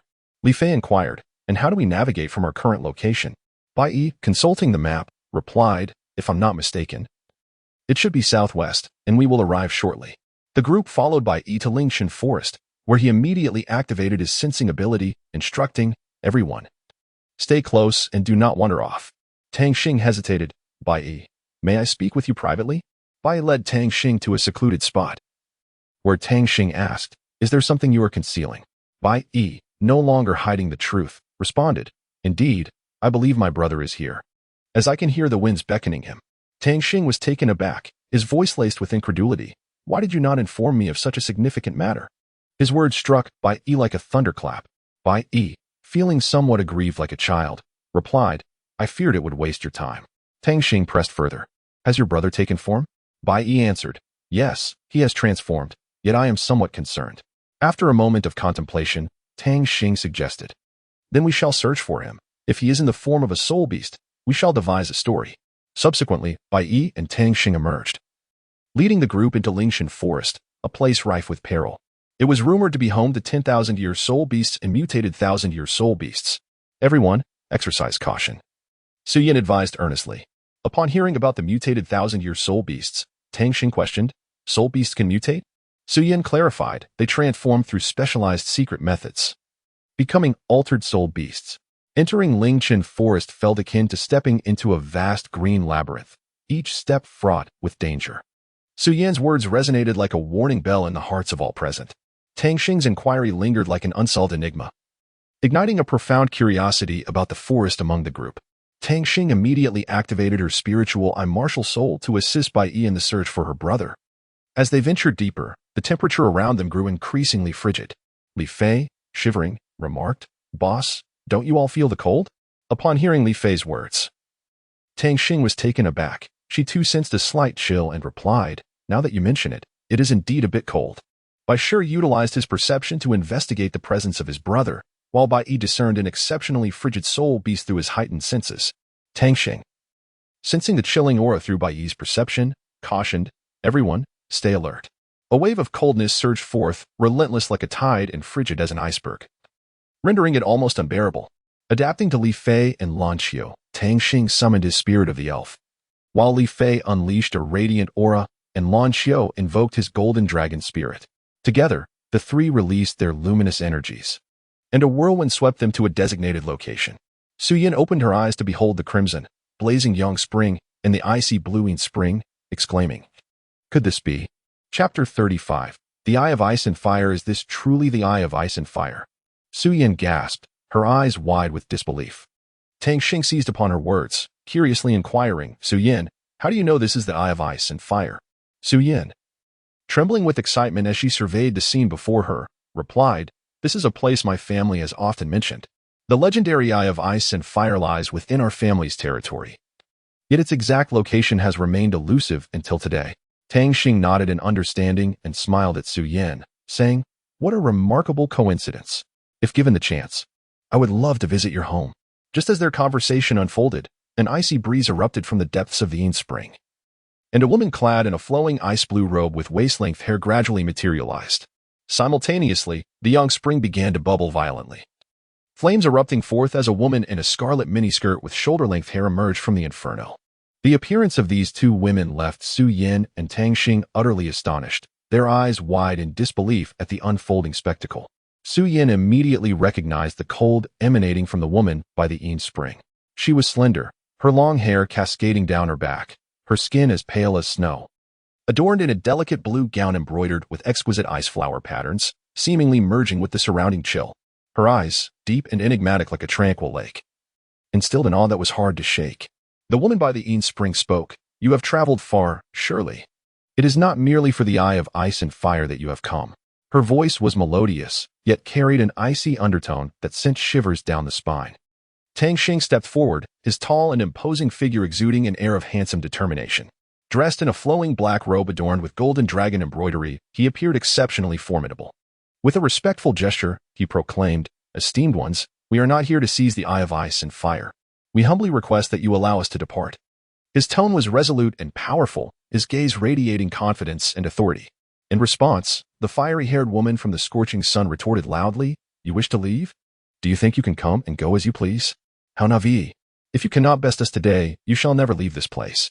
With that, the flames enveloping her instantly surged, transforming into a raging sea of fire. As Tang Xing beheld the unfolding scene, he promptly reacted, deftly sidestepping the adversary's attack while exclaiming, "Everyone, be cautious and prepare for battle." His gaze sharpened to an extraordinary intensity, as if he sought to penetrate the very soul of his foe. In swift succession, he unleashed his first soul skill, spirit detection, to gain a clearer grasp of the battlefield. Li Fei, wielding the radiant dagger, darted towards the fiery woman with remarkable agility, akin to a shooting star streaking across the night sky. Simultaneously, the woman manipulating fire cried out, "Sister Binger, why do you hesitate? What are you waiting for?" Binger replied, "All right, dear Sister Qi Yin, do not rush." No sooner had she spoken than the ancient flute in her hands began to resonate with a melodious tune, releasing a chilling aura that enveloped the surroundings. She then executed her first soul skill, frost inducement, causing the temperature to plummet drastically, resulting in a thick layer of frost forming on the ground. Following this, she summoned her second soul skill, melody of cold resonance. A haunting melody imbued with an inexorable intent to kill and an icy power that sent shivers down one's spine. Su Yin was astounded, pondering how ice and fire, typically opposing elements, could harmonize so seamlessly. Binga responded, "Indeed, ice and fire are fundamentally opposing elements, yet you shall not have the opportunity to comprehend their synergy." With the invocation of her third soul skill, Celestial Fire's Triad Transformation, and her fifth soul skill, Blazing Slash, Tang Xing, acutely aware that this formidable technique could not be obstructed, shouted, "Quickly, come to my side." Tang Xing promptly unleashed his third soul skill, Spirit Light Transformation, followed by his first soul skill, Spirit Holy Light Wave. The collision of these two energies produced a formidable shockwave, distorting the surrounding air. However, this power did not completely thwart Bing Air's assault. Rather, it was devoured by her flames. Bing Air chuckled with delight, Haha. Do you truly believe you can block my attack with such feeble abilities? Such naivety. She intensified her fiery onslaught, aiming to vanquish Tang Xing and his companions in one fell swoop. At that moment, the two ancient figures beneath the eye of ice and fire sensed the commotion above. Their eyes widened in astonishment as they beheld the clash between Tang Xing and Bing Air. One of the elders murmured, "To think he could withstand the fifth soul skill of Crimson Flame. This young man is no ordinary foe." The other elder, with a glint of greed in his eyes, remarked, "Hee, if we could obtain his soul, we might just break through our own limitations and ascend to new heights." Shui Air, witnessing Tang Xing fend off Bing Air's attack, was taken aback. She realized that Tang Xing's strength far surpassed her previous expectations. Resolute, she decided to take matters into her own hands, eager to demonstrate her prowess to Tang Xing. With a commanding shout, she declared, "Fifth soul skill, Frost Soul Lullaby." As her voice resonated, the temperature plummeted sharply, and a thick layer of ice swiftly formed upon the ground. Tang Xing and his companions were enveloped by an icy chill, their bodies trembling involuntarily. They understood that the adversary they faced was formidable, and only with their utmost effort could they hope to prevail. Tang Xing gripped his weapon tightly, bracing himself to confront the impending assault from Bing Air. The frigid notes of her soul-subduing melody possessed the power to vanquish even the Soul Emperor, and Tang Xing found it challenging to withstand the force of his earlier attack. In that moment, Lan Xiu summoned her golden dragon martial soul, and a deep dragon's roar resonated throughout the expanse, causing the eye of ice and fire to begin to boil. She raised her golden dragon spear. As the golden dragon spiraled around her, exuding an aura of majesty and strength.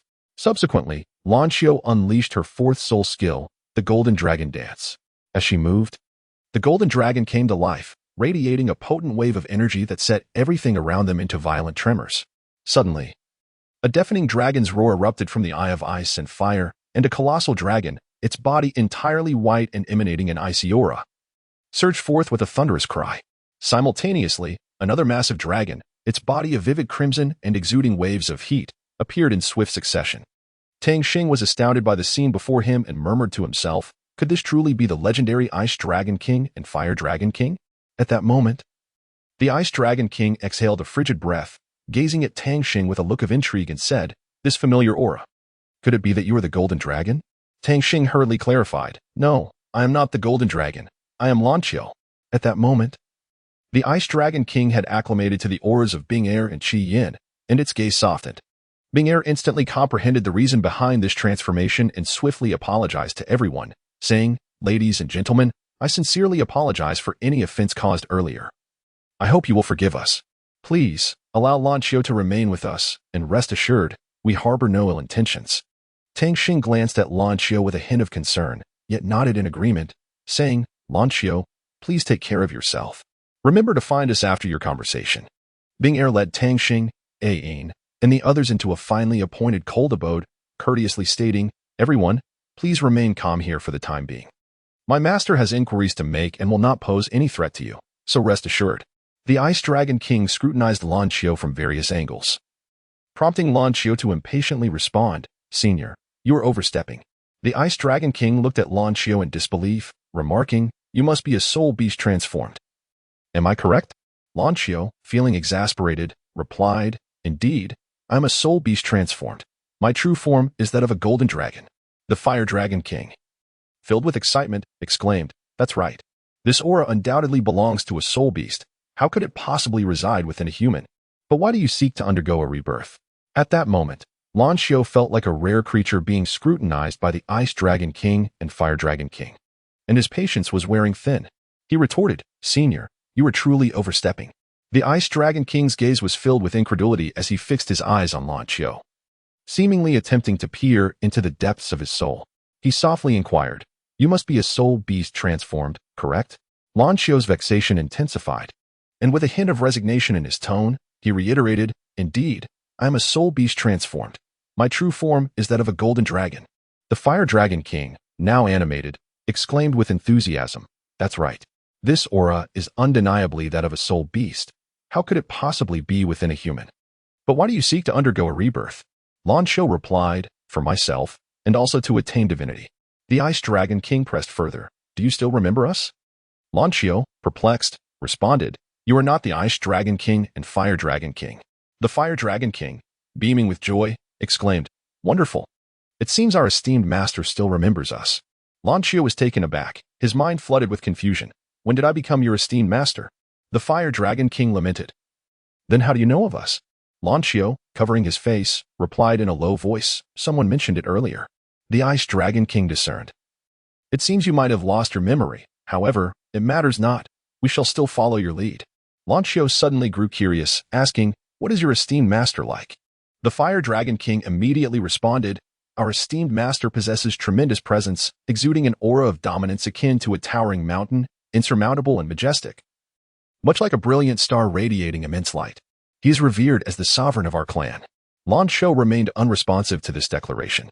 Tang Xing could no longer contain himself and anxiously implored, "I kindly ask you to report this. I wish to meet your revered master." Bai Yi, equally agitated, chimed in, "I wish to accompany you." Shuya swiftly approached the Ice Dragon King and respectfully stated, "Master, Tang Xing and the others seek an audience with you." After a moment of contemplation, the Ice Dragon King replied calmly, "Very well, take Lan Qiu back. I have matters to discuss with him." I so led Lan Qiu back to their humble abode and informed Tang Xing together. Tang Xing and Bai Yi made their way to the Ice Dragon King. The Ice Dragon King began, "I wish to inquire about the origin of your second martial soul."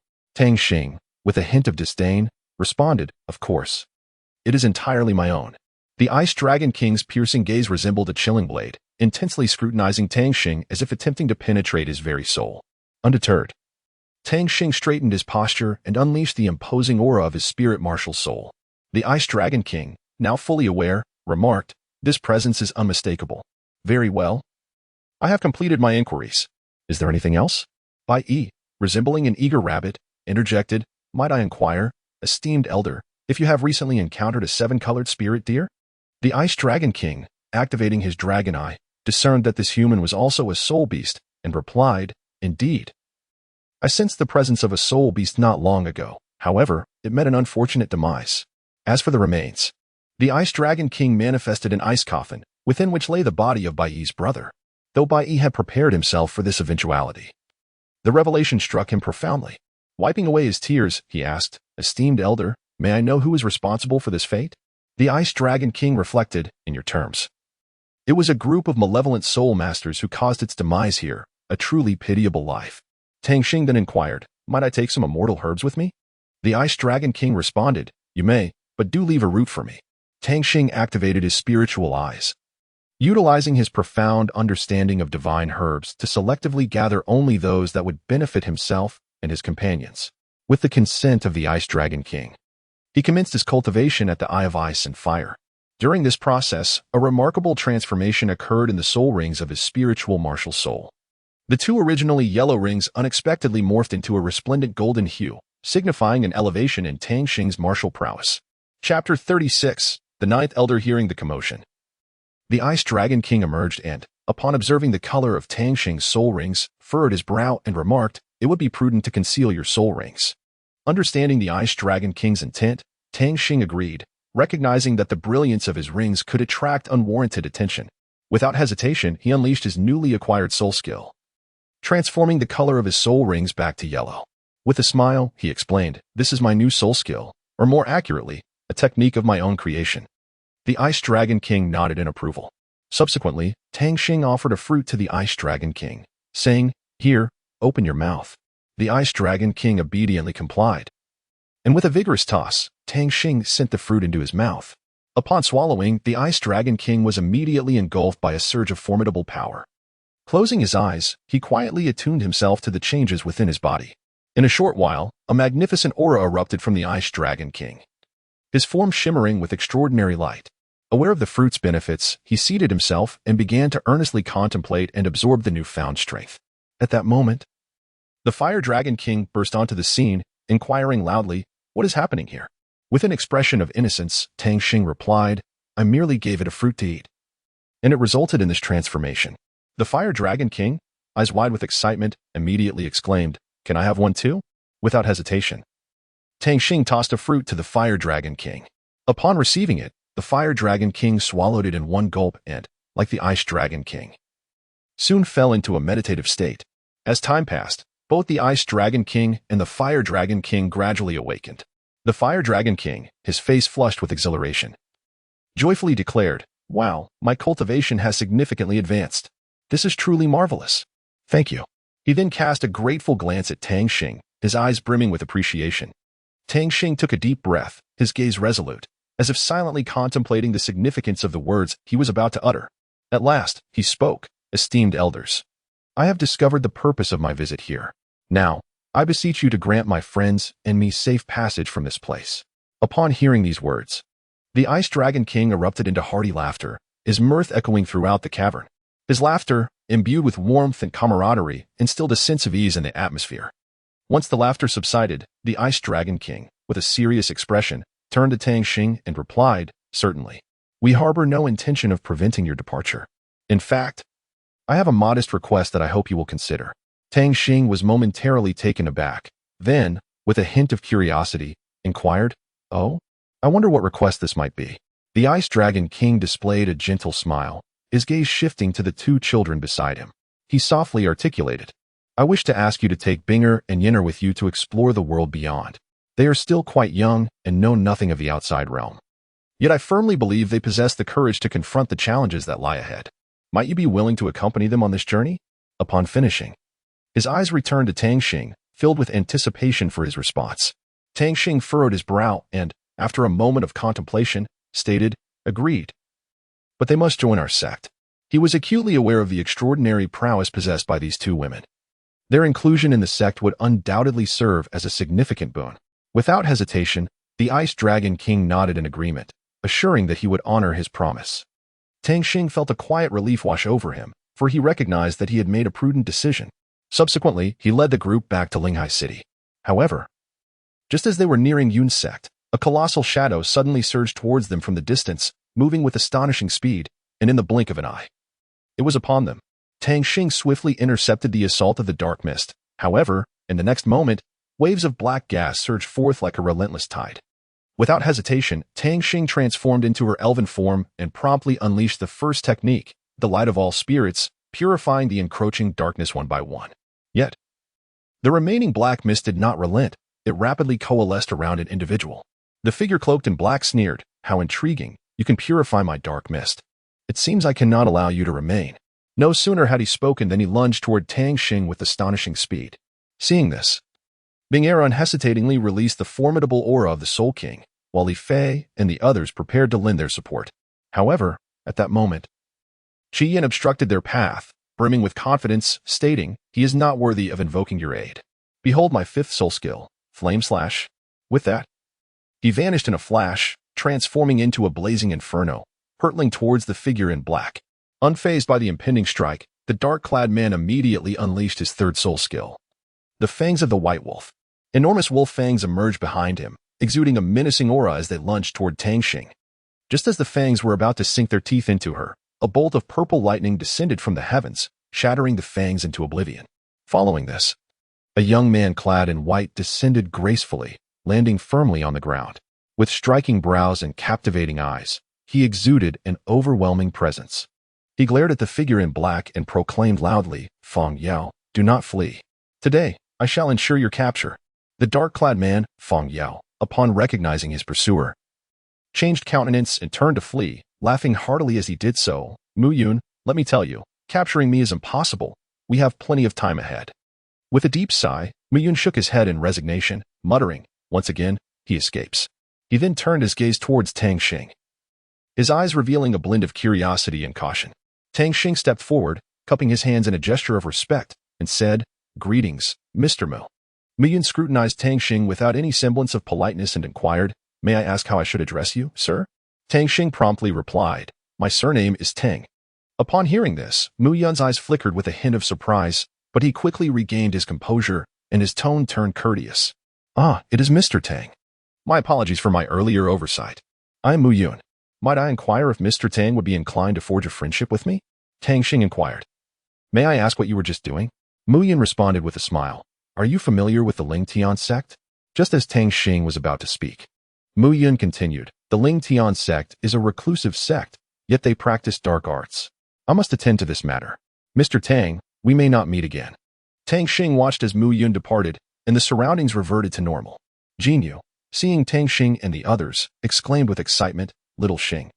Tang Xing immediately noticed Jinyu and responded, "Sister Jinyu, what brings you here?" Jinyu, filled with astonishment, replied, "I am here to fulfill a task assigned by our sect."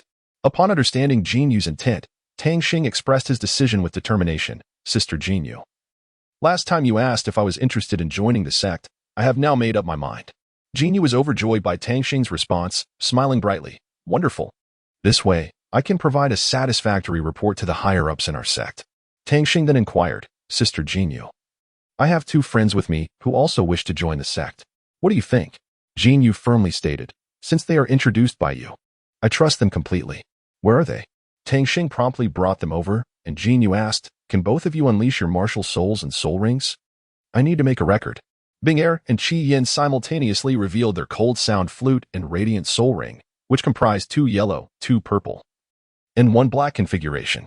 Jinyu noticed the uniqueness of the woman's martial soul and asked, "Is your martial soul of the fire element?" Qi Yin replied, "Yes." "May I ask what your martial soul is?" "My martial soul suggests a profound affinity with yours." Jinyu then showcased her martial soul. "My martial soul is the phoenix of fire. It is currently in a preliminary stable state, but the power within me is still beyond my control. It is simply too immense." Tang Xing then presented a celestial herb, tossing it into Jinyu's hands. "Sister Jinyu, this coxcomb phoenix sunflower is a gift I specially prepared for you. Please do not refuse it, as it may aid you greatly." Jin Lin, upon seeing it, exclaimed, "Coxcomb phoenix sunflower. This is a marvelous treasure. Sister, consume it quickly. I shall protect you, so do not worry. It is immensely nourishing for you." Jinyu promptly consumed the coxcomb phoenix sunflower, and her body began to warm up as power surged within her. Witnessing this, Jin Lin immediately released a sacred aura to assist Jinyu. With Jin Lin's support, Jinyu successfully transformed that power into her phoenix strength. And aided by Tang Xing's celestial herb, she broke through to the Soul King realm. Jin Lin joyfully leapt in excitement, saying, "Sister, let me take you to find your 5th soul ring." Jinyu quickly grasped Jin Lin's arm, saying, "Brother, there is no rush. Let us first take them back to the sect." Understanding he could not sway his sister, Jin Lin agreed. "Very well." Jinyu led Tang Xing and the others to the northeastern part of Ling Hai City, where a towering sign stood at the entrance. Jinyu called out, "Come in." Upon entering, they saw sect disciples engaged in sparring and training. Jinyu instructed Su Yin, "You may go to your room." She then turned to Lan Xiu and Li Fei, her eyes shimmering with anticipation, and softly said, "Would you both consider joining our sect?" Without hesitation, Li Fei replied, "Where the leader is, I shall be." Jinyu felt a sense of relief and satisfaction washed over her, beaming with a smile as she patted Li Fei's shoulder, conveying that their friendship was as solid as steel. He turned to Lan Xiu, the anticipation in his eyes deepening like the depths of a serene lake. He softly inquired, "What about you, Lan Xiu?" After a moment's hesitation, Lan Xiu stammered, "I'm sorry, but I must consult my master regarding this matter." Jinyu chuckled. "That is indeed a wise choice. Whenever you have made your decision, feel free to seek me out. Li Fei, you are to meet with senior sister Min. As Elder Jiu has requested you bring her the person she wishes to see." A disciple conveyed the message. Jinyu escorted Tang Xing and the others to Elder Jiu, who, upon their arrival, astonished Tang Xing with her unexpected presence. Chapter 37, Delivering the Celestial Herb. As Tang Xing cast her gaze upward, she instantly recognized the woman seated in a high position. It was her mother. The Ninth Elder greeted Tang Xing, saying, "Hello, we meet again, young Tang Xing."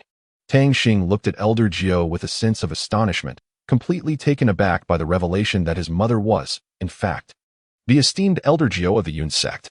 This unexpected discovery filled him with profound surprise and shock. Tang Xing could not help but reminisce about his previous encounter with Elder Jiu, where they shared a unique bond. Now, upon discovering that Elder Jiu is his mother, his heart was awash with a myriad of complex emotions.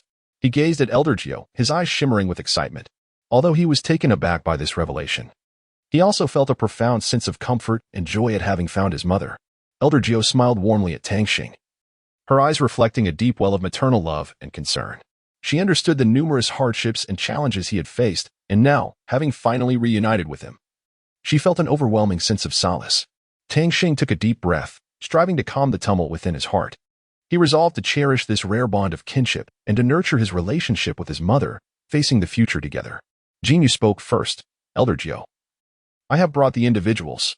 With that, she stepped aside, allowing Bing Er and Qi Yin to come forward and meet Elder Jiao. The elder scrutinized them carefully, nodding in satisfaction. Indeed, they are promising candidates. Let them stay. From now on, the Yun sect shall be their home. He then turned to Jin Yu and said, You Er, take them to rest and prepare for tomorrow's initiation ceremony. He further advised Bing Er and Qi Yin, make sure to rest well and adjust your states. Tomorrow will feature a simple initiation ceremony. In unison, they responded, Thank you, Elder. They then followed Jin Yu as they departed. As Tang Xing watched them depart, he found himself at a loss, uncertain of his next course of action. At that moment, Elder Jiao approached him with a warm smile and inquired, Star, do you wish to join our Yun sect? Upon hearing this, Tang Xing promptly nodded, his eyes glimmering with unwavering resolve. Observing his reaction, Elder Jiao gently patted his shoulder and said with satisfaction, Very well, in that case. The sect will soon announce the return of Elder C, and you should join us. Although Tang Xing did not fully comprehend the significance of this, he obediently acquiesced. Tang Xing inquired with curiosity, The fourth elder? Who might that be? At that moment, the ninth elder made a shushing gesture towards Tang Xing, speaking in a tone laced with mystery, This is a secret. Just then, a melodious and solemn bell began to toll throughout the sect. Upon hearing the chime, all the disciples hurried in unison towards a common direction, ultimately gathering in the grand assembly hall. At the center of the stage stood the host of this assembly, Ru Jian. With a serious countenance and a booming voice, he proclaimed, Esteemed guests, please maintain silence. Today marks the return of our fourth elder to Yun sect. Let us extend the warmest applause and cheers to welcome her back. As Ru Jian's words echoed, the atmosphere transformed into a vibrant celebration. The disciples clapped and cheered, expressing their anticipation and respect for the fourth elder. Suddenly, a phoenix appeared in the sky, circling and emitting a cry. In the next moment, it descended to the center of the square, and as the flames dissipated, a figure clad in a black robe emerged before the onlookers. Wow, what is that? A phoenix? The crowd gasped in astonishment, their faces reflecting shock and curiosity. Jin Lin approached the speaker with an air of disdain, a smirk gracing his lips as he declared, I am the fourth elder of Yun sect. His voice, though not loud, resonated clearly throughout the square, ensuring that all could hear him distinctly. As his words lingered in the air, an immense aura erupted from him, akin to an invisible tidal wave sweeping outward. This presence was filled with authority and dominance, evoking a sense of reverence among those present. The overwhelming force left everyone breathless, and even Elder Yang, who had intended to speak, hesitated in the face of Jin Lin's imposing demeanor. At that moment, the ninth elder stepped forward and announced, The matter concerning the fourth elder has reached a conclusion, and we can consider it settled. Furthermore, I have another significant announcement to make. With that, Tang Xing approached the center of the assembly hall. The ninth elder's voice grew deeper and more resonant as he continued, From this day forth, Tang Xing shall officially become a member of our Yun sect. Moreover, Tang Xing is under my tutelage. Should I be absent from the sect in the future, he will have the authority to assume my position. With the ninth elder's pronouncement, the assembly hall fell into a profound silence. The crowd exchanged glances, taken aback and puzzled by this unexpected decision. Yet, none dared to voice dissent or opposition, for they were acutely aware of the ninth elder's esteemed status and formidable strength within the Yun sect. Tang Xing stood in the chamber of the ninth elder of the Cloud sect, addressing Jiang Yu with earnestness. Mother, the matter has been resolved, and I believe it is time for me to return to school. After all, my studies hold great significance. Jiang Yu, upon hearing this, nodded thoughtfully and replied, Indeed. That sounds reasonable. However, you must take care of your safety, particularly while traveling. Would you like to rest here for a while before you depart? A trace of concern and affection shimmered in her eyes. Tang Xing smiled, acknowledging his mother's concern. However, he felt that he was not as fatigued as she imagined, and thus replied, It's all right, mother. I am not tired at all. Moreover, there is no rush to reach our destination. We can take our time. Seeing her son so resolute, Jiang Yu refrained from insisting further, merely advising, Very well, since you have made your decision, please take care on the road. Should you need anything, do not hesitate to let me know. Tang Xing nodded and replied with a reassuring smile, Don't worry, mother. I will take good care of myself. Moreover, there is plenty of time, so you need not fret too much. He understood that his mother often worried excessively about him, and thus wished to ease her concerns. Subsequently, Tang Xing bid farewell to Jiang Yu, exited the room, and prepared for his journey home. He silently reflected that although his return to Yun Zone had been fraught with challenges, thankfully everything had been resolved. Looking ahead to the future, he was filled with anticipation, confident in his ability to achieve even greater accomplishments. Meanwhile, Qi Yin and Bing Er observed a senior brother practicing elemental techniques. Qi Yin watched with rapt attention, while Bing Er, with a keen eye, discerned that this individual's martial soul was extraordinary. She remarked, his martial soul must be the elemental fan, capable of manipulating the powers of the 5 elements. At that moment, Jinyu approached them and introduced, indeed, he is your master, Qianmo. Come here. Upon hearing this, Qi Yin could hardly believe her ears and exclaimed in astonishment, he is to be our master? Surely, this must be a mistake. What is your cultivation level? Without hesitation, Qianmo responded, Soul King. Upon hearing this, Qi Yin displayed a look of disdain, scoffing, a mere Soul King. What is so impressive about that? Qianmo, perceiving her attitude, provocatively challenged, what? You look down on me? Shall we have a match? Qi Yin, intrigued by this suggestion, readily accepted. All right, let us do it. They quickly assumed combat stances, when Qianmo suddenly recalled something, smiling as he said, by the order of seniority, you are technically my junior sister. As your senior, I shall allow you to strike first. Qi Yin smirked slightly, a hint of disdain gracing her lips as she replied, in that case, you must be prepared to receive my attack. 3rd soul skill, Heavenly Fire Transformation, 1st soul skill, Blazing Flames of Heaven. With that, she danced her hands, unleashing a torrent of flames that surged forth, creating a searing sea of fire that swept towards Qianmo.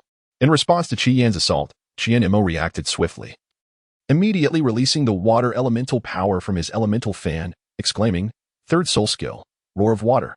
Instantly, a tumultuous surge of water erupted like a mighty dragon, colliding with Qi Yin's flames. The moment they met, the water and fire intertwined, producing hissing sounds reminiscent of boiling water, steam rising dramatically. Bing Er, observing the fierce duel, curiously inquired, Sister Jinyu, is Qianmo's martial soul an ultimate martial soul? Jinyu gently shook her head and replied, it is likely not. However, his martial soul is quite unique, possessing the powers of multiple elements, making it a remarkably rare martial soul. Bing Er stepped forward, her gaze resolute as she addressed Qianmo, senior brother Qianmo, what if the 2 of us joined forces and managed to defeat you? Her voice was clear and confident, as if she were fully prepared for the challenge. Qianmo slightly furrowed his brow, contemplating for a moment before responding. If I were to lose, I would become your personal guardian for a month.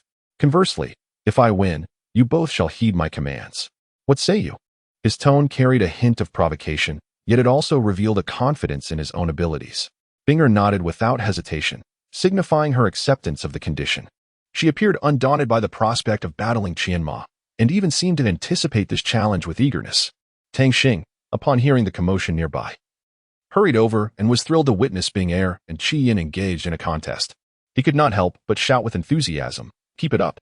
His voice resonated with encouragement and support as he hoped for their triumph. As Tang Xing's call echoed, a crowd began to gather, drawn to the unfolding competition. The atmosphere grew tense and fervent, with everyone eager to see who would emerge victorious from this clash. At the outset, Qianmo summoned the water element, surging like a tumultuous tide, attempting to suppress Qi Yin's fervor. In response, Bing Er swiftly conjured the frost flute, exclaiming delicately, 1st soul skill, Frost Inducement. In an instant, Qianmo's water element was encased in ice, resembling a magnificent ice sculpture. Qianmo, astonished to discover that Bing Er's martial soul was the ice flute, remarked, truly deserving of her name, as cold and enchanting as ice. Bing Er smiled faintly and replied, thank you for the compliment, senior brother. Allow me to settle this with one decisive move. 2nd soul skill, Melody of Cold. 5th soul skill, Frosty Soul Requiem. Qi Yin maintained the state of his 3rd soul skill, unleashing formidable power with his 5th soul skill, Blazing Slash. Qianmo swiftly unfurled his fan, intoning, Blade of Gold, Binding of Wood, Roar of Water, Incineration of Fire, Burial of Earth. His voice, akin to heavenly music, carried an air of mysterious potency. The explosive force of this strike was immense, reminiscent of a volcanic eruption, sending both Qi Yin and Bing Er flying. Jinyu marveled, what progress? Tang Xing bid farewell to Jinyu and Qi Yin, soaring back to the school's thicket like a swift bird. Spotting Lan Qiu entering the grove, Tang Xing followed closely. Meng Yin, overjoyed at Lan Qiu's arrival, exclaimed, quick, let us indulge while the class leader and Li Fei are away. However, this was met with a chilling remark that sent shivers down their spines, as Zi Yin turned to see the class leader approaching. Tang Xing inquired with curiosity, What are you all up to? Ziyin, flustered like a startled rabbit, stammered in response, nothing much. Shortly thereafter, Li Fei arrived. And upon seeing the preparations made by Ziyin, he instantly lost his composure, roaring like an irate little lion. You, Ziyin. How dare you indulge in barbecue behind my back? What of your conscience? Tang Xing, wearing a wry smile, helplessly remarked, I was wondering what it could be. By the way, Ziyin, I happen to have a splendid Kiro tulip that would suit you perfectly. Ziyin, taken aback and delighted, chirped like a joyful little bird. Class monitor, I truly don't know how to repay you. Perhaps I should offer myself in gratitude? Tang Xing, somewhat astonished and resembling a startled fawn, stuttered. That is entirely unnecessary. Oh, and Li Fei, this splendid dawn gold sedge is for you. Li Fei, akin to a greedy little fox, accepted it without hesitation. Tang Xing gazed at Lin Qian and Huang Quan, gently proclaiming like a soft breeze, this wondrous celestial herb, the heavenly chrysanthemum, along with the thunderstorm rain skin, is for you. Huang Quan, upon beholding the ethereal plant, expressed his joy as if he had discovered a treasure gem. Thank you, Tang Xing. Tang Xing then presented a celestial herb to Lan Qiu, warmly stating, this 9-yang heavenly flower is most suitable for you. Lan Qiu, utterly astounded by the priceless gift bestowed upon her by Tang Xing, repeatedly declined, exclaiming, no, it is far too precious. I cannot accept it. Tang Xing urged once more. Please, take it. Suddenly, as if by magic, a celestial herb materialized before Lan Qiu, leaving Tang Xing utterly astonished. Chapter 38. A single strike. Tang Xing gazed in astonishment at the unfolding scene before him, murmuring to himself, the heartbreak red, has it truly acknowledged its master? As a gentle blush gradually dissipated, the once resplendent heartbreak red transformed into a radiant beam of crimson light, delicately descending into Lan Qiu's hands. It appeared to have found its sanctuary, resting quietly as if awaiting something. Lan Qiu, somewhat taken aback, contemplated the heartbreak red nestled in her palm. A wave of inexplicable emotion surging within her. She tenderly caressed the petals and softly mused, is it declaring its allegiance to me? Very well, if so, I shall protect you for all eternity. Observing this exchange, Tang Xing promptly interjected, Lan Qiu, now is not the time for sentimentality. You must absorb the 9-sun celestial flower at once. Only then can its true powers be unlocked, enhancing your strength. His gaze remained fixed upon Lan Qiu, brimming with anticipation and encouragement. Upon returning to school, Ziyin eagerly searched for Tang Xing. At last, she spotted him alongside Lan Qiu and the others in the familiar grove. Ah, class monitor, you certainly made it difficult for me to find you, Ziyin panted, breathless from her exertions. Tang Xing looked at her with a hint of confusion and asked, what wrong? Has something happened? Ziyin suddenly felt a tinge of embarrassment but mustered the courage to say, no, thank you for the celestial herb you gave me. It truly helped enhance my soul power. After speaking, Ziyin impulsively leaned in and bestowed a heartfelt kiss on Tang Xing's cheek. This unexpected scene left everyone astounded, especially Lan Qiu, whose heart sank in an instant, a wave of bitterness surging within him. As Ziyin's momentary impulse waned, she realized that her behavior had been somewhat inappropriate.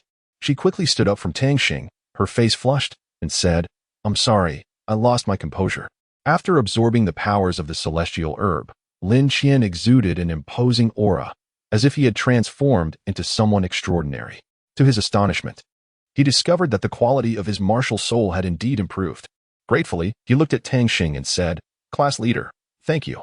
If there is ever anything you need help with, please do not hesitate to ask. I will do my utmost. Tang Xing chuckled helplessly and replied, no need to be so polite. It's merely my duty.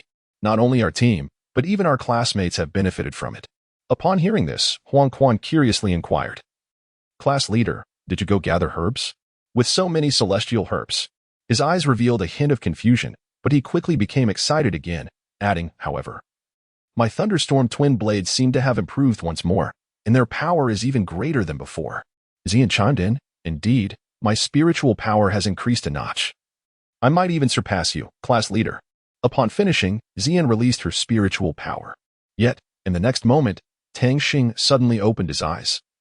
His gaze sharp as he focused ahead, effortlessly breaking through Ziyin's spiritual power. Ziyin was astonished to find such a vast disparity in their spiritual powers and couldn't help but ask, Class leader, how do you possess such formidable spiritual power? Tang Xing smiled slightly and countered, have you heard of the purple extreme demon eye? Ziyin instantly understood everything and excitedly asked, can I join as well? Tang Xing answered without hesitation, Of course. Just then, Li Fei, who had been nearby, also awakened, exclaiming with excitement, "Wonderful! My martial soul has elevated a level, and my soul power has become more fluid." Meanwhile, Sui, who happened to overhear their conversation, snorted coldly, saying, "Oh, I look forward to your performances." Tang Xing instantly spotted Sui, and just as she was about to speak, she saw Sui's figure flicker and vanish without a trace. Tang Xing exclaimed, "So swift. His presence is utterly elusive." Lan Qiu inquired with concern, "Tang Xing, are you all right?" Tang Xing regained his composure and said, "I am fine. What about you, Lan Qiu?" Lan Qiu replied, "I have made a breakthrough and now require a soul ring. Would you accompany me tonight to hunt for one?" Tang Xing readily agreed, "Of course." The others gradually dispersed, leaving only Tang Xing and Lan Qiu, who were preparing to venture into the soul-hunting forest. Meanwhile, Sui reported to the teacher, "Teacher, after consuming the celestial herb, Tang Xing and the others have experienced a substantial enhancement in their soul power." Upon hearing this, the teacher's face broke into a smile, and he replied with satisfaction, "Excellent. Let us assign them a more challenging task tomorrow." He then turned to Sui, inquiring, "Sui, have you selected your candidates?" Sui respectfully responded, "Indeed, teacher. I have made my selections, and everything has been meticulously arranged." His tone exuded confidence and determination, as if he were brimming with faith in this undertaking. Upon entering the soul-hunting forest, Tang Xing gazed intently at the soul beast not far ahead. After a careful observation, he remarked, "It appears to be a 5-year-old lightning leopard. What are your thoughts, Lan Qiu?" Lan Qiu nodded in agreement and replied, "It is acceptable." Upon receiving a definitive answer, Tang Xing instantly transformed into an ethereal sprite, striking with the swiftness of lightning to effortlessly subdue and capture the lightning leopard. In swift succession, Lan Qiu advanced, commencing the process of absorbing the energy of the lightning leopard. In less than half an hour, she successfully completed the absorption. However, at that moment, Lan Qiu suddenly inquired, "Tang Xing, what type of girl do you prefer?" Upon hearing this, Tang Xing displayed a hint of surprise on her face and, with a look of confusion, retorted, "Why do you suddenly ask this?" Lan Qiu gently tugged at Tang Xing's hand, swaying it softly, her eyes glistening with a pitiful expression as she coaxingly implored, "Please tell me, I beg you." Upon witnessing this, Tang Xing felt a sense of helplessness wash over him, and with a deep sigh, he remarked, "The woman I admire must be one of unparalleled beauty, possessing the grace of a goddess and the allure that could captivate even the most discerning of hearts." Upon hearing these words, Lan Qiu's expression shifted dramatically, her anger flaring as she exclaimed, "Well, you certainly are something, Tang Xing. I have no desire to engage with you any longer." With that, she turned on her heel, preparing to depart. Tang Xing realized he had misspoken and hurriedly grasped Lan Qiu's hand, anxiously explaining, "Lan Qiu, please listen to me. I was merely teasing you." However, Lan Qiu took flight, and Tang Xing swiftly followed. The morning sunlight bathed the dormitory balcony, casting an exceptionally radiant glow. As Tang Xing opened his eyes, he felt as though the blinding light could pierce through anything. A surge of excitement coursed through him as he discovered that his purple extreme demon eye had ascended to a new realm, reaching the level of mustard seed. This ability to perceive the essence of all things filled him with immense exhilaration. Just then, the class bell rang, reminding him it was time to head to the classroom. He quickly gathered his belongings and made his way to the teaching building. Teacher Wu, as usual, awaited her students at the designated spot. Soon, the students arrived one after another. Observing their spirited demeanor, Teacher Wu felt a deep sense of satisfaction. She solemnly addressed them, "Tang Xing, Li Fei, Su Yin, Zi Yin, Lan Qiu, Lin Qian, Huang Quan. The 7 of you have been chosen as the spirit masters representing the future and hope of our academy. Therefore, I will employ a unique teaching method to nurture you, and I hope you will not disappoint the expectations of the esteemed elders." She continued, "Now, the students I call upon, Nian Shui, Qing Yu, Chu Hao, Meng Yin, Nan Sheng, ZMO, Wan Ying. You 7 shall engage in a challenge match with Tang Xing and his group. Give it your all." Nian Shui fixed an intense gaze on Tang Xing and declared, "I ask that the class leader unleash his full strength." Upon hearing their demands, Tang Xing smiled faintly and immediately unleashed the formidable pressure of her spiritual martial soul. The crowd was taken aback by this overwhelming force, astonished by the astonishing level of her mental prowess. At that moment, Meng Yin stepped forward, her gaze sharpening as she met Tang Xing's spiritual energy head-on. Noticing the shift, Tang Xing unhesitatingly intensified her output of spiritual power. Suddenly, Meng Yin felt an immense force crashing against her, causing her to involuntarily stagger backward a few steps. With widened eyes and an expression of disbelief, she exclaimed, "What an incredible mental force!" Beside her, Qingyu and Chu Hao exchanged knowing glances, their minds in sync as they charged toward Tang Xing, determined to confront her formidable spiritual energy together. In the next instant, Su Yin and Li Fei emerged like impenetrable fortresses, blocking their path. Nian Shui, intending to assist them, was halted by a sudden bolt of lightning that barred her advance, akin to a ferocious beast preventing her from moving forward. Aware of Huang Quan's might, Nian Shui dared not act recklessly. Meng Yin, realizing that her minor misstep had inadvertently trapped her teammates in a perilous situation, promptly unleashed her first soul skill, Dolphin's Voice. The intense sound waves surged like tumultuous ocean waves, tormenting Li Fei and his companions, leaving them with throbbing headaches. Meanwhile, Tang Xing seemed to have anticipated this. As Su Yin swiftly switched her martial soul and unleashed her first soul skill, Emerald's Voice, the two waves of sound clashed like colossal dragons in the air, neither yielding an inch. Suddenly, a massive fireball, akin to a blazing meteor, hurtled towards Su Yin. Ziyan shouted, "Be careful." Her voice resonated like thunder across the battlefield. Concurrently, she activated her fourth soul skill, Starshine Shield. A star-shaped barrier materialized before Su Yin, intercepting the fireball. Wanning felt a tinge of disappointment, muttering, "Phew. I still managed to block it for you." Wanqiu called out loudly, "Wanning, dare you to battle me?" Wanning responded by unleashing her second soul skill, Fiery Embodiment, followed by her third soul skill, Sacred Fire of the Crimson Flame, and her fourth soul skill, Divine Blazing Flame, charging toward Wanqiu. In response, Wanqiu adjusted her stance, gathering energy for a powerful strike, her fourth soul skill, Golden Overlord Slash. As Wanning surged forward, she was propelled away, leaving the onlookers astonished. Did she just take them out in an instant? Quick! Look at our class leader. Chapter 39. The dual training. Tang Xing and Su Yin unleashed their martial spirit fusion, Purple Spirit Divine Light. Upon witnessing this, Nanxing immediately activated his soul skills. He began with his first soul skill, Deer Spirit Possession, followed swiftly by his second soul skill, Horn of the Ming Deer. Then proceeded to his third soul skill, Blessing of the Deer Spirit, culminating in his fourth soul skill, Blessing of the Spirit Deer. However, the power of Tang Xing and his companions' martial spirit fusion proved overwhelmingly formidable, prompting Nanxing to employ even more potent techniques. He invoked his third soul skill, Amplification of Soul Power, followed by the release of his fourth soul skill, Power Augmentation. Tang Xing was taken aback by the scene before him. He exclaimed, "I never expected Nanxing to withstand our martial soul fusion attack. That is truly remarkable." At that moment, Zmo summoned his second martial soul and charged towards Tang Xing. Tang Xing reacted swiftly, promptly calling forth the Celestial Holy Spear to engage in an intense battle with Zmo. The two were evenly matched, making it difficult to determine a victor. Unwilling to concede, Zmo immediately unleashed his fourth soul skill, Serene Nine Heavens. Tang Xing unleashed the technique of the Spirit Holy Spear, the third form, sweeping through the thousands, followed by the first form, Spirit Heavenly Slash. Zmo was struck by Tang Xing's assault and collapsed to the ground in an instant.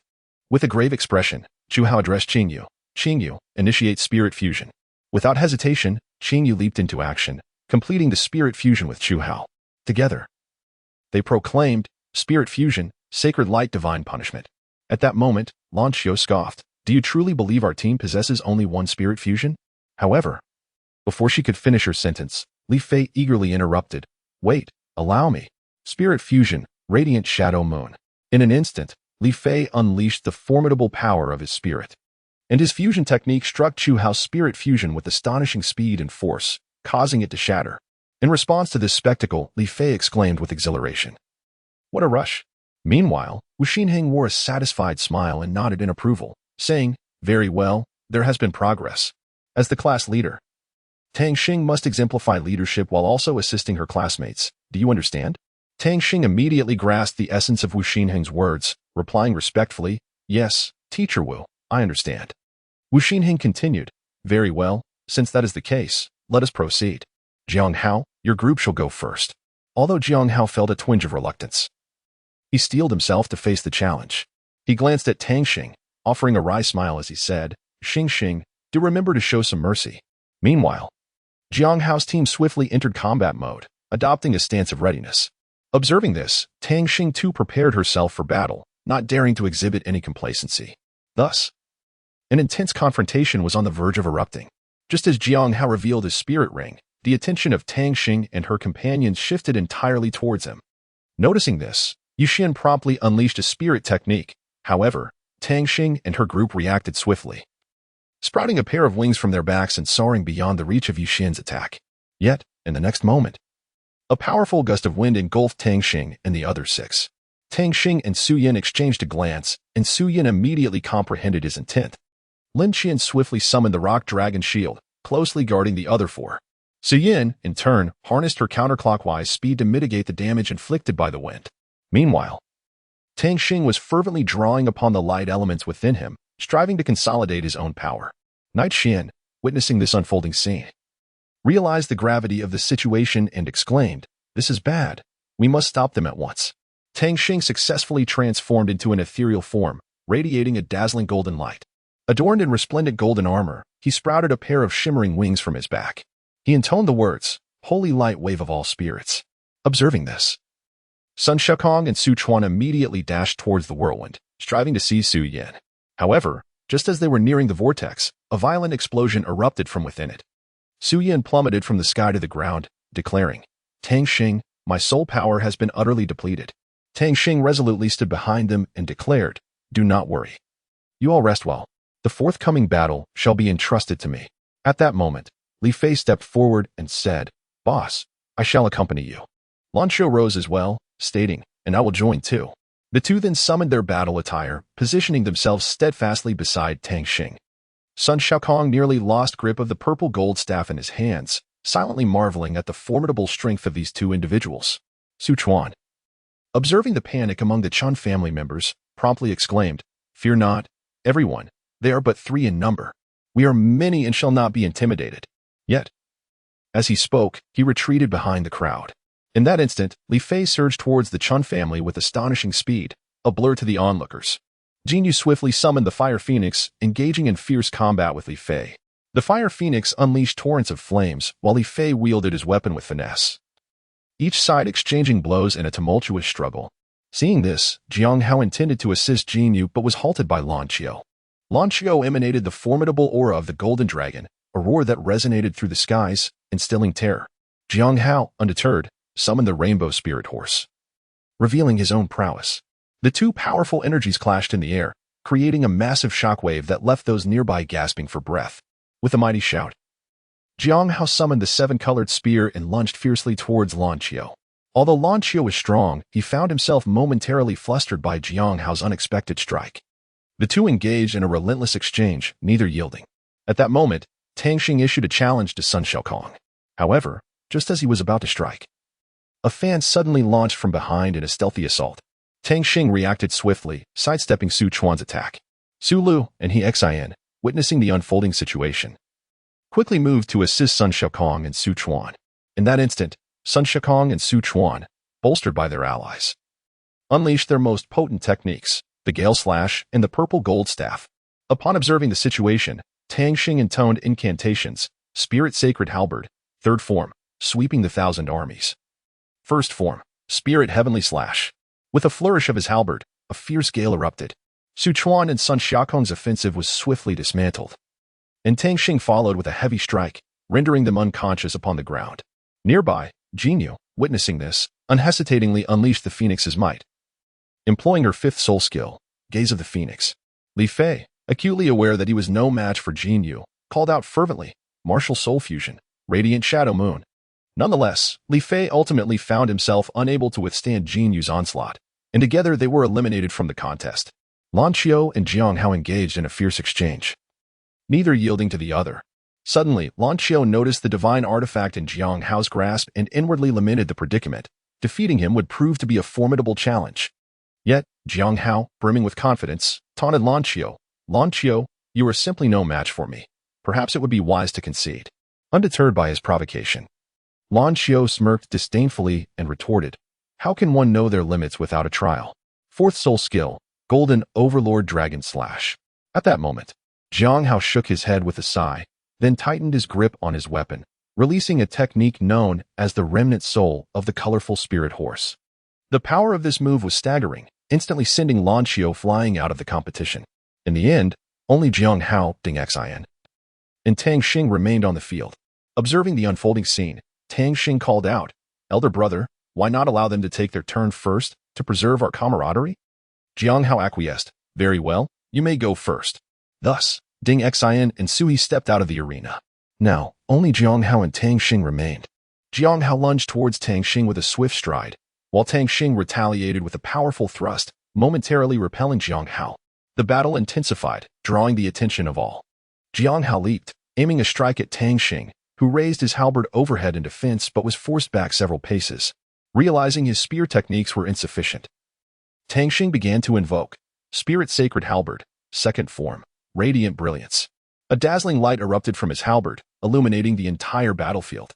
This brilliance was as scorching as the sun, rendering it nearly impossible to behold. Jiang Hao felt an overwhelming pressure yet did not falter. He raised his long spear, channeling his spiritual energy in preparation for Tang Xing's assault. A subtle smile graced his lips, exuding confidence. With a gentle sweep of his spear, he unleashed a powerful surge of spiritual light, so luminous that it illuminated the very air around them. Like a bolt of lightning, it surged towards Tang Xing. Colliding with his radiant energy, the two lights met in the air, producing a resounding clash. The intense energy created a shockwave, stirring the surrounding winds. Tang Xing's light gradually succumbed to Jiang Hao's spiritual radiance, ultimately vanishing. Meanwhile, Jiang Hao's spiritual light surged forward, propelling Tang Xing back several dozen meters. Tang Xing spat blood, his body swaying precariously. His complexion was ashen, and his eyes were filled with astonishment and dread. He had never anticipated that Jiang Hao possessed such formidable strength, effortlessly overcoming his techniques. In that moment, he felt his own power dwindle to insignificance, as if all his efforts had been in vain. Unable to maintain even his ethereal form, Tang Xing found himself at a loss. Jiang Hao mockingly remarked, "Junior brother, is this all you are capable of? Where's your prowess? Stand up for me." Tang Xing struggled to rise to his feet, wiping the blood from the corner of his mouth, his eyes shimmering with fury and resentment. He gripped the war spear tightly, poised to launch another assault. However, Jiang Hao denied Tang Xing the chance, swiftly charging towards him, the spear in his hand glinting with a chilling light. Upon witnessing this, Tang Xing hastily raised his battle spear for defense. However, Jiang Hao's assault was remarkably swift, effortlessly breaching Tang Xing's defenses and striking his shoulder. Tang Xing coughed up blood once more, his body staggering backward. Jiang Hao remained rooted in place, gazing at the fallen Tang Xing, a triumphant smile spreading across his face. He mockingly remarked, "Junior brother, weren't you quite formidable? Why do you appear so feeble now?" Tang Xing gritted his teeth, enduring the pain as he rose from the ground. He glared at Jiang Hao, his eyes ablaze with fury. He understood that he could not be vanquished so easily. He was determined to demonstrate his prowess. Drawing in a deep breath, he launched another assault. This time, Tang Xing's strike was even more formidable than before. He wielded his war spear, unleashing a cascade of piercing light. These beams, akin to sharp swords, aimed to penetrate Jiang Hao's defenses. In the face of Tang Xing's onslaught, Jiang Hao exhibited no fear. He nimbly evaded Tang Xing's attacks while countering with his long spear. The two engaged in an intense duel upon the battlefield, each unwilling to yield an inch. After listening to Jiang Hao's words, Tang Xing rose once more, unleashing the primal power of his spirit, a martial soul, and the holy celestial spear. Gripping the spear tightly, he swung it fiercely toward Jiang Hao. Recognizing that the moment had arrived, Jiang Hao immediately engaged Tang Xing in an intense duel. The two exchanged blows, neither willing to yield. Jiang Hao soon realized that Tang Xing's attacks were growing increasingly ferocious, each strike amplifying the pressure he felt. However, he refused to back down, fiercely defending against his opponent's onslaught. At that moment, Tang Xing suddenly identified a flaw and, without hesitation, thrust the holy celestial spear toward Jiang Hao. In response, Jiang Hao swiftly transitioned into a defensive stance, using the seven-colored divine spear to block Tang Xing's strike. He then summoned the seven-colored spirit horse martial soul, positioning it behind him. Not to be outdone, Tang Xing summoned his own spirit, facing Jiang Hao head-on. The collision of their formidable powers produced a dazzling radiance. As the holy celestial spear in Tang Xing's grasp reacted violently with Jiang Hao's seven-colored divine spear, as if they were tearing apart the very fabric of space. Their battle intensified, the surrounding air growing increasingly heated. In this breathtaking confrontation, the outcome became the focal point of everyone's attention, as both Tang Xing and Jiang Hao gave their utmost, showcasing their mightiest strengths. Chapter 40. A plan ahead of time. At that moment, the holy celestial spear, which had been firmly held by Tang Xing, suddenly began to tremble violently, and then it slipped from his grasp, soaring into the air. Simultaneously, the seven-colored divine spear in Jiang Hao's hand also broke free, ascending into the sky. The two artifacts began to emit their respective auras, confronting each other in midair. Surprisingly, the seven-colored divine spear gradually succumbed to the overwhelming pressure of the holy celestial spear, retreating step by step. Ultimately, Jiang Hao himself was also thrust off the stage. The outcome of this contest was unequivocal. Tang Xing emerged victorious once again. However, what transpired next was even more unexpected. With a flash of light, the holy celestial spear transformed into the image of a handsome and dashing young man, clad in resplendent golden armor, with a pair of magnificent golden wings unfurling from his back, wielding a long spear that shimmered with a mysterious glow. Concurrently, Jiang Hao's seven-colored divine spear morphed into a stunningly beautiful woman, adorned in a vibrant, colorful gown, holding a staff that radiated 7 hues of light. She gracefully descended to the ground and respectfully bowed to Jiang Hao, saying, "Qicai, I pay my respects to the young master." Jiang Hao cleared his throat softly, and Qicai immediately understood his intent, rushing excitedly toward the holy celestial spear and exclaiming, "Brother Jinling, is that you?" The holy celestial spear slowly opened its eyes and, upon seeing Qicai, exclaimed in surprise, "Sister Qicai, what are you doing here? Shouldn't you be in?" Before finishing his sentence, Jinling hastily unleashed spatial power, concealing their forms and obstructing the gaze of onlookers. Jinling looked at Qicai with confusion and asked, "Shouldn't you be in the divine realm? Why are you here?" With a deep sigh, Qicai lamented, "I initially accompanied my master into the tumultuous battles of the divine realm's outskirts, only to encounter the abyssal sovereign. We engaged in a fierce struggle, and just as we were about to capture him, he unexpectedly unleashed a barrier that transported the entire divine realm into the fringes of that realm, using it to threaten my master. However, a sudden and powerful spatial turbulence swept in, engulfing the divine realm. To our astonishment, a black hole emerged, pulling both my master and yours into its depths. As for my arrival here, I sought to quickly return and inform my mistress, but to my dismay, upon reaching this place, my soul had suffered grievous wounds, ultimately leading me to a desolate and savage land. After an extended period, a merchant brought me to his auction house. Thus, the events unfolded. And you? Suddenly, Wu Xinheng exclaimed, "Everyone should return at once. Leave this to Tang Xing." Upon hearing this, Jinling found herself at a loss for words, hesitating before she responded, "Well, to be honest, I am not entirely clear on the specifics either. However, my master entrusted me to him for a reason. Moreover, the aura surrounding him feels remarkably familiar." After a moment of contemplation, Qicai said, "Brother Jinling, you must be cautious." Jinling gently patted Qicai's head, reassuring her, "Do not worry. There is no one under heaven who can harm me." Subsequently, Jinling opened the barrier and bowed deeply to Tang Xing, saying, "Greetings. I am the spirit of the holy celestial spear, known as Jinling." Tang Xing, taken aback by this unexpected gesture, responded with a bewildered expression, "Hello. It is a pleasure to meet you. Allow me to gift you a red scarf." With that, Tang Xing produced a vibrant red scarf from his person and personally tied it around Jinling's head. At that moment, Jin Mao suddenly leaped forth, exclaiming with excitement, "Ah, at last, I have a companion." However, Jinling immediately grew wary, sensing that Jin Mao was no ordinary creature, but rather a fierce beast. She urgently cautioned, "Be careful, he is a ferocious beast." Upon hearing this, Jin Mao became incensed, retorting loudly, "So what if I'm a fierce beast? I haven't provoked you. Why are you so upset?"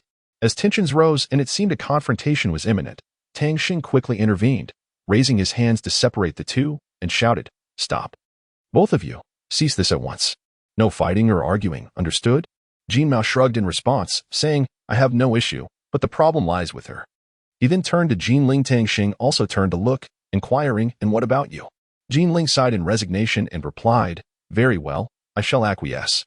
Upon hearing this, Tang Xing felt a sense of relief and turned to Jin Mao and Jinling, saying, "That is wonderful. You are both my friends, and such behavior should not continue henceforth." At that moment, Lan Qiu approached, expressing concern as she asked Tang Xing, "Tang Xing, are you all right?" Tang Xing smiled gently as she caressed Lan Qiu's hand, responding tenderly, "Of course, I am perfectly fine. Thank you for your concern. But are you truly worried about me?" Lan Qiu playfully tapped Tang Xing's chest and pouted, "How annoying." She then gradually nestled into Tang Xing's warm embrace, relishing the tranquility and comfort. Tang Xing softly stroked Lan Qiu's hair and murmured, "Sweetheart, this isn't the best place for a nap. Let us return home to rest." Lan Qiu nodded slightly in agreement. In a serene courtyard, sunlight filtered through the leaves, casting dappled shadows. Zhang Ruoying stood quietly, adorned in a flowing purple dress, radiating beauty akin to a blossoming violet. A gentle breeze caressed her silken hair, which cascaded onto her fair shoulders, swaying lightly and exuding a subtle fragrance. Su Lao gazed at her, a glimmer of surprise and anticipation in his eyes. He spoke softly, "Ruoying, your presence here signifies the conclusion of your seclusion.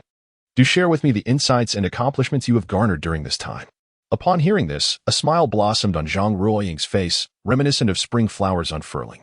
She bowed deeply to Su Lao, responding respectfully, "Thank you, Su Lao, for your unwavering concern and guidance. During my seclusion, I primarily focused on elevating my soul power to level 75. More importantly, I devoted my efforts to comprehending the 9-word mantra. Although I have only grasped the first 3 words, I shall persist in my endeavors." With that, she lowered her head, her expression tinged with disappointment. Su Lao smiled gently, placing a reassuring hand on Zhang Ruoying's shoulder. "Do not be disheartened, Ruoying. Understanding the first 3 words is already commendable.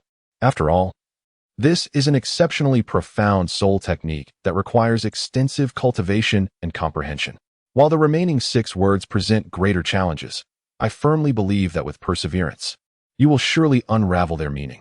Zhang Ruoying nodded, her eyes shimmering with determination. "Thank you for your encouragement, Su Lao. I will double my efforts and strive not to disappoint your expectations." Su Lao responded with a tranquil demeanor. The 9-word mantra encompasses exceedingly profound principles, the depth of which even I cannot fully fathom. However, a rare opportunity has arisen. You may accompany me on an expedition to broaden your horizons. Perhaps during this journey, you will encounter unforeseen opportunities that may lead to personal breakthroughs. Our original plans may require slight adjustments, but it seems we must implement them sooner than anticipated. Her gaze sparkled with anticipation and resolve. As another day quietly slipped away, Wu Xinheng received a summons from Linghai Pavilion and promptly made her way there. The pavilion was empty, with only the pavilion master awaiting her arrival. Wu Xinheng approached and said, "Pavilion master, I apologize for my tardiness." Xiaoming turned to her and replied, "No matter.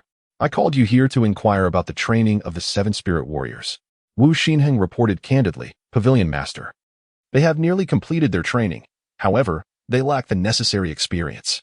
Xiaoming chuckled and said, "Very well. Xinheng, have you heard of the Tianhai project?"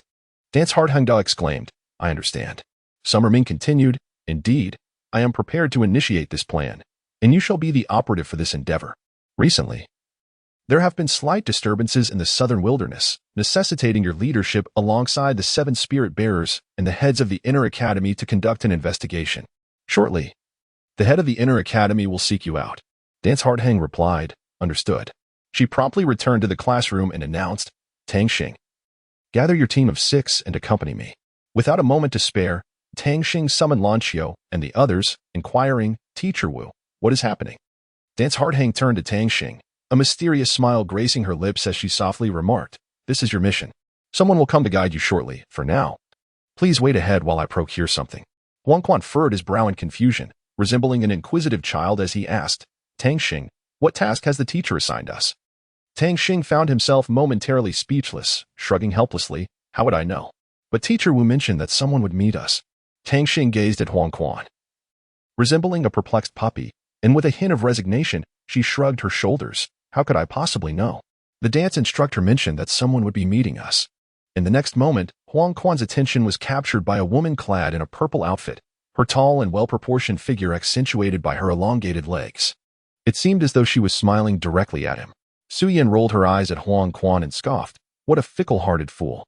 The woman Huang Quan spoke of approached him and inquired, "Hello, are you a student from class 1? Huang Quan, suppressing his emotions, replied, "Yes. What can I assist you with?" The woman merely smiled and said, "I need to speak with your class monitor." Upon hearing this, Huang Quan felt as if struck by a bolt from the blue and pointed at Tang Xing, exclaiming, "That would be him." Su Yan, who had just taken a sip of water, couldn't help but sputter, splashing it onto Huang Quan's face while laughing. "I can't.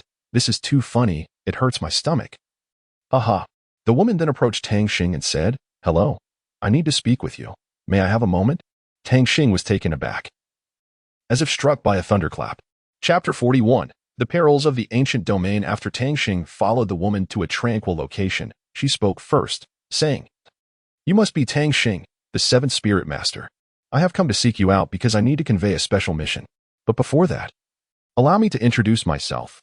I am Zhang Ring, the chief disciple of the inner court." Upon hearing this, Tang Xing was taken aback, exclaiming, "What? So you are the senior sister. Greetings, senior sister." Zhang Ruing nodded and continued, "This mission is of great significance. You must stay close to me and not fall behind." With that, she led Tang Xing towards the site of their undertaking. Tang Xing, deep in thought, remarked, "Very well, my teammates are over there. I shall go inform them." Zhang Ruoying grasped Tang Xing's arm and urged, "It would be prudent for you to summon them here. There are too many prying eyes over there." Upon hearing this, Tang Xing promptly made his way towards Lan Qiu and announced, "I have located our liaison. Please accompany me." Lan Qiu cleared his throat, rose to his feet, and called out loudly, "Everyone, rise and follow me." As Tang Xing observed Lan Qiu and the others approaching, he smiled and said, "Ah, you have arrived. Allow me to introduce our esteemed senior sister, Zhang Ring, the chief disciple of the Inner Academy." "Ah, it is the esteemed senior sister. Greetings," Huang Quan exclaimed, his face a portrait of astonishment as he swiftly clasped his hands in salute. Zhang Ruoying offered a gentle smile and cautioned, "Our journey to the southern wilderness is fraught with peril. You must stay close to me, understood?" The group nodded in unison, replying, "Understood." At that moment, Wu Xinhing also took note of Zhang Ruoying, silently astonished. "It is she." Zhang Ruoying, without further ado, summoned a soul-guiding vehicle and instructed the group, "Please, board the vehicle."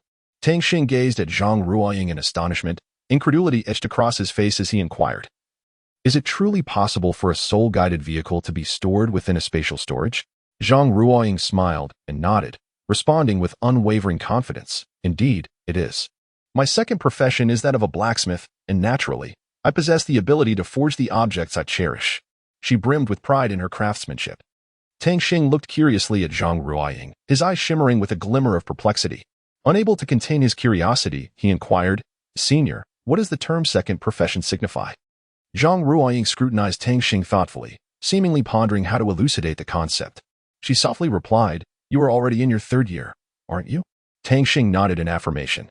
Zhang Ruoying continued to elucidate, "The so-called second profession plays a pivotal role in determining the trajectory of your graduation. There exists a plethora of second professions, such as alchemy, potion making, blacksmithing, casting, design, and so forth. During the first semester of your third year, you will have the opportunity to finalize your choice of a second profession. And by the latter semester, you will commence your studies related to this chosen vocation. It is imperative to understand that admission to the Inner Academy also hinges upon the qualifications conferred by your second profession diploma, signifying the necessity of possessing adequate credentials and capabilities." Tang Xing gazed thoughtfully at the spirit-guided vehicle for a moment.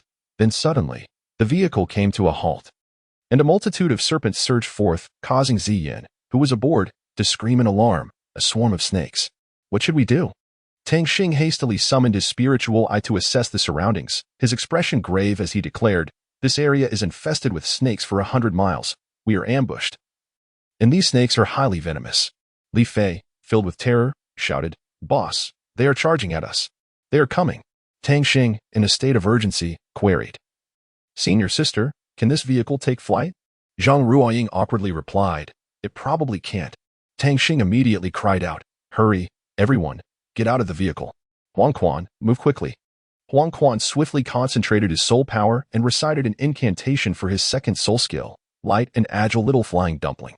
Without hesitation, Zhang Ruoying stowed the spirit-guided vehicle into her storage space, causing the snakes to miss their target entirely. Tang Xing pondered silently, "If there are small snakes, then surely there must be larger ones as well. Activate mental detection." With Tang Xing's utmost effort in probing, he finally located his target. He excitedly informed Zhang Ruoying, "Senior sister, I have discovered the Snake King. I estimate its cultivation to be at least 25,000 years. I intend to capture it." Li Fei, eager to assist, immediately volunteered to scout ahead, but Tang Xing urgently called out, "Li Fei, come back." In a flash, Li Fei darted towards the Snake King at incredible speed, his dagger gleaming ominously as he thrust it towards the creature. However, to his astonishment, the Snake King did not evade. Instead, it opened its mouth wide, releasing a sluggish beam of light that struck Li Fei directly. Instantly, Li Fei felt his movements becoming extraordinarily sluggish, as if ensnared by an invisible force. At that moment, a massive serpent suddenly lunged from Li Fei's right side, gaping its enormous jaws to bite at him. Reacting swiftly, Li Fei plunged his dagger, shadow north, into the serpent's mouth. Yet, just as he believed the danger had passed, an even larger serpent erupted from his left, lunging at him with astonishing speed. Li Fei quickly summoned his radiant dagger to brace against the serpent's jaws. Tang Xing, witnessing Li Fei in dire straits, felt an overwhelming surge of anxiety and unhesitatingly soared to his side to offer assistance. However, Zhang Ruoying grasped his arm, cautioning, "Wait. Those are the three serpents of the ancient domain. Their vulnerability lies in their aversion to light. You must proceed with caution." Upon hearing this, Tang Xing's heart stirred with understanding. It was no wonder these serpents had materialized here. He nodded at Zhang Ruoying in acknowledgement. Turning his gaze toward Li Fei, he bellowed, "Li Fei, quickly unleash the aura of your radiant dagger." Upon hearing Tang Xing's call, Li Fei instantly comprehended his intention. He focused his mind, summoning all his strength to awaken the power of the radiant dagger, allowing its brilliance to erupt forth. The aura of the radiant dagger swiftly expanded, forming a formidable shield of light that illuminated everything in its vicinity. The two serpents adjacent to Li Fei, sensing the aura, were gripped by sheer terror, their bodies trembling uncontrollably. Their once ferocious onslaught abruptly ceased, and they collapsed to the ground, rendered incapable of further combat. The third serpent, perceiving the dire situation, promptly retreated underground. Yet, at that moment, the serpent lurking behind Li Fei began to stir, seemingly poised to launch an attack. Observing this, Tang Xing did not hesitate to summon the celestial holy spear, executing a technique, the second form, Radiance Unbounded. A dazzling sphere of golden light erupted instantaneously, enveloping all within a 100-mile radius. This sudden turn of events left Zhang Ruoying in awe, exclaiming, "How impressive! Has the Four-Ring Soul Sect truly become this formidable?" Tang Xing swiftly returned to the original location with Li Fei. Upon witnessing this, Huang Quan immediately set to work crafting a detoxifying shrimp dumpling, exclaiming, "Hurry, consume this." Without hesitation, Li Fei accepted the dumpling and devoured it. As the shrimp dumpling descended into his stomach, the toxins within him were expelled. Li Fei exclaimed in astonishment, "This is truly remarkable." Zhang Ruoying observed the martial soul in Huang Quan's hand and discovered it was, in fact, a dumpling. Curiously, she inquired, "Are you a food-type soul master?" Huang Quan replied, something along those lines. Tang Xing spoke up, "Senior sister, how much longer until we reach the southern wilderness?" Zhang Ruoying opened the map and replied, "Not much further, just over 2 more mountains." She then summoned the soul-guided vehicle, saying, "Hop in, I'm about to accelerate." A sense of unease washed over Tang Xing as she thought, "I have a foreboding feeling." Suddenly, the vehicle began to shake violently. Tang Xing, filled with anxiety, inquired, "Senior sister, what is happening?" "It's shaking uncontrollably." Zhang Ruoying, somewhat embarrassed, explained, "I apologize, the road ahead is rocky. It's bound to be a bit bumpy." As she spoke, she struggled to maintain control of the vehicle, but the rough terrain caused it to jolt severely. She gripped the steering wheel tightly, beads of sweat forming on her forehead. Abruptly, Zhang Ruoying spotted a massive boulder ahead. In a panic, she slammed on the brakes and attempted to steer away from it. However, due to the high speed and treacherous road conditions, the vehicle spiraled out of control. Zhang Ruoying screamed in terror as the car lurched to one side, violently throwing the passengers against the windows. Tang Xing and Lan Qiu collided, letting out pain groans. Tang Xing lifted his gaze, resting it upon the enchanting visage of Lan Qiu, and could not help but softly exclaim, "Lan Qiu, you are truly exquisite. Like an angel descended from the heavens. You irresistibly draw one closer, inviting them to bask in your warmth and beauty." Upon hearing Tang Xing's praise, a delicate blush crept across Lan Qiu's cheeks, reminiscent of a ripe apple, utterly tempting. She lowered her head, shyly fiddling with her fingers, unable to meet Tang Xing's gaze. Upon witnessing this, Tang Xing gently caressed Lan Qiu's cheek and inquired with genuine concern, "Lan Qiu, why is your face so flushed? Are you feeling unwell, perhaps running a fever? Would you like to see a doctor?" His tone was imbued with worry and affection, enveloping Lan Qiu in a comforting warmth. Her heart raced as she lifted her gaze shyly towards Tang Xing, responding softly, "I'm fine, really. I might just be a bit warm. Besides, there are others around. It wouldn't be appropriate for us to act this way." Her eyes shimmered with unease, as if apprehensive about their intimate gestures being noticed by those nearby. Zhang Ruoying shook her head and teased, "You two certainly know how to have fun. By the way, in 3 years, the Linghai Lake matchmaking event will take place. How about you both participate together? I guarantee I'll arrange a partner for each of you." The other girls chimed in unison. Senior sister. Huang Quan then interjected. "Is it really true that each of us will get a partner?" Zhang Ruoying exclaimed, "Of course. My word is my bond. You can rest assured." Suddenly, Zhang Ruoying pivoted unexpectedly. Tang Xing posed a profound question. "Senior sister, do you possess a driving license?" Zhang Ruoying, feeling a bit embarrassed, replied, "I will obtain one when I return." Upon hearing this, Tang Xing was utterly astonished. What? Chapter 42. Encounter in the southern wilderness. Zhang Ruoying drove the spirit-guided vehicle at a swift pace, traversing through cities and wild terrains until they finally arrived in the southern wilderness. As everyone disembarked, Zhang Ruoying stood firmly in place and declared with gravity, "All right. We have reached our destination. From this point onward, all actions must adhere to my command." Tang Xing stepped forward in the line. Her curiosity piqued as she inquired, "Senior sister, what exactly is the danger you mentioned earlier?" Zhang Ruoying furrowed her brow and replied, "The objective of this mission is to annihilate the stronghold of the evil soul masters. However, according to credible intelligence, they appear to be plotting to capture the indigenous people for nefarious body refinement experiments. Even more concerning is the presence of a formidable soul saint among these evil soul masters, making them difficult to confront." Tang Xing continued to inquire, "So, senior sister, what is your cultivation level?" Zhang Ruoying hesitated for a moment before responding calmly, "As for me, I possess the strength of a soul sage. However, before we embark on our journey, we must first visit a place known as the Bibing Cave. Stay close to me." With that, she led the way toward the cave. Meanwhile, in the heavens, Wu Xian Hung was closely observing Zhang Ruoying and her companions, deep in contemplation, a glint of cunning flashing in his eyes. On another front, a group of malevolent soul masters was industriously constructing a sacrificial altar. One of the servants respectfully reporting, "Lord Inmu, the altar is nearing completion. But we have a few uninvited guests intruding." Inmu closed the notebook in his hand and replied calmly, "Seek out my brother. He will address this issue." The servant immediately understood his intent and swiftly departed to carry out the command. At the same time, Zhang Ruoying was utilizing radar equipment to locate the Bibing Cave. After considerable effort, she finally made a discovery and raised her hand to signal the others to look. Before them lay a pile of stones. Tang Xing curiously asked, "Senior sister, what is this situation?" Zhang Ruoying, pondering, responded, "According to the radar, the Bibing Cave should be right here." Lin Qian suddenly considered a possibility and spoke up. "Could it be that these stones are blocking the entrance?"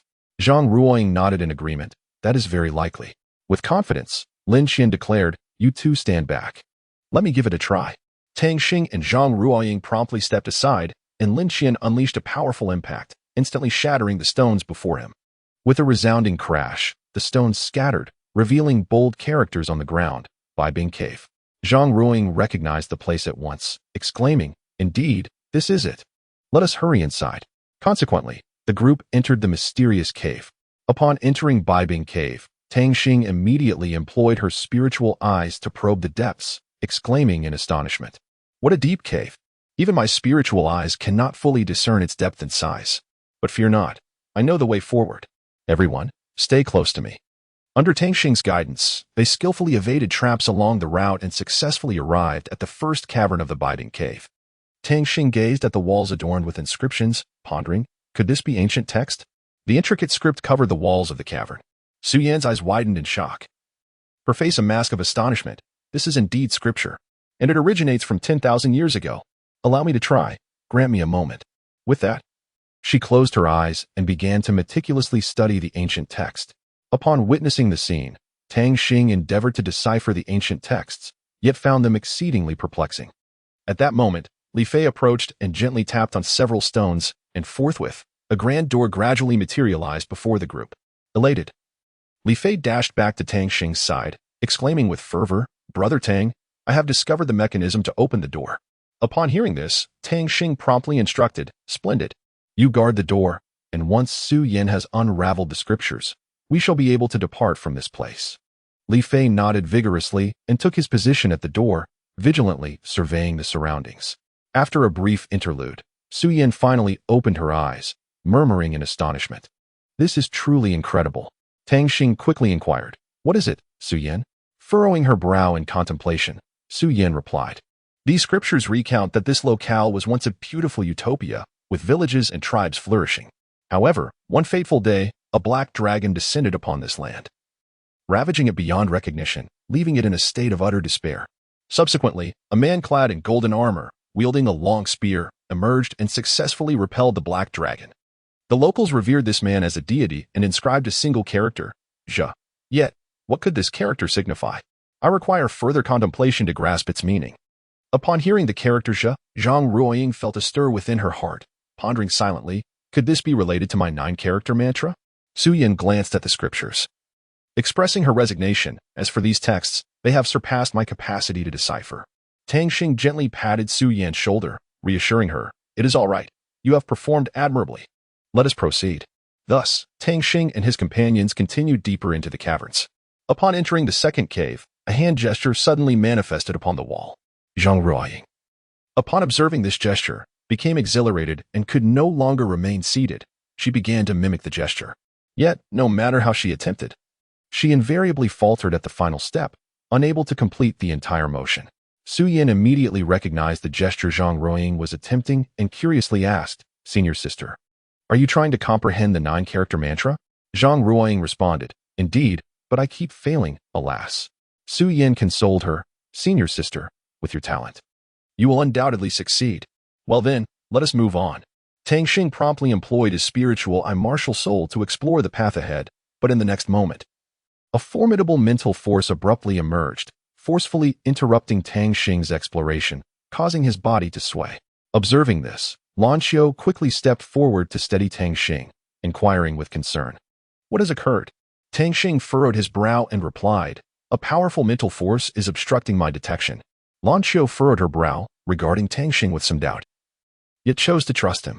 She nodded gently and said, Very well, let us venture to the next cave and test our fortune. No sooner had she spoken than a colossal statue silently appeared before them.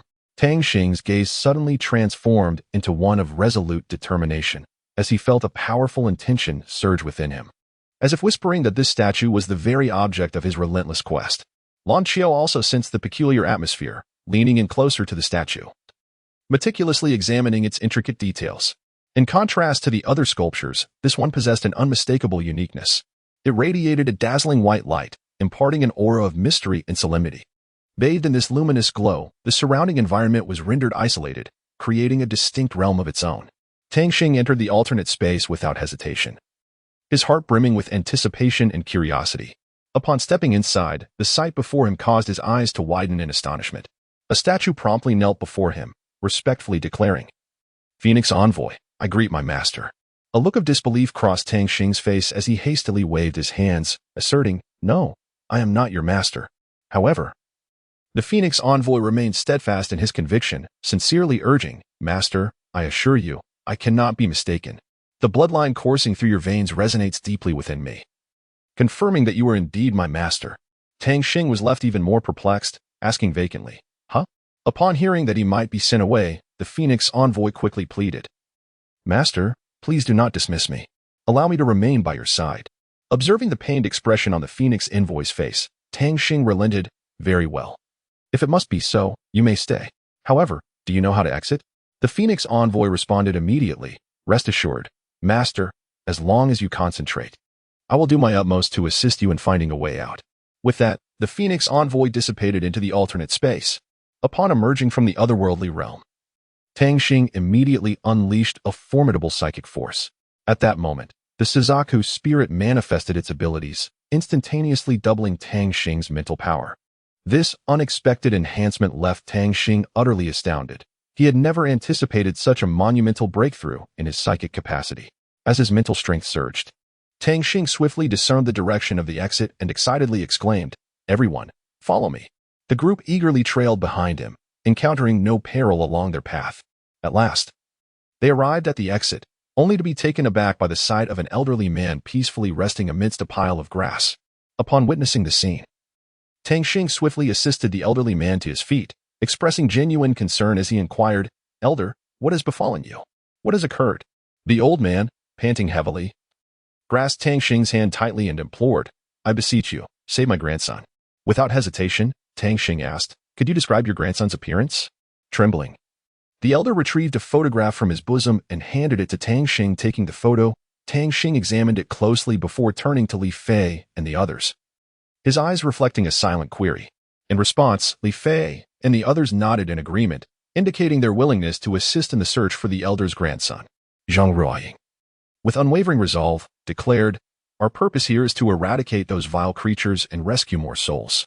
The elderly man, overwhelmed with gratitude, repeatedly expressed his thanks. Subsequently, he provided a detailed account of the direction in which his grandson had been taken and indicated the route to the Wei Jitai. Tang Xing and his companions resolved to set forth immediately, determined to locate and rescue the elder's grandson. They arrived at the grassy stone embankment of the Wei Jitai, where Tang Xing briefly outlined their mission before everyone swiftly commenced their actions. One by one, the guards fell, and Tang Xing ventured deep into the enemy's territory as if traversing an uninhabited realm. As he progressed, a sense of unease crept into his mind. It was all too easy. Something was amiss. Yin Shui clapped his hands and said, Tang Xing, let me show you something. Yin Shui pointed to a figure beside him, leaving Tang Xing utterly astonished, as though struck by lightning. Chapter 43, No Way Out. Tang Xing gazed at Yin Shui and remarked, your ability to capture them speaks volumes of your formidable strength. Yin Shui chuckled softly and replied, listen, if you can best me in a contest, I shall release them. At that moment, Su Yin stirred awake and cried out, Tang Xing, do not engage with him, please. Tang Xing turned to Su Yin and assured her, do not worry, Su Yin, I will certainly rescue you all. With that, he fixed his determined gaze back on Yin Shui. Observing his resolve, Yin Shui swiftly brandished his weapon, Nightfall, and in an instant appeared before Tang Xing, brandishing a war spear aimed at him. Tang Xing reacted promptly, summoning the celestial spear of the elves to parry the strike. As Yin Shui revealed his 6 soul rings, Tang Xing expressed his surprise, a soul emperor, indeed. Now I am truly intrigued. No sooner had he spoken than Tang Xing vigorously swung the celestial spear, unleashing a tremendous force that sent Yin Shui reeling back into the shrouded mist. Tang Xing promptly closed his eyes, meticulously attuning himself to the essence of Yin Shui. After a brief moment, he reopened his eyes, emanating a sacred aura that instantaneously dispelled the dark mist surrounding Yin Shui. Upon witnessing this, Yin Shui was utterly astonished. What? The weapon in your possession is an extraordinary artifact. Where on earth did you acquire it? Tang Xing let out a cold snort and replied, this is a matter you need not concern yourself with. With that, he brandished the spirit's sacred halberd and launched another assault, exclaiming, sweep away the myriad armies. In the face of Tang Xing's onslaught, Yin Shui dared not be negligent and immediately unleashed his soul skill, Royal Qilin Whirlwind. However, this strike was effortlessly shattered by Tang Xing. Yin Shui was compelled to summon the Qilin shield to barely withstand Tang Xing's attack. Yet even so, he paid a hefty price. Realizing he was outmatched, Yin Shui swiftly turned to threaten the hostage.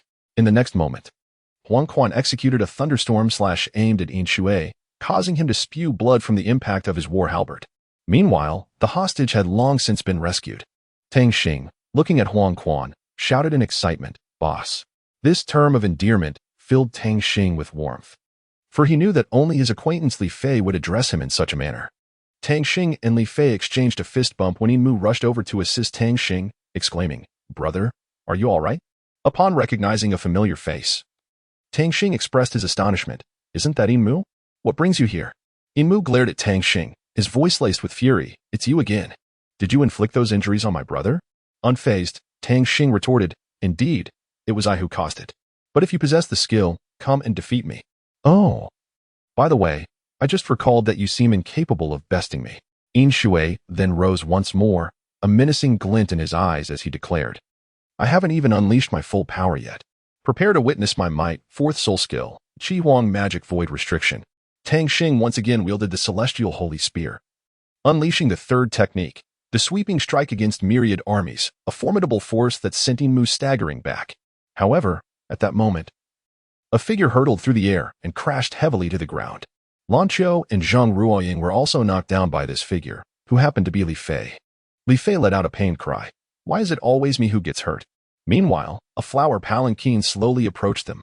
Yin Shui smirked with satisfaction and addressed the person within the palanquin. You are doomed, my lord. Please, make your appearance.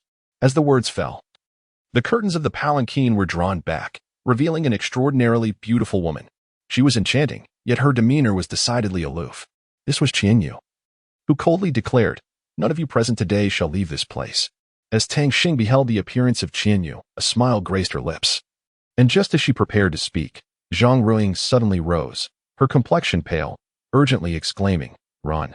A significant figure has arrived. Everyone flee."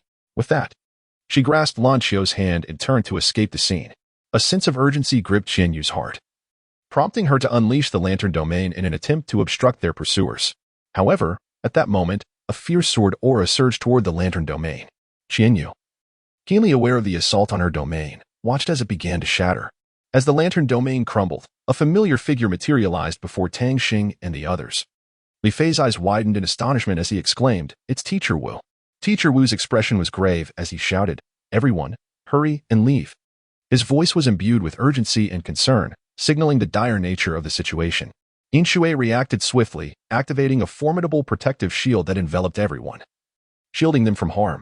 Meanwhile, Wu Xi and Heng seized the opportunity to address Zhang Ruoying, stating, "Ruoying, I will handle the one with the lantern." As Zhang Ruoying engaged in a fierce duel with Inshui, she suddenly sensed a familiar aura emanating from her opponent. Curiosity piqued, she inquired, "What is your martial soul?" A hint of a mysterious smile graced Inshui's lips as he replied, "Let me enlighten you. Watch closely." With that, he summoned his martial soul, leaving Zhang Ruoying astounded. It turned out that Inshui's martial soul was the Dark Qilin. Not to be outdone, Zhang Ruoying summoned her own martial soul. Inshui immediately recognized it, marveling, "It's the Holy Light Qilin. Come, I am finally ready for a battle." With that proclamation, he unleashed his third soul skill, Dark Night Demon Light.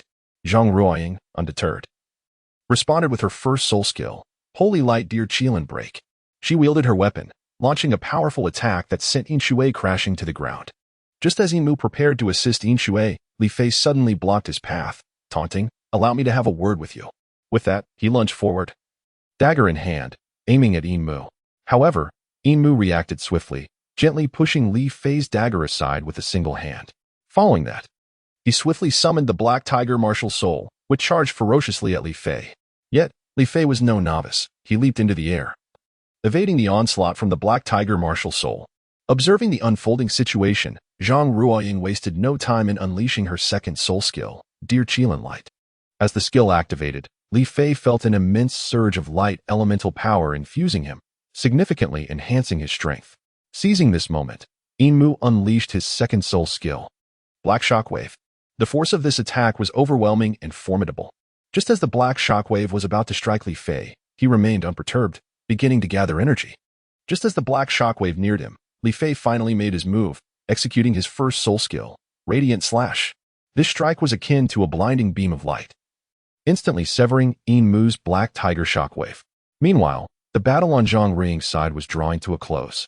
Inshui unleashed her sixth soul skill, Eternal Night Realm, along with her fifth soul skill, Qilin Celestial Destruction. As Zhang Ruoying found herself enveloped in Inshui's sixth soul skill, she suddenly sensed an impending danger from above and instantly became alert.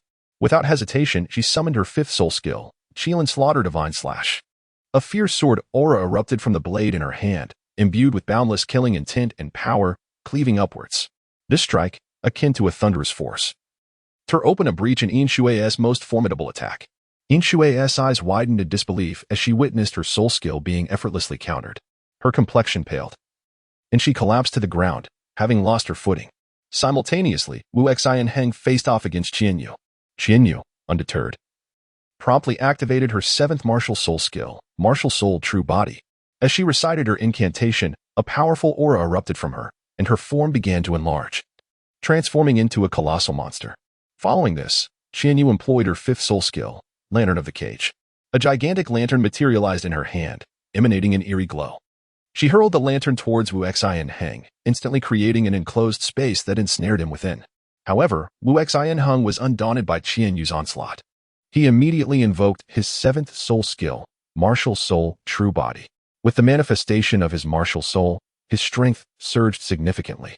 Wielding his sword, he unleashed his fifth soul skill, Frost Sword of Heaven. The blade in his hand morphed into a massive sword, exuding a chilling aura, and struck fiercely at Qianyu's Lantern of the Cage. The collision produced a deafening sound as the giant sword clashed against the lantern. In the next moment, a torrent of sword rain erupted from the massive sword, descending like a torrential downpour. This hail of blades, sharp and merciless, relentlessly battered against Qianyu's lantern of the cage. To her astonishment, Qianyu realized that her lantern began to fracture under the onslaught, ultimately shattering into pieces. Seizing the opportunity, Wu Xianheng broke free, but Qianyu was quick to deny him respite.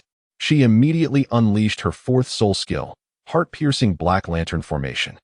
Countless beams of black light shot forth from her hand, forming a complex array that ensnared Wu Xianheng within.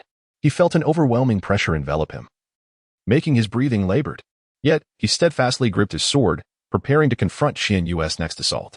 Upon witnessing the scene, Tang Xing immediately supported Wu Xinheng as a resounding drumbeat echoed in the air. Qianyu, with a hint of disdain, remarked, "Did you not say you would not come? Yet here you are." "I had intended to refrain from attending, but my curiosity got the better of me," replied the woman seated in the palanquin with a clear voice. Qianyu boldly suggested, "Nayan, if we join forces, we shall undoubtedly overcome them." Nayan erupted into hearty laughter, departing from the palanquin and exuding an aura reminiscent of a soul Douluo. Wu Xinheng clutched her chest, her expression grave as she remarked, "This is troublesome." Meanwhile, Nayan shouted, "Ladies and gentlemen, do you choose to surrender or face immediate execution?" Zhang Ruoying stepped forward, her face resolute as she declared, "Impossible. As long as I am here, you shall not lay a finger on them. Divine warriors, assemble." Nayan's expression shifted to one of surprise. The 9-character mantra? Quite intriguing. But you still have much to learn. With that, she unleashed her third spirit skill, Death's Claw. The ferocity of Nayan's attack was akin to a tempest, shattering Zhang Ruoying's move. With a cold smirk, she taunted, "The 9-character mantra? You have yet to fully grasp its essence." Just then, a dazzling golden light suddenly appeared, capturing Nayan's attention. Chapter 44. The cursed Sun Tang Xing and Lan Qiu were initiating the fusion of their martial souls. Lan Qiu called out, "Su Yan, come and join us in this martial soul fusion, and we kindly request everyone to safeguard us." Upon hearing this, Su Yan did not hesitate for a moment and immediately joined the fusion. The others around them summoned their soul power, forming a formidable protective barrier to shield the three engaged in the fusion. Nayan observed the martial soul fusion technique displayed by Tang Xing, Lan Qiu, and Su Yan. A flicker of astonishment crossing her eyes, quickly replaced by a look of disdain. She remarked, "A fusion technique among 3 souls? How intriguing. But do you really think this will defeat me? No one is allowed to intervene. I shall see just how powerful this strike truly is." With her arms crossed, she awaited the impending assault from the trio with quiet anticipation. Tang Xing, Su Yan, and Lan Qiu joined forces to unleash their most formidable attack, the fusion of their martial souls, transforming into the purple spirit butterfly dragon. As a deep dragon's roar reverberated through the air, a colossal golden dragon materialized in the sky. This magnificent creature shimmered with a violet glow, adorned with a pair of wings that exuded an air of majesty. It opened its cavernous jaws and emitted a thunderous roar directed at Nayan and her companions, as if it sought to devour the very heavens and earth. Following this, the golden dragon surged forth with an earth-shattering momentum towards Nayan. Feeling the overwhelming power of the impending strike, Nayan's heart raced with trepidation. After all, Tang Xing was a formidable adversary, and a moment's miscalculation could lead to her defeat. Yet, she did not falter. Instead, she took a deep breath, channeling all her soul energy in preparation for the onslaught. With a cold smirk, she declared, "Do you truly believe that you, a mere mudfish, can vanquish me? How utterly foolish."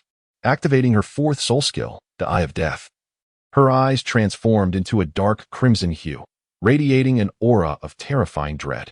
Tang Xing quickly regained his composure and activated his skill, the Might of Gold. As his voice fell, a powerful golden radiance erupted from his being, coalescing into a magnificent golden dragon. The dragon roared fiercely as it charged towards Nayan, exuding an unparalleled majesty. The two skills collided, resulting in a tremendous explosion that distorted the surrounding space. Both Nayan and Tang Xing were jolted back a few steps. Yet they swiftly regained their footing, continuing their standoff. However, Tang Xing's face grew pale, for he realized that his soul power was depleting at a far more rapid rate than he had anticipated. Breathing heavily, he muttered, "The accursed disparity in soul power." The vermilion bird spirit looked grave as it spoke. "Master, I can assist you, but there are inherent risks." Tang Xing gritted his teeth, enduring the pain as he replied, "Bring it on." Without hesitation, the vermilion bird spirit unleashed its primal fire, continuously infusing Tang Xing with energy. Lan Qiu and Su Yin felt a surge of potent energy coursing through their bodies, gradually enhancing their soul power. Meanwhile, the golden dragon began its evolution. Its initially ordinary wings became ragged, ultimately transforming into a pair of majestic dragon wings. Its form underwent a significant metamorphosis, radiating an unsettling aura. Upon witnessing this, Nayan exclaimed in astonishment, "How intriguing! Such a method indeed exists." She swiftly unleashed her seventh soul skill, True Spirit Manifestation, followed by her sixth soul skill, Heart Piercing across 10 domains, in an attempt to thwart Tang Xing's assault. However, Tang Xing had already prepared for this moment. He immediately summoned the vermilion bird spirit's primal fire, bellowing, "Phoenix Dragon 9 Heavens." He gathered all his light elements into a dazzling beam that fused with the primal fire. This strike contained immense power, effortlessly shattering Na Yun's sixth soul skill. Even her true spirit manifestation could not withstand the force, sending her hurtling backward. Tang Xing's blow was astonishing, leaving everyone present in awe. At that moment, the golden dragon's aura intensified, instilling immense pressure, causing Yin Shui, Yin Mu, and Xian Yu to flee in terror. They understood that Tang Xing's strength had surpassed their expectations, and remaining would only lead to peril. The golden dragon's presence was overwhelming, its massive form swirling in the air, emanating a suffocating aura of dominance. Li Fei shouted in excitement, "Boss, quickly release the martial soul fusion." However, the golden dragon seemed oblivious to his words and began thrashing wildly. Suddenly, it lashed its tail, flinging Lan Qiu and Su Yin away. They tumbled through the air before crashing heavily to the ground. Tang Xing also entered a frenzied state, his eyes turning crimson, and his aura growing ever more potent. The vermilion bird spirit realized the gravity of the situation, urgently calling out, "This is bad. The primal fire has ignited the master's wrath. We must awaken him quickly. Master, awaken. Do not let the primal fire consume your heart." As Tang Xing's consciousness gradually awakened, the golden dragon vanished into thin air. When Tang Xing plummeted swiftly toward the ground, Li Fei leaped forward and caught him securely. With urgency, he called out, "Boss! Boss! Tang Xing, please wake up." Zhang Ruoying hurried to Tang Xing's side, checked his pulse, and reassured, "Fortunately, he has merely exhausted his soul power. He needs to rest. I will summon the soul guide vehicle right away. Li Fei, you stay here to look after Tang Xing." At that moment, Lan Qiu approached and said, "Senior sister, allow me to care for Tang Xing." Zhang Ruoying nodded in agreement to her request. Subsequently, Zhang Ruoying led the others in preparations to obliterate the area. Just then, as Lan Qiu was about to assist, Li Fei interjected, "You should also take a break. You have expended quite a bit of energy. I will tend to the boss." After saying this, he appeared to recall something and added, "Oh right, I just remembered something. Lan Qiu, please keep an eye on him for me. I will be back shortly." Thus, Li Fei stepped outside. Lan Qiu approached Tang Xing, gently grasping his hand, her eyes filled with deep emotion as she confessed, "Actually, during the fusion of our martial souls just now, I recalled some past events, some of which I am reluctant to revisit." As she spoke, her eyes glistened with unshed tears. With a trembling voice, she continued, "Tang Xing, I am truly afraid that one day we may find ourselves on opposing sides." At that moment, Lan Qiu suddenly sensed someone approaching and promptly wiped her tears away. Just then, Li Fei entered, carrying a steaming bowl of chicken soup. Smiling as he said, "I obtained this chicken from the local natives. It has been simmered into a delicious soup." He handed the bowl to Lan Qiu. She eagerly accepted it, savoring a sip and exclaiming, "This is truly delightful. Thank you, Li Fei." Li Fei waved his hand dismissively, smiling, "It's just a small gesture. No need to thank me." At that moment, Huang Quan approached, drawn by the enticing aroma, and excitedly asked, "Wow, it smells incredible. What is this? Chicken soup?" Li Fei replied with a grin, "Yes, you all returned just in time. Come and taste it." He then offered a steaming bowl of chicken soup to Huang Quan. Upon receiving it, Huang Quan inhaled the fragrant steam, unable to contain his admiration. "It smells amazing." After taking a sip and relishing the flavor, he displayed a satisfied expression, praising, "This is truly delicious." Xian, well aware of Li Fei's culinary skills, regarded Huang Quan's praise with skepticism but was nonetheless intrigued enough to lift the bowl and drink it all in one go. After finishing, her eyes widened in astonishment, staring at Li Fei in disbelief. Zhang Ruoying took a hearty gulp from her bowl and remarked with a smile, "I never expected that not only is junior brother Li powerful, but he is also an exceptional cook. This truly opens my eyes." Satisfied, she licked her lips and continued, "All right, We should return to the academy now. This mission has concluded successfully. With that, she stood up and adjusted her attire. The others followed suit. Preparing to return to the academy, Nang emerged from a pile of stones, hastening towards headquarters without delay. As she entered the hall of the headquarters, an intangible pressure suddenly enveloped her, compelling her to kneel upon the ground. A commanding voice echoed, "Nayun, you have failed your mission, and yet you dare to return?" This emanated from the sovereign's formidable presence. Terrified, Nayun's complexion turned ashen, and she pleaded, "Esteemed lord, I acknowledge my faults. I beseech you to spare me." Seeing her in such a pitiable state, the sovereign reluctantly waved his hand and said, "Very well, return and reflect upon your misdeeds, Wujin." No sooner had he spoken than Wujin appeared, responding respectfully, "Your subordinate is present." The sovereign continued to issue commands. "You shall execute the next plan. Remember to prioritize your safety. If you encounter peril, do not engage recklessly. If you can flee, then flee. Remember, as long as the Green Mountains remain, one need not fear a lack of firewood." Wujin stood resolutely in the center of the hall, his stature upright and his expression grave. Upon receiving the orders, he nodded vigorously, a glimmer of determination flashing in his eyes. His right hand rested upon his chest as he slightly bowed, demonstrating reverence for his superior. Turning, Wujin walked away with firm and powerful strides, each step infused with resolve and a sense of duty, as though he were destined to accomplish a significant task. His figure gradually receded into the distance of the hall until he vanished at the entrance. The hall returned to tranquility. Yet Wujin's departure left behind an atmosphere thick with tension and anticipation. The onlookers understood that he would advance with a mission, prepared to confront the unknown challenges and adversities ahead. In Wujin's heart, he comprehended the gravity of his responsibility. He would exert every effort, striving to live up to the trust and expectations of his superiors. His silhouette moved swiftly through the corridor, sunlight streaming through the windows, illuminating the path before him. The sun in the sky grew increasingly scorching, enveloping the entire world in a sweltering heat wave.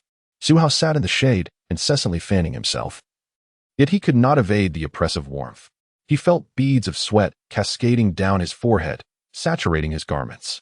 "This sun is exceedingly harsh today." Su Hao could not help but exclaim, feeling as though he were trapped in a vast oven, his breathing becoming laborious.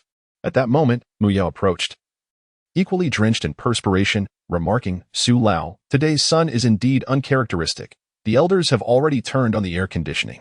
Surprised by her words, Su Hao inquired, "They are quite diligent in their efforts. We should join them." Rising, he prepared to accompany Mu Yao to the air-conditioned refuge. The two traversed the corridor, passing room after room, until they finally arrived at the cool sanctuary. Upon entering, Su Hao immediately felt a refreshing breeze wash over him. He inhaled deeply, experiencing a remarkable sense of relief. In the air-conditioned room, Su Hao and Mu Yao settled down to rest, relishing the rare moments of coolness. Su Hao lamented, "Such unbearable weather makes one truly desperate. Without air conditioning, I cannot fathom how to endure." Mu Yao nodded in agreement, gazing out at the relentless sun, silently praying for the swift passage of this oppressive heat wave. After a brief respite in the air-conditioned room, they felt a noticeable alleviation of the sweltering atmosphere. Su Hao pondered that in such sweltering conditions, everyone must be suffering. He resolved to seek counsel with the elders, hoping to devise a means to mitigate the oppressive heat. Thus, Su Hao and Mu Yao departed the cool sanctuary and made their way to the elders' gathering. Upon their arrival, they discovered the elders engaged in earnest discussion. Su Hao articulated his purpose, proposing measures to lower the temperature, such as the installation of additional shade structures throughout the city and the provision of refreshing beverages. The elders attentively considered Su Hao's suggestions and expressed their willingness to deliberate further. Both Su Hao and Mu Yao felt a sense of relief, hoping these initiatives would render the sweltering days a touch more bearable for the populace. Meanwhile, Zhang Ruoying and Tang Xing were hastily making their way to the Linghai Academy in Linghai City. Tang Xing slowly awakened, rubbing her eyes, and with a hint of confusion, inquired, "Where are we headed?" Lan Qiu, noticing Tang Xing's return to consciousness, replied, "You're awake. We have departed from the southern wilderness, and we are now en route back to the academy." Tang Xing, momentarily taken aback, gazed at Lan Qiu's enchanting visage, her eyes reflecting a tinge of melancholy, as if admiring a splendid work of art. Observing Tang Xing's silence, Lan Qiu waved her hand before her. "Tang Xing, Tang Xing." Her call, like a gentle spring breeze caressing the lake's surface, drew Tang Xing back to the present. Tang Xing revealed a mysterious smile to Lan Qiu and said, "I just thought of something quite amusing." A sense of unease washed over Lan Qiu, accompanied by an ominous premonition. Upon arriving in Linghai City, Tang Xing and his companions were astonished to find the sun exhibiting peculiar abnormalities, concentrating his soul force in his eyes. Tang Xing scrutinized the sun with the diligence of a devoted researcher. He spoke slowly. This sun has been ensnared by a special enchantment, imperceptible to the average observer. However, my purple extreme demon eyes have transcended to the realm of the seed, allowing me to pierce through all illusions. The reason it remains unnoticed by most is due to this formidable spell, which magnifies the sun's flames like a lens, causing it to burn incessantly until it is utterly consumed. Upon hearing this, the expressions of the onlookers froze, as if struck by an invisible force. Chapter 45. Breaking the spell. Zhang Ring swiftly pressed the accelerator, and the soul-guided vehicle surged towards the academy like an arrow in flight. Wu Jin, do you truly believe this is sufficient?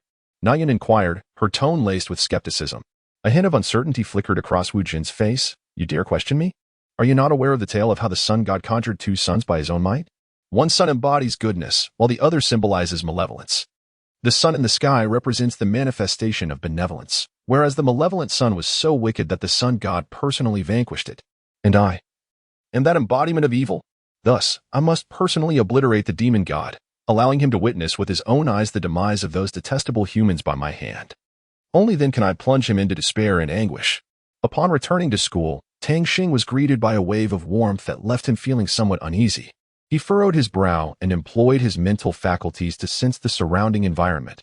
However, to his astonishment, he could detect no presence of others.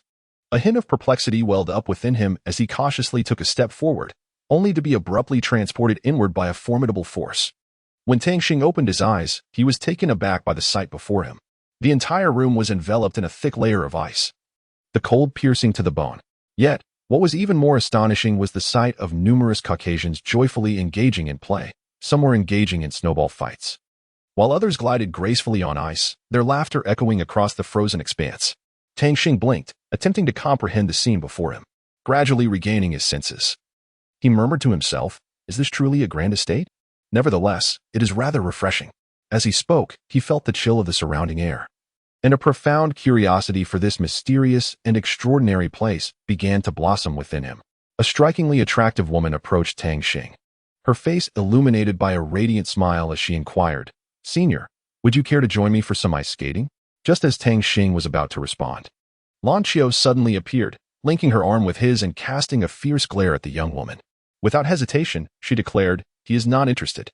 Besides, if he wishes to skate, I can teach him, right, Tang Xing? Intimidated by Lan Qiu's assertiveness, Tang Xing found himself at a loss for words.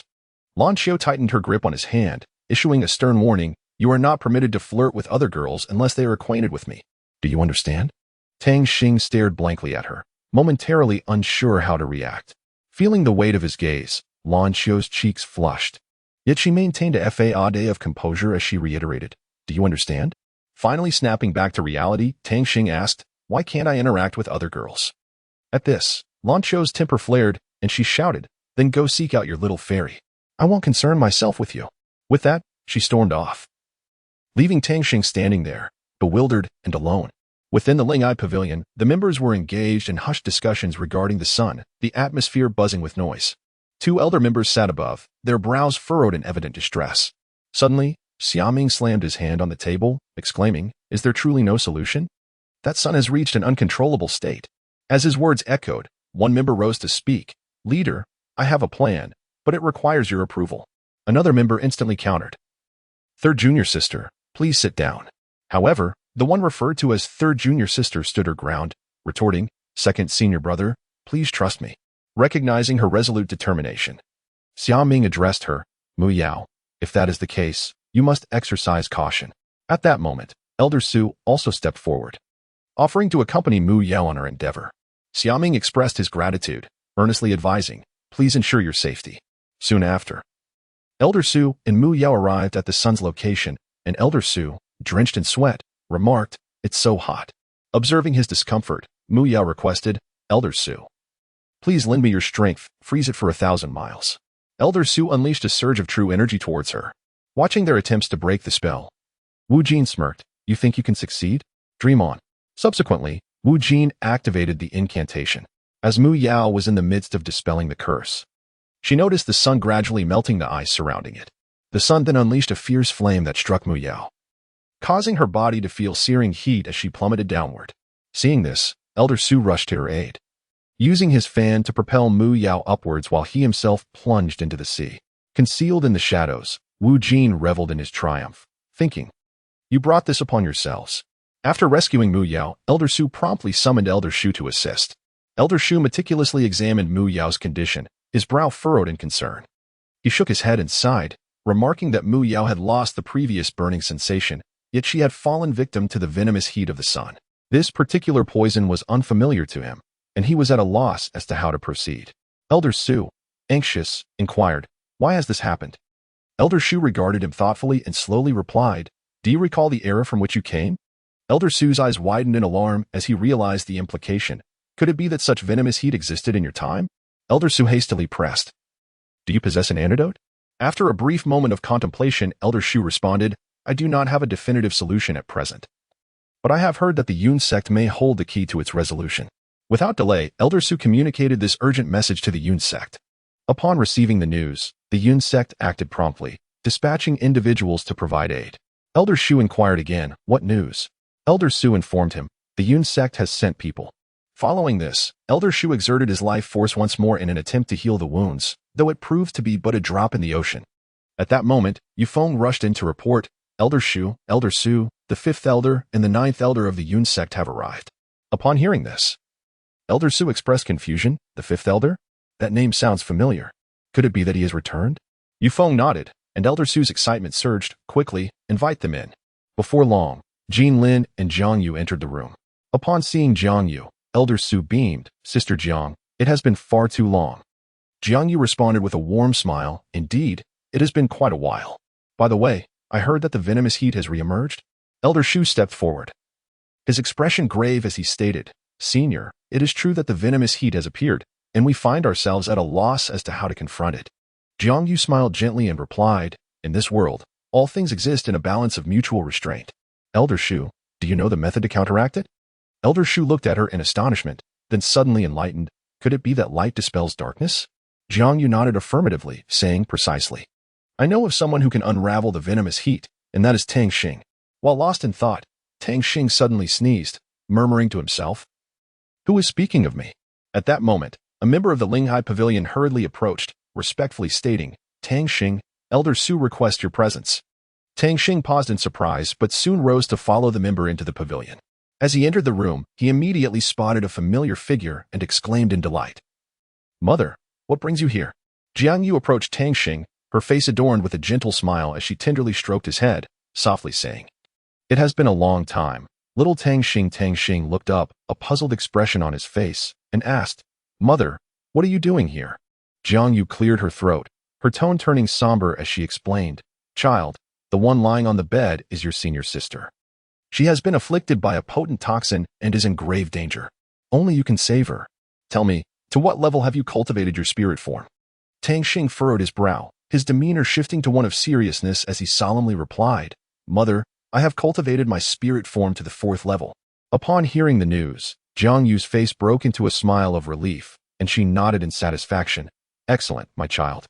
You must unleash your 4th tier skill and do your utmost to save your senior sister." Jiang Yu had always held high hopes for Tang Xing. Whenever she spoke, Tang Xing would not hesitate to comply.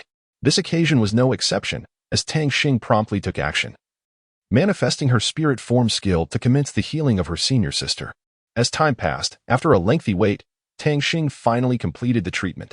At that moment, Elder Shu stepped forward to check the patient's pulse, his face lighting up with astonishment as he exclaimed, "Wonderful! She has escaped the clutches of death.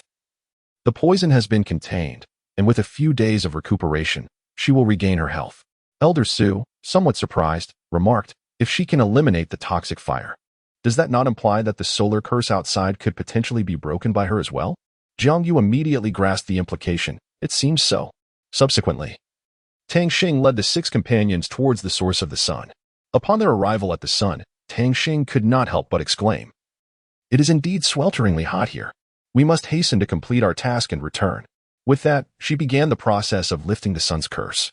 Meanwhile, A disciple sent by Elder Shu had already returned to the academy to report, "We have found it." Upon hearing these words, Elder Shu rushed towards the designated stronghold. However, the black golden bird sensed something amiss and hastened towards the location of the sun. Just as Wu Jin departed, Elder Shu arrived at the stronghold. After a thorough search, he realized the gravity of the situation. "Oh no, the children may be in danger. I say, they sent us to assist you in breaking the curse. Yet in the end, we have accomplished nothing," Li Fei jested. Lan Qiu gazed ahead, a wave of inexplicable tension surging within him. He furrowed his brow and spoke in a hushed tone, "Everyone, be cautious." His voice cut through the air like a chilling breeze, sending shivers down the spines of all present. Chapter 46. The Great Battle Against Wu Jin. Li Fei bellowed, "Lin Qian, protect the leader, and Huang Quan. The rest of you, follow me into battle."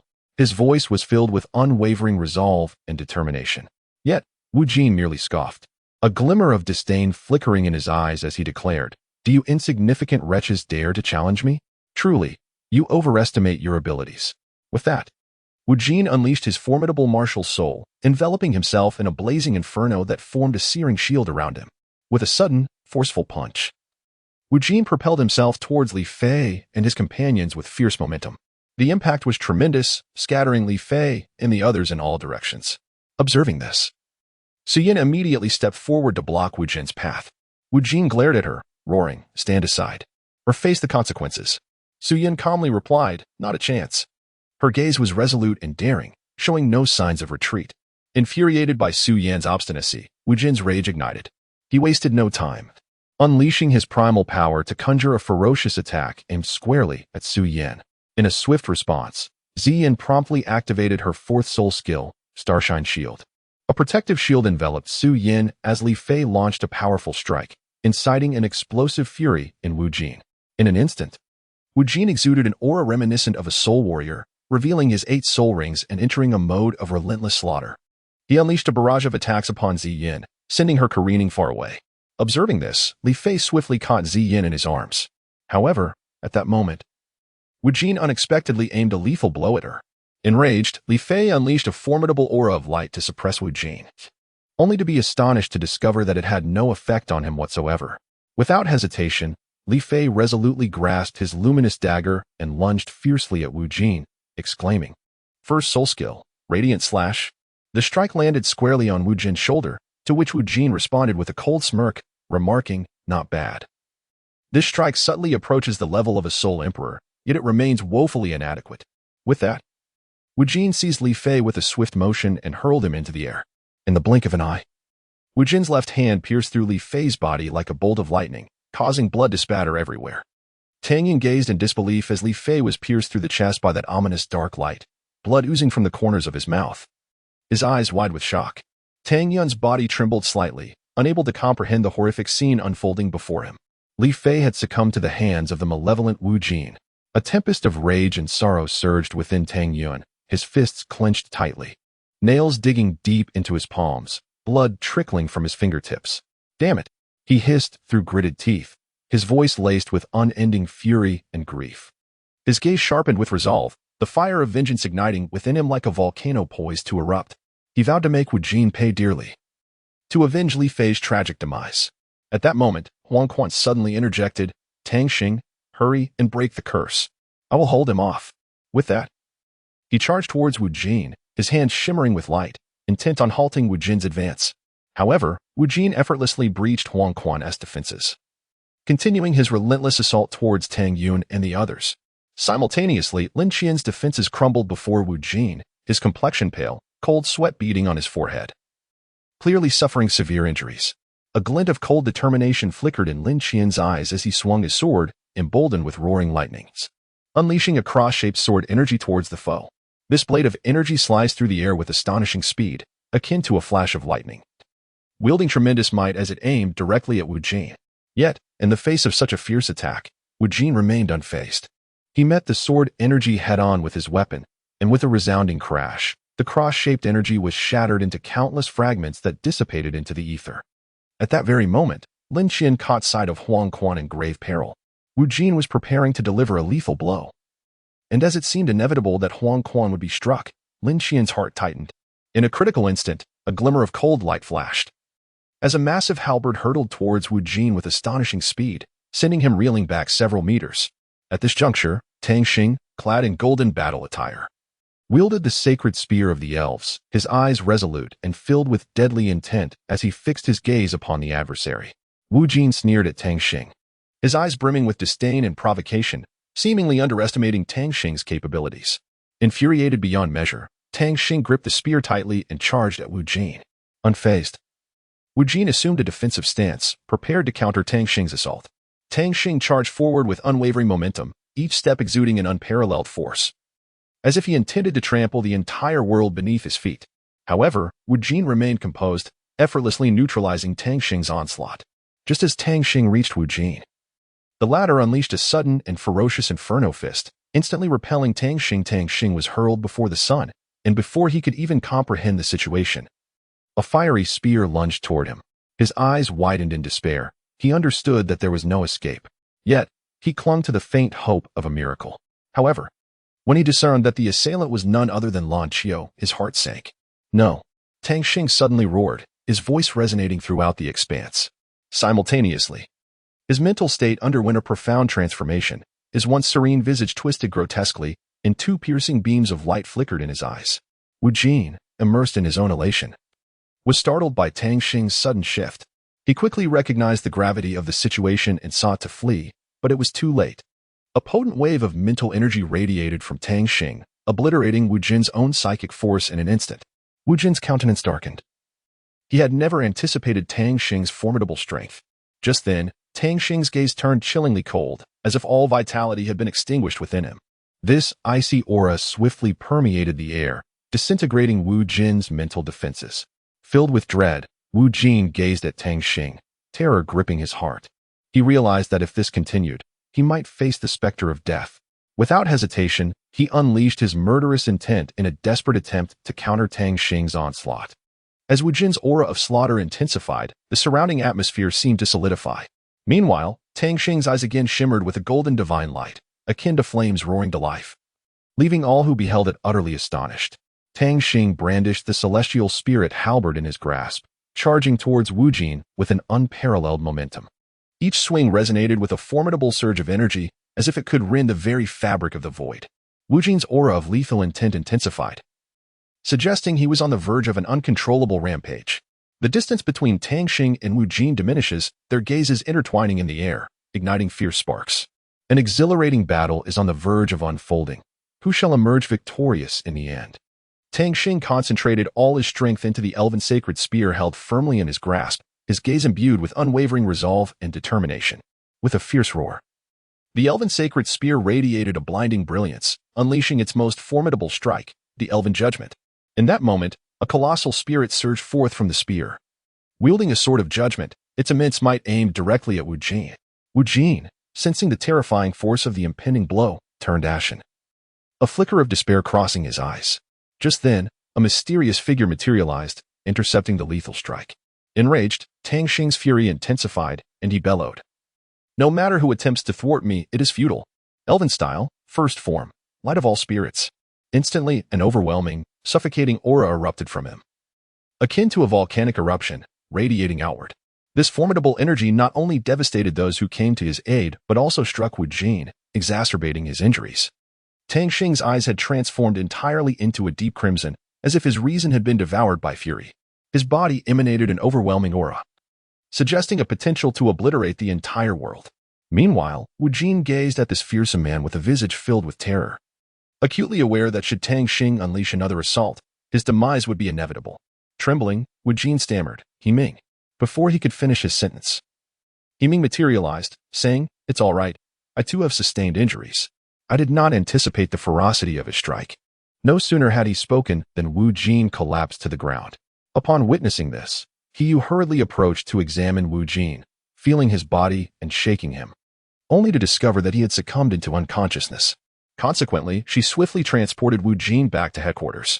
Upon their arrival, He-Ming gently laid Wu Jin in the hall, then recounted the entire sequence of events to the Patriarch. "Patriarch, this is how it transpired." The Patriarch immediately perceived that He-Ming was also injured and, with concern, stated, "Very well, I understand. You two are wounded. Come here so that I may tend to your injuries." Subsequently, the patriarch extended his hands, channeling powerful energy into both of their bodies to assist in their healing. Tang Xing held Lan Qiu tightly, his eyes brimming with despair and sorrow. With a trembling voice, he pleaded, "No, do not die. I beg you, please do not leave us. Wake up." Simultaneously, he exerted himself to lift Li Fei, channeling his own life force in a desperate attempt to save them. However, at that moment, the ancient tree suddenly appeared, sensing an exceedingly potent vitality ebbing away. In shock, it exclaimed, "This is disastrous. If this continues, he will perish." Tang Xing, disregarding his own safety, continued to transfer his life force ceaselessly to Li Fei and Lan Qiu. His complexion grew increasingly pale, yet his gaze remained resolutely steadfast. Observing this scene, Elder Shu promptly unleashed his 8th soul skill, Life Bloom. A tremendous and warm surge of life energy emanated from Elder Shu, flowing forth like a crystalline spring, continuously nourishing Tang Xing. Tang Xing felt an overwhelming surge of vitality, and a trace of gratitude flickered across his face. He summoned all his strength to address the ancient tree, saying, thank you, Elder Tree. Please take good care of Li Fei and the others. I need to rest for a while." As he spoke, his voice gradually diminished, and his body slowly succumbed to weakness, ultimately collapsing gently to the ground. The Elder Tree hurriedly stepped forward to catch Tang Xing, internally lamenting, "This foolish child, so deeply devoted and loyal. Fear not, I shall not allow you to perish so easily." The Elder Tree then carried Tang Xing and his companions back, beginning to suspend Tang Xing's life with the ancient golden tree, while using the golden fruit to safeguard his heart's pulse. The Elder Tree commenced the release of the 9th soul skill. Tang Xing's complexion was as pale as parchment, his body weakened to the utmost degree. His breath was faint, as if it could dissipate at any moment. Elder Shu's gaze was resolute. He understood that Tang Xing's life had reached a critical juncture. He had to exert every ounce of his strength to save Tang Xing's life. His 9th spirit ability was slowly unleashed, emanating a powerful vitality from his being. This 9th ability, known as life revitalization, was a formidable healing skill capable of restoring life's essence. As Elder Shu released this technique, Tang Xing's body began to gradually recover. His complexion grew rosy, and his breath stabilized. Observing Tang Xing's gradual restoration, Elder Shu felt a wave of relief wash over him. He knew that Tang Xing's life had been salvaged. However, at that moment, Elder Shu suddenly noticed an anomaly in Tang Xing's condition. Tang Xing's pallor returned. Cold sweat beaded on his forehead, and his body began to tremble. Elder Shu immediately realized that Tang Xing might be unable to assimilate the essence of the golden fruit. Without hesitation, he forcefully transferred the essence to the spirit sea lake, the core of his cultivation and the sanctuary of his soul. Elder Shu hoped that by relocating the essence to the spirit sea lake, it would aid Tang Xing in better digestion. Yet, Tang Xing's spirit sea lake failed to fully process the essence of the golden fruit. The essence stirred the surface of the lake into golden ripples, radiating waves of potent energy. Elder Shu understood that if he could not swiftly assist Tang Xing in digesting this essence, his body might suffer even greater harm. He promptly activated his soul ring, unleashing a formidable wave of spiritual power. The soul ring gleamed with a blue luminescence, illuminating the entirety of the spirit sea lake. The power of the soul ring permeated Tang Xing's spirit sea lake, merging with the essence of the golden fruit. Elder Shu's spiritual energy intertwined with Tang Xing's, jointly aiding in the assimilation of the essence. Just as Tang Xing was on the verge of recovery, Jiangyu and Elder Su arrived at the spirit sea lake. Upon seeing them, Elder Shu immediately apprised them of Tang Xing's condition. Jiangyu and Elder Su were taken aback by the news. Astonished that Tang Xing was unable to digest the essence of the golden fruit, Jiangyu promptly employed the power of Taiji to assist Tang Xing in this process.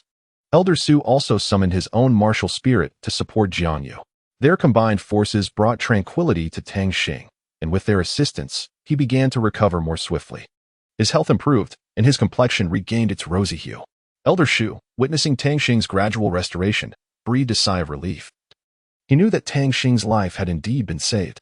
He resolved to pay closer attention to Tang Xing's cultivation in the future, ensuring he could successfully digest the essence of the golden fruit.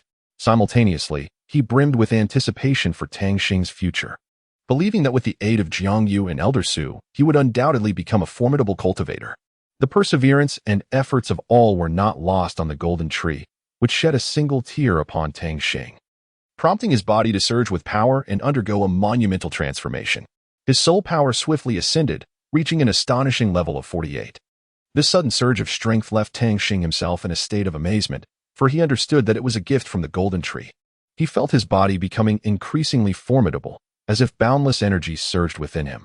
His soul power crashed against him like relentless waves, each one elevating his prowess further. With his eyes closed, he savored this formidable soul power, his heart brimming with gratitude. He recognized this as the golden tree's acknowledgement and support. Bolstered by this immense soul power, Tang Xing began to radiate a brilliant light. His aura grew ever more potent, as if he had become the sovereign of this realm. The onlookers gazed at Tang Xing, their eyes filled with astonishment and reverence. They understood that he had transformed into a powerful entity, his future teeming with limitless possibilities. Elder Su beheld Tang Xing's first soul ring, exclaiming, "What an extraordinary talent! The first soul ring of a millennium! And it boasts a configuration of 3 purple and 1 black. This is his initial martial soul. Astonishingly, his second martial soul possesses a configuration of 2 purple and 2 black. Who in the entirety of Douluo continent can claim such a monstrous soul ring configuration?" Elder Shu, equally astounded, remarked, "Indeed, it is remarkable. This prodigy must be nurtured swiftly." Suddenly, Xiaoming appeared behind them, stating, "We must cultivate such talent without delay." Elder Shu and Elder Su immediately bowed respectfully to Xiaoming, who then inquired, "Have the other elders been notified?" Elder Shu responded, "They have been informed and should arrive shortly." Xiaoming continued, "What weapon does he excel in?" Elder Shu replied, "It seems to be a long spear." Xiaoming appeared resolute as he declared, "Very well, I shall personally mentor Tang Xing and Lan Qiu. The remaining 5 spiritualists may each take 1 disciple. If they feel capable, they may take on 2. Su Yin, visibly discontent, protested, "Lord, why not include me? The 3 of us can achieve martial soul fusion." Upon hearing this, Xiaoming furrowed his brow, lost in thought. After a moment, he seemed to arrive at a conclusion, saying, "Since you can achieve martial soul fusion, why not become my wife's disciples? Her name is Lin Jin, and her martial soul resembles your second martial soul." He then turned to Lin Jin, who emerged from the crowd, exuding an air of authority as she retorted, "Who is your wife? How shameless." She then glanced at Su Yin, her tone softening somewhat. "However, sister, our martial souls do indeed share similarities. If you wish to join my tutelage, I assure you will not be treated poorly." Su Yin hesitated but eventually nodded, responding, "Very well, Su Yin pays her respects to master." Lin Jin exhibited a hint of surprise and smiled, "Oh, you're quite agreeable. Then let us proceed." Su Hao's gaze was fixed upon Li Fei, a profound expression evident in his eyes as he softly inquired, "Li Fei, would you be willing to become my junior disciple?" Upon hearing these words, Li Fei was immediately overcome with surprise and emotion, his face betraying an unmistakable exhilaration. He swiftly rose to his feet, approached Su Hao, and bowed deeply, declaring, "Master Su." "No, master. I wish to be your disciple. Please accept me as your student." Su Hao smiled gently, nodding in agreement. At that moment, Li Fei suddenly recalled something. He turned to look at Zi Yin, his eyes sparkling with anticipation. Excitedly, he suggested to Su Hao, "Master, if that is the case, why not also accept Zi Yin as your disciple? It would be splendid for us to learn martial arts together under your guidance." Su Hao, upon hearing this, smiled softly, his lips curling upward as he replied, "Very well, I agree." His voice was warm and resolute, as if bestowing a promise upon Li Fei. Overjoyed, Li Fei nodded, fully aware that this was not merely a rare opportunity, but also a weighty responsibility. From that moment onward, they would embark together on the path of martial arts. Hand in hand, Pu Xian regarded Lin Qian and Huang Quan, his eyes glimmering with hopeful anticipation as he slowly spoke, "Would you two consider becoming my disciples?" His voice carried a blend of authority and affection. Huang Quan quickly responded with respect, "Vice Pavilion Master Pu, you honor me too greatly. I wish to become Sister Ling's disciple, if that is permissible." His gaze radiated sincerity and earnest desire. Ling Shuang appeared somewhat taken aback and exclaimed, "Ah, that would be wonderful, but why do you wish to join my sect?" A hint of confusion crossed her beautiful face. Huang Quan, smiling, began to articulate his thoughts with fervor, stating, "I have long admired Sister Ling.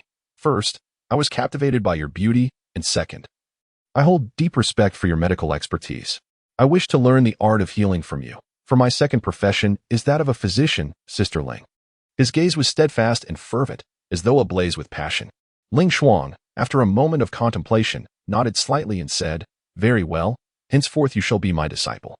Let us be on our way."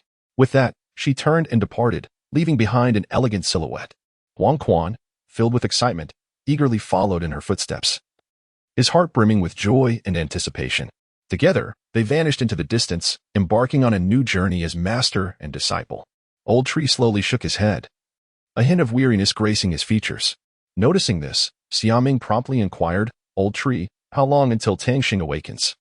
Old Tree's gaze remained fixed on Tang Xing as he softly replied, "It will be soon. He has just fully absorbed the effects of the golden fruit, and his body now requires some time to recuperate and rest. Please do not worry, Master. Tang Xing will awaken by tomorrow morning at the latest. I kindly suggest that you return and rest as well." With that, Old Tree gently closed his eyes, seemingly lost in contemplation. Summer Ming quietly stood to the side, his gaze fixed upon Tang Xing's serene visage, silently praying for her swift recovery. The night sky was as clear as crystal, with moonlight casting a silvery glow that danced upon the surface of Linghai Lake, creating a shimmering spectacle. By the banks of Linghai Lake stood an unparalleled beauty. Su Yin suddenly sensed a presence and, with heightened alertness, inquired, "Who is it?" Lan Xiao, having heard the commotion and that familiar voice, felt a stir within her heart and replied, "Is that you, Su Yin?" Su Yin recognized the voice as familiar yet hesitated to confirm, "Lan Xiao, is it truly you?" Lan Xiao chuckled softly. Who else could it be? A sigh of relief washed over Su Yin as she approached Lan Xiao's side, curiosity prompting her to ask, "What brings you here?" Lan Xiao retorted, "I was just about to ask you the same." The two exchanged knowing smiles, each aware that the other harbored their own intentions for being there. At that moment, the surface of Linghai Lake began to roil, waves surging forth as if something were striving to emerge from its depths. Su Yin and Lan Xiao gazed in astonishment at the lake, bewildered by the unfolding events. Suddenly, a figure burst forth from the water, enveloped by cascading waves, before breaking free from their aquatic confines. The birth of Tang Xing left both Lan Xiao and Su Yin utterly astonished, prompting them to exclaim in unison, "Wow!" as Su Yin marveled at the scene before her. Tang Xing, upon awakening from his stupor, immediately set his gaze upon Lan Xiao and Su Yin, inquiring with a hint of confusion, "What are you doing here?" Before he could fully grasp the situation, Lan Xiao, overwhelmed with emotion, leapt into his embrace, weeping uncontrollably. "Tang Xing, why were you so foolish? You actually used your own vitality to prolong my life. Oh, you truly are a big fool." Tang Xing held Lan Xiao tightly, gently proclaiming, "It is because I cannot bear the thought of your demise, and I refuse to accept the loss of you, that I will do everything in my power to ensure your survival." Touched by his words, Lan Xiao forcefully pushed Tang Xing away, her eyes brimming with tears as she gazed at him and declared, "Very well, I shall not permit you to perish either. Do you hear me?" Tang Xing nodded repeatedly, fearing that Lan Xiao might be displeased, and hurriedly exclaimed, "Yes, yes, I understand." Beside them, Su Yin observed their intimate interaction and couldn't help but emit a sound of surprise. Tang Xing and Lan Xiao swiftly realized the awkwardness and quickly distanced themselves. With a beaming smile, Su Yin turned to Tang Xing and announced, "I have wonderful news for you, Tang Xing. The master of Ling Hai Pavilion has officially accepted you as a closed-door disciple. Moreover, Lan Xiao has also become the master's second closed-door disciple. This means that henceforth, you and Lan Xiao, no, we should say, the 7 spirit practitioners, can officially enter the inner courtyard." Tang Xing, upon hearing Su Yan's words, inquired with astonishment, "Have you all truly chosen a second profession?" Su Yin and Lan Xiao nodded vigorously, affirming his query. A wave of elation washed over Tang Xing as he felt immensely fortunate, promptly expressing his gratitude. "Thank you, esteemed ladies." He understood that without their assistance, such a precious opportunity might have eluded him. However, glancing at the time, he realized it was quite late and suggested it was time for them to rest. Upon hearing the prospect of parting ways for the night, Lan Xiao felt a pang of reluctance. She shyly cast her gaze upon Tang Xing, occasionally lowering her head as if burdened by an unspoken matter. Noticing her unusual demeanor, Tang Xing inquired if she required any assistance. Summoning her courage, Lan Xiao softly uttered, "Tang Xing, may we share a bed?" This declaration left both Tang Xing and Su Yin momentarily speechless. Su Yin, in disbelief, widened her eyes, questioning whether she had misheard, while Tang Xing found himself taken aback, at a loss for how to respond. After a pause, he stammered, "Lan Xiao, that may not be quite appropriate." Upon hearing this, Lan Xiao pouted, her expression turning to one of anger as she glared at Tang Xing, accusing him of finding her undesirable. With that, she turned on her heel, taking Su Yin with her, leaving Tang Xing standing there, bewildered.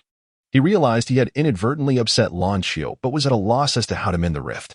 Tang Xing sat quietly by the lakeshore, his gaze fixed upon the tranquil surface of Linghai Lake. The water, crystal clear, mirrored the sky and the surrounding mountains. He took a deep breath, closed his eyes, and began to sense the flow of energy within him. Suddenly, he was astonished to discover that his soul rings had undergone a transformation. The original purple ring had deepened in hue, while the black ring had intensified in richness. Tang Xing excitedly opened his eyes and murmured to himself, "My soul rings have transformed into 2 purple and 2 black. How is this possible?" He meticulously examined his body, feeling a surge of formidable power coursing within him. He understood that this signified a monumental enhancement of his strength. Subsequently, he noticed that his spiritual martial soul had undergone astonishing alterations as well. The original purple soul rings had changed to 3 purple and 1 black, each emanating an exhilarating aura. Overwhelmed with joy, Tang Xing could hardly contain himself, whispering, "My spiritual martial soul rings have actually transformed into 3 purple and 1 black. This is simply marvelous." The morning sun was particularly radiant as Tang Xing arrived early at the Spirit Sea Pavilion, eager to pay his respects to the pavilion master. Upon entering, he was filled with reverence. He bowed respectfully to the master, expressing his willingness to accept guidance. Xiaoming readily agreed, indicating his willingness to take Tang Xing as his disciple. Ecstatic, Tang Xing knelt in gratitude, but Xiaoming kindly assisted him to his feet, assuring him that such formality was unnecessary. Afterward, Tang Xing rose and entered the pavilion alongside Xiaoming. They exchanged insights and experiences regarding cultivation, and Tang Xing found himself greatly enlightened. Xiaoming was equally pleased with Tang Xing's performance, believing him to be a promising talent. Ultimately, Xiaoming invited Tang Xing to share a meal, and as they savored the delicacies, their discussion of the path of cultivation continued. After the meal, Tang Xing and Lan Qiu retreated to the back garden to practice their martial skills. Tang Xing showcased his exquisite spear techniques, while Lan Qiu adeptly evaded his attacks with agile movements. Their sparring was intense yet imbued with camaraderie and a spirit of mutual learning. At that moment, Xia Ming approached quietly, observing their exchange for a while before speaking. "You two, come here for a moment." Tang Xing and Lan Qiu promptly halted their contest and approached him. Xia Ming smiled at them, saying, "Both of you performed admirably, especially you, Tang Xing. Your spear techniques have seen significant improvement. However, there remain areas for enhancement. Next, I will impart to you a new spear technique." With that, Xia Ming began to elaborate on the principles and techniques of the spear art in detail. Tang Xing and Lan Qiu listened attentively, nodding in understanding. As time passed, Xia Ming's explanations grew increasingly profound, and their comprehension deepened correspondingly. Ultimately, they mastered the new spear technique and could wield it with proficiency. Xia Ming nodded in satisfaction, informing them they could return to rest. Meanwhile, Huang Quan diligently studied medicine under Ling Shuang. He picked up an herb, squeezed it in his hands, inhaled its scent, and tasted it, wrinkling his brow as he remarked, "What kind of herb is this? It's exceedingly bitter." Simultaneously, Lin Xian was nearby, munching on an apple while squatting in a horse stance, his face expressing a mix of lament and impatience as he asked, "Master, how much longer must I endure this?" Pu Xian leisurely sat, rocking in his chair, and replied, "Just hold on a little longer. Keep it up." On the other side, Li Fei was being tormented by Su Hao's Xianfeng array, feeling as though he was on the brink of collapse.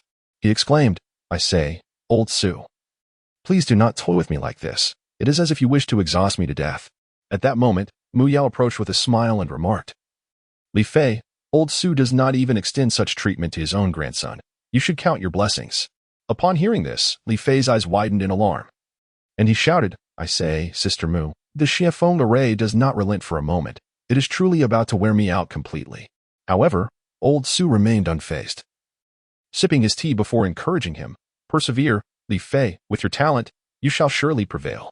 Meanwhile, Su Yin had been learning a profound skill known as the Path of Life from Lin Jin. Upon discovering this, Lin Jin was astonished and could not help but exclaim, "What? I had no idea your talent was so remarkable that you could comprehend the Path of Life." Su Yin, intrigued, inquired, "The Path of Life? What is that?"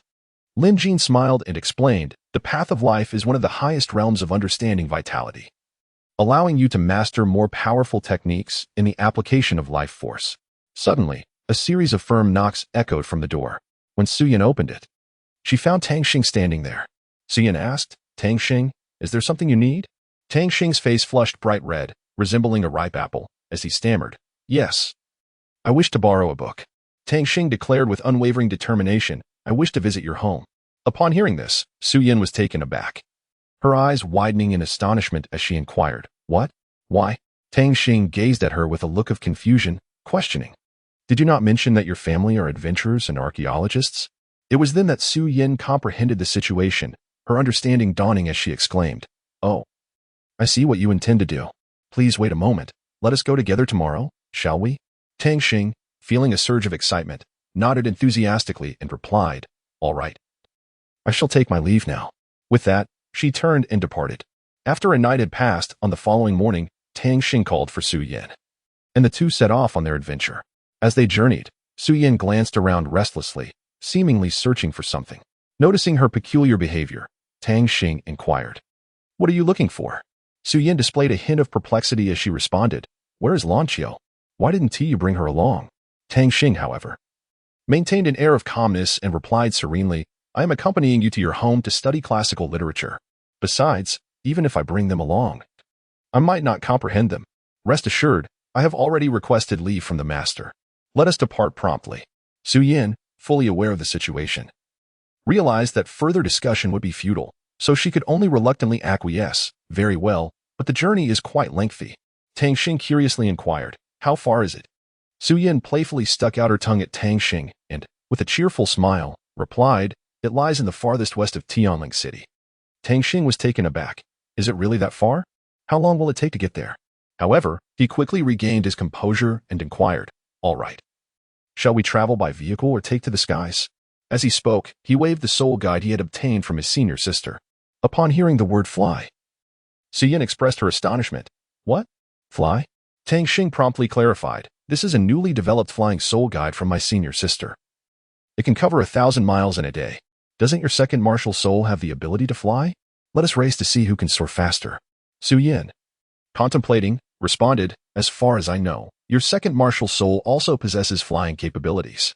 Tang Xing, feeling a bit sheepish, scratched his head and said, I merely wish to test the efficacy of this soul guide. After a brief moment of silence, Su Yin decisively replied, Very well, let us commence. With that, she swiftly summoned her wings and ascended into the sky. Not to be outdone, Tang Xing promptly activated the flying soul guide and closely pursued Su Yin. However, she accelerated her pace, prompting Tang Xing to unhesitatingly engage the propulsion mode of the soul guide. As they reached a considerable altitude, the soul guide suddenly emitted an alarm, indicating low power. Realizing the precariousness of the situation, Tang Xing hastily removed the soul guide and activated the fairy light wings. He muttered to himself, I knew this would happen. There is indeed an issue. At that moment, Su Yin flew over and inquired, What is wrong? Tang Xing, with a sense of resignation, replied, It has run out of power. There is quite a significant problem. Tang Xing felt an extraordinary sensation coursing through her wings, as if a powerful force was surging within. Simultaneously, Su Yin's wings exhibited a similar response, resonating with Tang Xing's. This prompted her to exclaim in astonishment, What is happening? Tang Xing felt a profound surprise. Yet at that moment, he suddenly realized that the restless energy within him had seemingly calmed. This abrupt change left him utterly perplexed. Su Yin gazed at Tang Xing with concern and inquired, Tang Xing, are you all right? He shook his head, indicating that he was fine, and urged, I'm okay. Let us hurry and leave. With that, he quickened his pace, taking Su Yin along as they departed from the place. Their figures traced an arc in the air, gradually vanishing into the distant horizon. Su Yin guided Tang Xing westward, ultimately arriving at the bustling city of Ziyue, located in the western part of Tianling City. Observing the vibrant scene before him, Tang Xing couldn't help but exclaim, This place is truly lively. Su Yin smiled in response, Indeed. Ziyue City is bustling like this every day. She then added, By the way, don't you want to change your attire? Tang Xing looked down at his clothing in bewilderment and asked, I think this outfit is quite fine. Why should I change?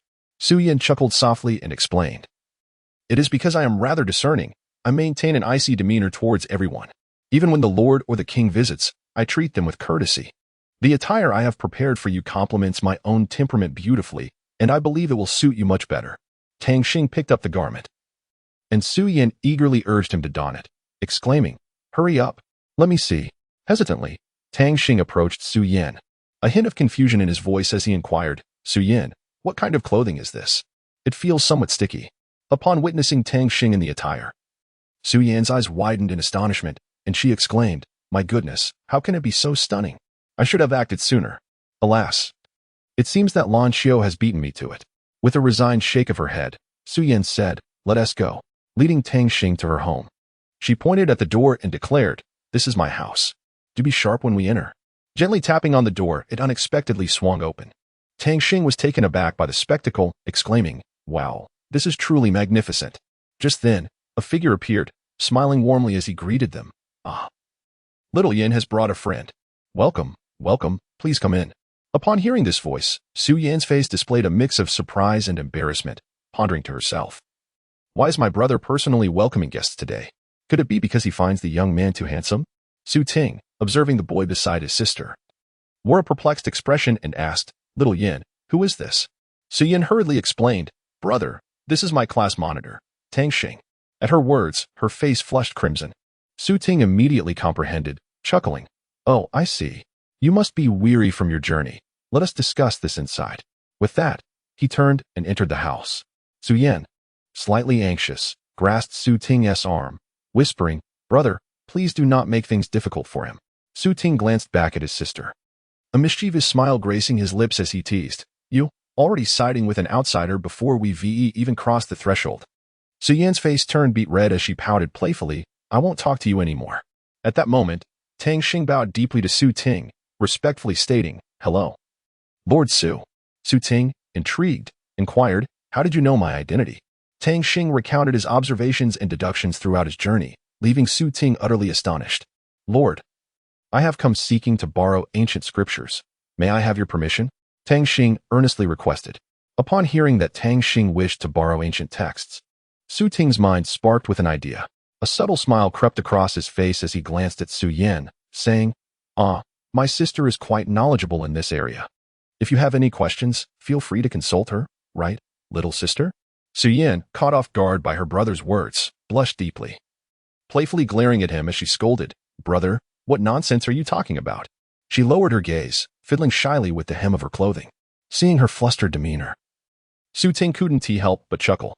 He then turned back to Tang Xing, confidently assuring him, "Rest assured, Brother Tang, feel free to borrow the scriptures. If you have any uncertainties, do not hesitate to ask either me or my sister. We will do our utmost to assist you." Su Yan hurriedly took Tang Xing to the underground library, saying, "This place is filled with numerous historical records. You should take a look." Tang Xing gazed upon the multitude of books and couldn't help but marvel inwardly. He began to meticulously examine these volumes, hoping to uncover some clues within their pages. Tang Xing found himself amidst the vast ocean of books within the library, his gaze eagerly sweeping across row upon row of shelves. His fingers delicately turned the pages, as if he were in pursuit of a long-lost treasure. His eyes were focused and resolute, leaving no corner unexamined that might conceal the coveted volume he sought. Time slipped away unnoticed as he perused, beads of perspiration gradually forming on his forehead, yet his fervor remained undiminished. Suddenly, his gaze fixed upon a particular cover, which happened to be the very book he had longed for. His heart raced with exhilaration, joy radiating from his expression. He carefully retrieved the book from the shelf, cradling it as though it were a precious artifact. As he gently opened the pages, a subtle aroma of ink wafted into the air, intoxicating him with its allure. Tang Xing voraciously absorbed the words within the pages, his thoughts oscillating with the unfolding narrative. Immersed in the world of the book, he became oblivious to his surroundings. This tome seemed custom-tailored for him, each word resonating deeply within his soul. In the tranquil library, Tang Xing spent a delightful interlude in the company of literature, discovering not only the book he sought but also a profound sense of inner peace and fulfillment. The story unfolds a century ago. An unremarkable soul master ascended to the pinnacle of the world. Suddenly, he was besieged by 10 formidable adversaries. Yet, this soul master, undeterred, fought valiantly against all 10, growing ever more formidable in his resolve, leaving his assailants battered and bruised. In a climactic moment, he coughed up blood, and sensing victory, the 10 adversaries swiftly moved to deliver the final blow. However, unbeknownst to them, the soul master unleashed an immense surge of soul power, forcibly taking 5 of his attackers with him. Thus, he fell into the depths of the fallen soul valley, a place reputed to be one of no return. It is said that those who enter the valley seldom emerge alive. Even the 10 strong men had struck him down at the outer rim, while he himself had persevered to the very depths against all odds. Tang Xing was profoundly astonished after watching She realized that the determination of the soul master was truly formidable. With deep admiration, she remarked, "What an impressive willpower. If only I could possess such tenacity. I too could transcend my limits." Tang Xing sat at his desk, cradling the enigmatic tome in his hands, continuing to peruse its pages. His gaze was intensely focused, as if he were profoundly captivated by the contents within. With each turn of the page, a look of astonishment gradually graced his features. He discovered that this book was not only visually appealing, but also rich with fascinating ancient texts. Tang Xing's curiosity was thoroughly ignited, prompting him to meticulously delve into the ancient scriptures contained within the book. He perused each word and phrase, striving to grasp the profound meanings embedded within. Every passage felt like a riddle, awaiting his unraveling. Immersed in the realm of ancient texts, Tang Xing lost track of the passage of time. His fingers gently caressed the characters on the pages, as if engaging in a timeless dialogue with the ancients. The wisdom and philosophy found within the scriptures enriched him immensely, and he often paused to reflect, intertwining the teachings with his own life experiences. In Tang Xing's study, an atmosphere of tranquility and focus pervaded, punctuated only by the sound of pages turning and the occasional soft murmur. He was entirely absorbed in the joy of exploring ancient scriptures, relishing these moments of intimate engagement with knowledge. As time passed, Tang Xing's comprehension of the ancient texts deepened significantly. He began to annotate the books, recording his insights and reflections. These notes would become invaluable treasures, aiding his continued growth in both learning and life. In Tang Xing's heart, this book had transcended the realm of mere literature. It had evolved into a veritable repository for his quest for knowledge and wisdom. He resolved to delve further into the ancient scriptures, hoping to glean more inspiration and insights from them. At that moment, his keen gaze suddenly fixed upon an intriguing sight. He recognized the book before him. Curiously, Tang Xing inquired, "What is it?" The Phoenix envoy informed him, "It appears that some of these books may have been left behind from millennia ago." Tang Xing felt a jolt of surprise. He understood that this implied these texts could harbor significant historical truths and secrets. Eagerly, he asked, "Which one?" The Phoenix envoy pointed decisively. "The third one from the center of the middle shelf." Without hesitation, Tang Xing approached the central bookshelf and carefully retrieved the aged tome. As he opened its tattered pages, a sense of perplexity and curiosity filled his heart. The Phoenix Knight assessed the atmosphere and remarked, "Though it appears worn, the essence within remains," indicating that the methods contained herein are still alive. However, those who have come before were unable to unlock this door, for it is sealed with a barrier that only those possessing special abilities or sufficient strength can breach.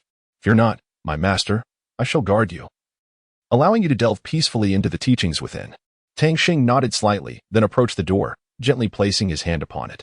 Instantly, he felt a surge of formidable energy emanating from the door, enveloping him entirely. He closed his eyes, focusing his mind, and began to comprehend the techniques concealed within. As time elapsed, vivid images and text gradually materialized in his mind, all pertaining to the knowledge contained within the door. Simultaneously, Su Yin slowly entered the room.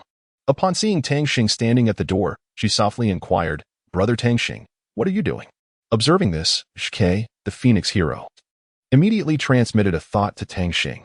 "Master, Su Yin has returned." Hearing this, Tang Xing's heart raced, and beads of sweat began to form on his brow. He understood that if Su Yin discovered him delving into the techniques within the door, it could lead to unnecessary complications. Just then, Su Yin approached the door, preparing to open it. Tang Xing felt a sense of urgency, uncertain of how to navigate this precarious situation. Chapter 49. Heritage. Su Yin gently opened the door to the room and immediately spotted Tang Xing quietly seated at his desk, engrossed in a book. She tiptoed over to his side and tenderly asked, "How is it? Is there anything you do not understand?" Tang Xing raised his head and gazed at Su Yin, responding with a smile, "It's not too bad, but there are some aspects I find rather perplexing." He then extended the book in his hand towards Su Yin. Su Yin Chun accepted the book and examined the section Tang Xing had indicated closely. Leaning in towards Tang Xing's cheek, she earnestly began to elucidate the matter. Tang Xing was taken aback by Su Yin Chun's sudden proximity, yet he quickly focused his attention on her explanation, captivated by her words. Su Yin patiently elaborated, her finger gently tracing the text on the page. As